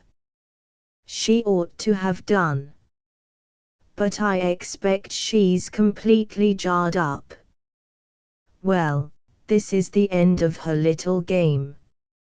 As soon as Mrs. Case-Scorton had disappeared, Westenhanger came out of his concealment and beckoned Eileen back to the path. "Now that the coast's clear," he said, "we can have a look at the magpie's hoard. No questions yet," he added, as she began to frame one. "Facts, first of all, and you can draw your own conclusions." They went down to the tree, and Westenhanger soon found the hollow which Mrs. Case-Scorton had used as her cache. Putting his hand into it, he drew out in succession the articles which he had seen through his glasses. "There's Mrs. Brent's wristwatch," he said, holding up his first trophy. "No. Don't touch it. I'll lay it on the grass." Again he put his hand into the hollow. The second object gave him more trouble, but at last he managed to humor it up the channel in the tree trunk. "Your mirror. What a pity it's in such a state. No permanent damage done, though. It'll clean up all right. You can have that." He handed it to her and reinserted his hand into the hole. The paper knife. Don't touch. Why, that's the one that used to be on the library table. So it is, said Westenhanger. Now for the star piece of the collection. He drew out the fourth object, and at the sight of it Eileen exclaimed in astonishment, "The talisman! This is impossible, Conway. We left the talisman safe in the house not a quarter of an hour ago. She can't have stolen it a second time." She put out her hand for the armlet, but Westenhanger sharply drew it back out of her reach. "Paws off, Eileen, as I remarked to Freddie not so long ago. Under no circumstances whatever are you to touch this thing until I give you permission. Let me see it, then. I won't finger it." He held it out for her inspection and she examined it minutely. "It is the talisman." She thought for a time, while Westenhanger watched her in silence. "Oh, now I see it, I think. There are two talismans. Or there's a talisman and a replica. Mrs. Castor Scorton stole this one. The other one's up at the house now.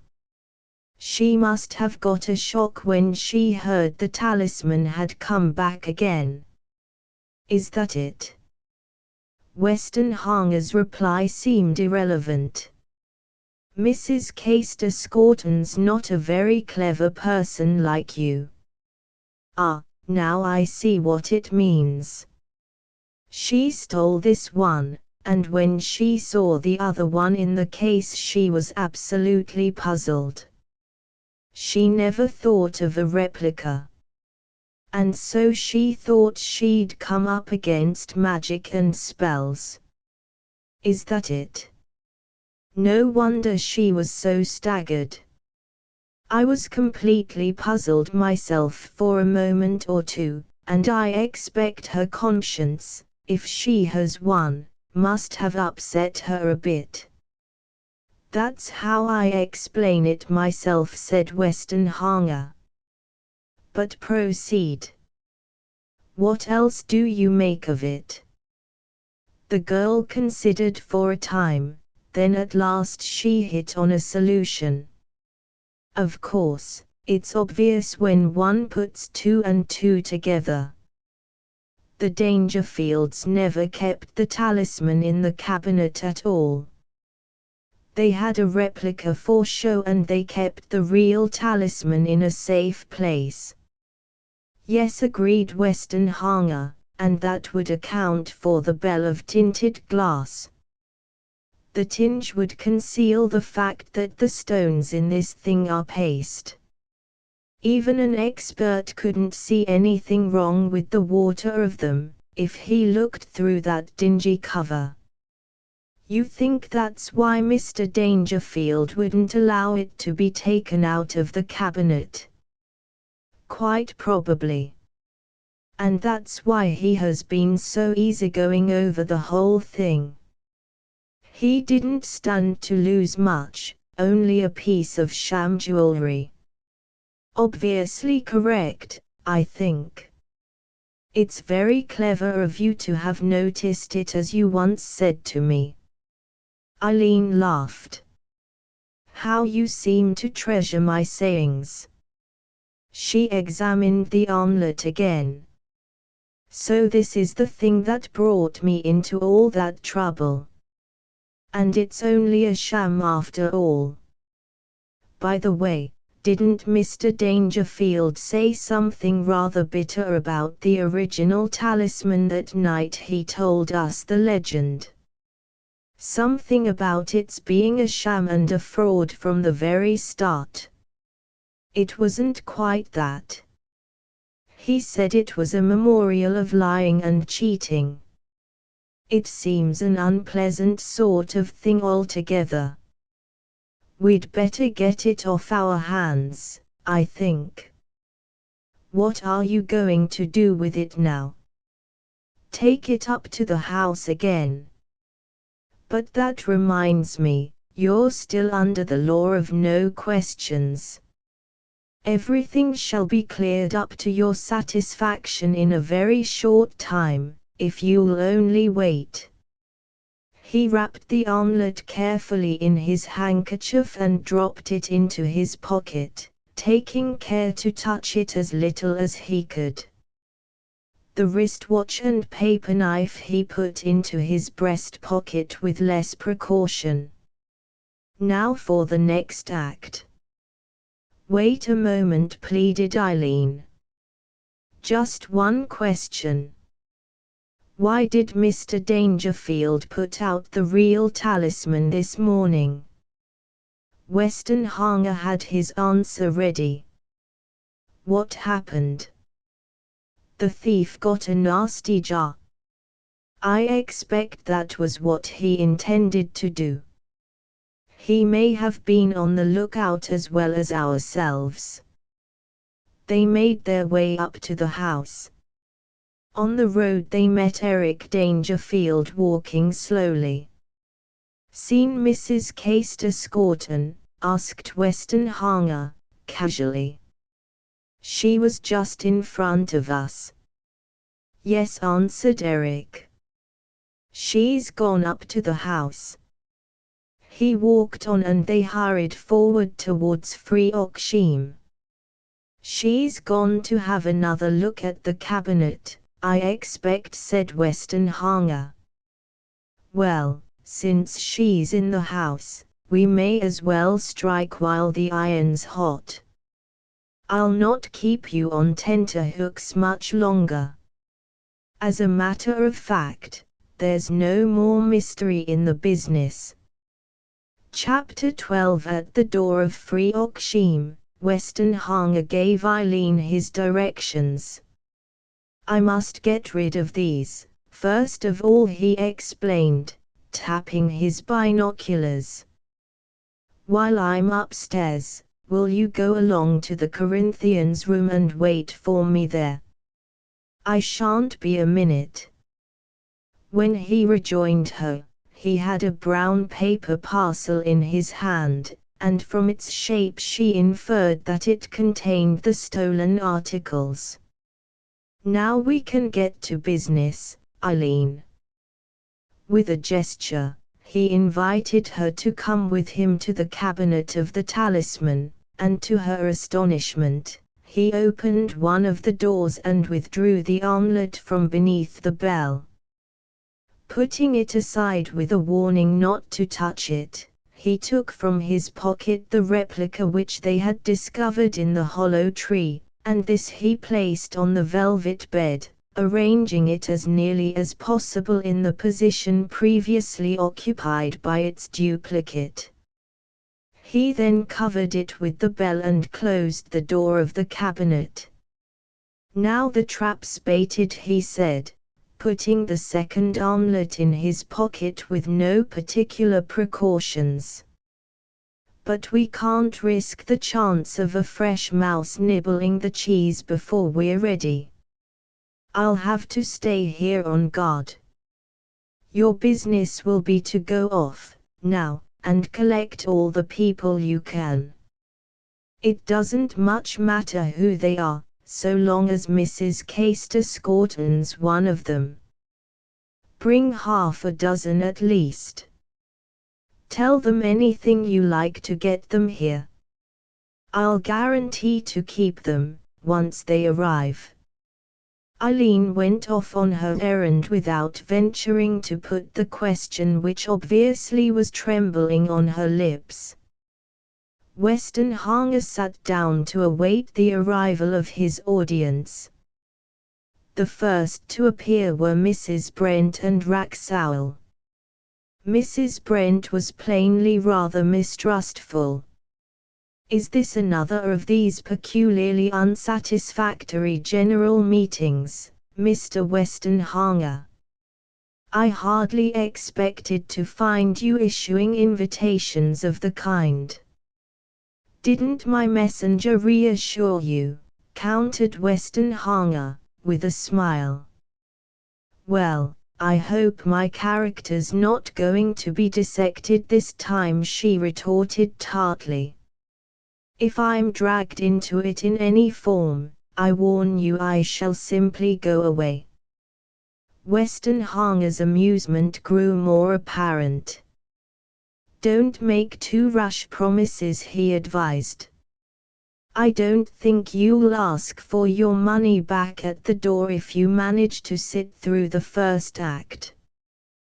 This play gets brighter as it progresses. Wraxall looked at Westenhanger quizzically. What particular brand of drama do you specialize in? Is it tragedy?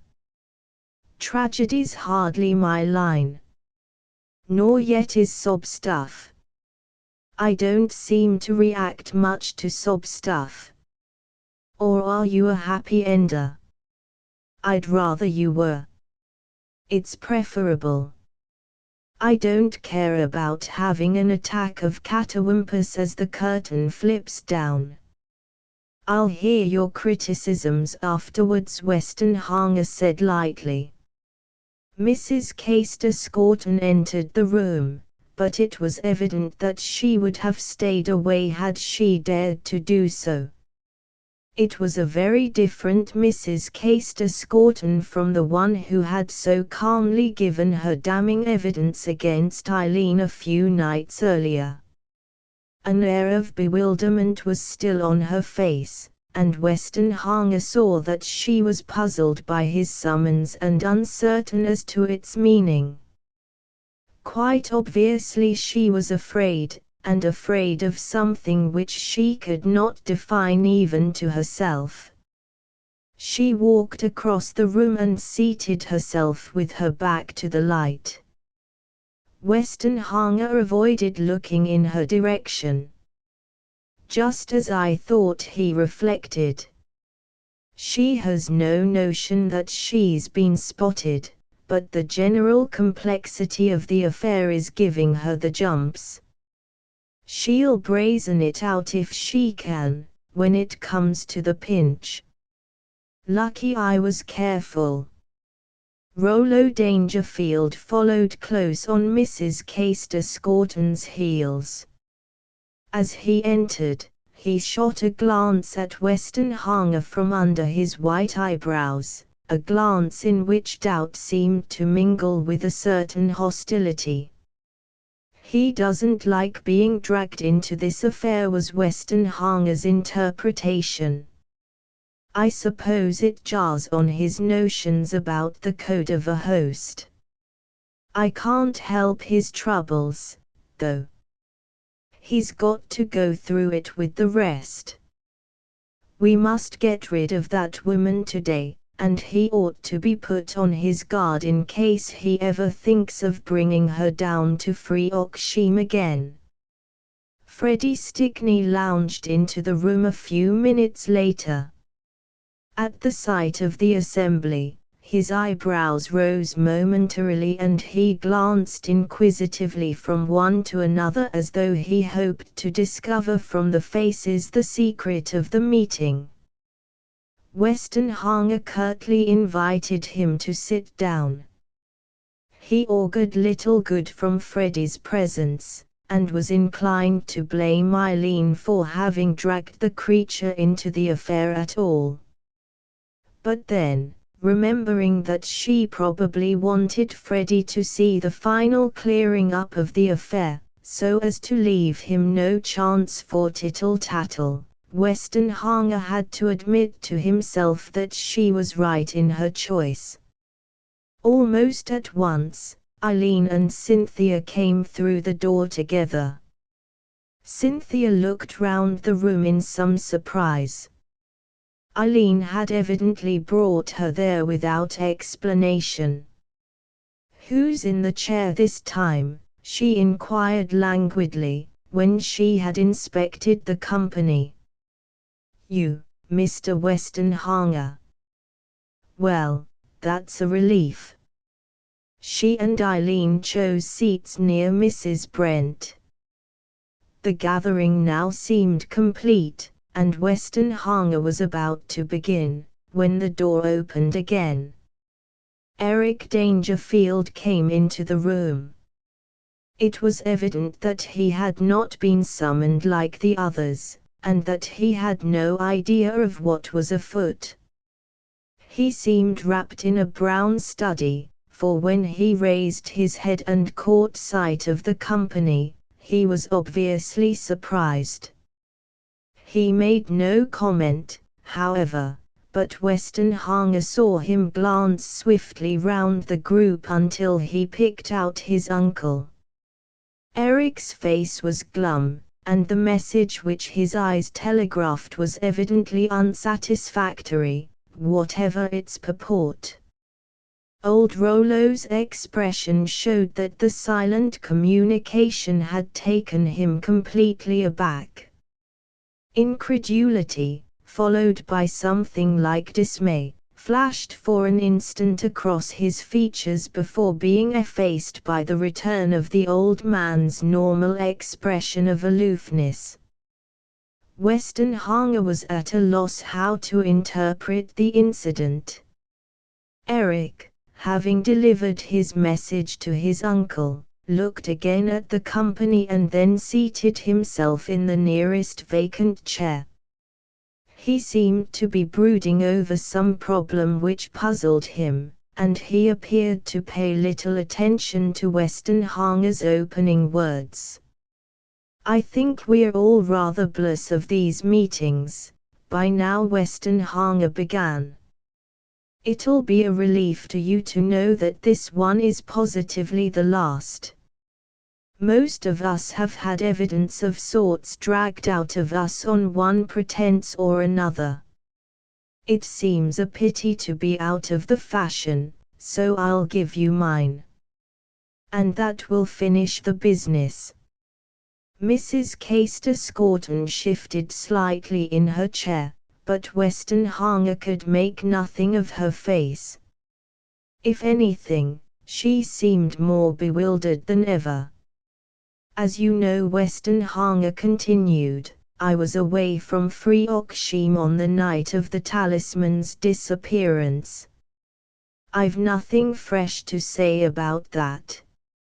Not to drag things out, I have suspicions," he dragged out his words slowly, "which amount to almost a certainty with regard to the disappearance of the talisman."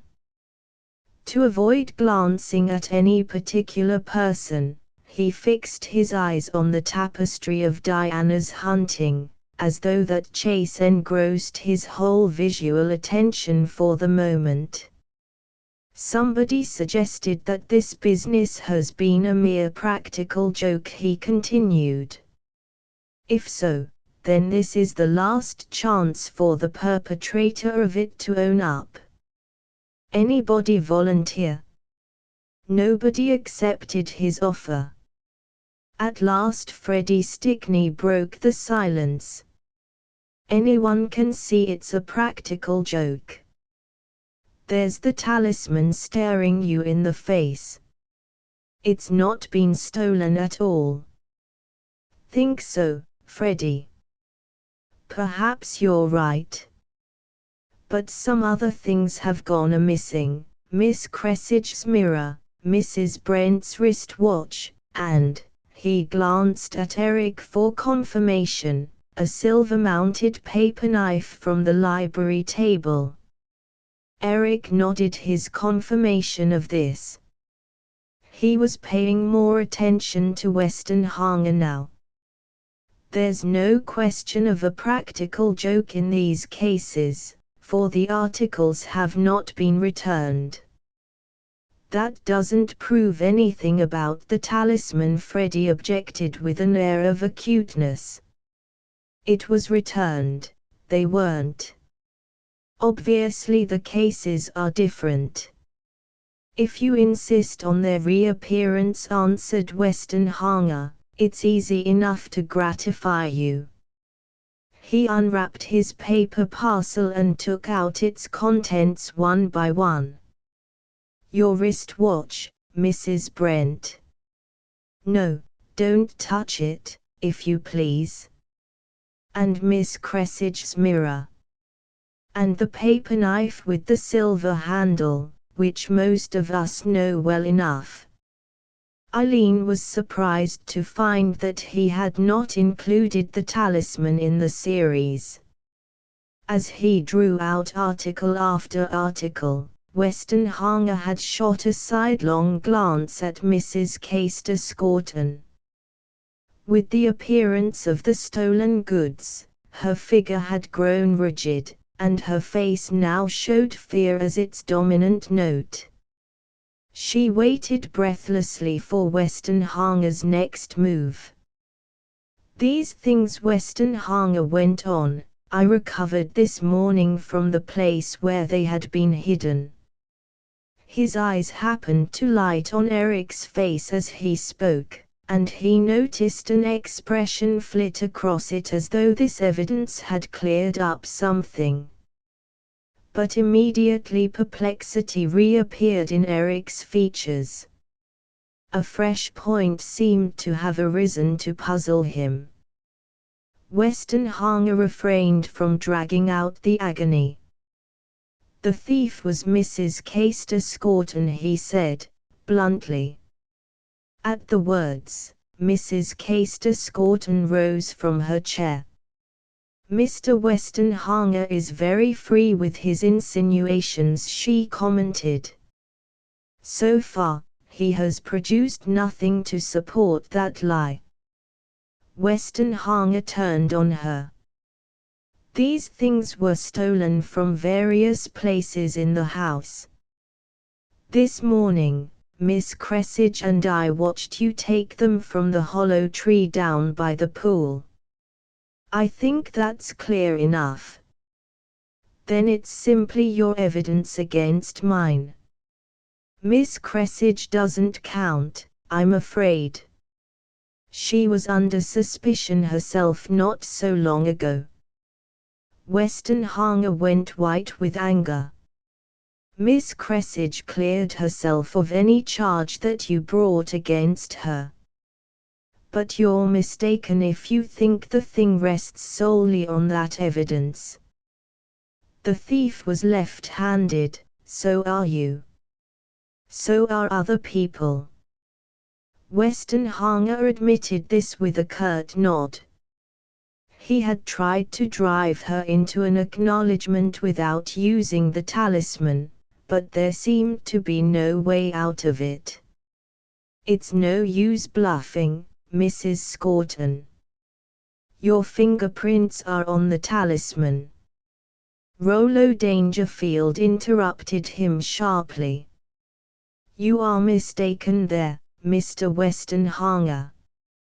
Westenhanger stepped over to Rollo's side and lowered his voice so that only the old man could hear.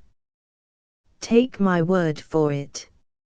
I'm afraid I've stumbled on the Dangerfield secret, and I'd rather say nothing to put other people on the track.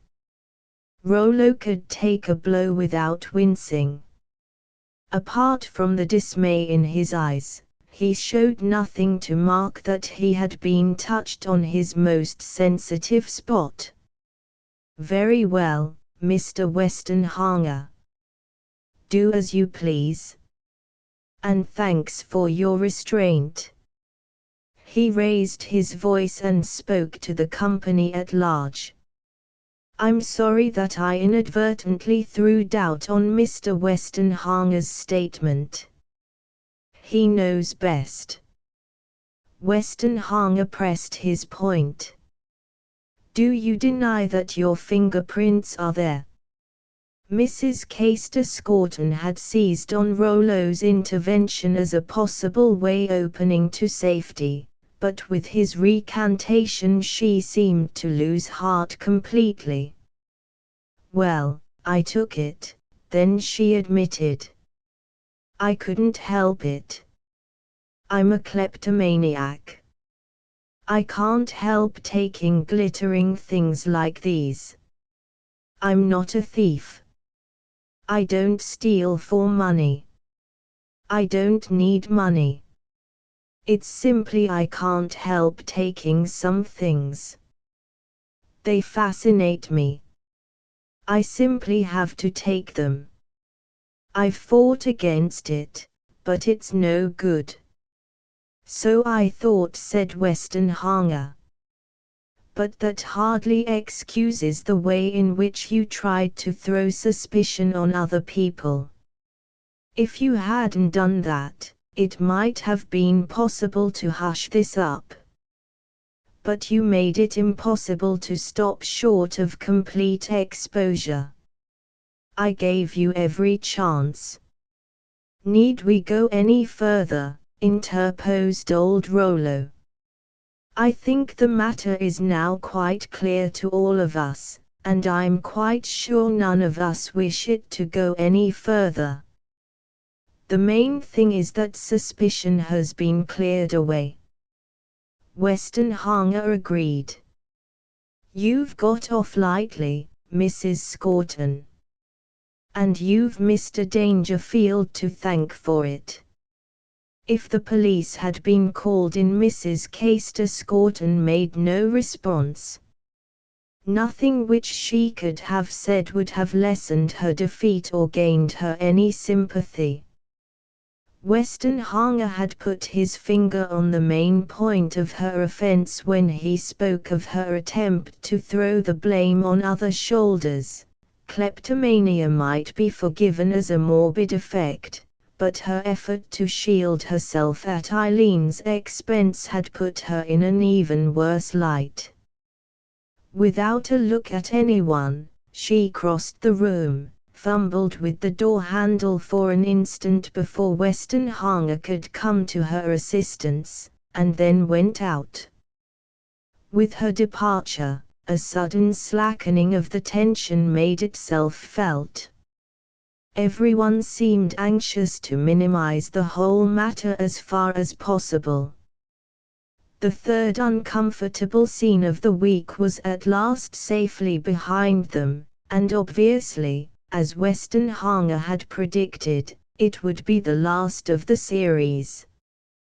Freoxheim could get back to normal once more now that the cloud of suspicion had settled finally on the right person. In a few minutes Westenhanger's audience had filtered from the room, leaving him alone with Eric and old Rollo. As soon as the last outsider had gone, Westenhanger put his hand in his pocket. "Here's the real talisman," he said, handing it over to the old man. "Before staging that last affair I exchanged it for the replica which Mrs. Castor Scorton took, so that I could prove the thing by means of her fingerprints if necessary, and yet keep the rest of them from knowing that you were using a duplicate. I didn't wish to let outsiders into a secret which I'd stumbled upon myself by accident." "Very thoughtful of you," Rollo said warmly. "Most people would have been less careful of our feelings, I'm afraid." Westenhanger remembered something. "Of course Miss Cressidge knows the state of affairs as well as I do, but you can trust her to keep other people's secrets. She's proved that already at considerable cost." "Oh, one could trust Miss Cressidge completely, I know." Westenhanger took a chair, as though to show that he had more to say.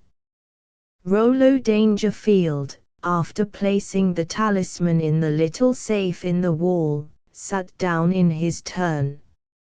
Eric took up his position in front of the fireplace.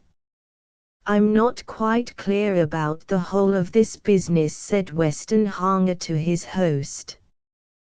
"Perhaps, since I've blundered so far into it, unintentionally, you won't mind settling 1 or 2 points for me."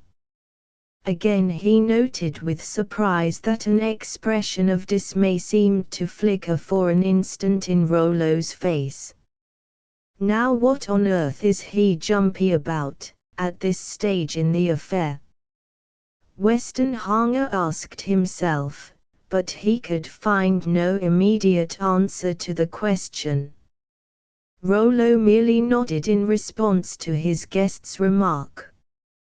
He evidently intended to answer or not as suited him best. What has puzzled me, for one thing, Westenhanger continued, is why you have been using a replica at all. Why not put the talisman in a place of safety and be done with it? Did you never think of a stalking horse? Rollo asked. If we locked up the talisman, then anyone who wished to steal it would concentrate his efforts on the thing itself, and we should have to take precautions. As it is, you've seen the process in operation yourself. The thief thinks it is all plain sailing.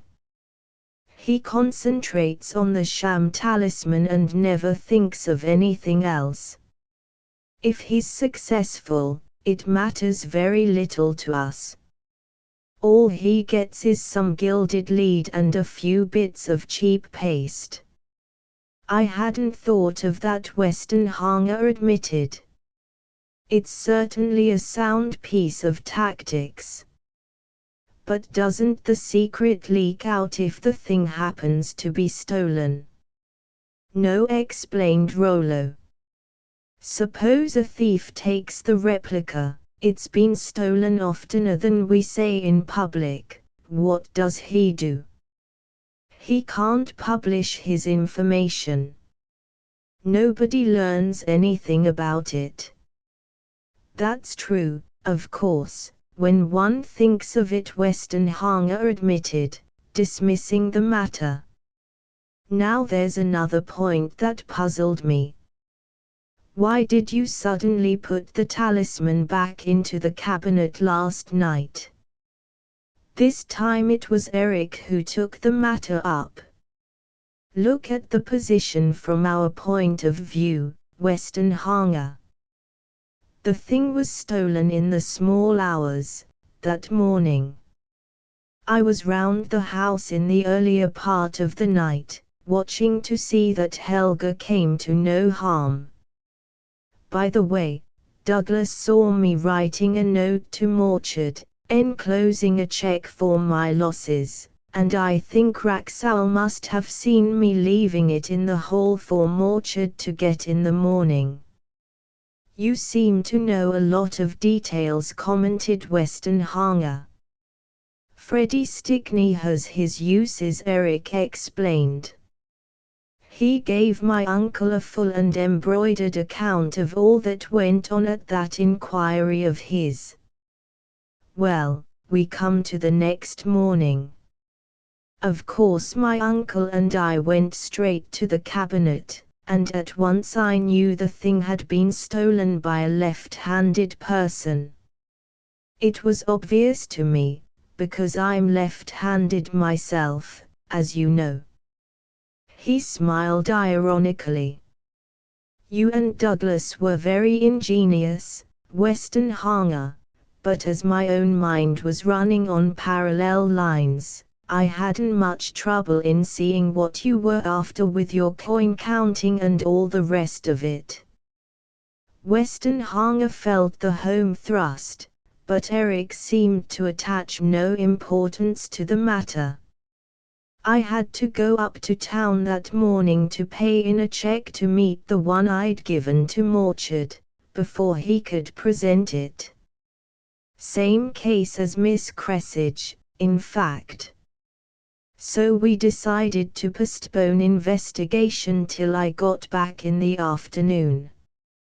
As you know, I got scuppered in town, twisted my ankle, and couldn't get back for a day or two. My uncle didn't make much of a success at the sleuth business. He was quite content to wait till I turned up again and picked out the missing left-hander. You see, we had a pull over you people in the fact that I'm left-handed myself, and so I know the finer points in which a left-hander differs from the normal. We had Mrs. Case-Scorton picked out in a very short time after I came home again, a much shorter time than you took over the business, naturally, owing to our handicap of special knowledge. He sat down and began to fill his pipe. Meanwhile, of course he went on, Freddie had muddled things up no end by his pranks. But Mrs. Brent had cleared Miss Cressage the night I came home again, so that matter didn't affect us. My uncle had been carrying on his part of the show in my absence, producing an atmosphere, if you see what I mean. All that stuff about the talisman always coming back, of course, it always does come back, and so forth. That was all meant for Mrs. Case-Scorton's benefit. We wanted to get her into a state of uncertainty, general jumps, in fact, semi-eerie atmosphere, you know, no saying what's going to happen, and so forth. My uncle managed that side of it, with special attention to her as soon as I'd picked her out. It was evident that old Rollo was half ashamed of the part he had played. He said nothing, however, and Eric went on. Once we were sure of our effect, we brought the talisman home again. He nodded in the direction of the cabinet. We took care that Freddie knew about it first thing. He passed it on to Mrs. Case-Scorton. She's not a brainy person, really, and she fell right into the trap we had laid for her. Given her brand of mind, we counted that she would go straight off to where she had hidden the replica she had stolen, and we had only to keep an eye on her. It worked out quite according to plan. She lost her head when she saw the thing over there. She must have thought the world was upside down or something. So off she scuttled at once to see what had become of her own talisman. Mixed up with the general muddle in her mind there was probably the fear that we had found the thing and got it back. So away she went, to make sure. That really seems to support the kleptomania notion. No thief with any constructive capacity would have dreamed of going to his cache in these circumstances. As soon as she left the house I was on the watch with a telescope from my rooms in the tower up above here. You can see every part of the place from there, bar the belt of trees round the pool. You can see the pool itself, and I watched her go down there and examine her hiding place. As soon as she put the things back again I went off as quick as I could limp to secure them. I remember we met you on the road. Yes. I passed you and went right on to the willow. You can guess how I felt when I put my hand into the hole and found nothing there. I hadn't seen you and Miss Cressage through the telescope, you know, you must have been hidden in the belt of trees when I was on the watch, and you only came out after I had come down from my post. So that's why you were looking puzzled when you came in here. Well, how would you have felt? It seemed a bit weird to find the things gone, within a minute or two of my seeing them put back into the hole. Weston Hanger smiled. I'm glad you haven't had all the laughs on your side. I came in here, Eric continued, just to see if the cabinet was all right, and of course I plunged into the middle of your at home. You certainly took a nasty bit of work off our hands by your intervention. Well, I think that's all. Virtue rewarded, and all that, just like a fairy tale, eh? It's been a thoroughly unpleasant business. Old Rollo spoke at last. There's only one thing in it that gives me any satisfaction. It was our good fortune that the only people who fathomed the secret of the replica are you, Mr. Westenhanger, and Miss Cressidge. We know that the matter is safe in your keeping. Mrs. Caister-Scorton must have some suspicions, surely. Westenhanger suggested. Suspicions, yes, admitted the old man, grimly. But I think she's hardly likely to mention the talisman to anyone in future. She won't betray much. So that's why you wouldn't call in the police, demanded Westenhanger. I must confess that puzzled me badly. I began to believe you really thought yourself that the talisman would come back of its own accord. Rollo avoided answering the question. You may tell Miss Cressidge exactly what you think fit about all this, he said. Perhaps she ought to know the whole facts. We can trust her implicitly. We all know that. Well, Freoxheim will be a bit more comfortable to live in, now, or I'm mistaken, Eric said hopefully as they left the room. We'll be 3 short at dinner tonight, no doubt, but I expect we'll bear up under the loss. 3? Queried Westenhanger. Mrs. Scorton's hardly likely to stay. Then Morchard was only down here trying to persuade us to sell him Freoxheim. Nothing doing, of course, we'd as soon think of parting with the talisman itself. After what's happened, we shan't press him to prolong his visit. He's not a friend of ours, it was merely a matter of business. I wondered how he came to be here at all, confessed Westenhanger. He seemed a bit out of his element.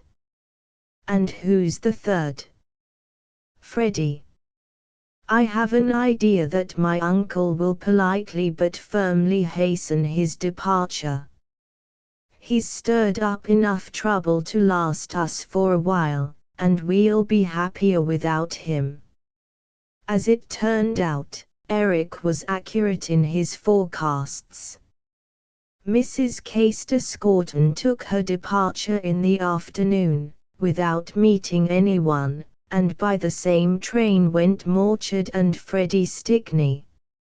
Must have been an interesting scene at the station, speculated Douglas Fairmile as he joined Wraxall and Westenhanger in the evening, after most of the others had gone to bed. The good lady would hustle into her compartment first of all. Seat facing the engine, no doubt. In her state of mind it would be better to look forward than to look back. Bury the past. Then friend Morchard would hop into a smoker. And Freddie would be left on the platform, wondering which of them he'd most like to worry with his company up to town. He's not the lad to feel himself de trop anywhere. Let's forget him, suggested Westenhanger. They gave us enough trouble between them. I can feel the air of the place different, since they've gone. So can I, confirmed the American. It's been a very awkward week for all of us, and it's been specially awkward for me, if I may say so. I was the outsider in the party. Your English hospitality's perfect, and you couldn't have done more to make me feel at home. But all the same, I was the one visitor that none of you knew personally before we met here. And I was the only one, bar the Dangerfields, who had a direct interest in the talisman. I wanted the thing badly.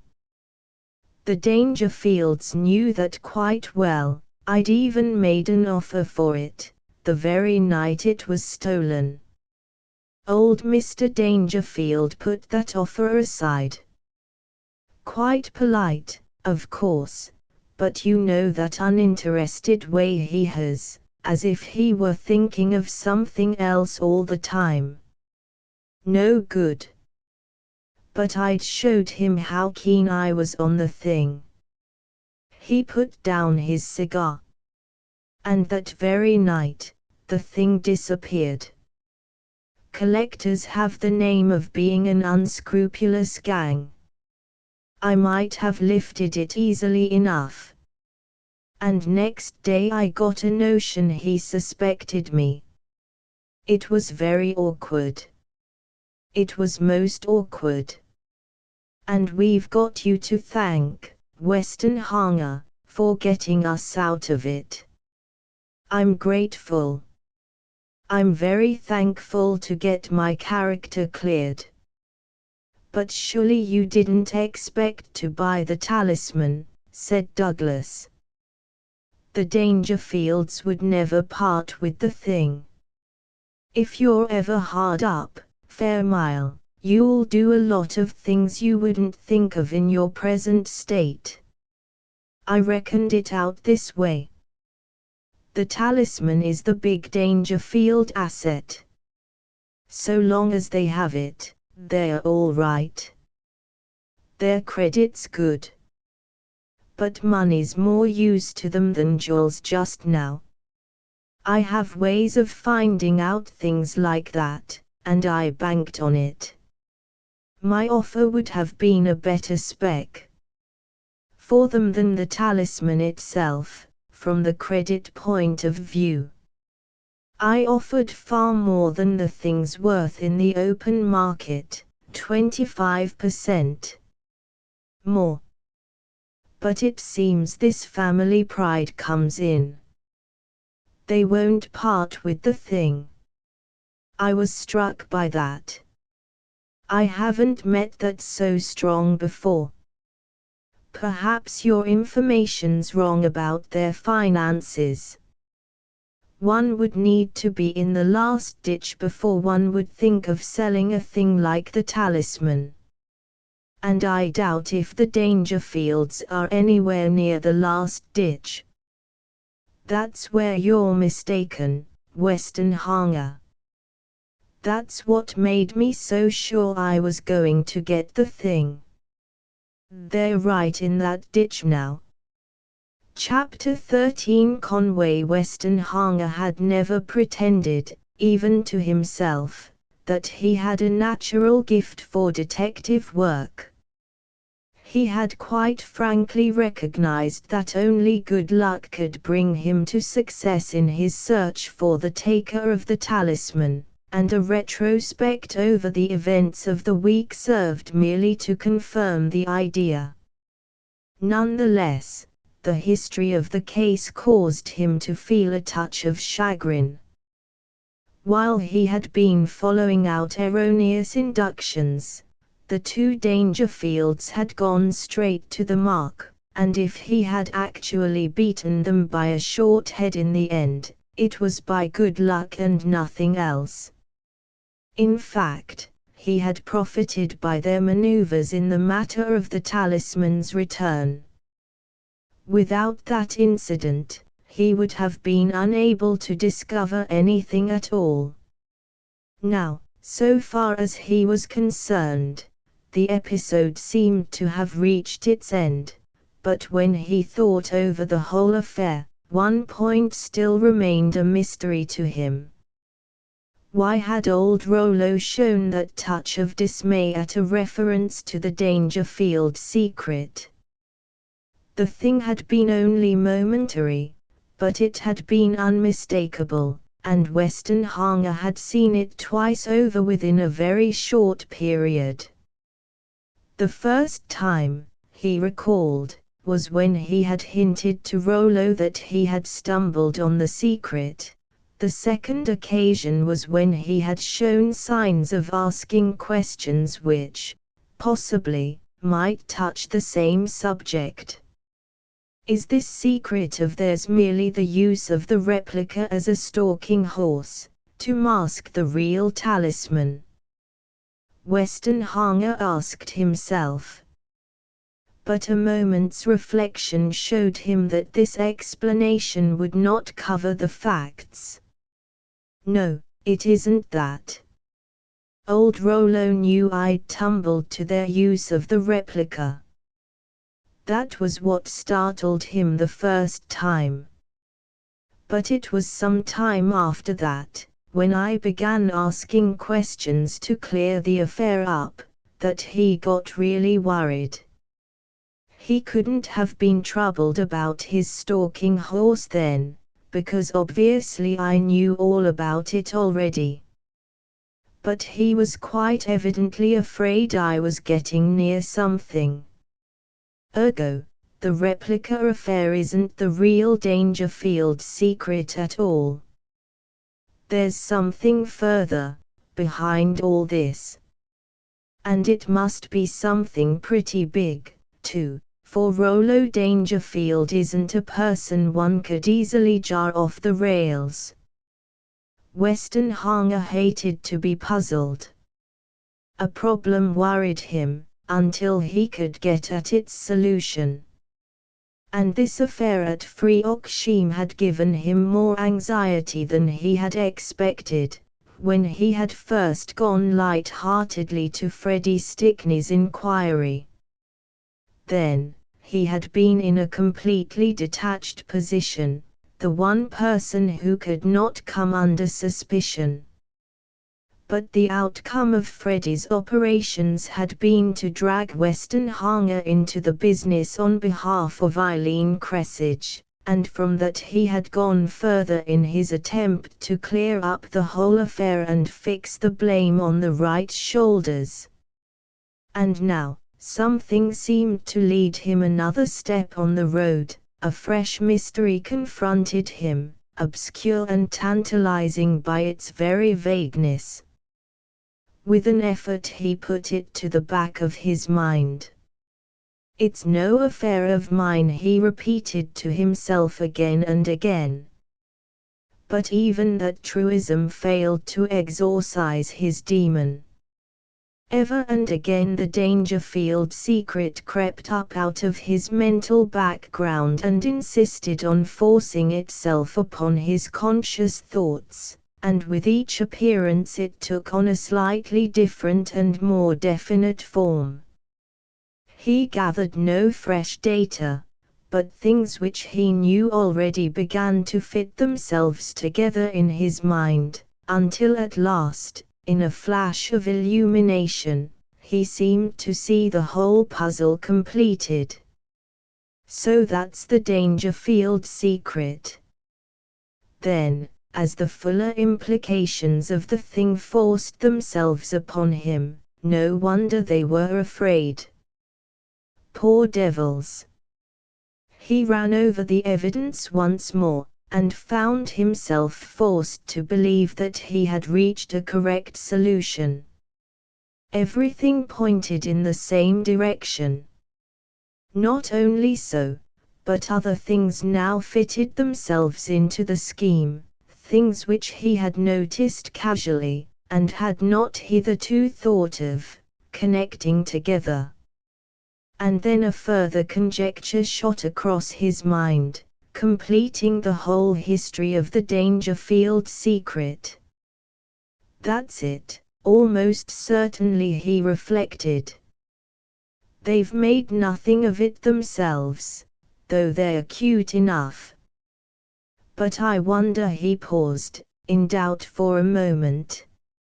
It's a very long shot, but a fresh mind often sees a thing that other people overlook. Perhaps one might lend them a hand. Luck's been with me, so far. Let's press it while it lasts. If it's a washout, there's no harm done. His first step was to seek out Rollo Dangerfield. "Might I have another look at that peculiar leather thing you showed us one night, the thing your grandfather left?" Rollo looked at him suspiciously, but complied without any marked reluctance. They went together to the Corinthians' room where Rollo opened the safe. "I'd like to have a glance at the chessboard problem, too," said Westenhanger, as though struck by an afterthought. "I used to be rather keen on these things, and I'd like to see if I could solve that one." The old man put his hand into the safe and withdrew the two objects. Westenhanger took them. "I'll copy this, if you don't mind, and then you can put them back into safety. I'd rather not be responsible for them longer than's necessary." He stepped over into the library, followed by Rollo, and copied down the wording of the document and the position of the chess pieces under the old man's supervision. Then he took up the leather disc and inspected it closely. "I thought, perhaps, that it might have been a leather washer for some mechanical contrivance," he said at last, handing the shriveled object back to its owner. "But now that I've seen it again, I don't believe it can have been that, after all. It's certainly been used for some purpose or other, for the surface isn't smooth on either side.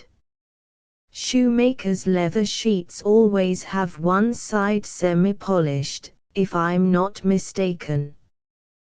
"What made you think of a washer?" inquired Rollo, more from politeness than from interest, it seemed. "You mentioned that your grandfather took some interest in mechanics, a bit of an inventor, I gathered. So I thought possibly it might have some connection with machinery. But when one looks at it, I doubt if that's a possible explanation. It might be the washer of a pump piston, of course, but I shouldn't think so. The hole in the center's only big enough to take the twine. A piston washer would have a bigger hole in it. No, it beats me." Rollo took the thing back without comment. Westenhanger passed him the paper also, and old Dangerfield replaced them in the safe. He was turning to leave the room when Westenhanger spoke again. "By the way, the Dangerfield secret's only 3 generations old, isn't it, Mr. Dangerfield?" By the startled expression on Rollo's face, Westenhanger saw that he had hit the mark. The old man was plainly astounded by the question. It was a few moments before he replied. "You're somewhere near it," he admitted, looking distrustfully at the engineer. "How did you come to hit on that particular period?" "Oh, just a guess," said Westenhanger, lightly. Rollo seemed in doubt as to what he should say next. Then evidently he felt it best to keep off a subject which he seemed to think a dangerous one. "If you find the key move of that chess problem," he said, changing the topic with obvious intention, "you might make a note of it and tell me what it is. We may as well enter it up in the archives." He smiled with little apparent amusement and left Westenhanger to his self-imposed task. The engineer plunged at once into the study of the chess position. 2 minutes' scrutiny satisfied him on one point. "That's no normal chess problem," he said to himself. "If it's white to play, he can checkmate black by simply taking that pawn with his bishop. The old Corinthian evidently was an expert, from what old Dangerfield told us, and no expert would trouble to put down a thing like this on paper. And, by the same reasoning, Rollo's suggestions rubbish, too. There could be no conceivable dispute over a position of this sort. The merest beginner would see at a glance that black has lost the game. The Corinthian would never have troubled to jot this down, if that was all the matter at stake. He looked at the diagram disgustedly. Of course, if one were full up to the back teeth with port, it might look less obvious than it does. I shan't try the experiment, though. It's quite on the cards that he was completely dazed and didn't see the mate in one move. Let's leave it at that just now, and try the rest of the thing. He transferred his attention to the inscription above the diagram. Nox nocti indicat scientiam. Night unto night sheweth knowledge, it's translated in the Bible, I remember. That's mysterious enough. I wonder why he chose the Latin instead of the English version. Perhaps he read the Vulgate and liked the sound of the Latin. Now what about these two texts, Matthew 6th and 21st, Luke 12th and 34th? There ought to be a Bible somewhere on the shelves. He hunted for a time and at last discovered the volume. Let's see. For where thy treasure is, there will thy heart be also. And the other one, for where your treasure is, there will your heart be also. He pondered over the texts for a time, but no enlightenment came to him. All the same, he assured himself at last, these two texts seem more to the point than the rest of the stuff. I can't help feeling I'm on the right track. Suppose we put it all together and see if there's any traceable connection between the three links. He began at the top of the paper. Nox. Darkness. Black. Does that mean, by any chance, that it's black's turn to play and not white's? He mentally tried over the possible moves, but they led to nothing. No good. A bit far-fetched, in any case. But why use Latin in one text and English for the rest? For the text references are obviously to the English Bible and not to the Vulgate. Luke isn't Latin. There might be something there, if one could only see it. He stared at the paper as though hoping that some key word would flash up from the inscriptions. The fresh eye doesn't seem to see much, he confessed ruefully, after a time. I make neither head nor tail of it. And yet I'm dead certain that the thing's there, if one could only get a glimpse of it. What's wanted is someone I could talk it over with. One often gets a flash that way. A recollection of Rollo's words passed through his mind. You may tell Miss Cressage what you think fit. We can trust her. Weston Hanger hesitated. It's straining the meaning a bit further than old Dangerfield meant, perhaps. But the principle's the main thing. She wouldn't let anything slip out. Besides, they've never taken me into their confidence. I'm not giving away anything they've told me. So why not? He folded up his paper, put it into his pocket, and left the room. It took him some time to discover Eileen, but at last he found her at the tennis courts, watching Douglas and Cynthia playing a single. On the departure of the three pariahs, the Freoxsheme atmosphere had cleared, as the weather changes after the passing of thunder. Sudden relaxation of the long-drawn-out strain of suspicion produced a reaction among the remaining company, and the influence of Douglas Fairmile soon supplanted the morbid inquisitiveness of Freddie Stickney. Tacitly it was resolved to obliterate the whole incident from memory, and to make the house party a success. In this new medium Eileen Cressidge had undergone an almost visible change. Relieved from the irritation of Freddie's suspicions and freed from the annoyance of Morchard's presence, she had recovered an enjoyment of life and high spirits which marked how much she had been repressed under the weight of mistrust.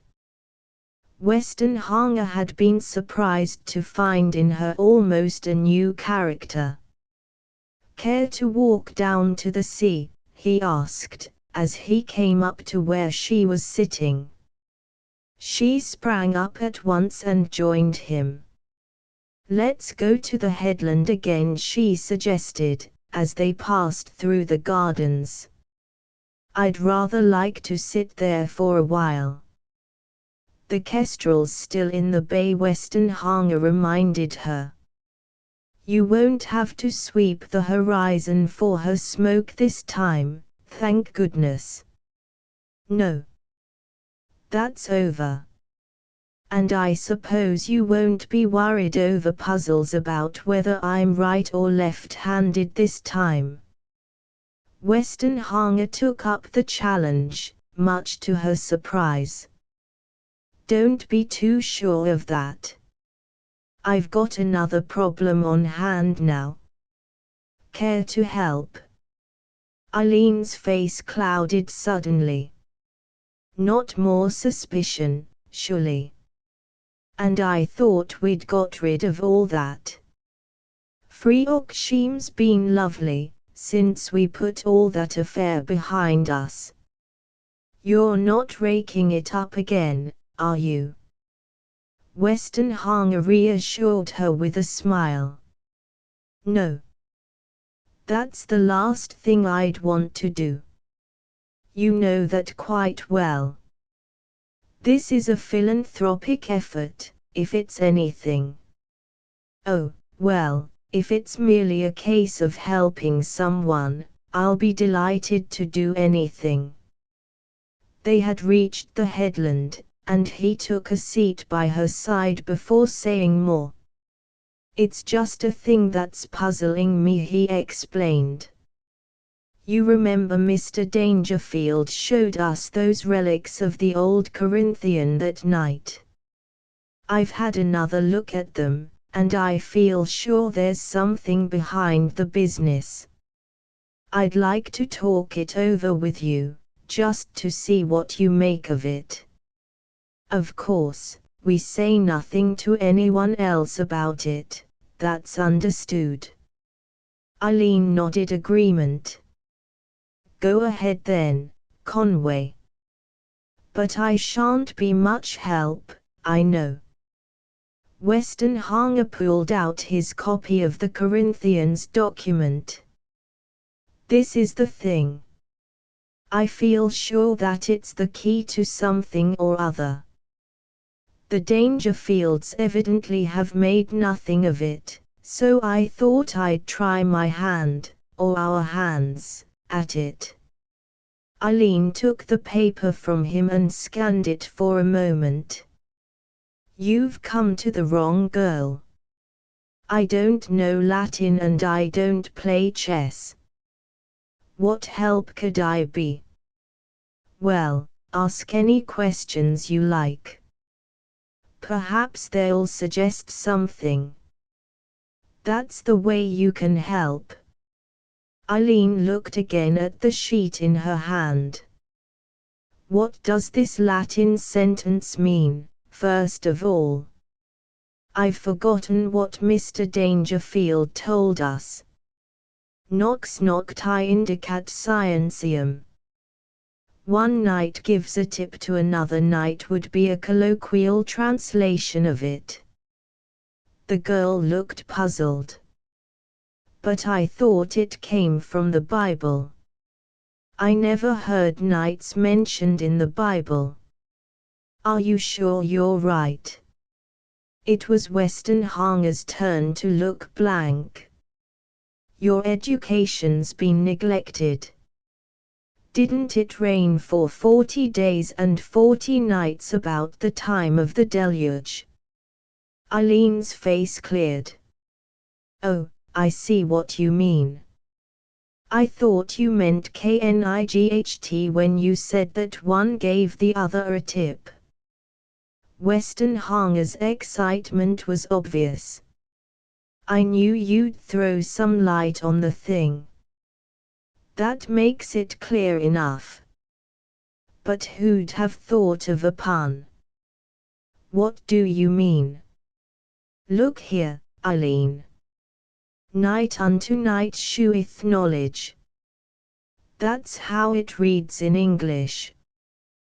These horse-headed pieces on the chessboard are knights, with a K. If the old Corinthian had put his text into English, it would have been fairly obvious, knight unto knight and two knights on the board. So he used the Latin and concealed the thing.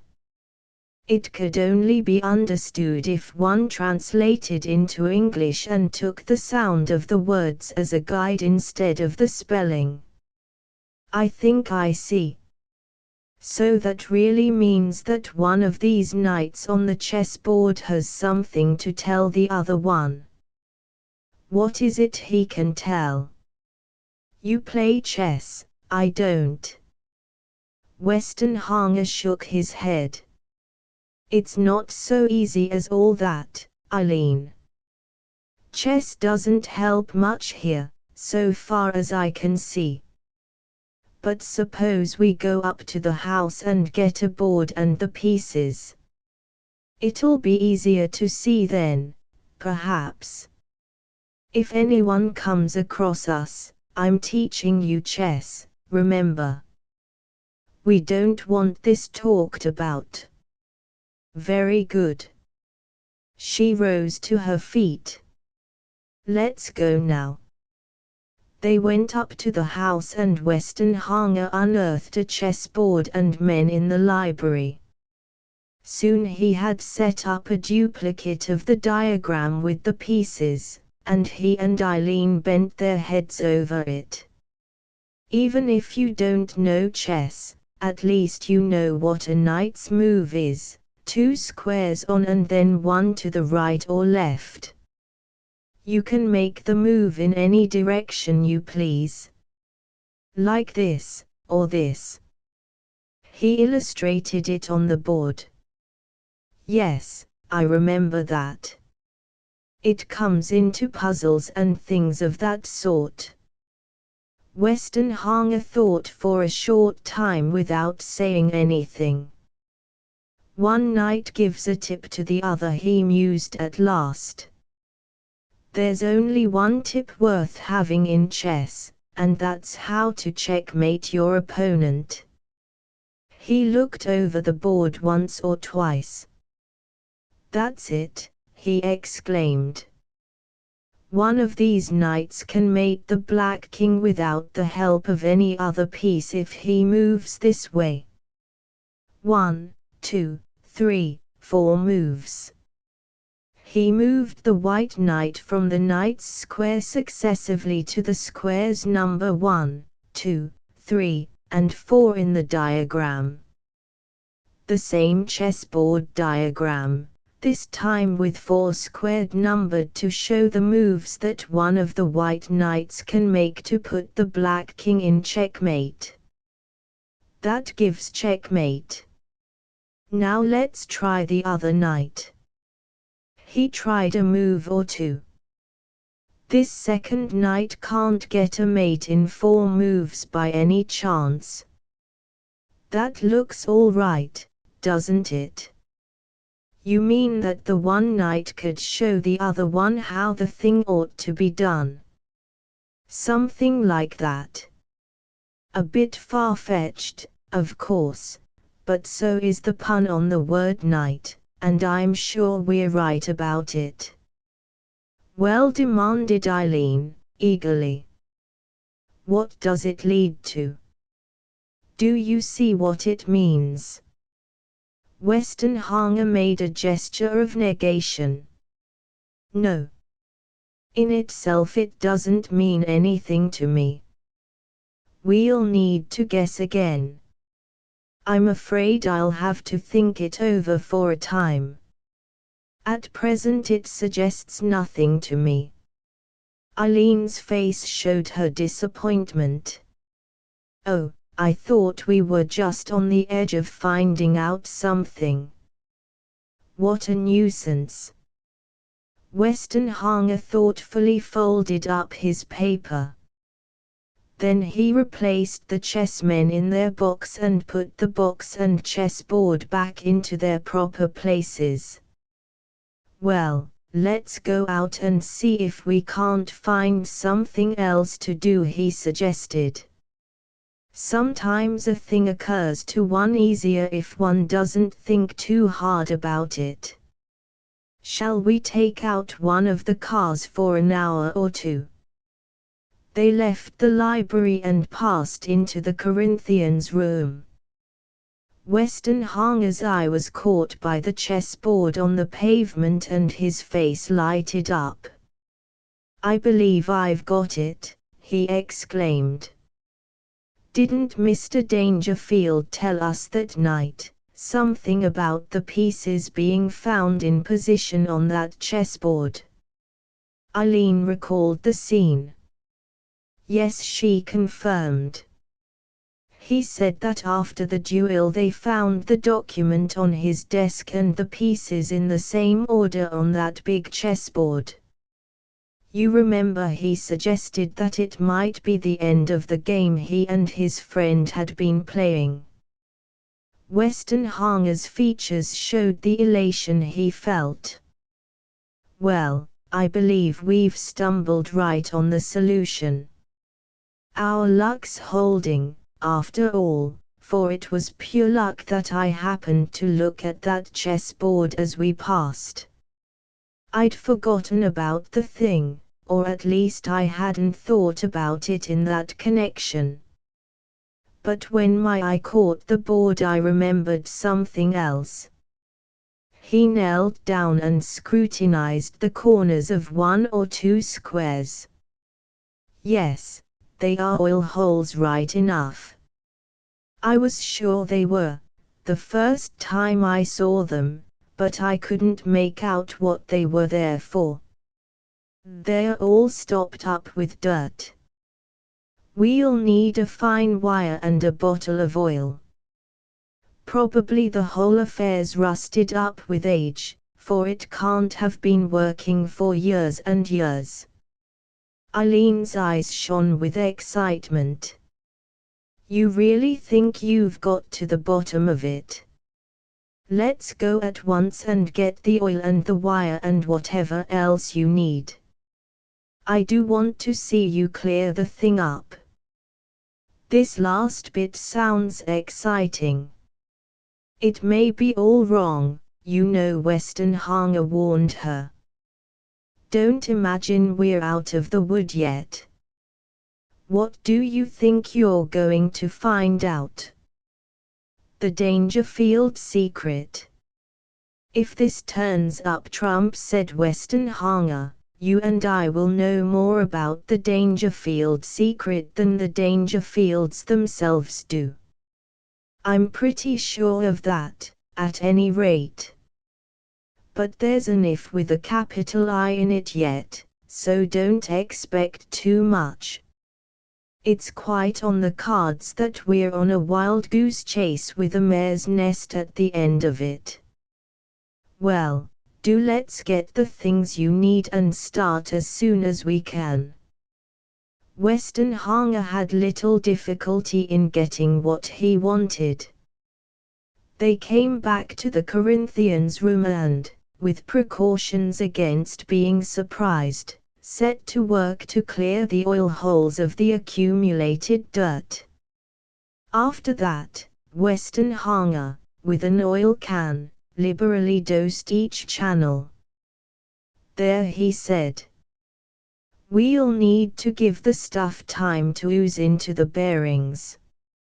Let's go and fill in the time with something else." They played tennis for an hour and then came back to the Corinthians' room. Weston Hanger had refused to explain his purpose, and the girl was on tenterhooks to see what he meant to do. Weston Hanger took out his paper, opened the cupboard containing the iron chessmen, and began methodically to set them up in the positions marked in the Corinthians diagram. In a few minutes he had the scheme completed. "Now we come to the final stage," he said. "We'll play over the 4 knights' moves. I think that's the key to the thing." With considerable difficulty he shifted the white knight from square to square. 1, 2, 3. Now for it, 4. The heavy iron figure dropped into its final position, and nothing happened. Weston Hanger stared at the board in unconcealed discomfiture, and Eileen's face showed her disappointment. "It hasn't worked," she exclaimed. "That's hard lines, Conway." "No, it hasn't worked," he answered, in a tone of perplexity. "And yet I feel absolutely sure that we're on the right track. It all fits together too neatly to be wrong. Those 4 moves ought to have released some catch or other. I expected one of the chessboard squares to spring up, or something like that. But nothing's happened." He lifted the iron pieces one by one and restored each to its proper place in the cupboard. "There's some step we've missed, evidently. I wonder what it can be." Just as he closed the cupboard door, Cynthia came into the room. "Oh, you're here, Eileen. I've been hunting for you all over the place. We want you, if Mr. Weston Hanger can spare you just now." She asked Weston Hanger's permission with a glance, and he made a gesture of release. "I'll think over it," he said to Eileen. "Perhaps I may hit on something." After the 2 girls had left the room he stood for a time staring at the chessboard, but it seemed to suggest nothing fresh to him. He returned to the library, pulled out his copy of the Corinthians document and fell to studying it once more. As he opened out the paper, his eye was caught by the part of the inscription which hitherto he had neglected, Matt. 6:21, Luke 12:34. "That's got to come into it somehow," he admitted to himself. "But I can't see the relevancy as it stands. For where the treasure lies, there will your heart be also. It sounds like the only straight tip in the whole business, the key to the affair. But what the devil can it mean, exactly? It's very vague as it stands." Feeling sure that up to that point he had been on the right track, he went over each link in his chain of thought, and then, in a flash, he saw what he had previously missed. "That's it. Of course, the other text ought to have put me on the track." He wasn't so bemused after all, that old bird. A deuced good mnemonic, once one has the key. Now it all depends on one point. I'd better leave the old man alone. He's getting a bit tired of questions. I'll get hold of Eric. He's likely to know. Luck was in Weston Hanger's way that morning. He discovered Eric Dangerfield sitting reading on one of the lawns, at no great distance from the house. His ankle was still weak and kept him tethered within a short radius. Weston Hanger did not plunge immediately into the subject which interested him, though he had little fear of arousing any suspicion in Eric's mind. He was sure that at this time he had outdistanced the Dangerfields completely, and was nearer the solution of their family mystery than they themselves had ever been. Luck had stood him in good stead. At last he led the conversation round to the point. I suppose you've made very few changes in Freoxheim in the last 100 years, electric light, and so on, of course, but a lot of furniture seems good old stuff. Eric nodded. We're a conservative lot, he said. That's a good bit of tapestry in the Corinthians' room. I suppose it's hung there for long enough. About a century and a half, I should think. It's taken down for cleaning, of course, but it's never been shifted out of the room since it came here. It fits the wall space exactly, and there's no point in hanging it in a fresh place. You've got one or two pretty good pictures, too. I like the Dutch one in your uncle's study. Girl trying on jewels. It's not at all bad. What is it? 17th century. I know next to nothing about these things. Eric professed ignorance. You've come to the wrong shop. I know as little about these things as you do yourself. Try my uncle. He's got a turn for them, and he can tell you the history of most of them. Weston Hanger had secured the information he needed. He changed the subject, and, very shortly afterwards, he left Eric to his book. Now he said to himself, as he walked back to the house, is that absolutely everything linked up at last? I can't afford to have another fiasco through overlooking things. Let's see. The Latin text. Right. Then the chess problem. Right, also. Then the two English texts. Okay now, I think. He went back to the Corinthians' room and stood for a few seconds before the tapestry of Diana's hunting. Yes, he concluded, I think that's all right also. That's all, isn't it? No, it isn't. I'd forgotten that leather thing. The chances are it has nothing to do with the affair, but one ought to give it a trial. He sat down and filled his pipe while he speculated. I'm pretty sure it isn't a washer, though that's what one might have expected it to be. Now what on earth does one use a leather disc of that size for, unless it's in connection with machinery? And the old Corinthian was a bit of an inventor, more than a dabbler in mechanics, if I'm on the right track. And yet from the look of the thing I'm almost certain it's got no normal use in a machine.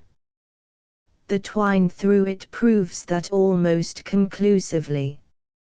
Hold on, though.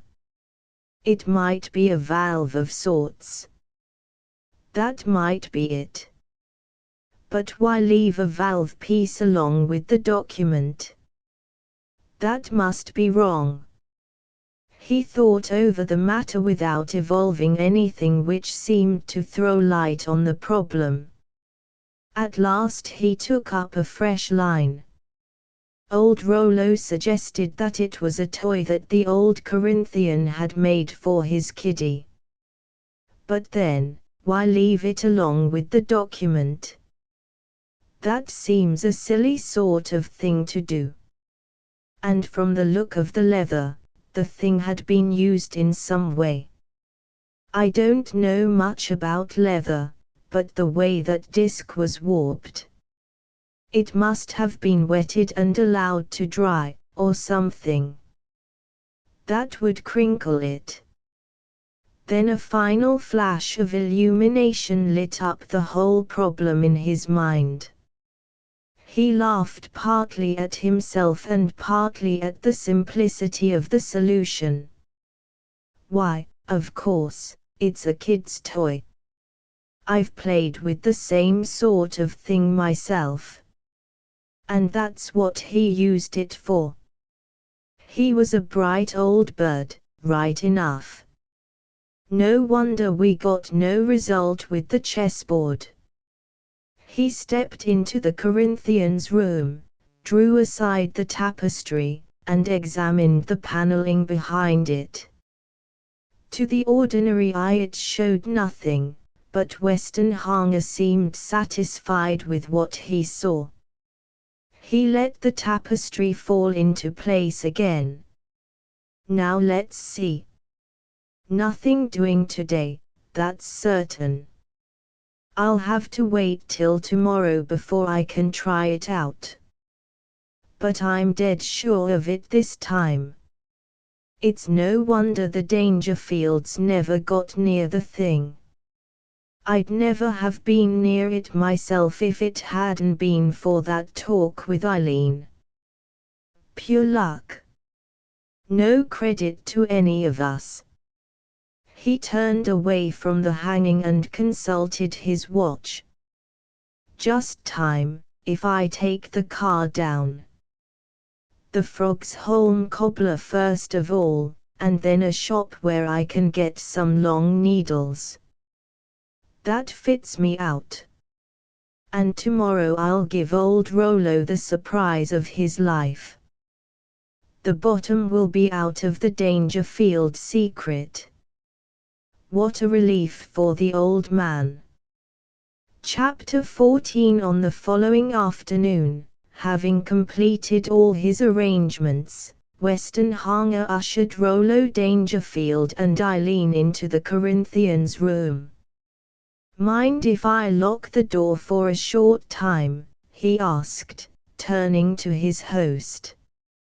I'd rather not be interrupted by anyone in the middle of this affair. You'll agree with me when you've seen what I have to show you. Old Rollo's face showed more than a trace of suspicion. Westenhanger had vouchsafed no information about his project, and the old man evidently felt mistrustful. However, he nodded his consent and waited while Westenhanger turned the key in the lock. What's the glass of water for? Eileen demanded, pointing to a tumbler which Westenhanger had in his hand. You'll see before long, he assured her, putting the glass down on a table. I think we'll take things one at a time. Rollo seemed to think that he had been kept in the dark long enough. May I ask why you have brought us here? Westenhanger noticed the old man's glance at Eileen as he spoke, so he resolved to put matters on a plain footing at once. Miss Cressidge knows almost as much about this matter as I do myself. Between us, we seem to have hit upon something which you ought to know at once. Miss Cressidge, I may say, gave me the key to the mystery. Without her help I don't think I'd have hit on the thing at all. At the word mystery, a shadow gathered on Rollo's face. He glanced from the engineer to Eileen as though trying to read their thoughts. Westenhanger hastened to reassure him. When you've heard the whole story, Mr. Dangerfield, I think you'll agree with me that Miss Cressage has done you a very great service. The old man again scanned Westenhanger's face keenly, before making any reply. Evidently his scrutiny satisfied him, for the distrust slowly faded out of his expression and he turned to Eileen with a faint sketch of a bow, as though making acknowledgement and amends. "I am entirely in your hands," he said. "It's quite clear that you have been acting for the best." Eileen broke in as soon as he had finished. "You mustn't take what Mr. Westenhanger says as being strictly accurate. I really did very little to help. In fact, I'm as much in the dark as you are, just now, Mr. Dangerfield." Westenhanger intervened. "I think it will be best to take the thing step by step and let you see how we reached the kernel of the affair. You've been doing your grandfather an injustice, all these years, Mr. Dangerfield. He was a better man than you gave him credit for. I've seen enough to know that. And I think you'll find that the Corinthian secret is more important than the Dangerfield secret." The old man winced a little at Westenhanger's words, but he refrained from comment. "Now, to start with, would you mind letting me have the Corinthians document and the leather disc from the safe? We may as well work with the originals, as far as possible."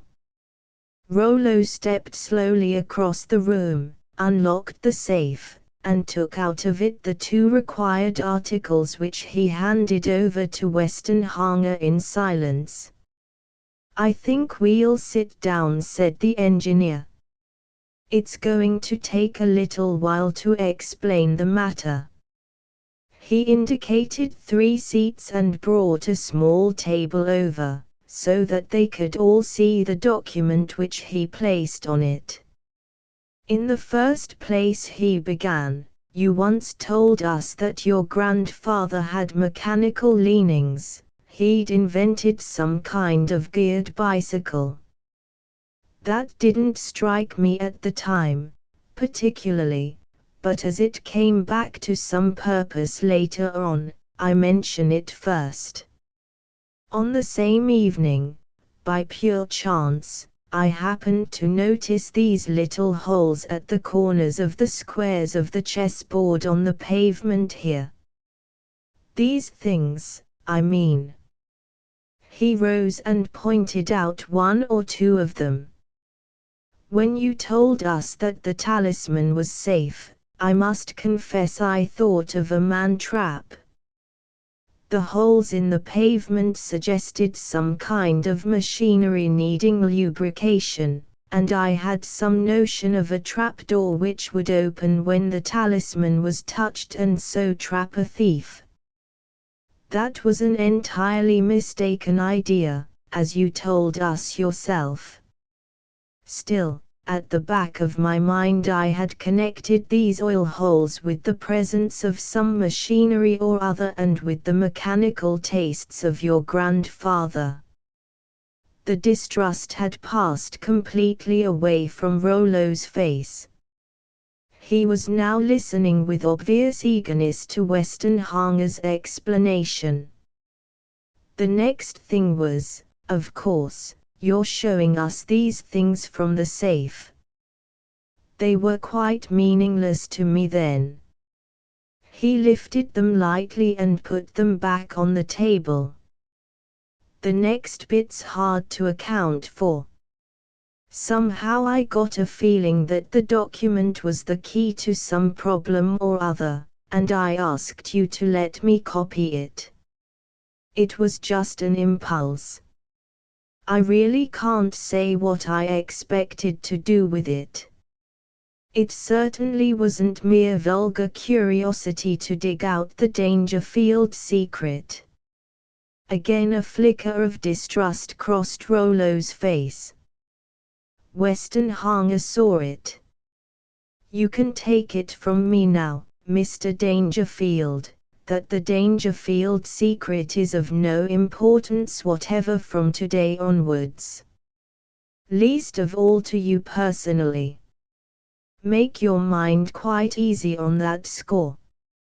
Rollo nodded, but quite evidently he was not altogether relieved from anxiety.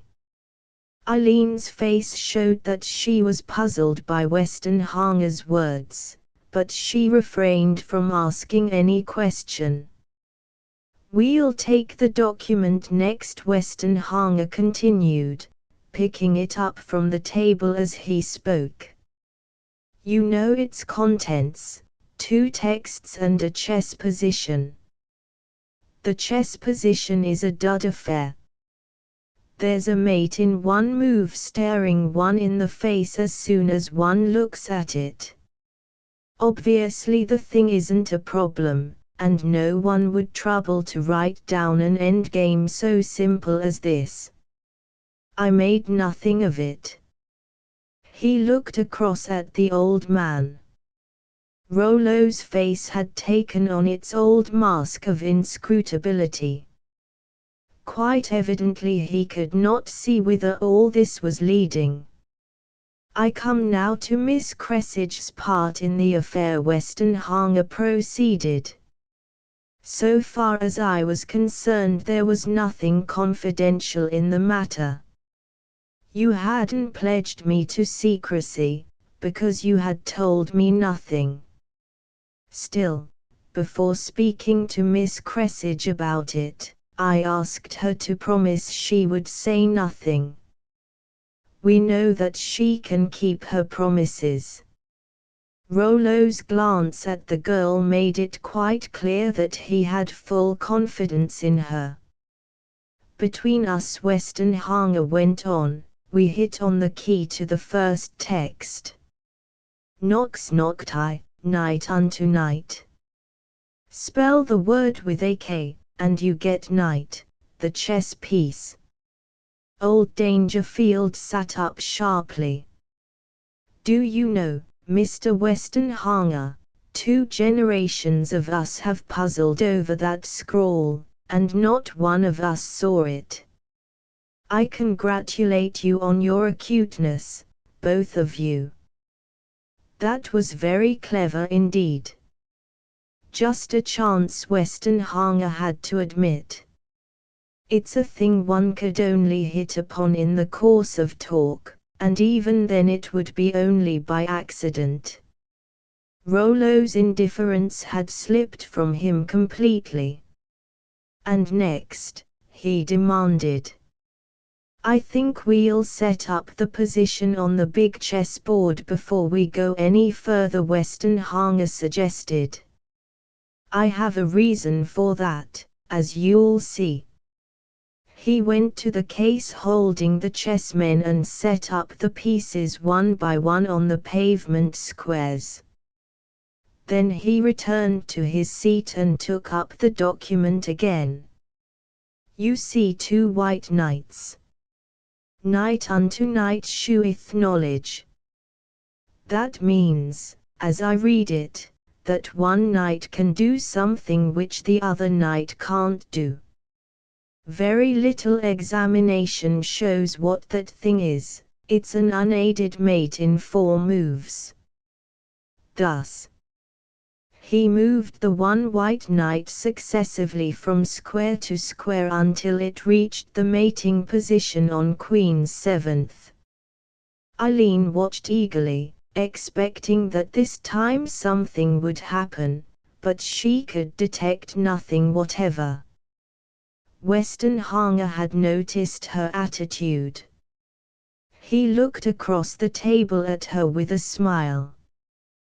That's what you saw me do yesterday.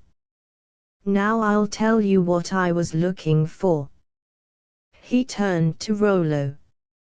You know that each of these pieces has a long spike on its base which slides into the holes in the chessboard. On the surface it looks as if that had been designed merely to keep the pieces from being knocked over by anyone who has to walk among them in order to shift them from square to square. But I had at the back of my mind the idea of the old Corinthian as a man with a mechanical turn, and I put that idea alongside the notion of the spikes and the sequence of 4 fixed moves by the White Knight. And so I reached the idea of he looked interrogatively at his hearers, but neither of them had caught his meaning. Of a combination lock, he concluded, after a pause. Your grandfather was more of a mechanic than you gave him credit for. As I understand the machine, of course, this is only guesswork. Under each hole in the 4 squares of the knight's moves there lies the end of a lever. When you drop the knight into its place on the square, the spike depresses the lever. The whole secret of the thing is that the 4 levers must be depressed in that particular sequence. That guards against the lock being sprung in the course of normal play. The chances against that combination are considerable, and I expect some of the other pieces also depress lock levers, so that it's almost impossible that the thing should be unlocked by a chance game. In fact, the whole affair is simply a clumsy forerunner of the ordinary dial lock on good safes. Yes, but it hasn't opened, commented Eileen. It has unlocked something, though, Westenhanger retorted. That was what puzzled me yesterday when apparently nothing happened after I'd played the moves. But the Corinthian was taking no chances. The chessboard is the lock, but the thing it secures is somewhere else. That sounds nonsense to me, Eileen said, decidedly. Westenhanger smiled with a touch of friendly maliciousness. We've still 2 things which we haven't used. This is where I went wrong yesterday, Eileen, he interjected. There's another text, and there's the leather disc. Take the text first of all. Where your treasure is, there will your heart be also. Remember the pun in the first case. There's another one here. I didn't spot it for a while. He challenged Eileen's ingenuity with a look across the table and left her to puzzle the thing out for herself. Not see it. I'll give you a clue. As pants the heart for cooling streams, he caught her eye and his glance led her gaze round the room till it came to the tapestry of Diana's hunting. Oh, now I see, she cried. You mean there's something hidden behind that stag, the heart, in the arras? Westenhanger assented with a nod. Rollo Dangerfield had maintained his serenity up to this point, but evidently he now felt the strain. Mr. Westenhanger, he said. You're not leading me on to a disappointment. I've guessed at something behind all this. Please do not keep me in suspense. Westenhanger felt ashamed of the comedy he was playing. He had not thought of how it must appear to the man most concerned. At once, in response to old Rollo's rather pathetic query, he dropped the pretense that the issue was still unknown. I'm very sorry, Mr. Dangerfield. In trying to make it interesting, I'm afraid I forgot that you might be anxious about the end of the business, afraid it was all going to peter out in an empty treasury. I've only been making believe that I'm working this out step by step as we go along. Of course I've done it all once before and found the real thing I was looking for. Old Rollo's old-fashioned courtesy returned to him. I am very sorry to have interrupted you, he said. Please go on with your story. I am quite ready to wait for the end when it comes. He settled himself in his chair, evidently restraining all signs of impatience. Weston Hanger continued. You'll have no cause to regret our intrusion into your affairs, Mr. Dangerfield. I can promise you that. I'll go on. With this needle I can prick through the arras and fix the exact position of the hiding place behind the cloth.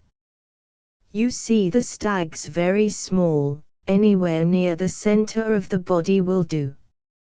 I put the needle clean through and leave it sticking in the panel behind, to mark the place. He suited the action to the word, then he lifted the tapestry and disclosed the paneled surface. Nothing visible in the way of a handle, you see, he pointed out. The paneling's quite smooth. He dropped the tapestry into place again and came back to the table. Now this leather disc, he picked it up as he spoke. You suggested to us that it might be a child's toy. That was what eventually put me on the track. It is a child's toy. I've played with one like it when I was a child myself, though I haven't seen one for years now. Possibly the modern child doesn't use things of that sort. But in my young days they used to call them suckers. Here's one in its normal state. He drew from his pocket a disc of leather with a loop of twine attached, exactly like the Corinthian relic, except that Weston Hanger's leather was soft and moist. I'll show you how it works. He dipped it for a moment into the glass of water, then placed it flat on the table with the twine loop on the upper side. Now I squeeze it into contact with the table, so as to exclude all air between it and the wooden surface. The water acts as a seal. That's right. Now I pull vertically upwards on the twine. You see, the center of the disc is pulled up by the twine. That makes a vacuum between the leather and the table, and the pressure of the atmosphere pins the sucker to the wood. The harder you pull, the faster it sticks. It's exactly the way a limpet sticks to a rock, and you know how tight that clings.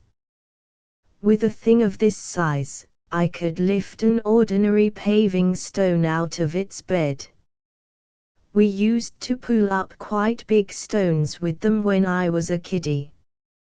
By levering the sucker adroitly, he loosened it from the table, just as a limpet is slid off its bed by a side thrust. I think the rest's obvious. The Corinthian wanted some means of pulling out that particular panel without leaving any mark or attaching a handle. He used this sucker for the purpose. I'll show you. He went over to the arras, lifted it, and attached his leather disc at the point where the needle had been. A slow, steady pull on the twine completed the work, and a large piece of the panel came forward, evidently the end of a drawer fitting back into the wall of the room.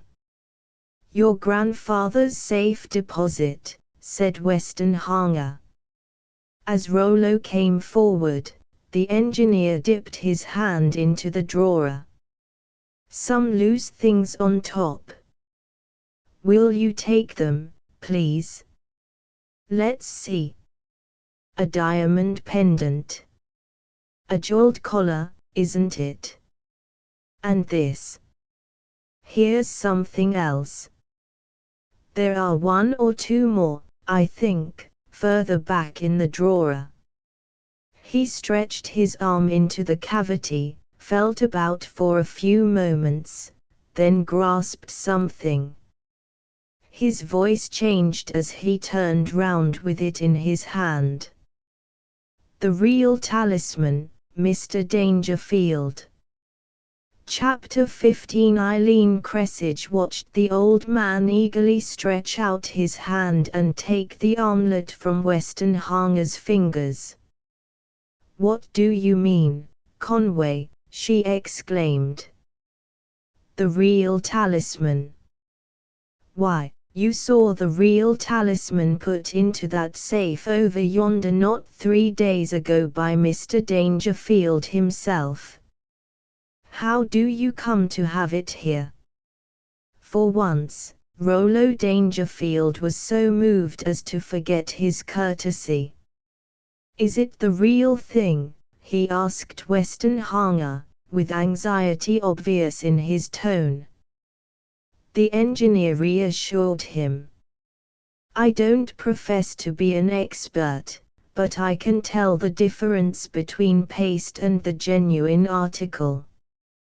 These diamonds are the real thing." Rollo carried the armlet across to the window and examined it minutely. Eileen followed him, still mystified by the turn of events, though the explanation was beginning to shape itself in her mind. "The end of the Dangerfield secret, isn't it?" asked Weston Hanger, joining them. "I was pretty sure of my ground when I told you that the secret had ceased to be of any importance now."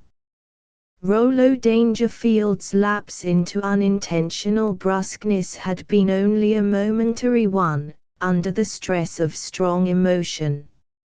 Already he had recovered his balance.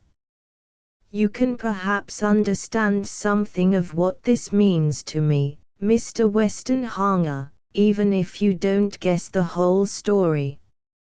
It's sometimes difficult to find words for what one has to say. I wish to thank you, and you also, Miss Cressidge, for this. You can have no idea of the load which you have taken off my shoulders. You have cleared away the shams, and I can look people in the face again, unashamed. It's useless to put these things into words. I can't do it as I would like to do. But at least I can tell you, Miss Cressidge, something of the Dangerfield story which will give you an idea of what this has meant to us." He made a gesture inviting them to sit down again. Eileen seated herself, but Weston Hanger paused for a moment. "I think we'd better shut this thing up before we go any further." He indicated the still open drawer in the paneling. "Just wait a moment until I empty it completely." He put his hand into the recess and withdrew several other pieces of jewelry which he added to the shining heap on the table. Then he closed the drawer, dropped the arras, and came back to the chessboard. "You remember you told us that after the Corinthians' death they found the pieces on this board in the position shown on the document. It's pretty obvious what was in his mind. He knew that he might be killed in a few minutes. Probably he mistrusted his servants and was afraid to leave family jewelry at their mercy. So he opened the secret recess, tumbled the jewels into it, The talisman was in it already, and then he closed his combination lock thus. Western Hanger walked onto the chessboard and lifted the white knight from Queen's 7th. One reverses the 4 moves, so, bringing the knight back to its starting point on the knight's square. He suited the action to the word, carrying out the 4 operations in the reverse order. Now the drawer is locked, he explained. That's what the Corinthian did, just before he went out to his duel. And that's why they found the chessboard in this state. Probably he hadn't time enough to put the pieces away in the cupboard, so he left them standing as they were. They gave nothing away. He picked up the document, the wrinkled leather disc, and his own sucker, and handed them across the table. That finishes our part, Mr. Dangerfield. Now, perhaps, you'll tell us what you wish us to hear. Rollo Dangerfield's face had regained its accustomed serenity. The tinge of suspicion had vanished completely and was replaced by a trustful expression, as he looked at his 2 guests. He turned first to Eileen. I am sorry you have been kept waiting for an answer to your question, Miss Cressidge. It was my fault. You will forgive an old man's impatience when I tell you that you and Mr. Westenhanger have cleared up something which has hung over 50 years of my life. And there are other reasons, too, as you will hear. Eileen had no need to say anything. Her face told Rollo that she had not been offended. You startled me not long ago, Mr. Westenhanger, their host went on, by asking me if the Dangerfield secret was not just 3 generations old. If that was a mere guess, it was a very good one. Actually, what has been called the Dangerfield secret originated in my father's day, and since it has been passed on to Eric, it has lasted through 3 generations. And now it passes away, thanks to you young people. He paused for a moment before speaking again. You must bear in mind that some of this is conjecture, and that I am trying to fit it together so as to take in the facts which have come to light this afternoon. Before I came into this room I had not the key to the problem, and I have hardly had time to fit the new links into the chain neatly. But it seems evident to me that even in my grandfather's day, there was a talisman and a replica, and that the replica was kept under the tinted bell to conceal the fact that the stones were false. From your inferences, Mr. Westenhanger, it seems clear that he devised this particular hiding place for the real talisman. Now take the state of affairs on the morning of my grandfather's death. He knew the risk he ran. His opponent was a noted duelist, and he had no one at hand whom he could trust. Probably, as you suggested, he collected the more valuable family jewels and placed them with the real talisman for safety's sake. We did him an injustice when we assumed that he had already sold them to pay his gambling debts. I don't care to speculate on his mental condition at that moment. Quite probably, after a night's carousing, he was not clear-headed. He jotted down the memory help he used himself as a clue to the hiding place, and very probably he failed to realize that it was no real help to anyone but himself. Then he went out, and that was the end. With quite unconscious dramatic effect, the old man paused in his narrative and sat for some instants in silence. When he spoke again it was in a lighter tone. And now I come to a fresh character. I never knew him, but I have been trying to reconstruct him in my mind from many things which were told to me about him. He was the solicitor for the Dangerfield estate at the time my Corinthian grandfather died. Imagine his position, Miss Cressidge. He takes over the administration of the estate. You remember that my father was a mere child then, and he finds it terribly encumbered with the debts which had accumulated in my grandfather's day, a load of liabilities which even a generation failed to clear away. Credit was essential if the ship was to be kept afloat at all. And the biggest asset of the estate was the Dangerfield Talisman. So long as that remained, no one could suppose that things were seriously involved, and with care, he could just pilot us through. Without that palladium, the creditors would have come down at once and the game would have been up. Freoxshim would have come to the hammer. Everything would have gone down in the crash. And in the midst of all his anxiety he learned that the talisman was a sham of gilded lead and spurious stones. Rollo broke off his narrative, leaving time for them to appreciate the position. I have seen the document in his own handwriting, he continued, which gives an account of the affair. He had taken the talisman from under the bell and asked a jeweler what it would cost to make a replica. He thought the thing should be put in safety, and it seems that he, too, had hit on the idea of substituting a counterfeit for the real thing, the notion of a stalking horse which I explained to you once before, Mr. Westenhanger.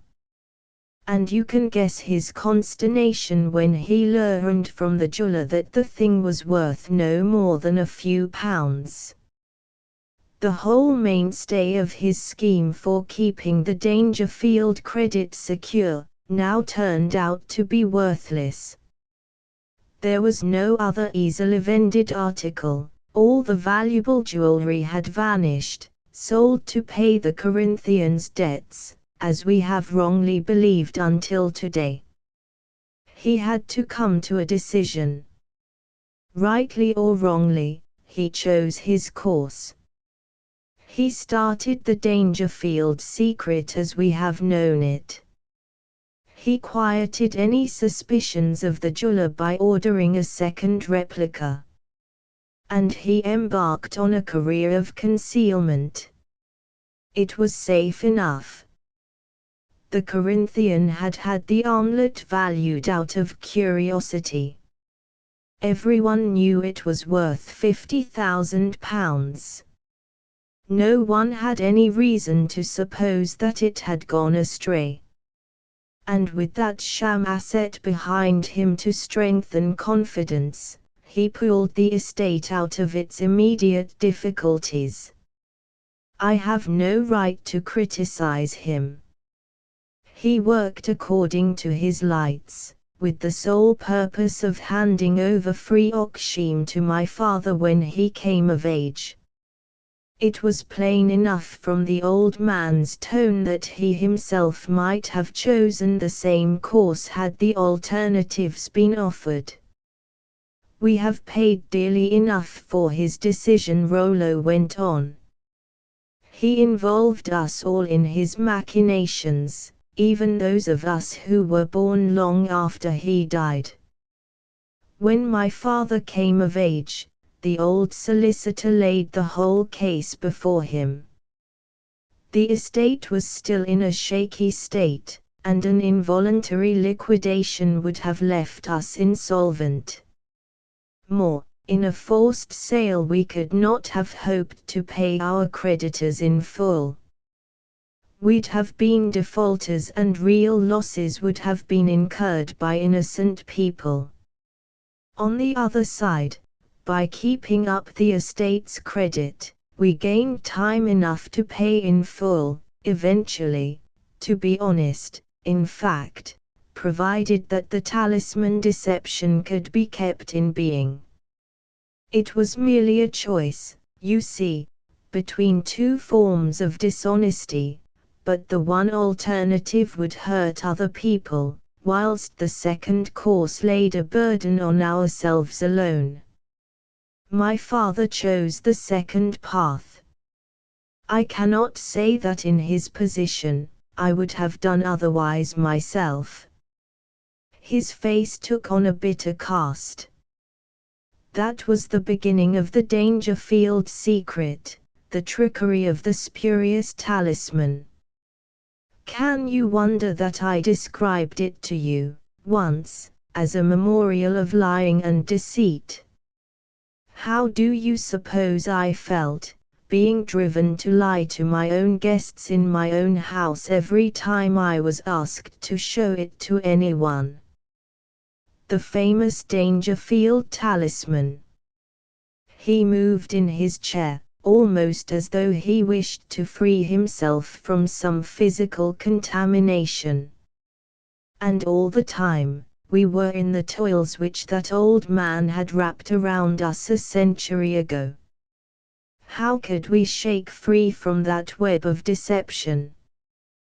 We still need the asset, at least we needed it yesterday. And to let the thing leak out would be to put a black mark on my father's name. You know what people would say about the part we have played. There was no getting clear. We had to go on as we had begun. He glanced at his two guests as though he feared that he had wearied them by a long story, but their expressions encouraged him to continue to the end. People often wonder why we do not insure a thing of such immense value. How could we insure it? It would need to be valued, and the game would be up. So we have been forced into that second series of deceptions, the return of the talisman after it has been stolen. We have to keep a series of replicas, and put out a fresh one every time there is a theft. We have to play that silly game of pretending we believe in an old legend, another lie, because we dare not call in the police if the thing vanishes, and because we dare not admit that we have lost it. Rollo's voice became gloomier still. And in front of us, always, there was the risk of an inevitable exposure. We had to avoid the government valuers in the matter of death duties. We could do that only by transferring the talisman from hand to hand. My father made it over to me when I was 21, I gave it to Eric when he came of age. It has never been subject to death duties yet. But there is always the chance of accident. If Eric died before me, the whole thing would have been exposed when they came to value his estate. That possible nemesis has been imminent for the holders of the talisman. He seemed to brood for a time on his retrospect. When he spoke again, both his voice and manner had altered. It was as if at last he had emerged from the shadows. And now, after a century of deceit, we've come out into the light again, thanks to you both. And to think that the talisman was here all the time, within the walls of Free Okshim. Of course we had puzzled over the Corinthians' cipher, but we'd never taken it seriously, because we believed all along that he had sold the armlet and the jewelry. It never occurred to any of us that the thing was within our grasp, under our very roof. Even his own man of affairs believed that, and it never crossed our minds that anything else could have happened. I think it was very natural, said Eileen. Westenhanger made no comment. He had been touched, like the girl, by the story of the Dangerfield secret as it was now revealed. By his candid narrative old Rollo had enlisted their sympathy without having directly besought it from them, and they could understand the feelings which his position had stirred in him through 50 long years. No wonder he often looked as if he'd grown sick of life, was the younger man's unspoken comment. Well, it's all right now, isn't it? He said aloud. The talisman's come back for the last time. Eileen broke in, before the old man could reply. You've no idea how glad I am that we are able to help, Mr. Dangerfield. Less than a week ago, I felt that Freoxheim was a place I'd never want to visit again. It had such miserable associations in my mind, in more ways than one. But now, somehow, it's all different. We can all be happy here, there's nothing hanging over any of us anymore. You understand, don't you? Rollo Dangerfield looked at her with something like affection showing in his eyes. Who could understand better than I do? It's like waking out of a nightmare to find the sun shining in through the window. And we owe our awakening to you and Mr. Westenhanger. You don't imagine I underrate that, surely? I dare say you think you understand what this means for me, perhaps you have some faint conception. But unless you had actually gone through it yourselves you couldn't come near the real thing. It's lasted 50 years, and that's only a few years less than your 2 lives put together. And now, daylight. I shall be glad to have a year or 2 of decent life at the end of it all. Westenhanger saw something in the old man's eyes which made him interpose with a fresh subject. And what about the talisman now, Mr. Dangerfield? Will you use the Corinthians' safe deposit still? It's lain there safely enough all these years. That's why I locked the door, so that no one should blunder in and notice the hiding place when it was open. I thought you might want it again. The talisman, repeated Rollo. Do you know, I could almost find it in my heart to sell the talisman, give Raxal his desire, after all. If I had a decent excuse for doing it, I think I would. I've hated it for years. But I suppose we must keep it, now that it's come into our hands again. I want no more possible regrets, and one might regret having let it go, after these centuries. We don't need to sell it, there are other things to sell. He bent over the table and examined the jewelry which had come from the Corinthians' hiding place. After a careful scrutiny he picked up the diamond pendant and turned to Eileen. You talked about your memories of Freoxheim, Miss Cressidge, and, believe me, I was touched by what you said. Now I should like you to have something which will always remind you of the old place in that aspect. He offered her the glittering gems, and, when she made a gesture of refusal, he continued as though he had not noticed it. I know you don't wear jewelry, so in its present form it would hardly serve. but this central stone would set well in a ring. Get it taken out, and do as you please with the rest, sell them, if you choose. There's no sentiment in the matter, for I intend to sell the rest of the things here and use the money to clear our feet at last. So you are free to follow that good example if you please. He saw her expression and tried a different argument. If you refuse, I shall feel that you think I have been trying to pay you for your help, and that you flung the payment back. Nobody could find a real payment for what you and Mr. Westenhanger have done. This isn't payment, Miss Cressage. It's a thank offering, if you care to put it in that way. I still hope you won't refuse. Eileen saw the pain in the old man's eyes. I ought to refuse, she said, hesitatingly.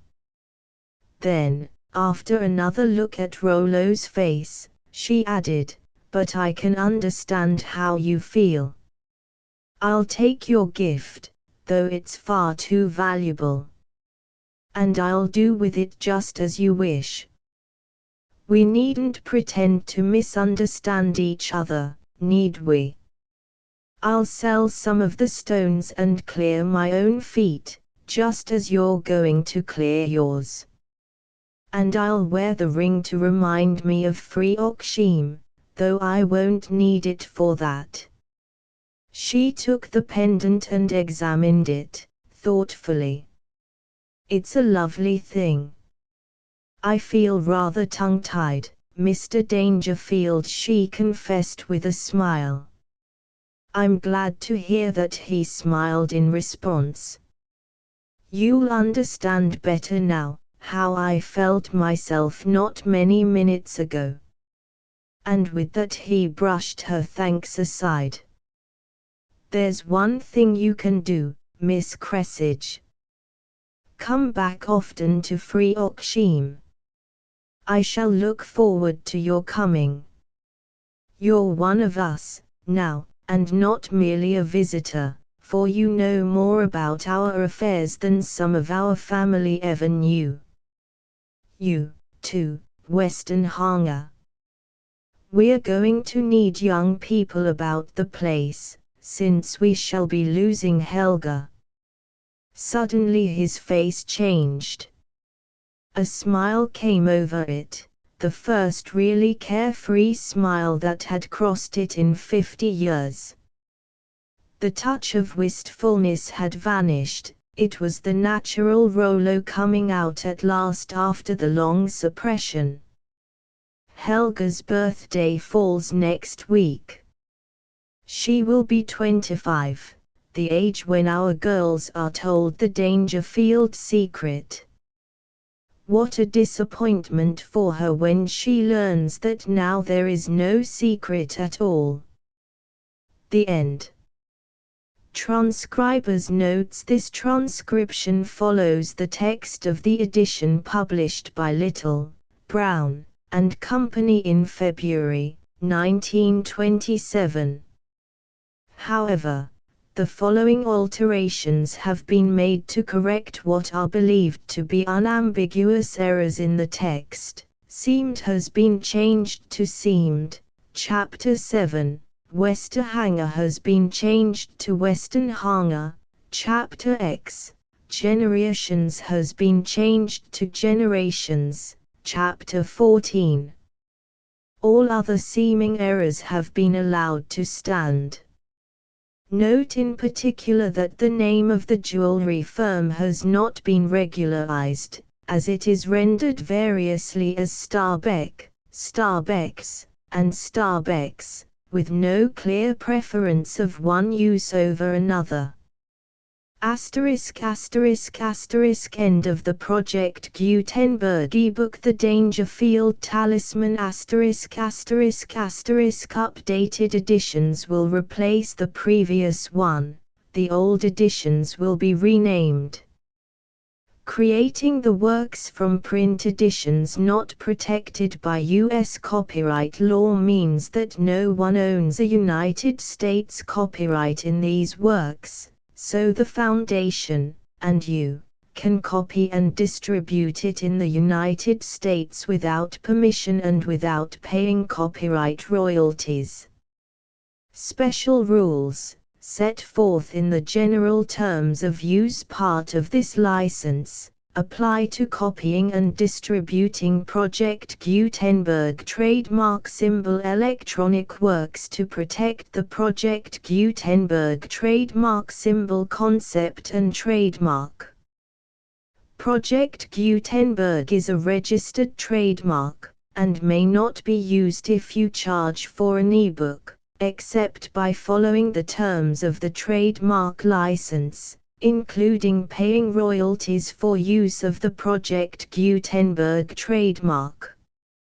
If you do not charge anything for copies of this ebook, complying with the trademark license is very easy. You may use this ebook for nearly any purpose such as creation of derivative works, reports, performances and research. Project Gutenberg ebooks may be modified and printed and given away. You may do practically anything in the United States with ebooks not protected by U.S. copyright law. Redistribution is subject to the trademark license, especially commercial redistribution. Start. Full license. The full Project Gutenberg license. Please read this before you distribute or use this work to protect the Project Gutenberg trademark symbol mission of promoting the free distribution of electronic works, by using or distributing this work, or any other work associated in any way with the phrase Project Gutenberg. You agree to comply with all the terms of the full Project Gutenberg trademark symbol license available with this file or online at www.gutenberg.org/license. Section 1. General Terms of Use and Redistributing Project Gutenberg Trademark Symbol Electronic Works 1.0. By reading or using any part of this Project Gutenberg trademark symbol electronic work, you indicate that you have read, understand, agree to and accept all the terms of this license and intellectual property, trademark/copyright, agreement. If you do not agree to abide by all the terms of this agreement, you must cease using and return or destroy all copies of Project Gutenberg trademark symbol electronic works in your possession.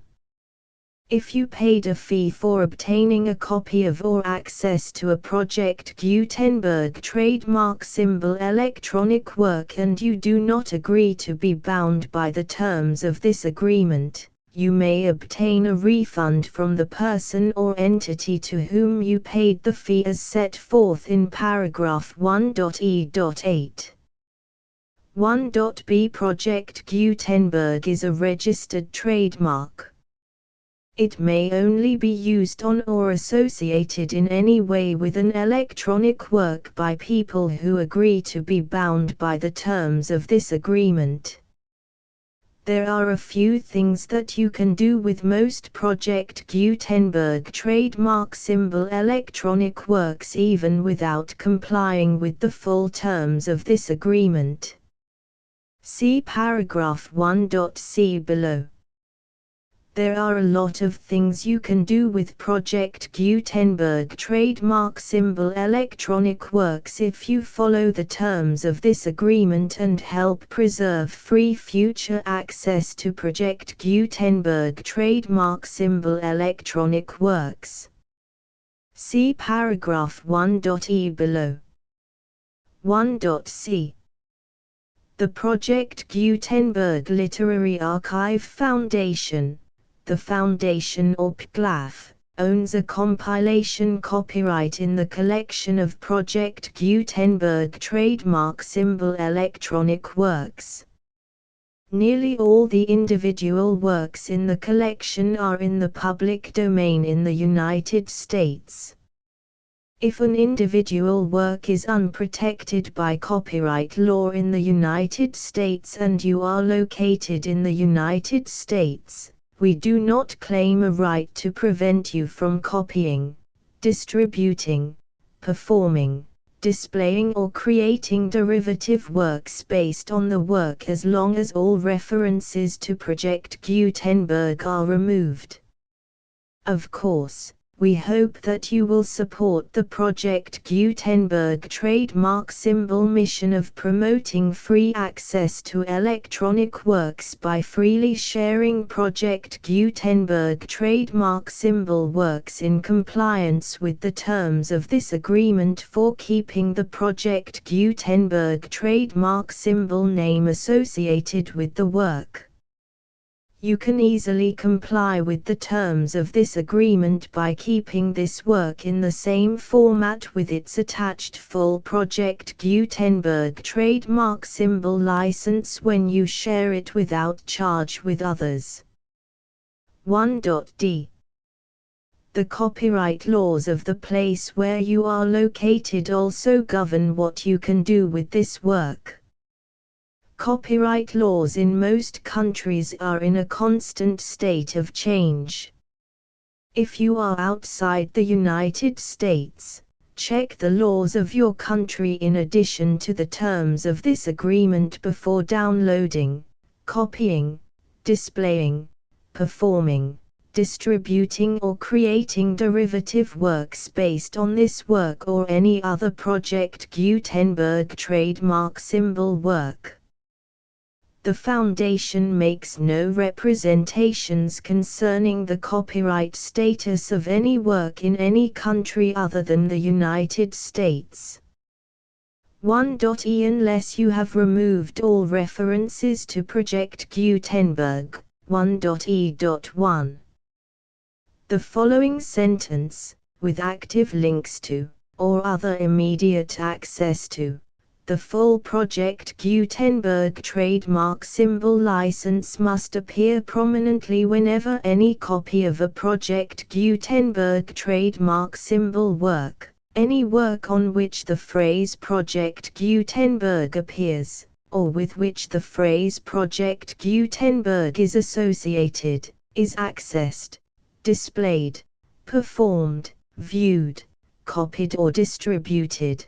This ebook is for the use of anyone anywhere in the United States and most other parts of the world at no cost and with almost no restrictions whatsoever.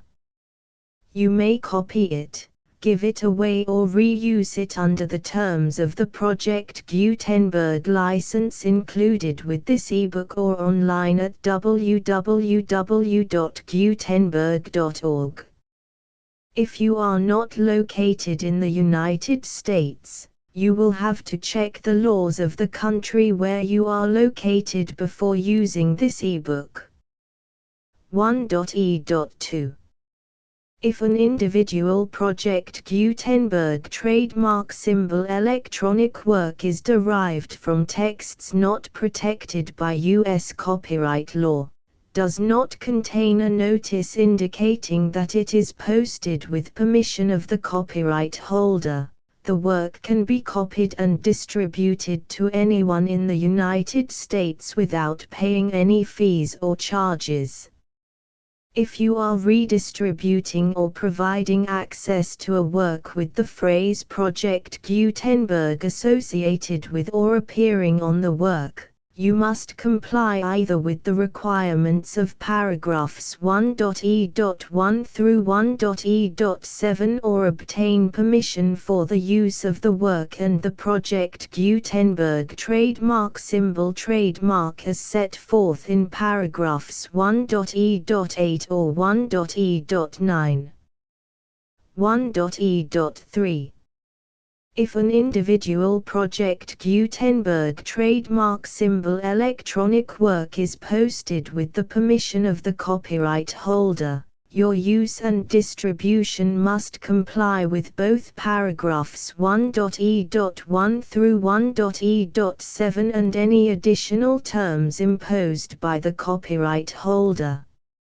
Additional terms will be linked to the Project Gutenberg trademark symbol license for all works posted with the permission of the copyright holder found at the beginning of this work.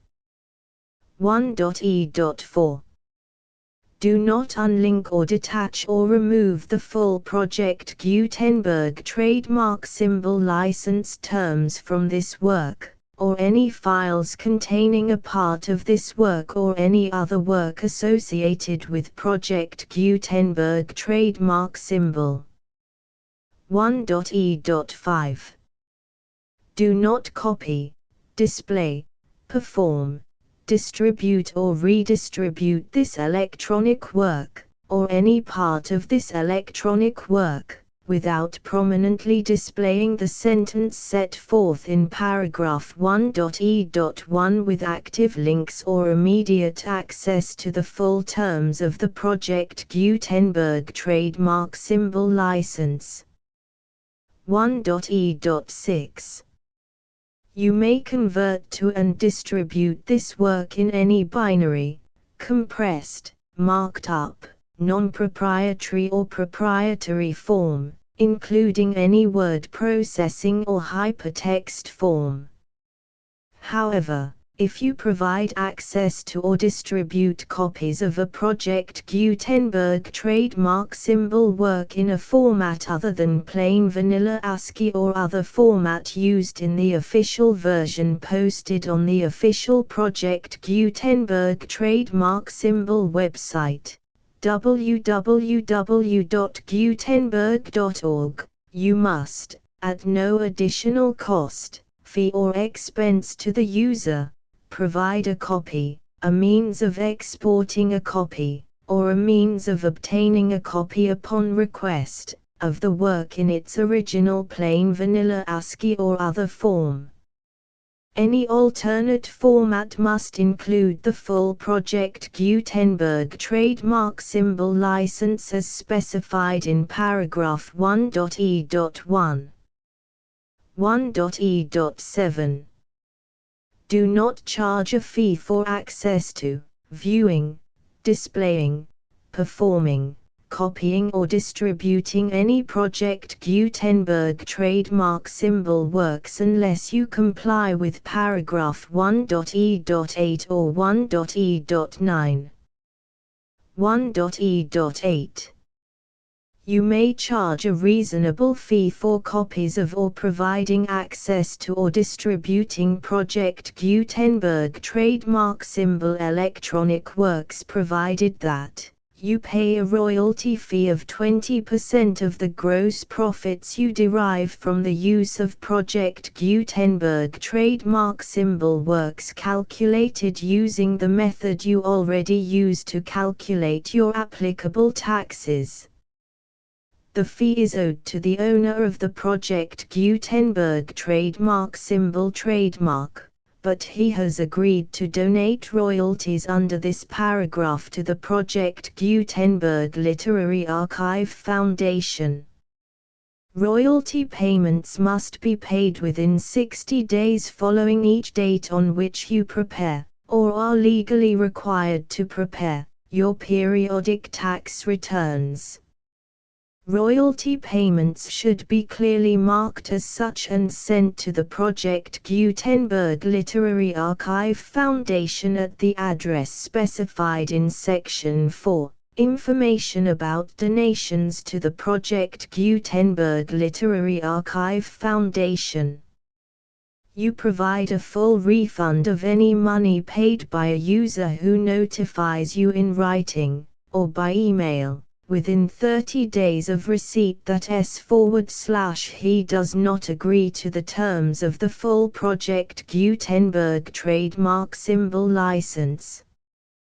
You must require such a user to return or destroy all copies of the works possessed in a physical medium and discontinue all use of and all access to other copies of Project Gutenberg trademark symbol works.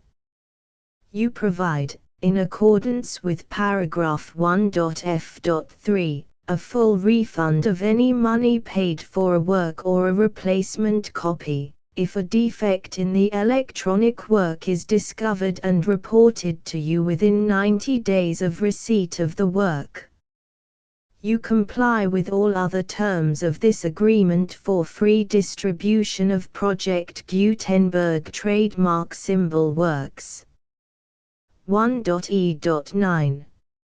If you wish to charge a fee or distribute a Project Gutenberg trademark symbol electronic work or group of works on different terms than are set forth in this agreement, you must obtain permission in writing from the Project Gutenberg Literary Archive Foundation, the manager of the Project Gutenberg trademark symbol trademark. Contact the Foundation as set forth in Section 3 below. 1.f1.f.1 Project Gutenberg volunteers and employees expend considerable effort to identify, do copyright research on, transcribe and proofread works not protected by U.S. copyright law in creating the Project Gutenberg trademark symbol collection. Despite these efforts, Project Gutenberg trademark symbol electronic works, and the medium on which they may be stored, may contain defects such as, but not limited to, incomplete, inaccurate or corrupt data, transcription errors, a copyright or other intellectual property infringement, a defective or damaged disk or other medium, a computer virus, or computer codes that damage or cannot be read by your equipment. 1.f.2 Limited warranty, disclaimer of damages, except for the right of replacement or refund described in paragraph 1.f.3, the Project Gutenberg Literary Archive Foundation, the owner of the Project Gutenberg trademark symbol trademark, and any other party distributing a Project Gutenberg trademark symbol electronic work under this agreement, disclaim all liability to you for damages, costs and expenses, including legal fees. You agree that you have no remedies for negligence, strict liability, breach of warranty or breach of contract except those provided in paragraph 1.f.3. You agree that the Foundation, the trademark owner, and any distributor under this agreement will not be liable to you for actual, direct, indirect, consequential, punitive or incidental damages even if you give notice of the possibility of such damage. 1.f.3 Limited right of replacement or refund. If you discover a defect in this electronic work within 90 days of receiving it, you can receive a refund of the money, if any, you paid for it by sending a written explanation to the person you received the work from. If you received the work on a physical medium, you must return the medium with your written explanation. The person or entity that provided you with the defective work may elect to provide a replacement copy in lieu of a refund. If you received the work electronically, the person or entity providing it to you may choose to give you a second opportunity to receive the work electronically in lieu of a refund. If the second copy is also defective, you may demand a refund in writing without further opportunities to fix the problem. 1.f.4 except for the limited right of replacement or refund set forth in paragraph 1.f.3. This work is provided to you as is, with no other warranties of any kind, express or implied, including but not limited to warranties of merchantability or fitness for any purpose. 1.f.5. Some states do not allow disclaimers of certain implied warranties or the exclusion or limitation of certain types of damages. If any disclaimer or limitation set forth in this agreement violates the law of the state applicable to this agreement, the agreement shall be interpreted to make the maximum disclaimer or limitation permitted by the applicable state law.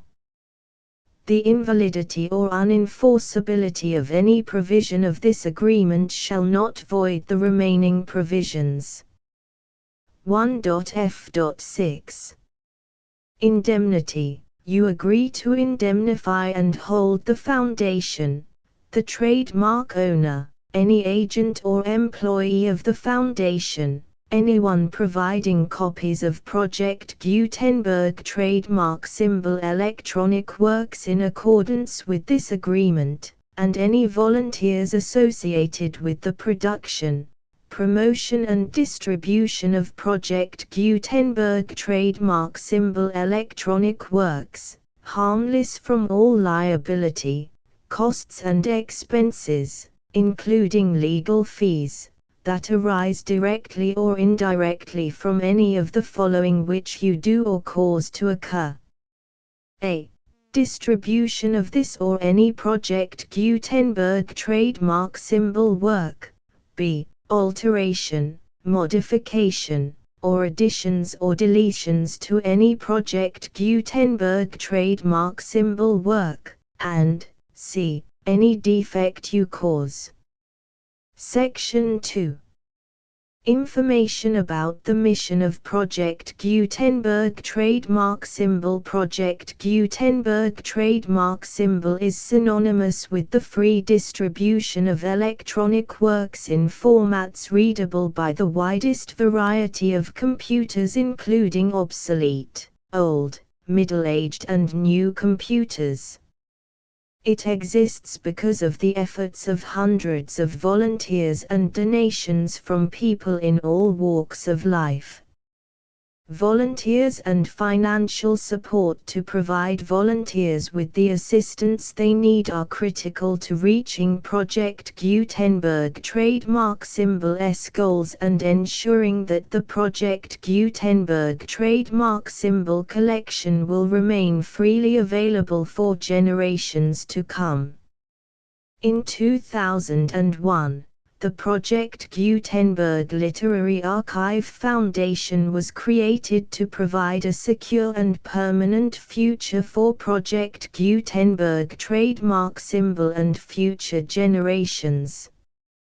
To learn more about the Project Gutenberg Literary Archive Foundation and how your efforts and donations can help, see sections 3 and 4 and the Foundation information page at www.gutenberg.org. Section 3. Information about the Project Gutenberg Literary Archive Foundation. The Project Gutenberg Literary Archive Foundation is a non-profit 501(c)(3) educational corporation organized under the laws of the state of Mississippi and granted tax-exempt status by the Internal Revenue Service. The Foundation's IN or Federal Tax Identification Number is 64-6221541. Contributions to the Project Gutenberg Literary Archive Foundation are tax-deductible to the full extent permitted by U.S. federal laws and your state's laws. The Foundation's business office is located at 809 North 1500 West, Salt Lake City, UT 84116, 801, 596, 1887. Email contact links and up-to-date contact information can be found at the Foundation's website and official page at www.gutenberg.org/contact section 4. Information about donations to the Project Gutenberg Literary Archive Foundation. Project Gutenberg trademark symbol depends upon and cannot survive without widespread public support and donations to carry out its mission of increasing the number of public domain and licensed works that can be freely distributed in machine-readable form accessible by the widest array of equipment including outdated equipment. Many small donations, $1 to $5,000, are particularly important to maintaining tax-exempt status with the IRS. The Foundation is committed to complying with the laws regulating charities and charitable donations in all 50 states of the United States. Compliance requirements are not uniform and it takes a considerable effort, much paperwork and many fees to meet and keep up with these requirements. We do not solicit donations in locations where we have not received written confirmation of compliance. To send donations or determine the status of compliance for any particular state, visit www.gutenberg.org/donate. While we cannot and do not solicit contributions from states where we have not met the solicitation requirements, we know of no prohibition against accepting unsolicited donations from donors in such states who approach us with offers to donate.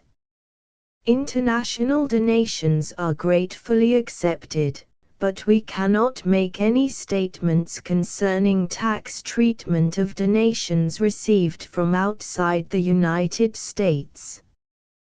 U.S. laws alone swamp our small staff.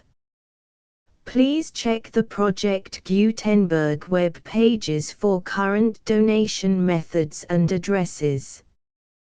Donations are accepted in a number of other ways including checks, online payments and credit card donations.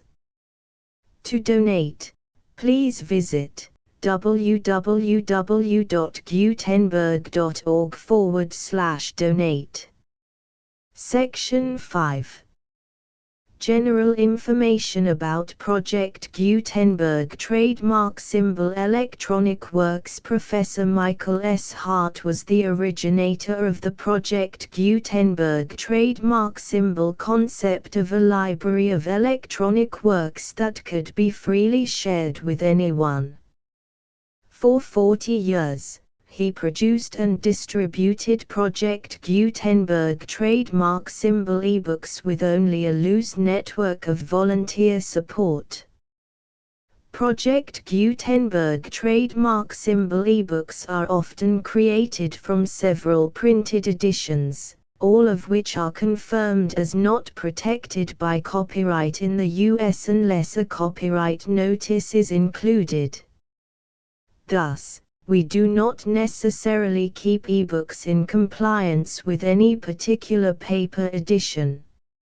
Most people start at our website, which has the main PG search facility, www.gutenberg.org.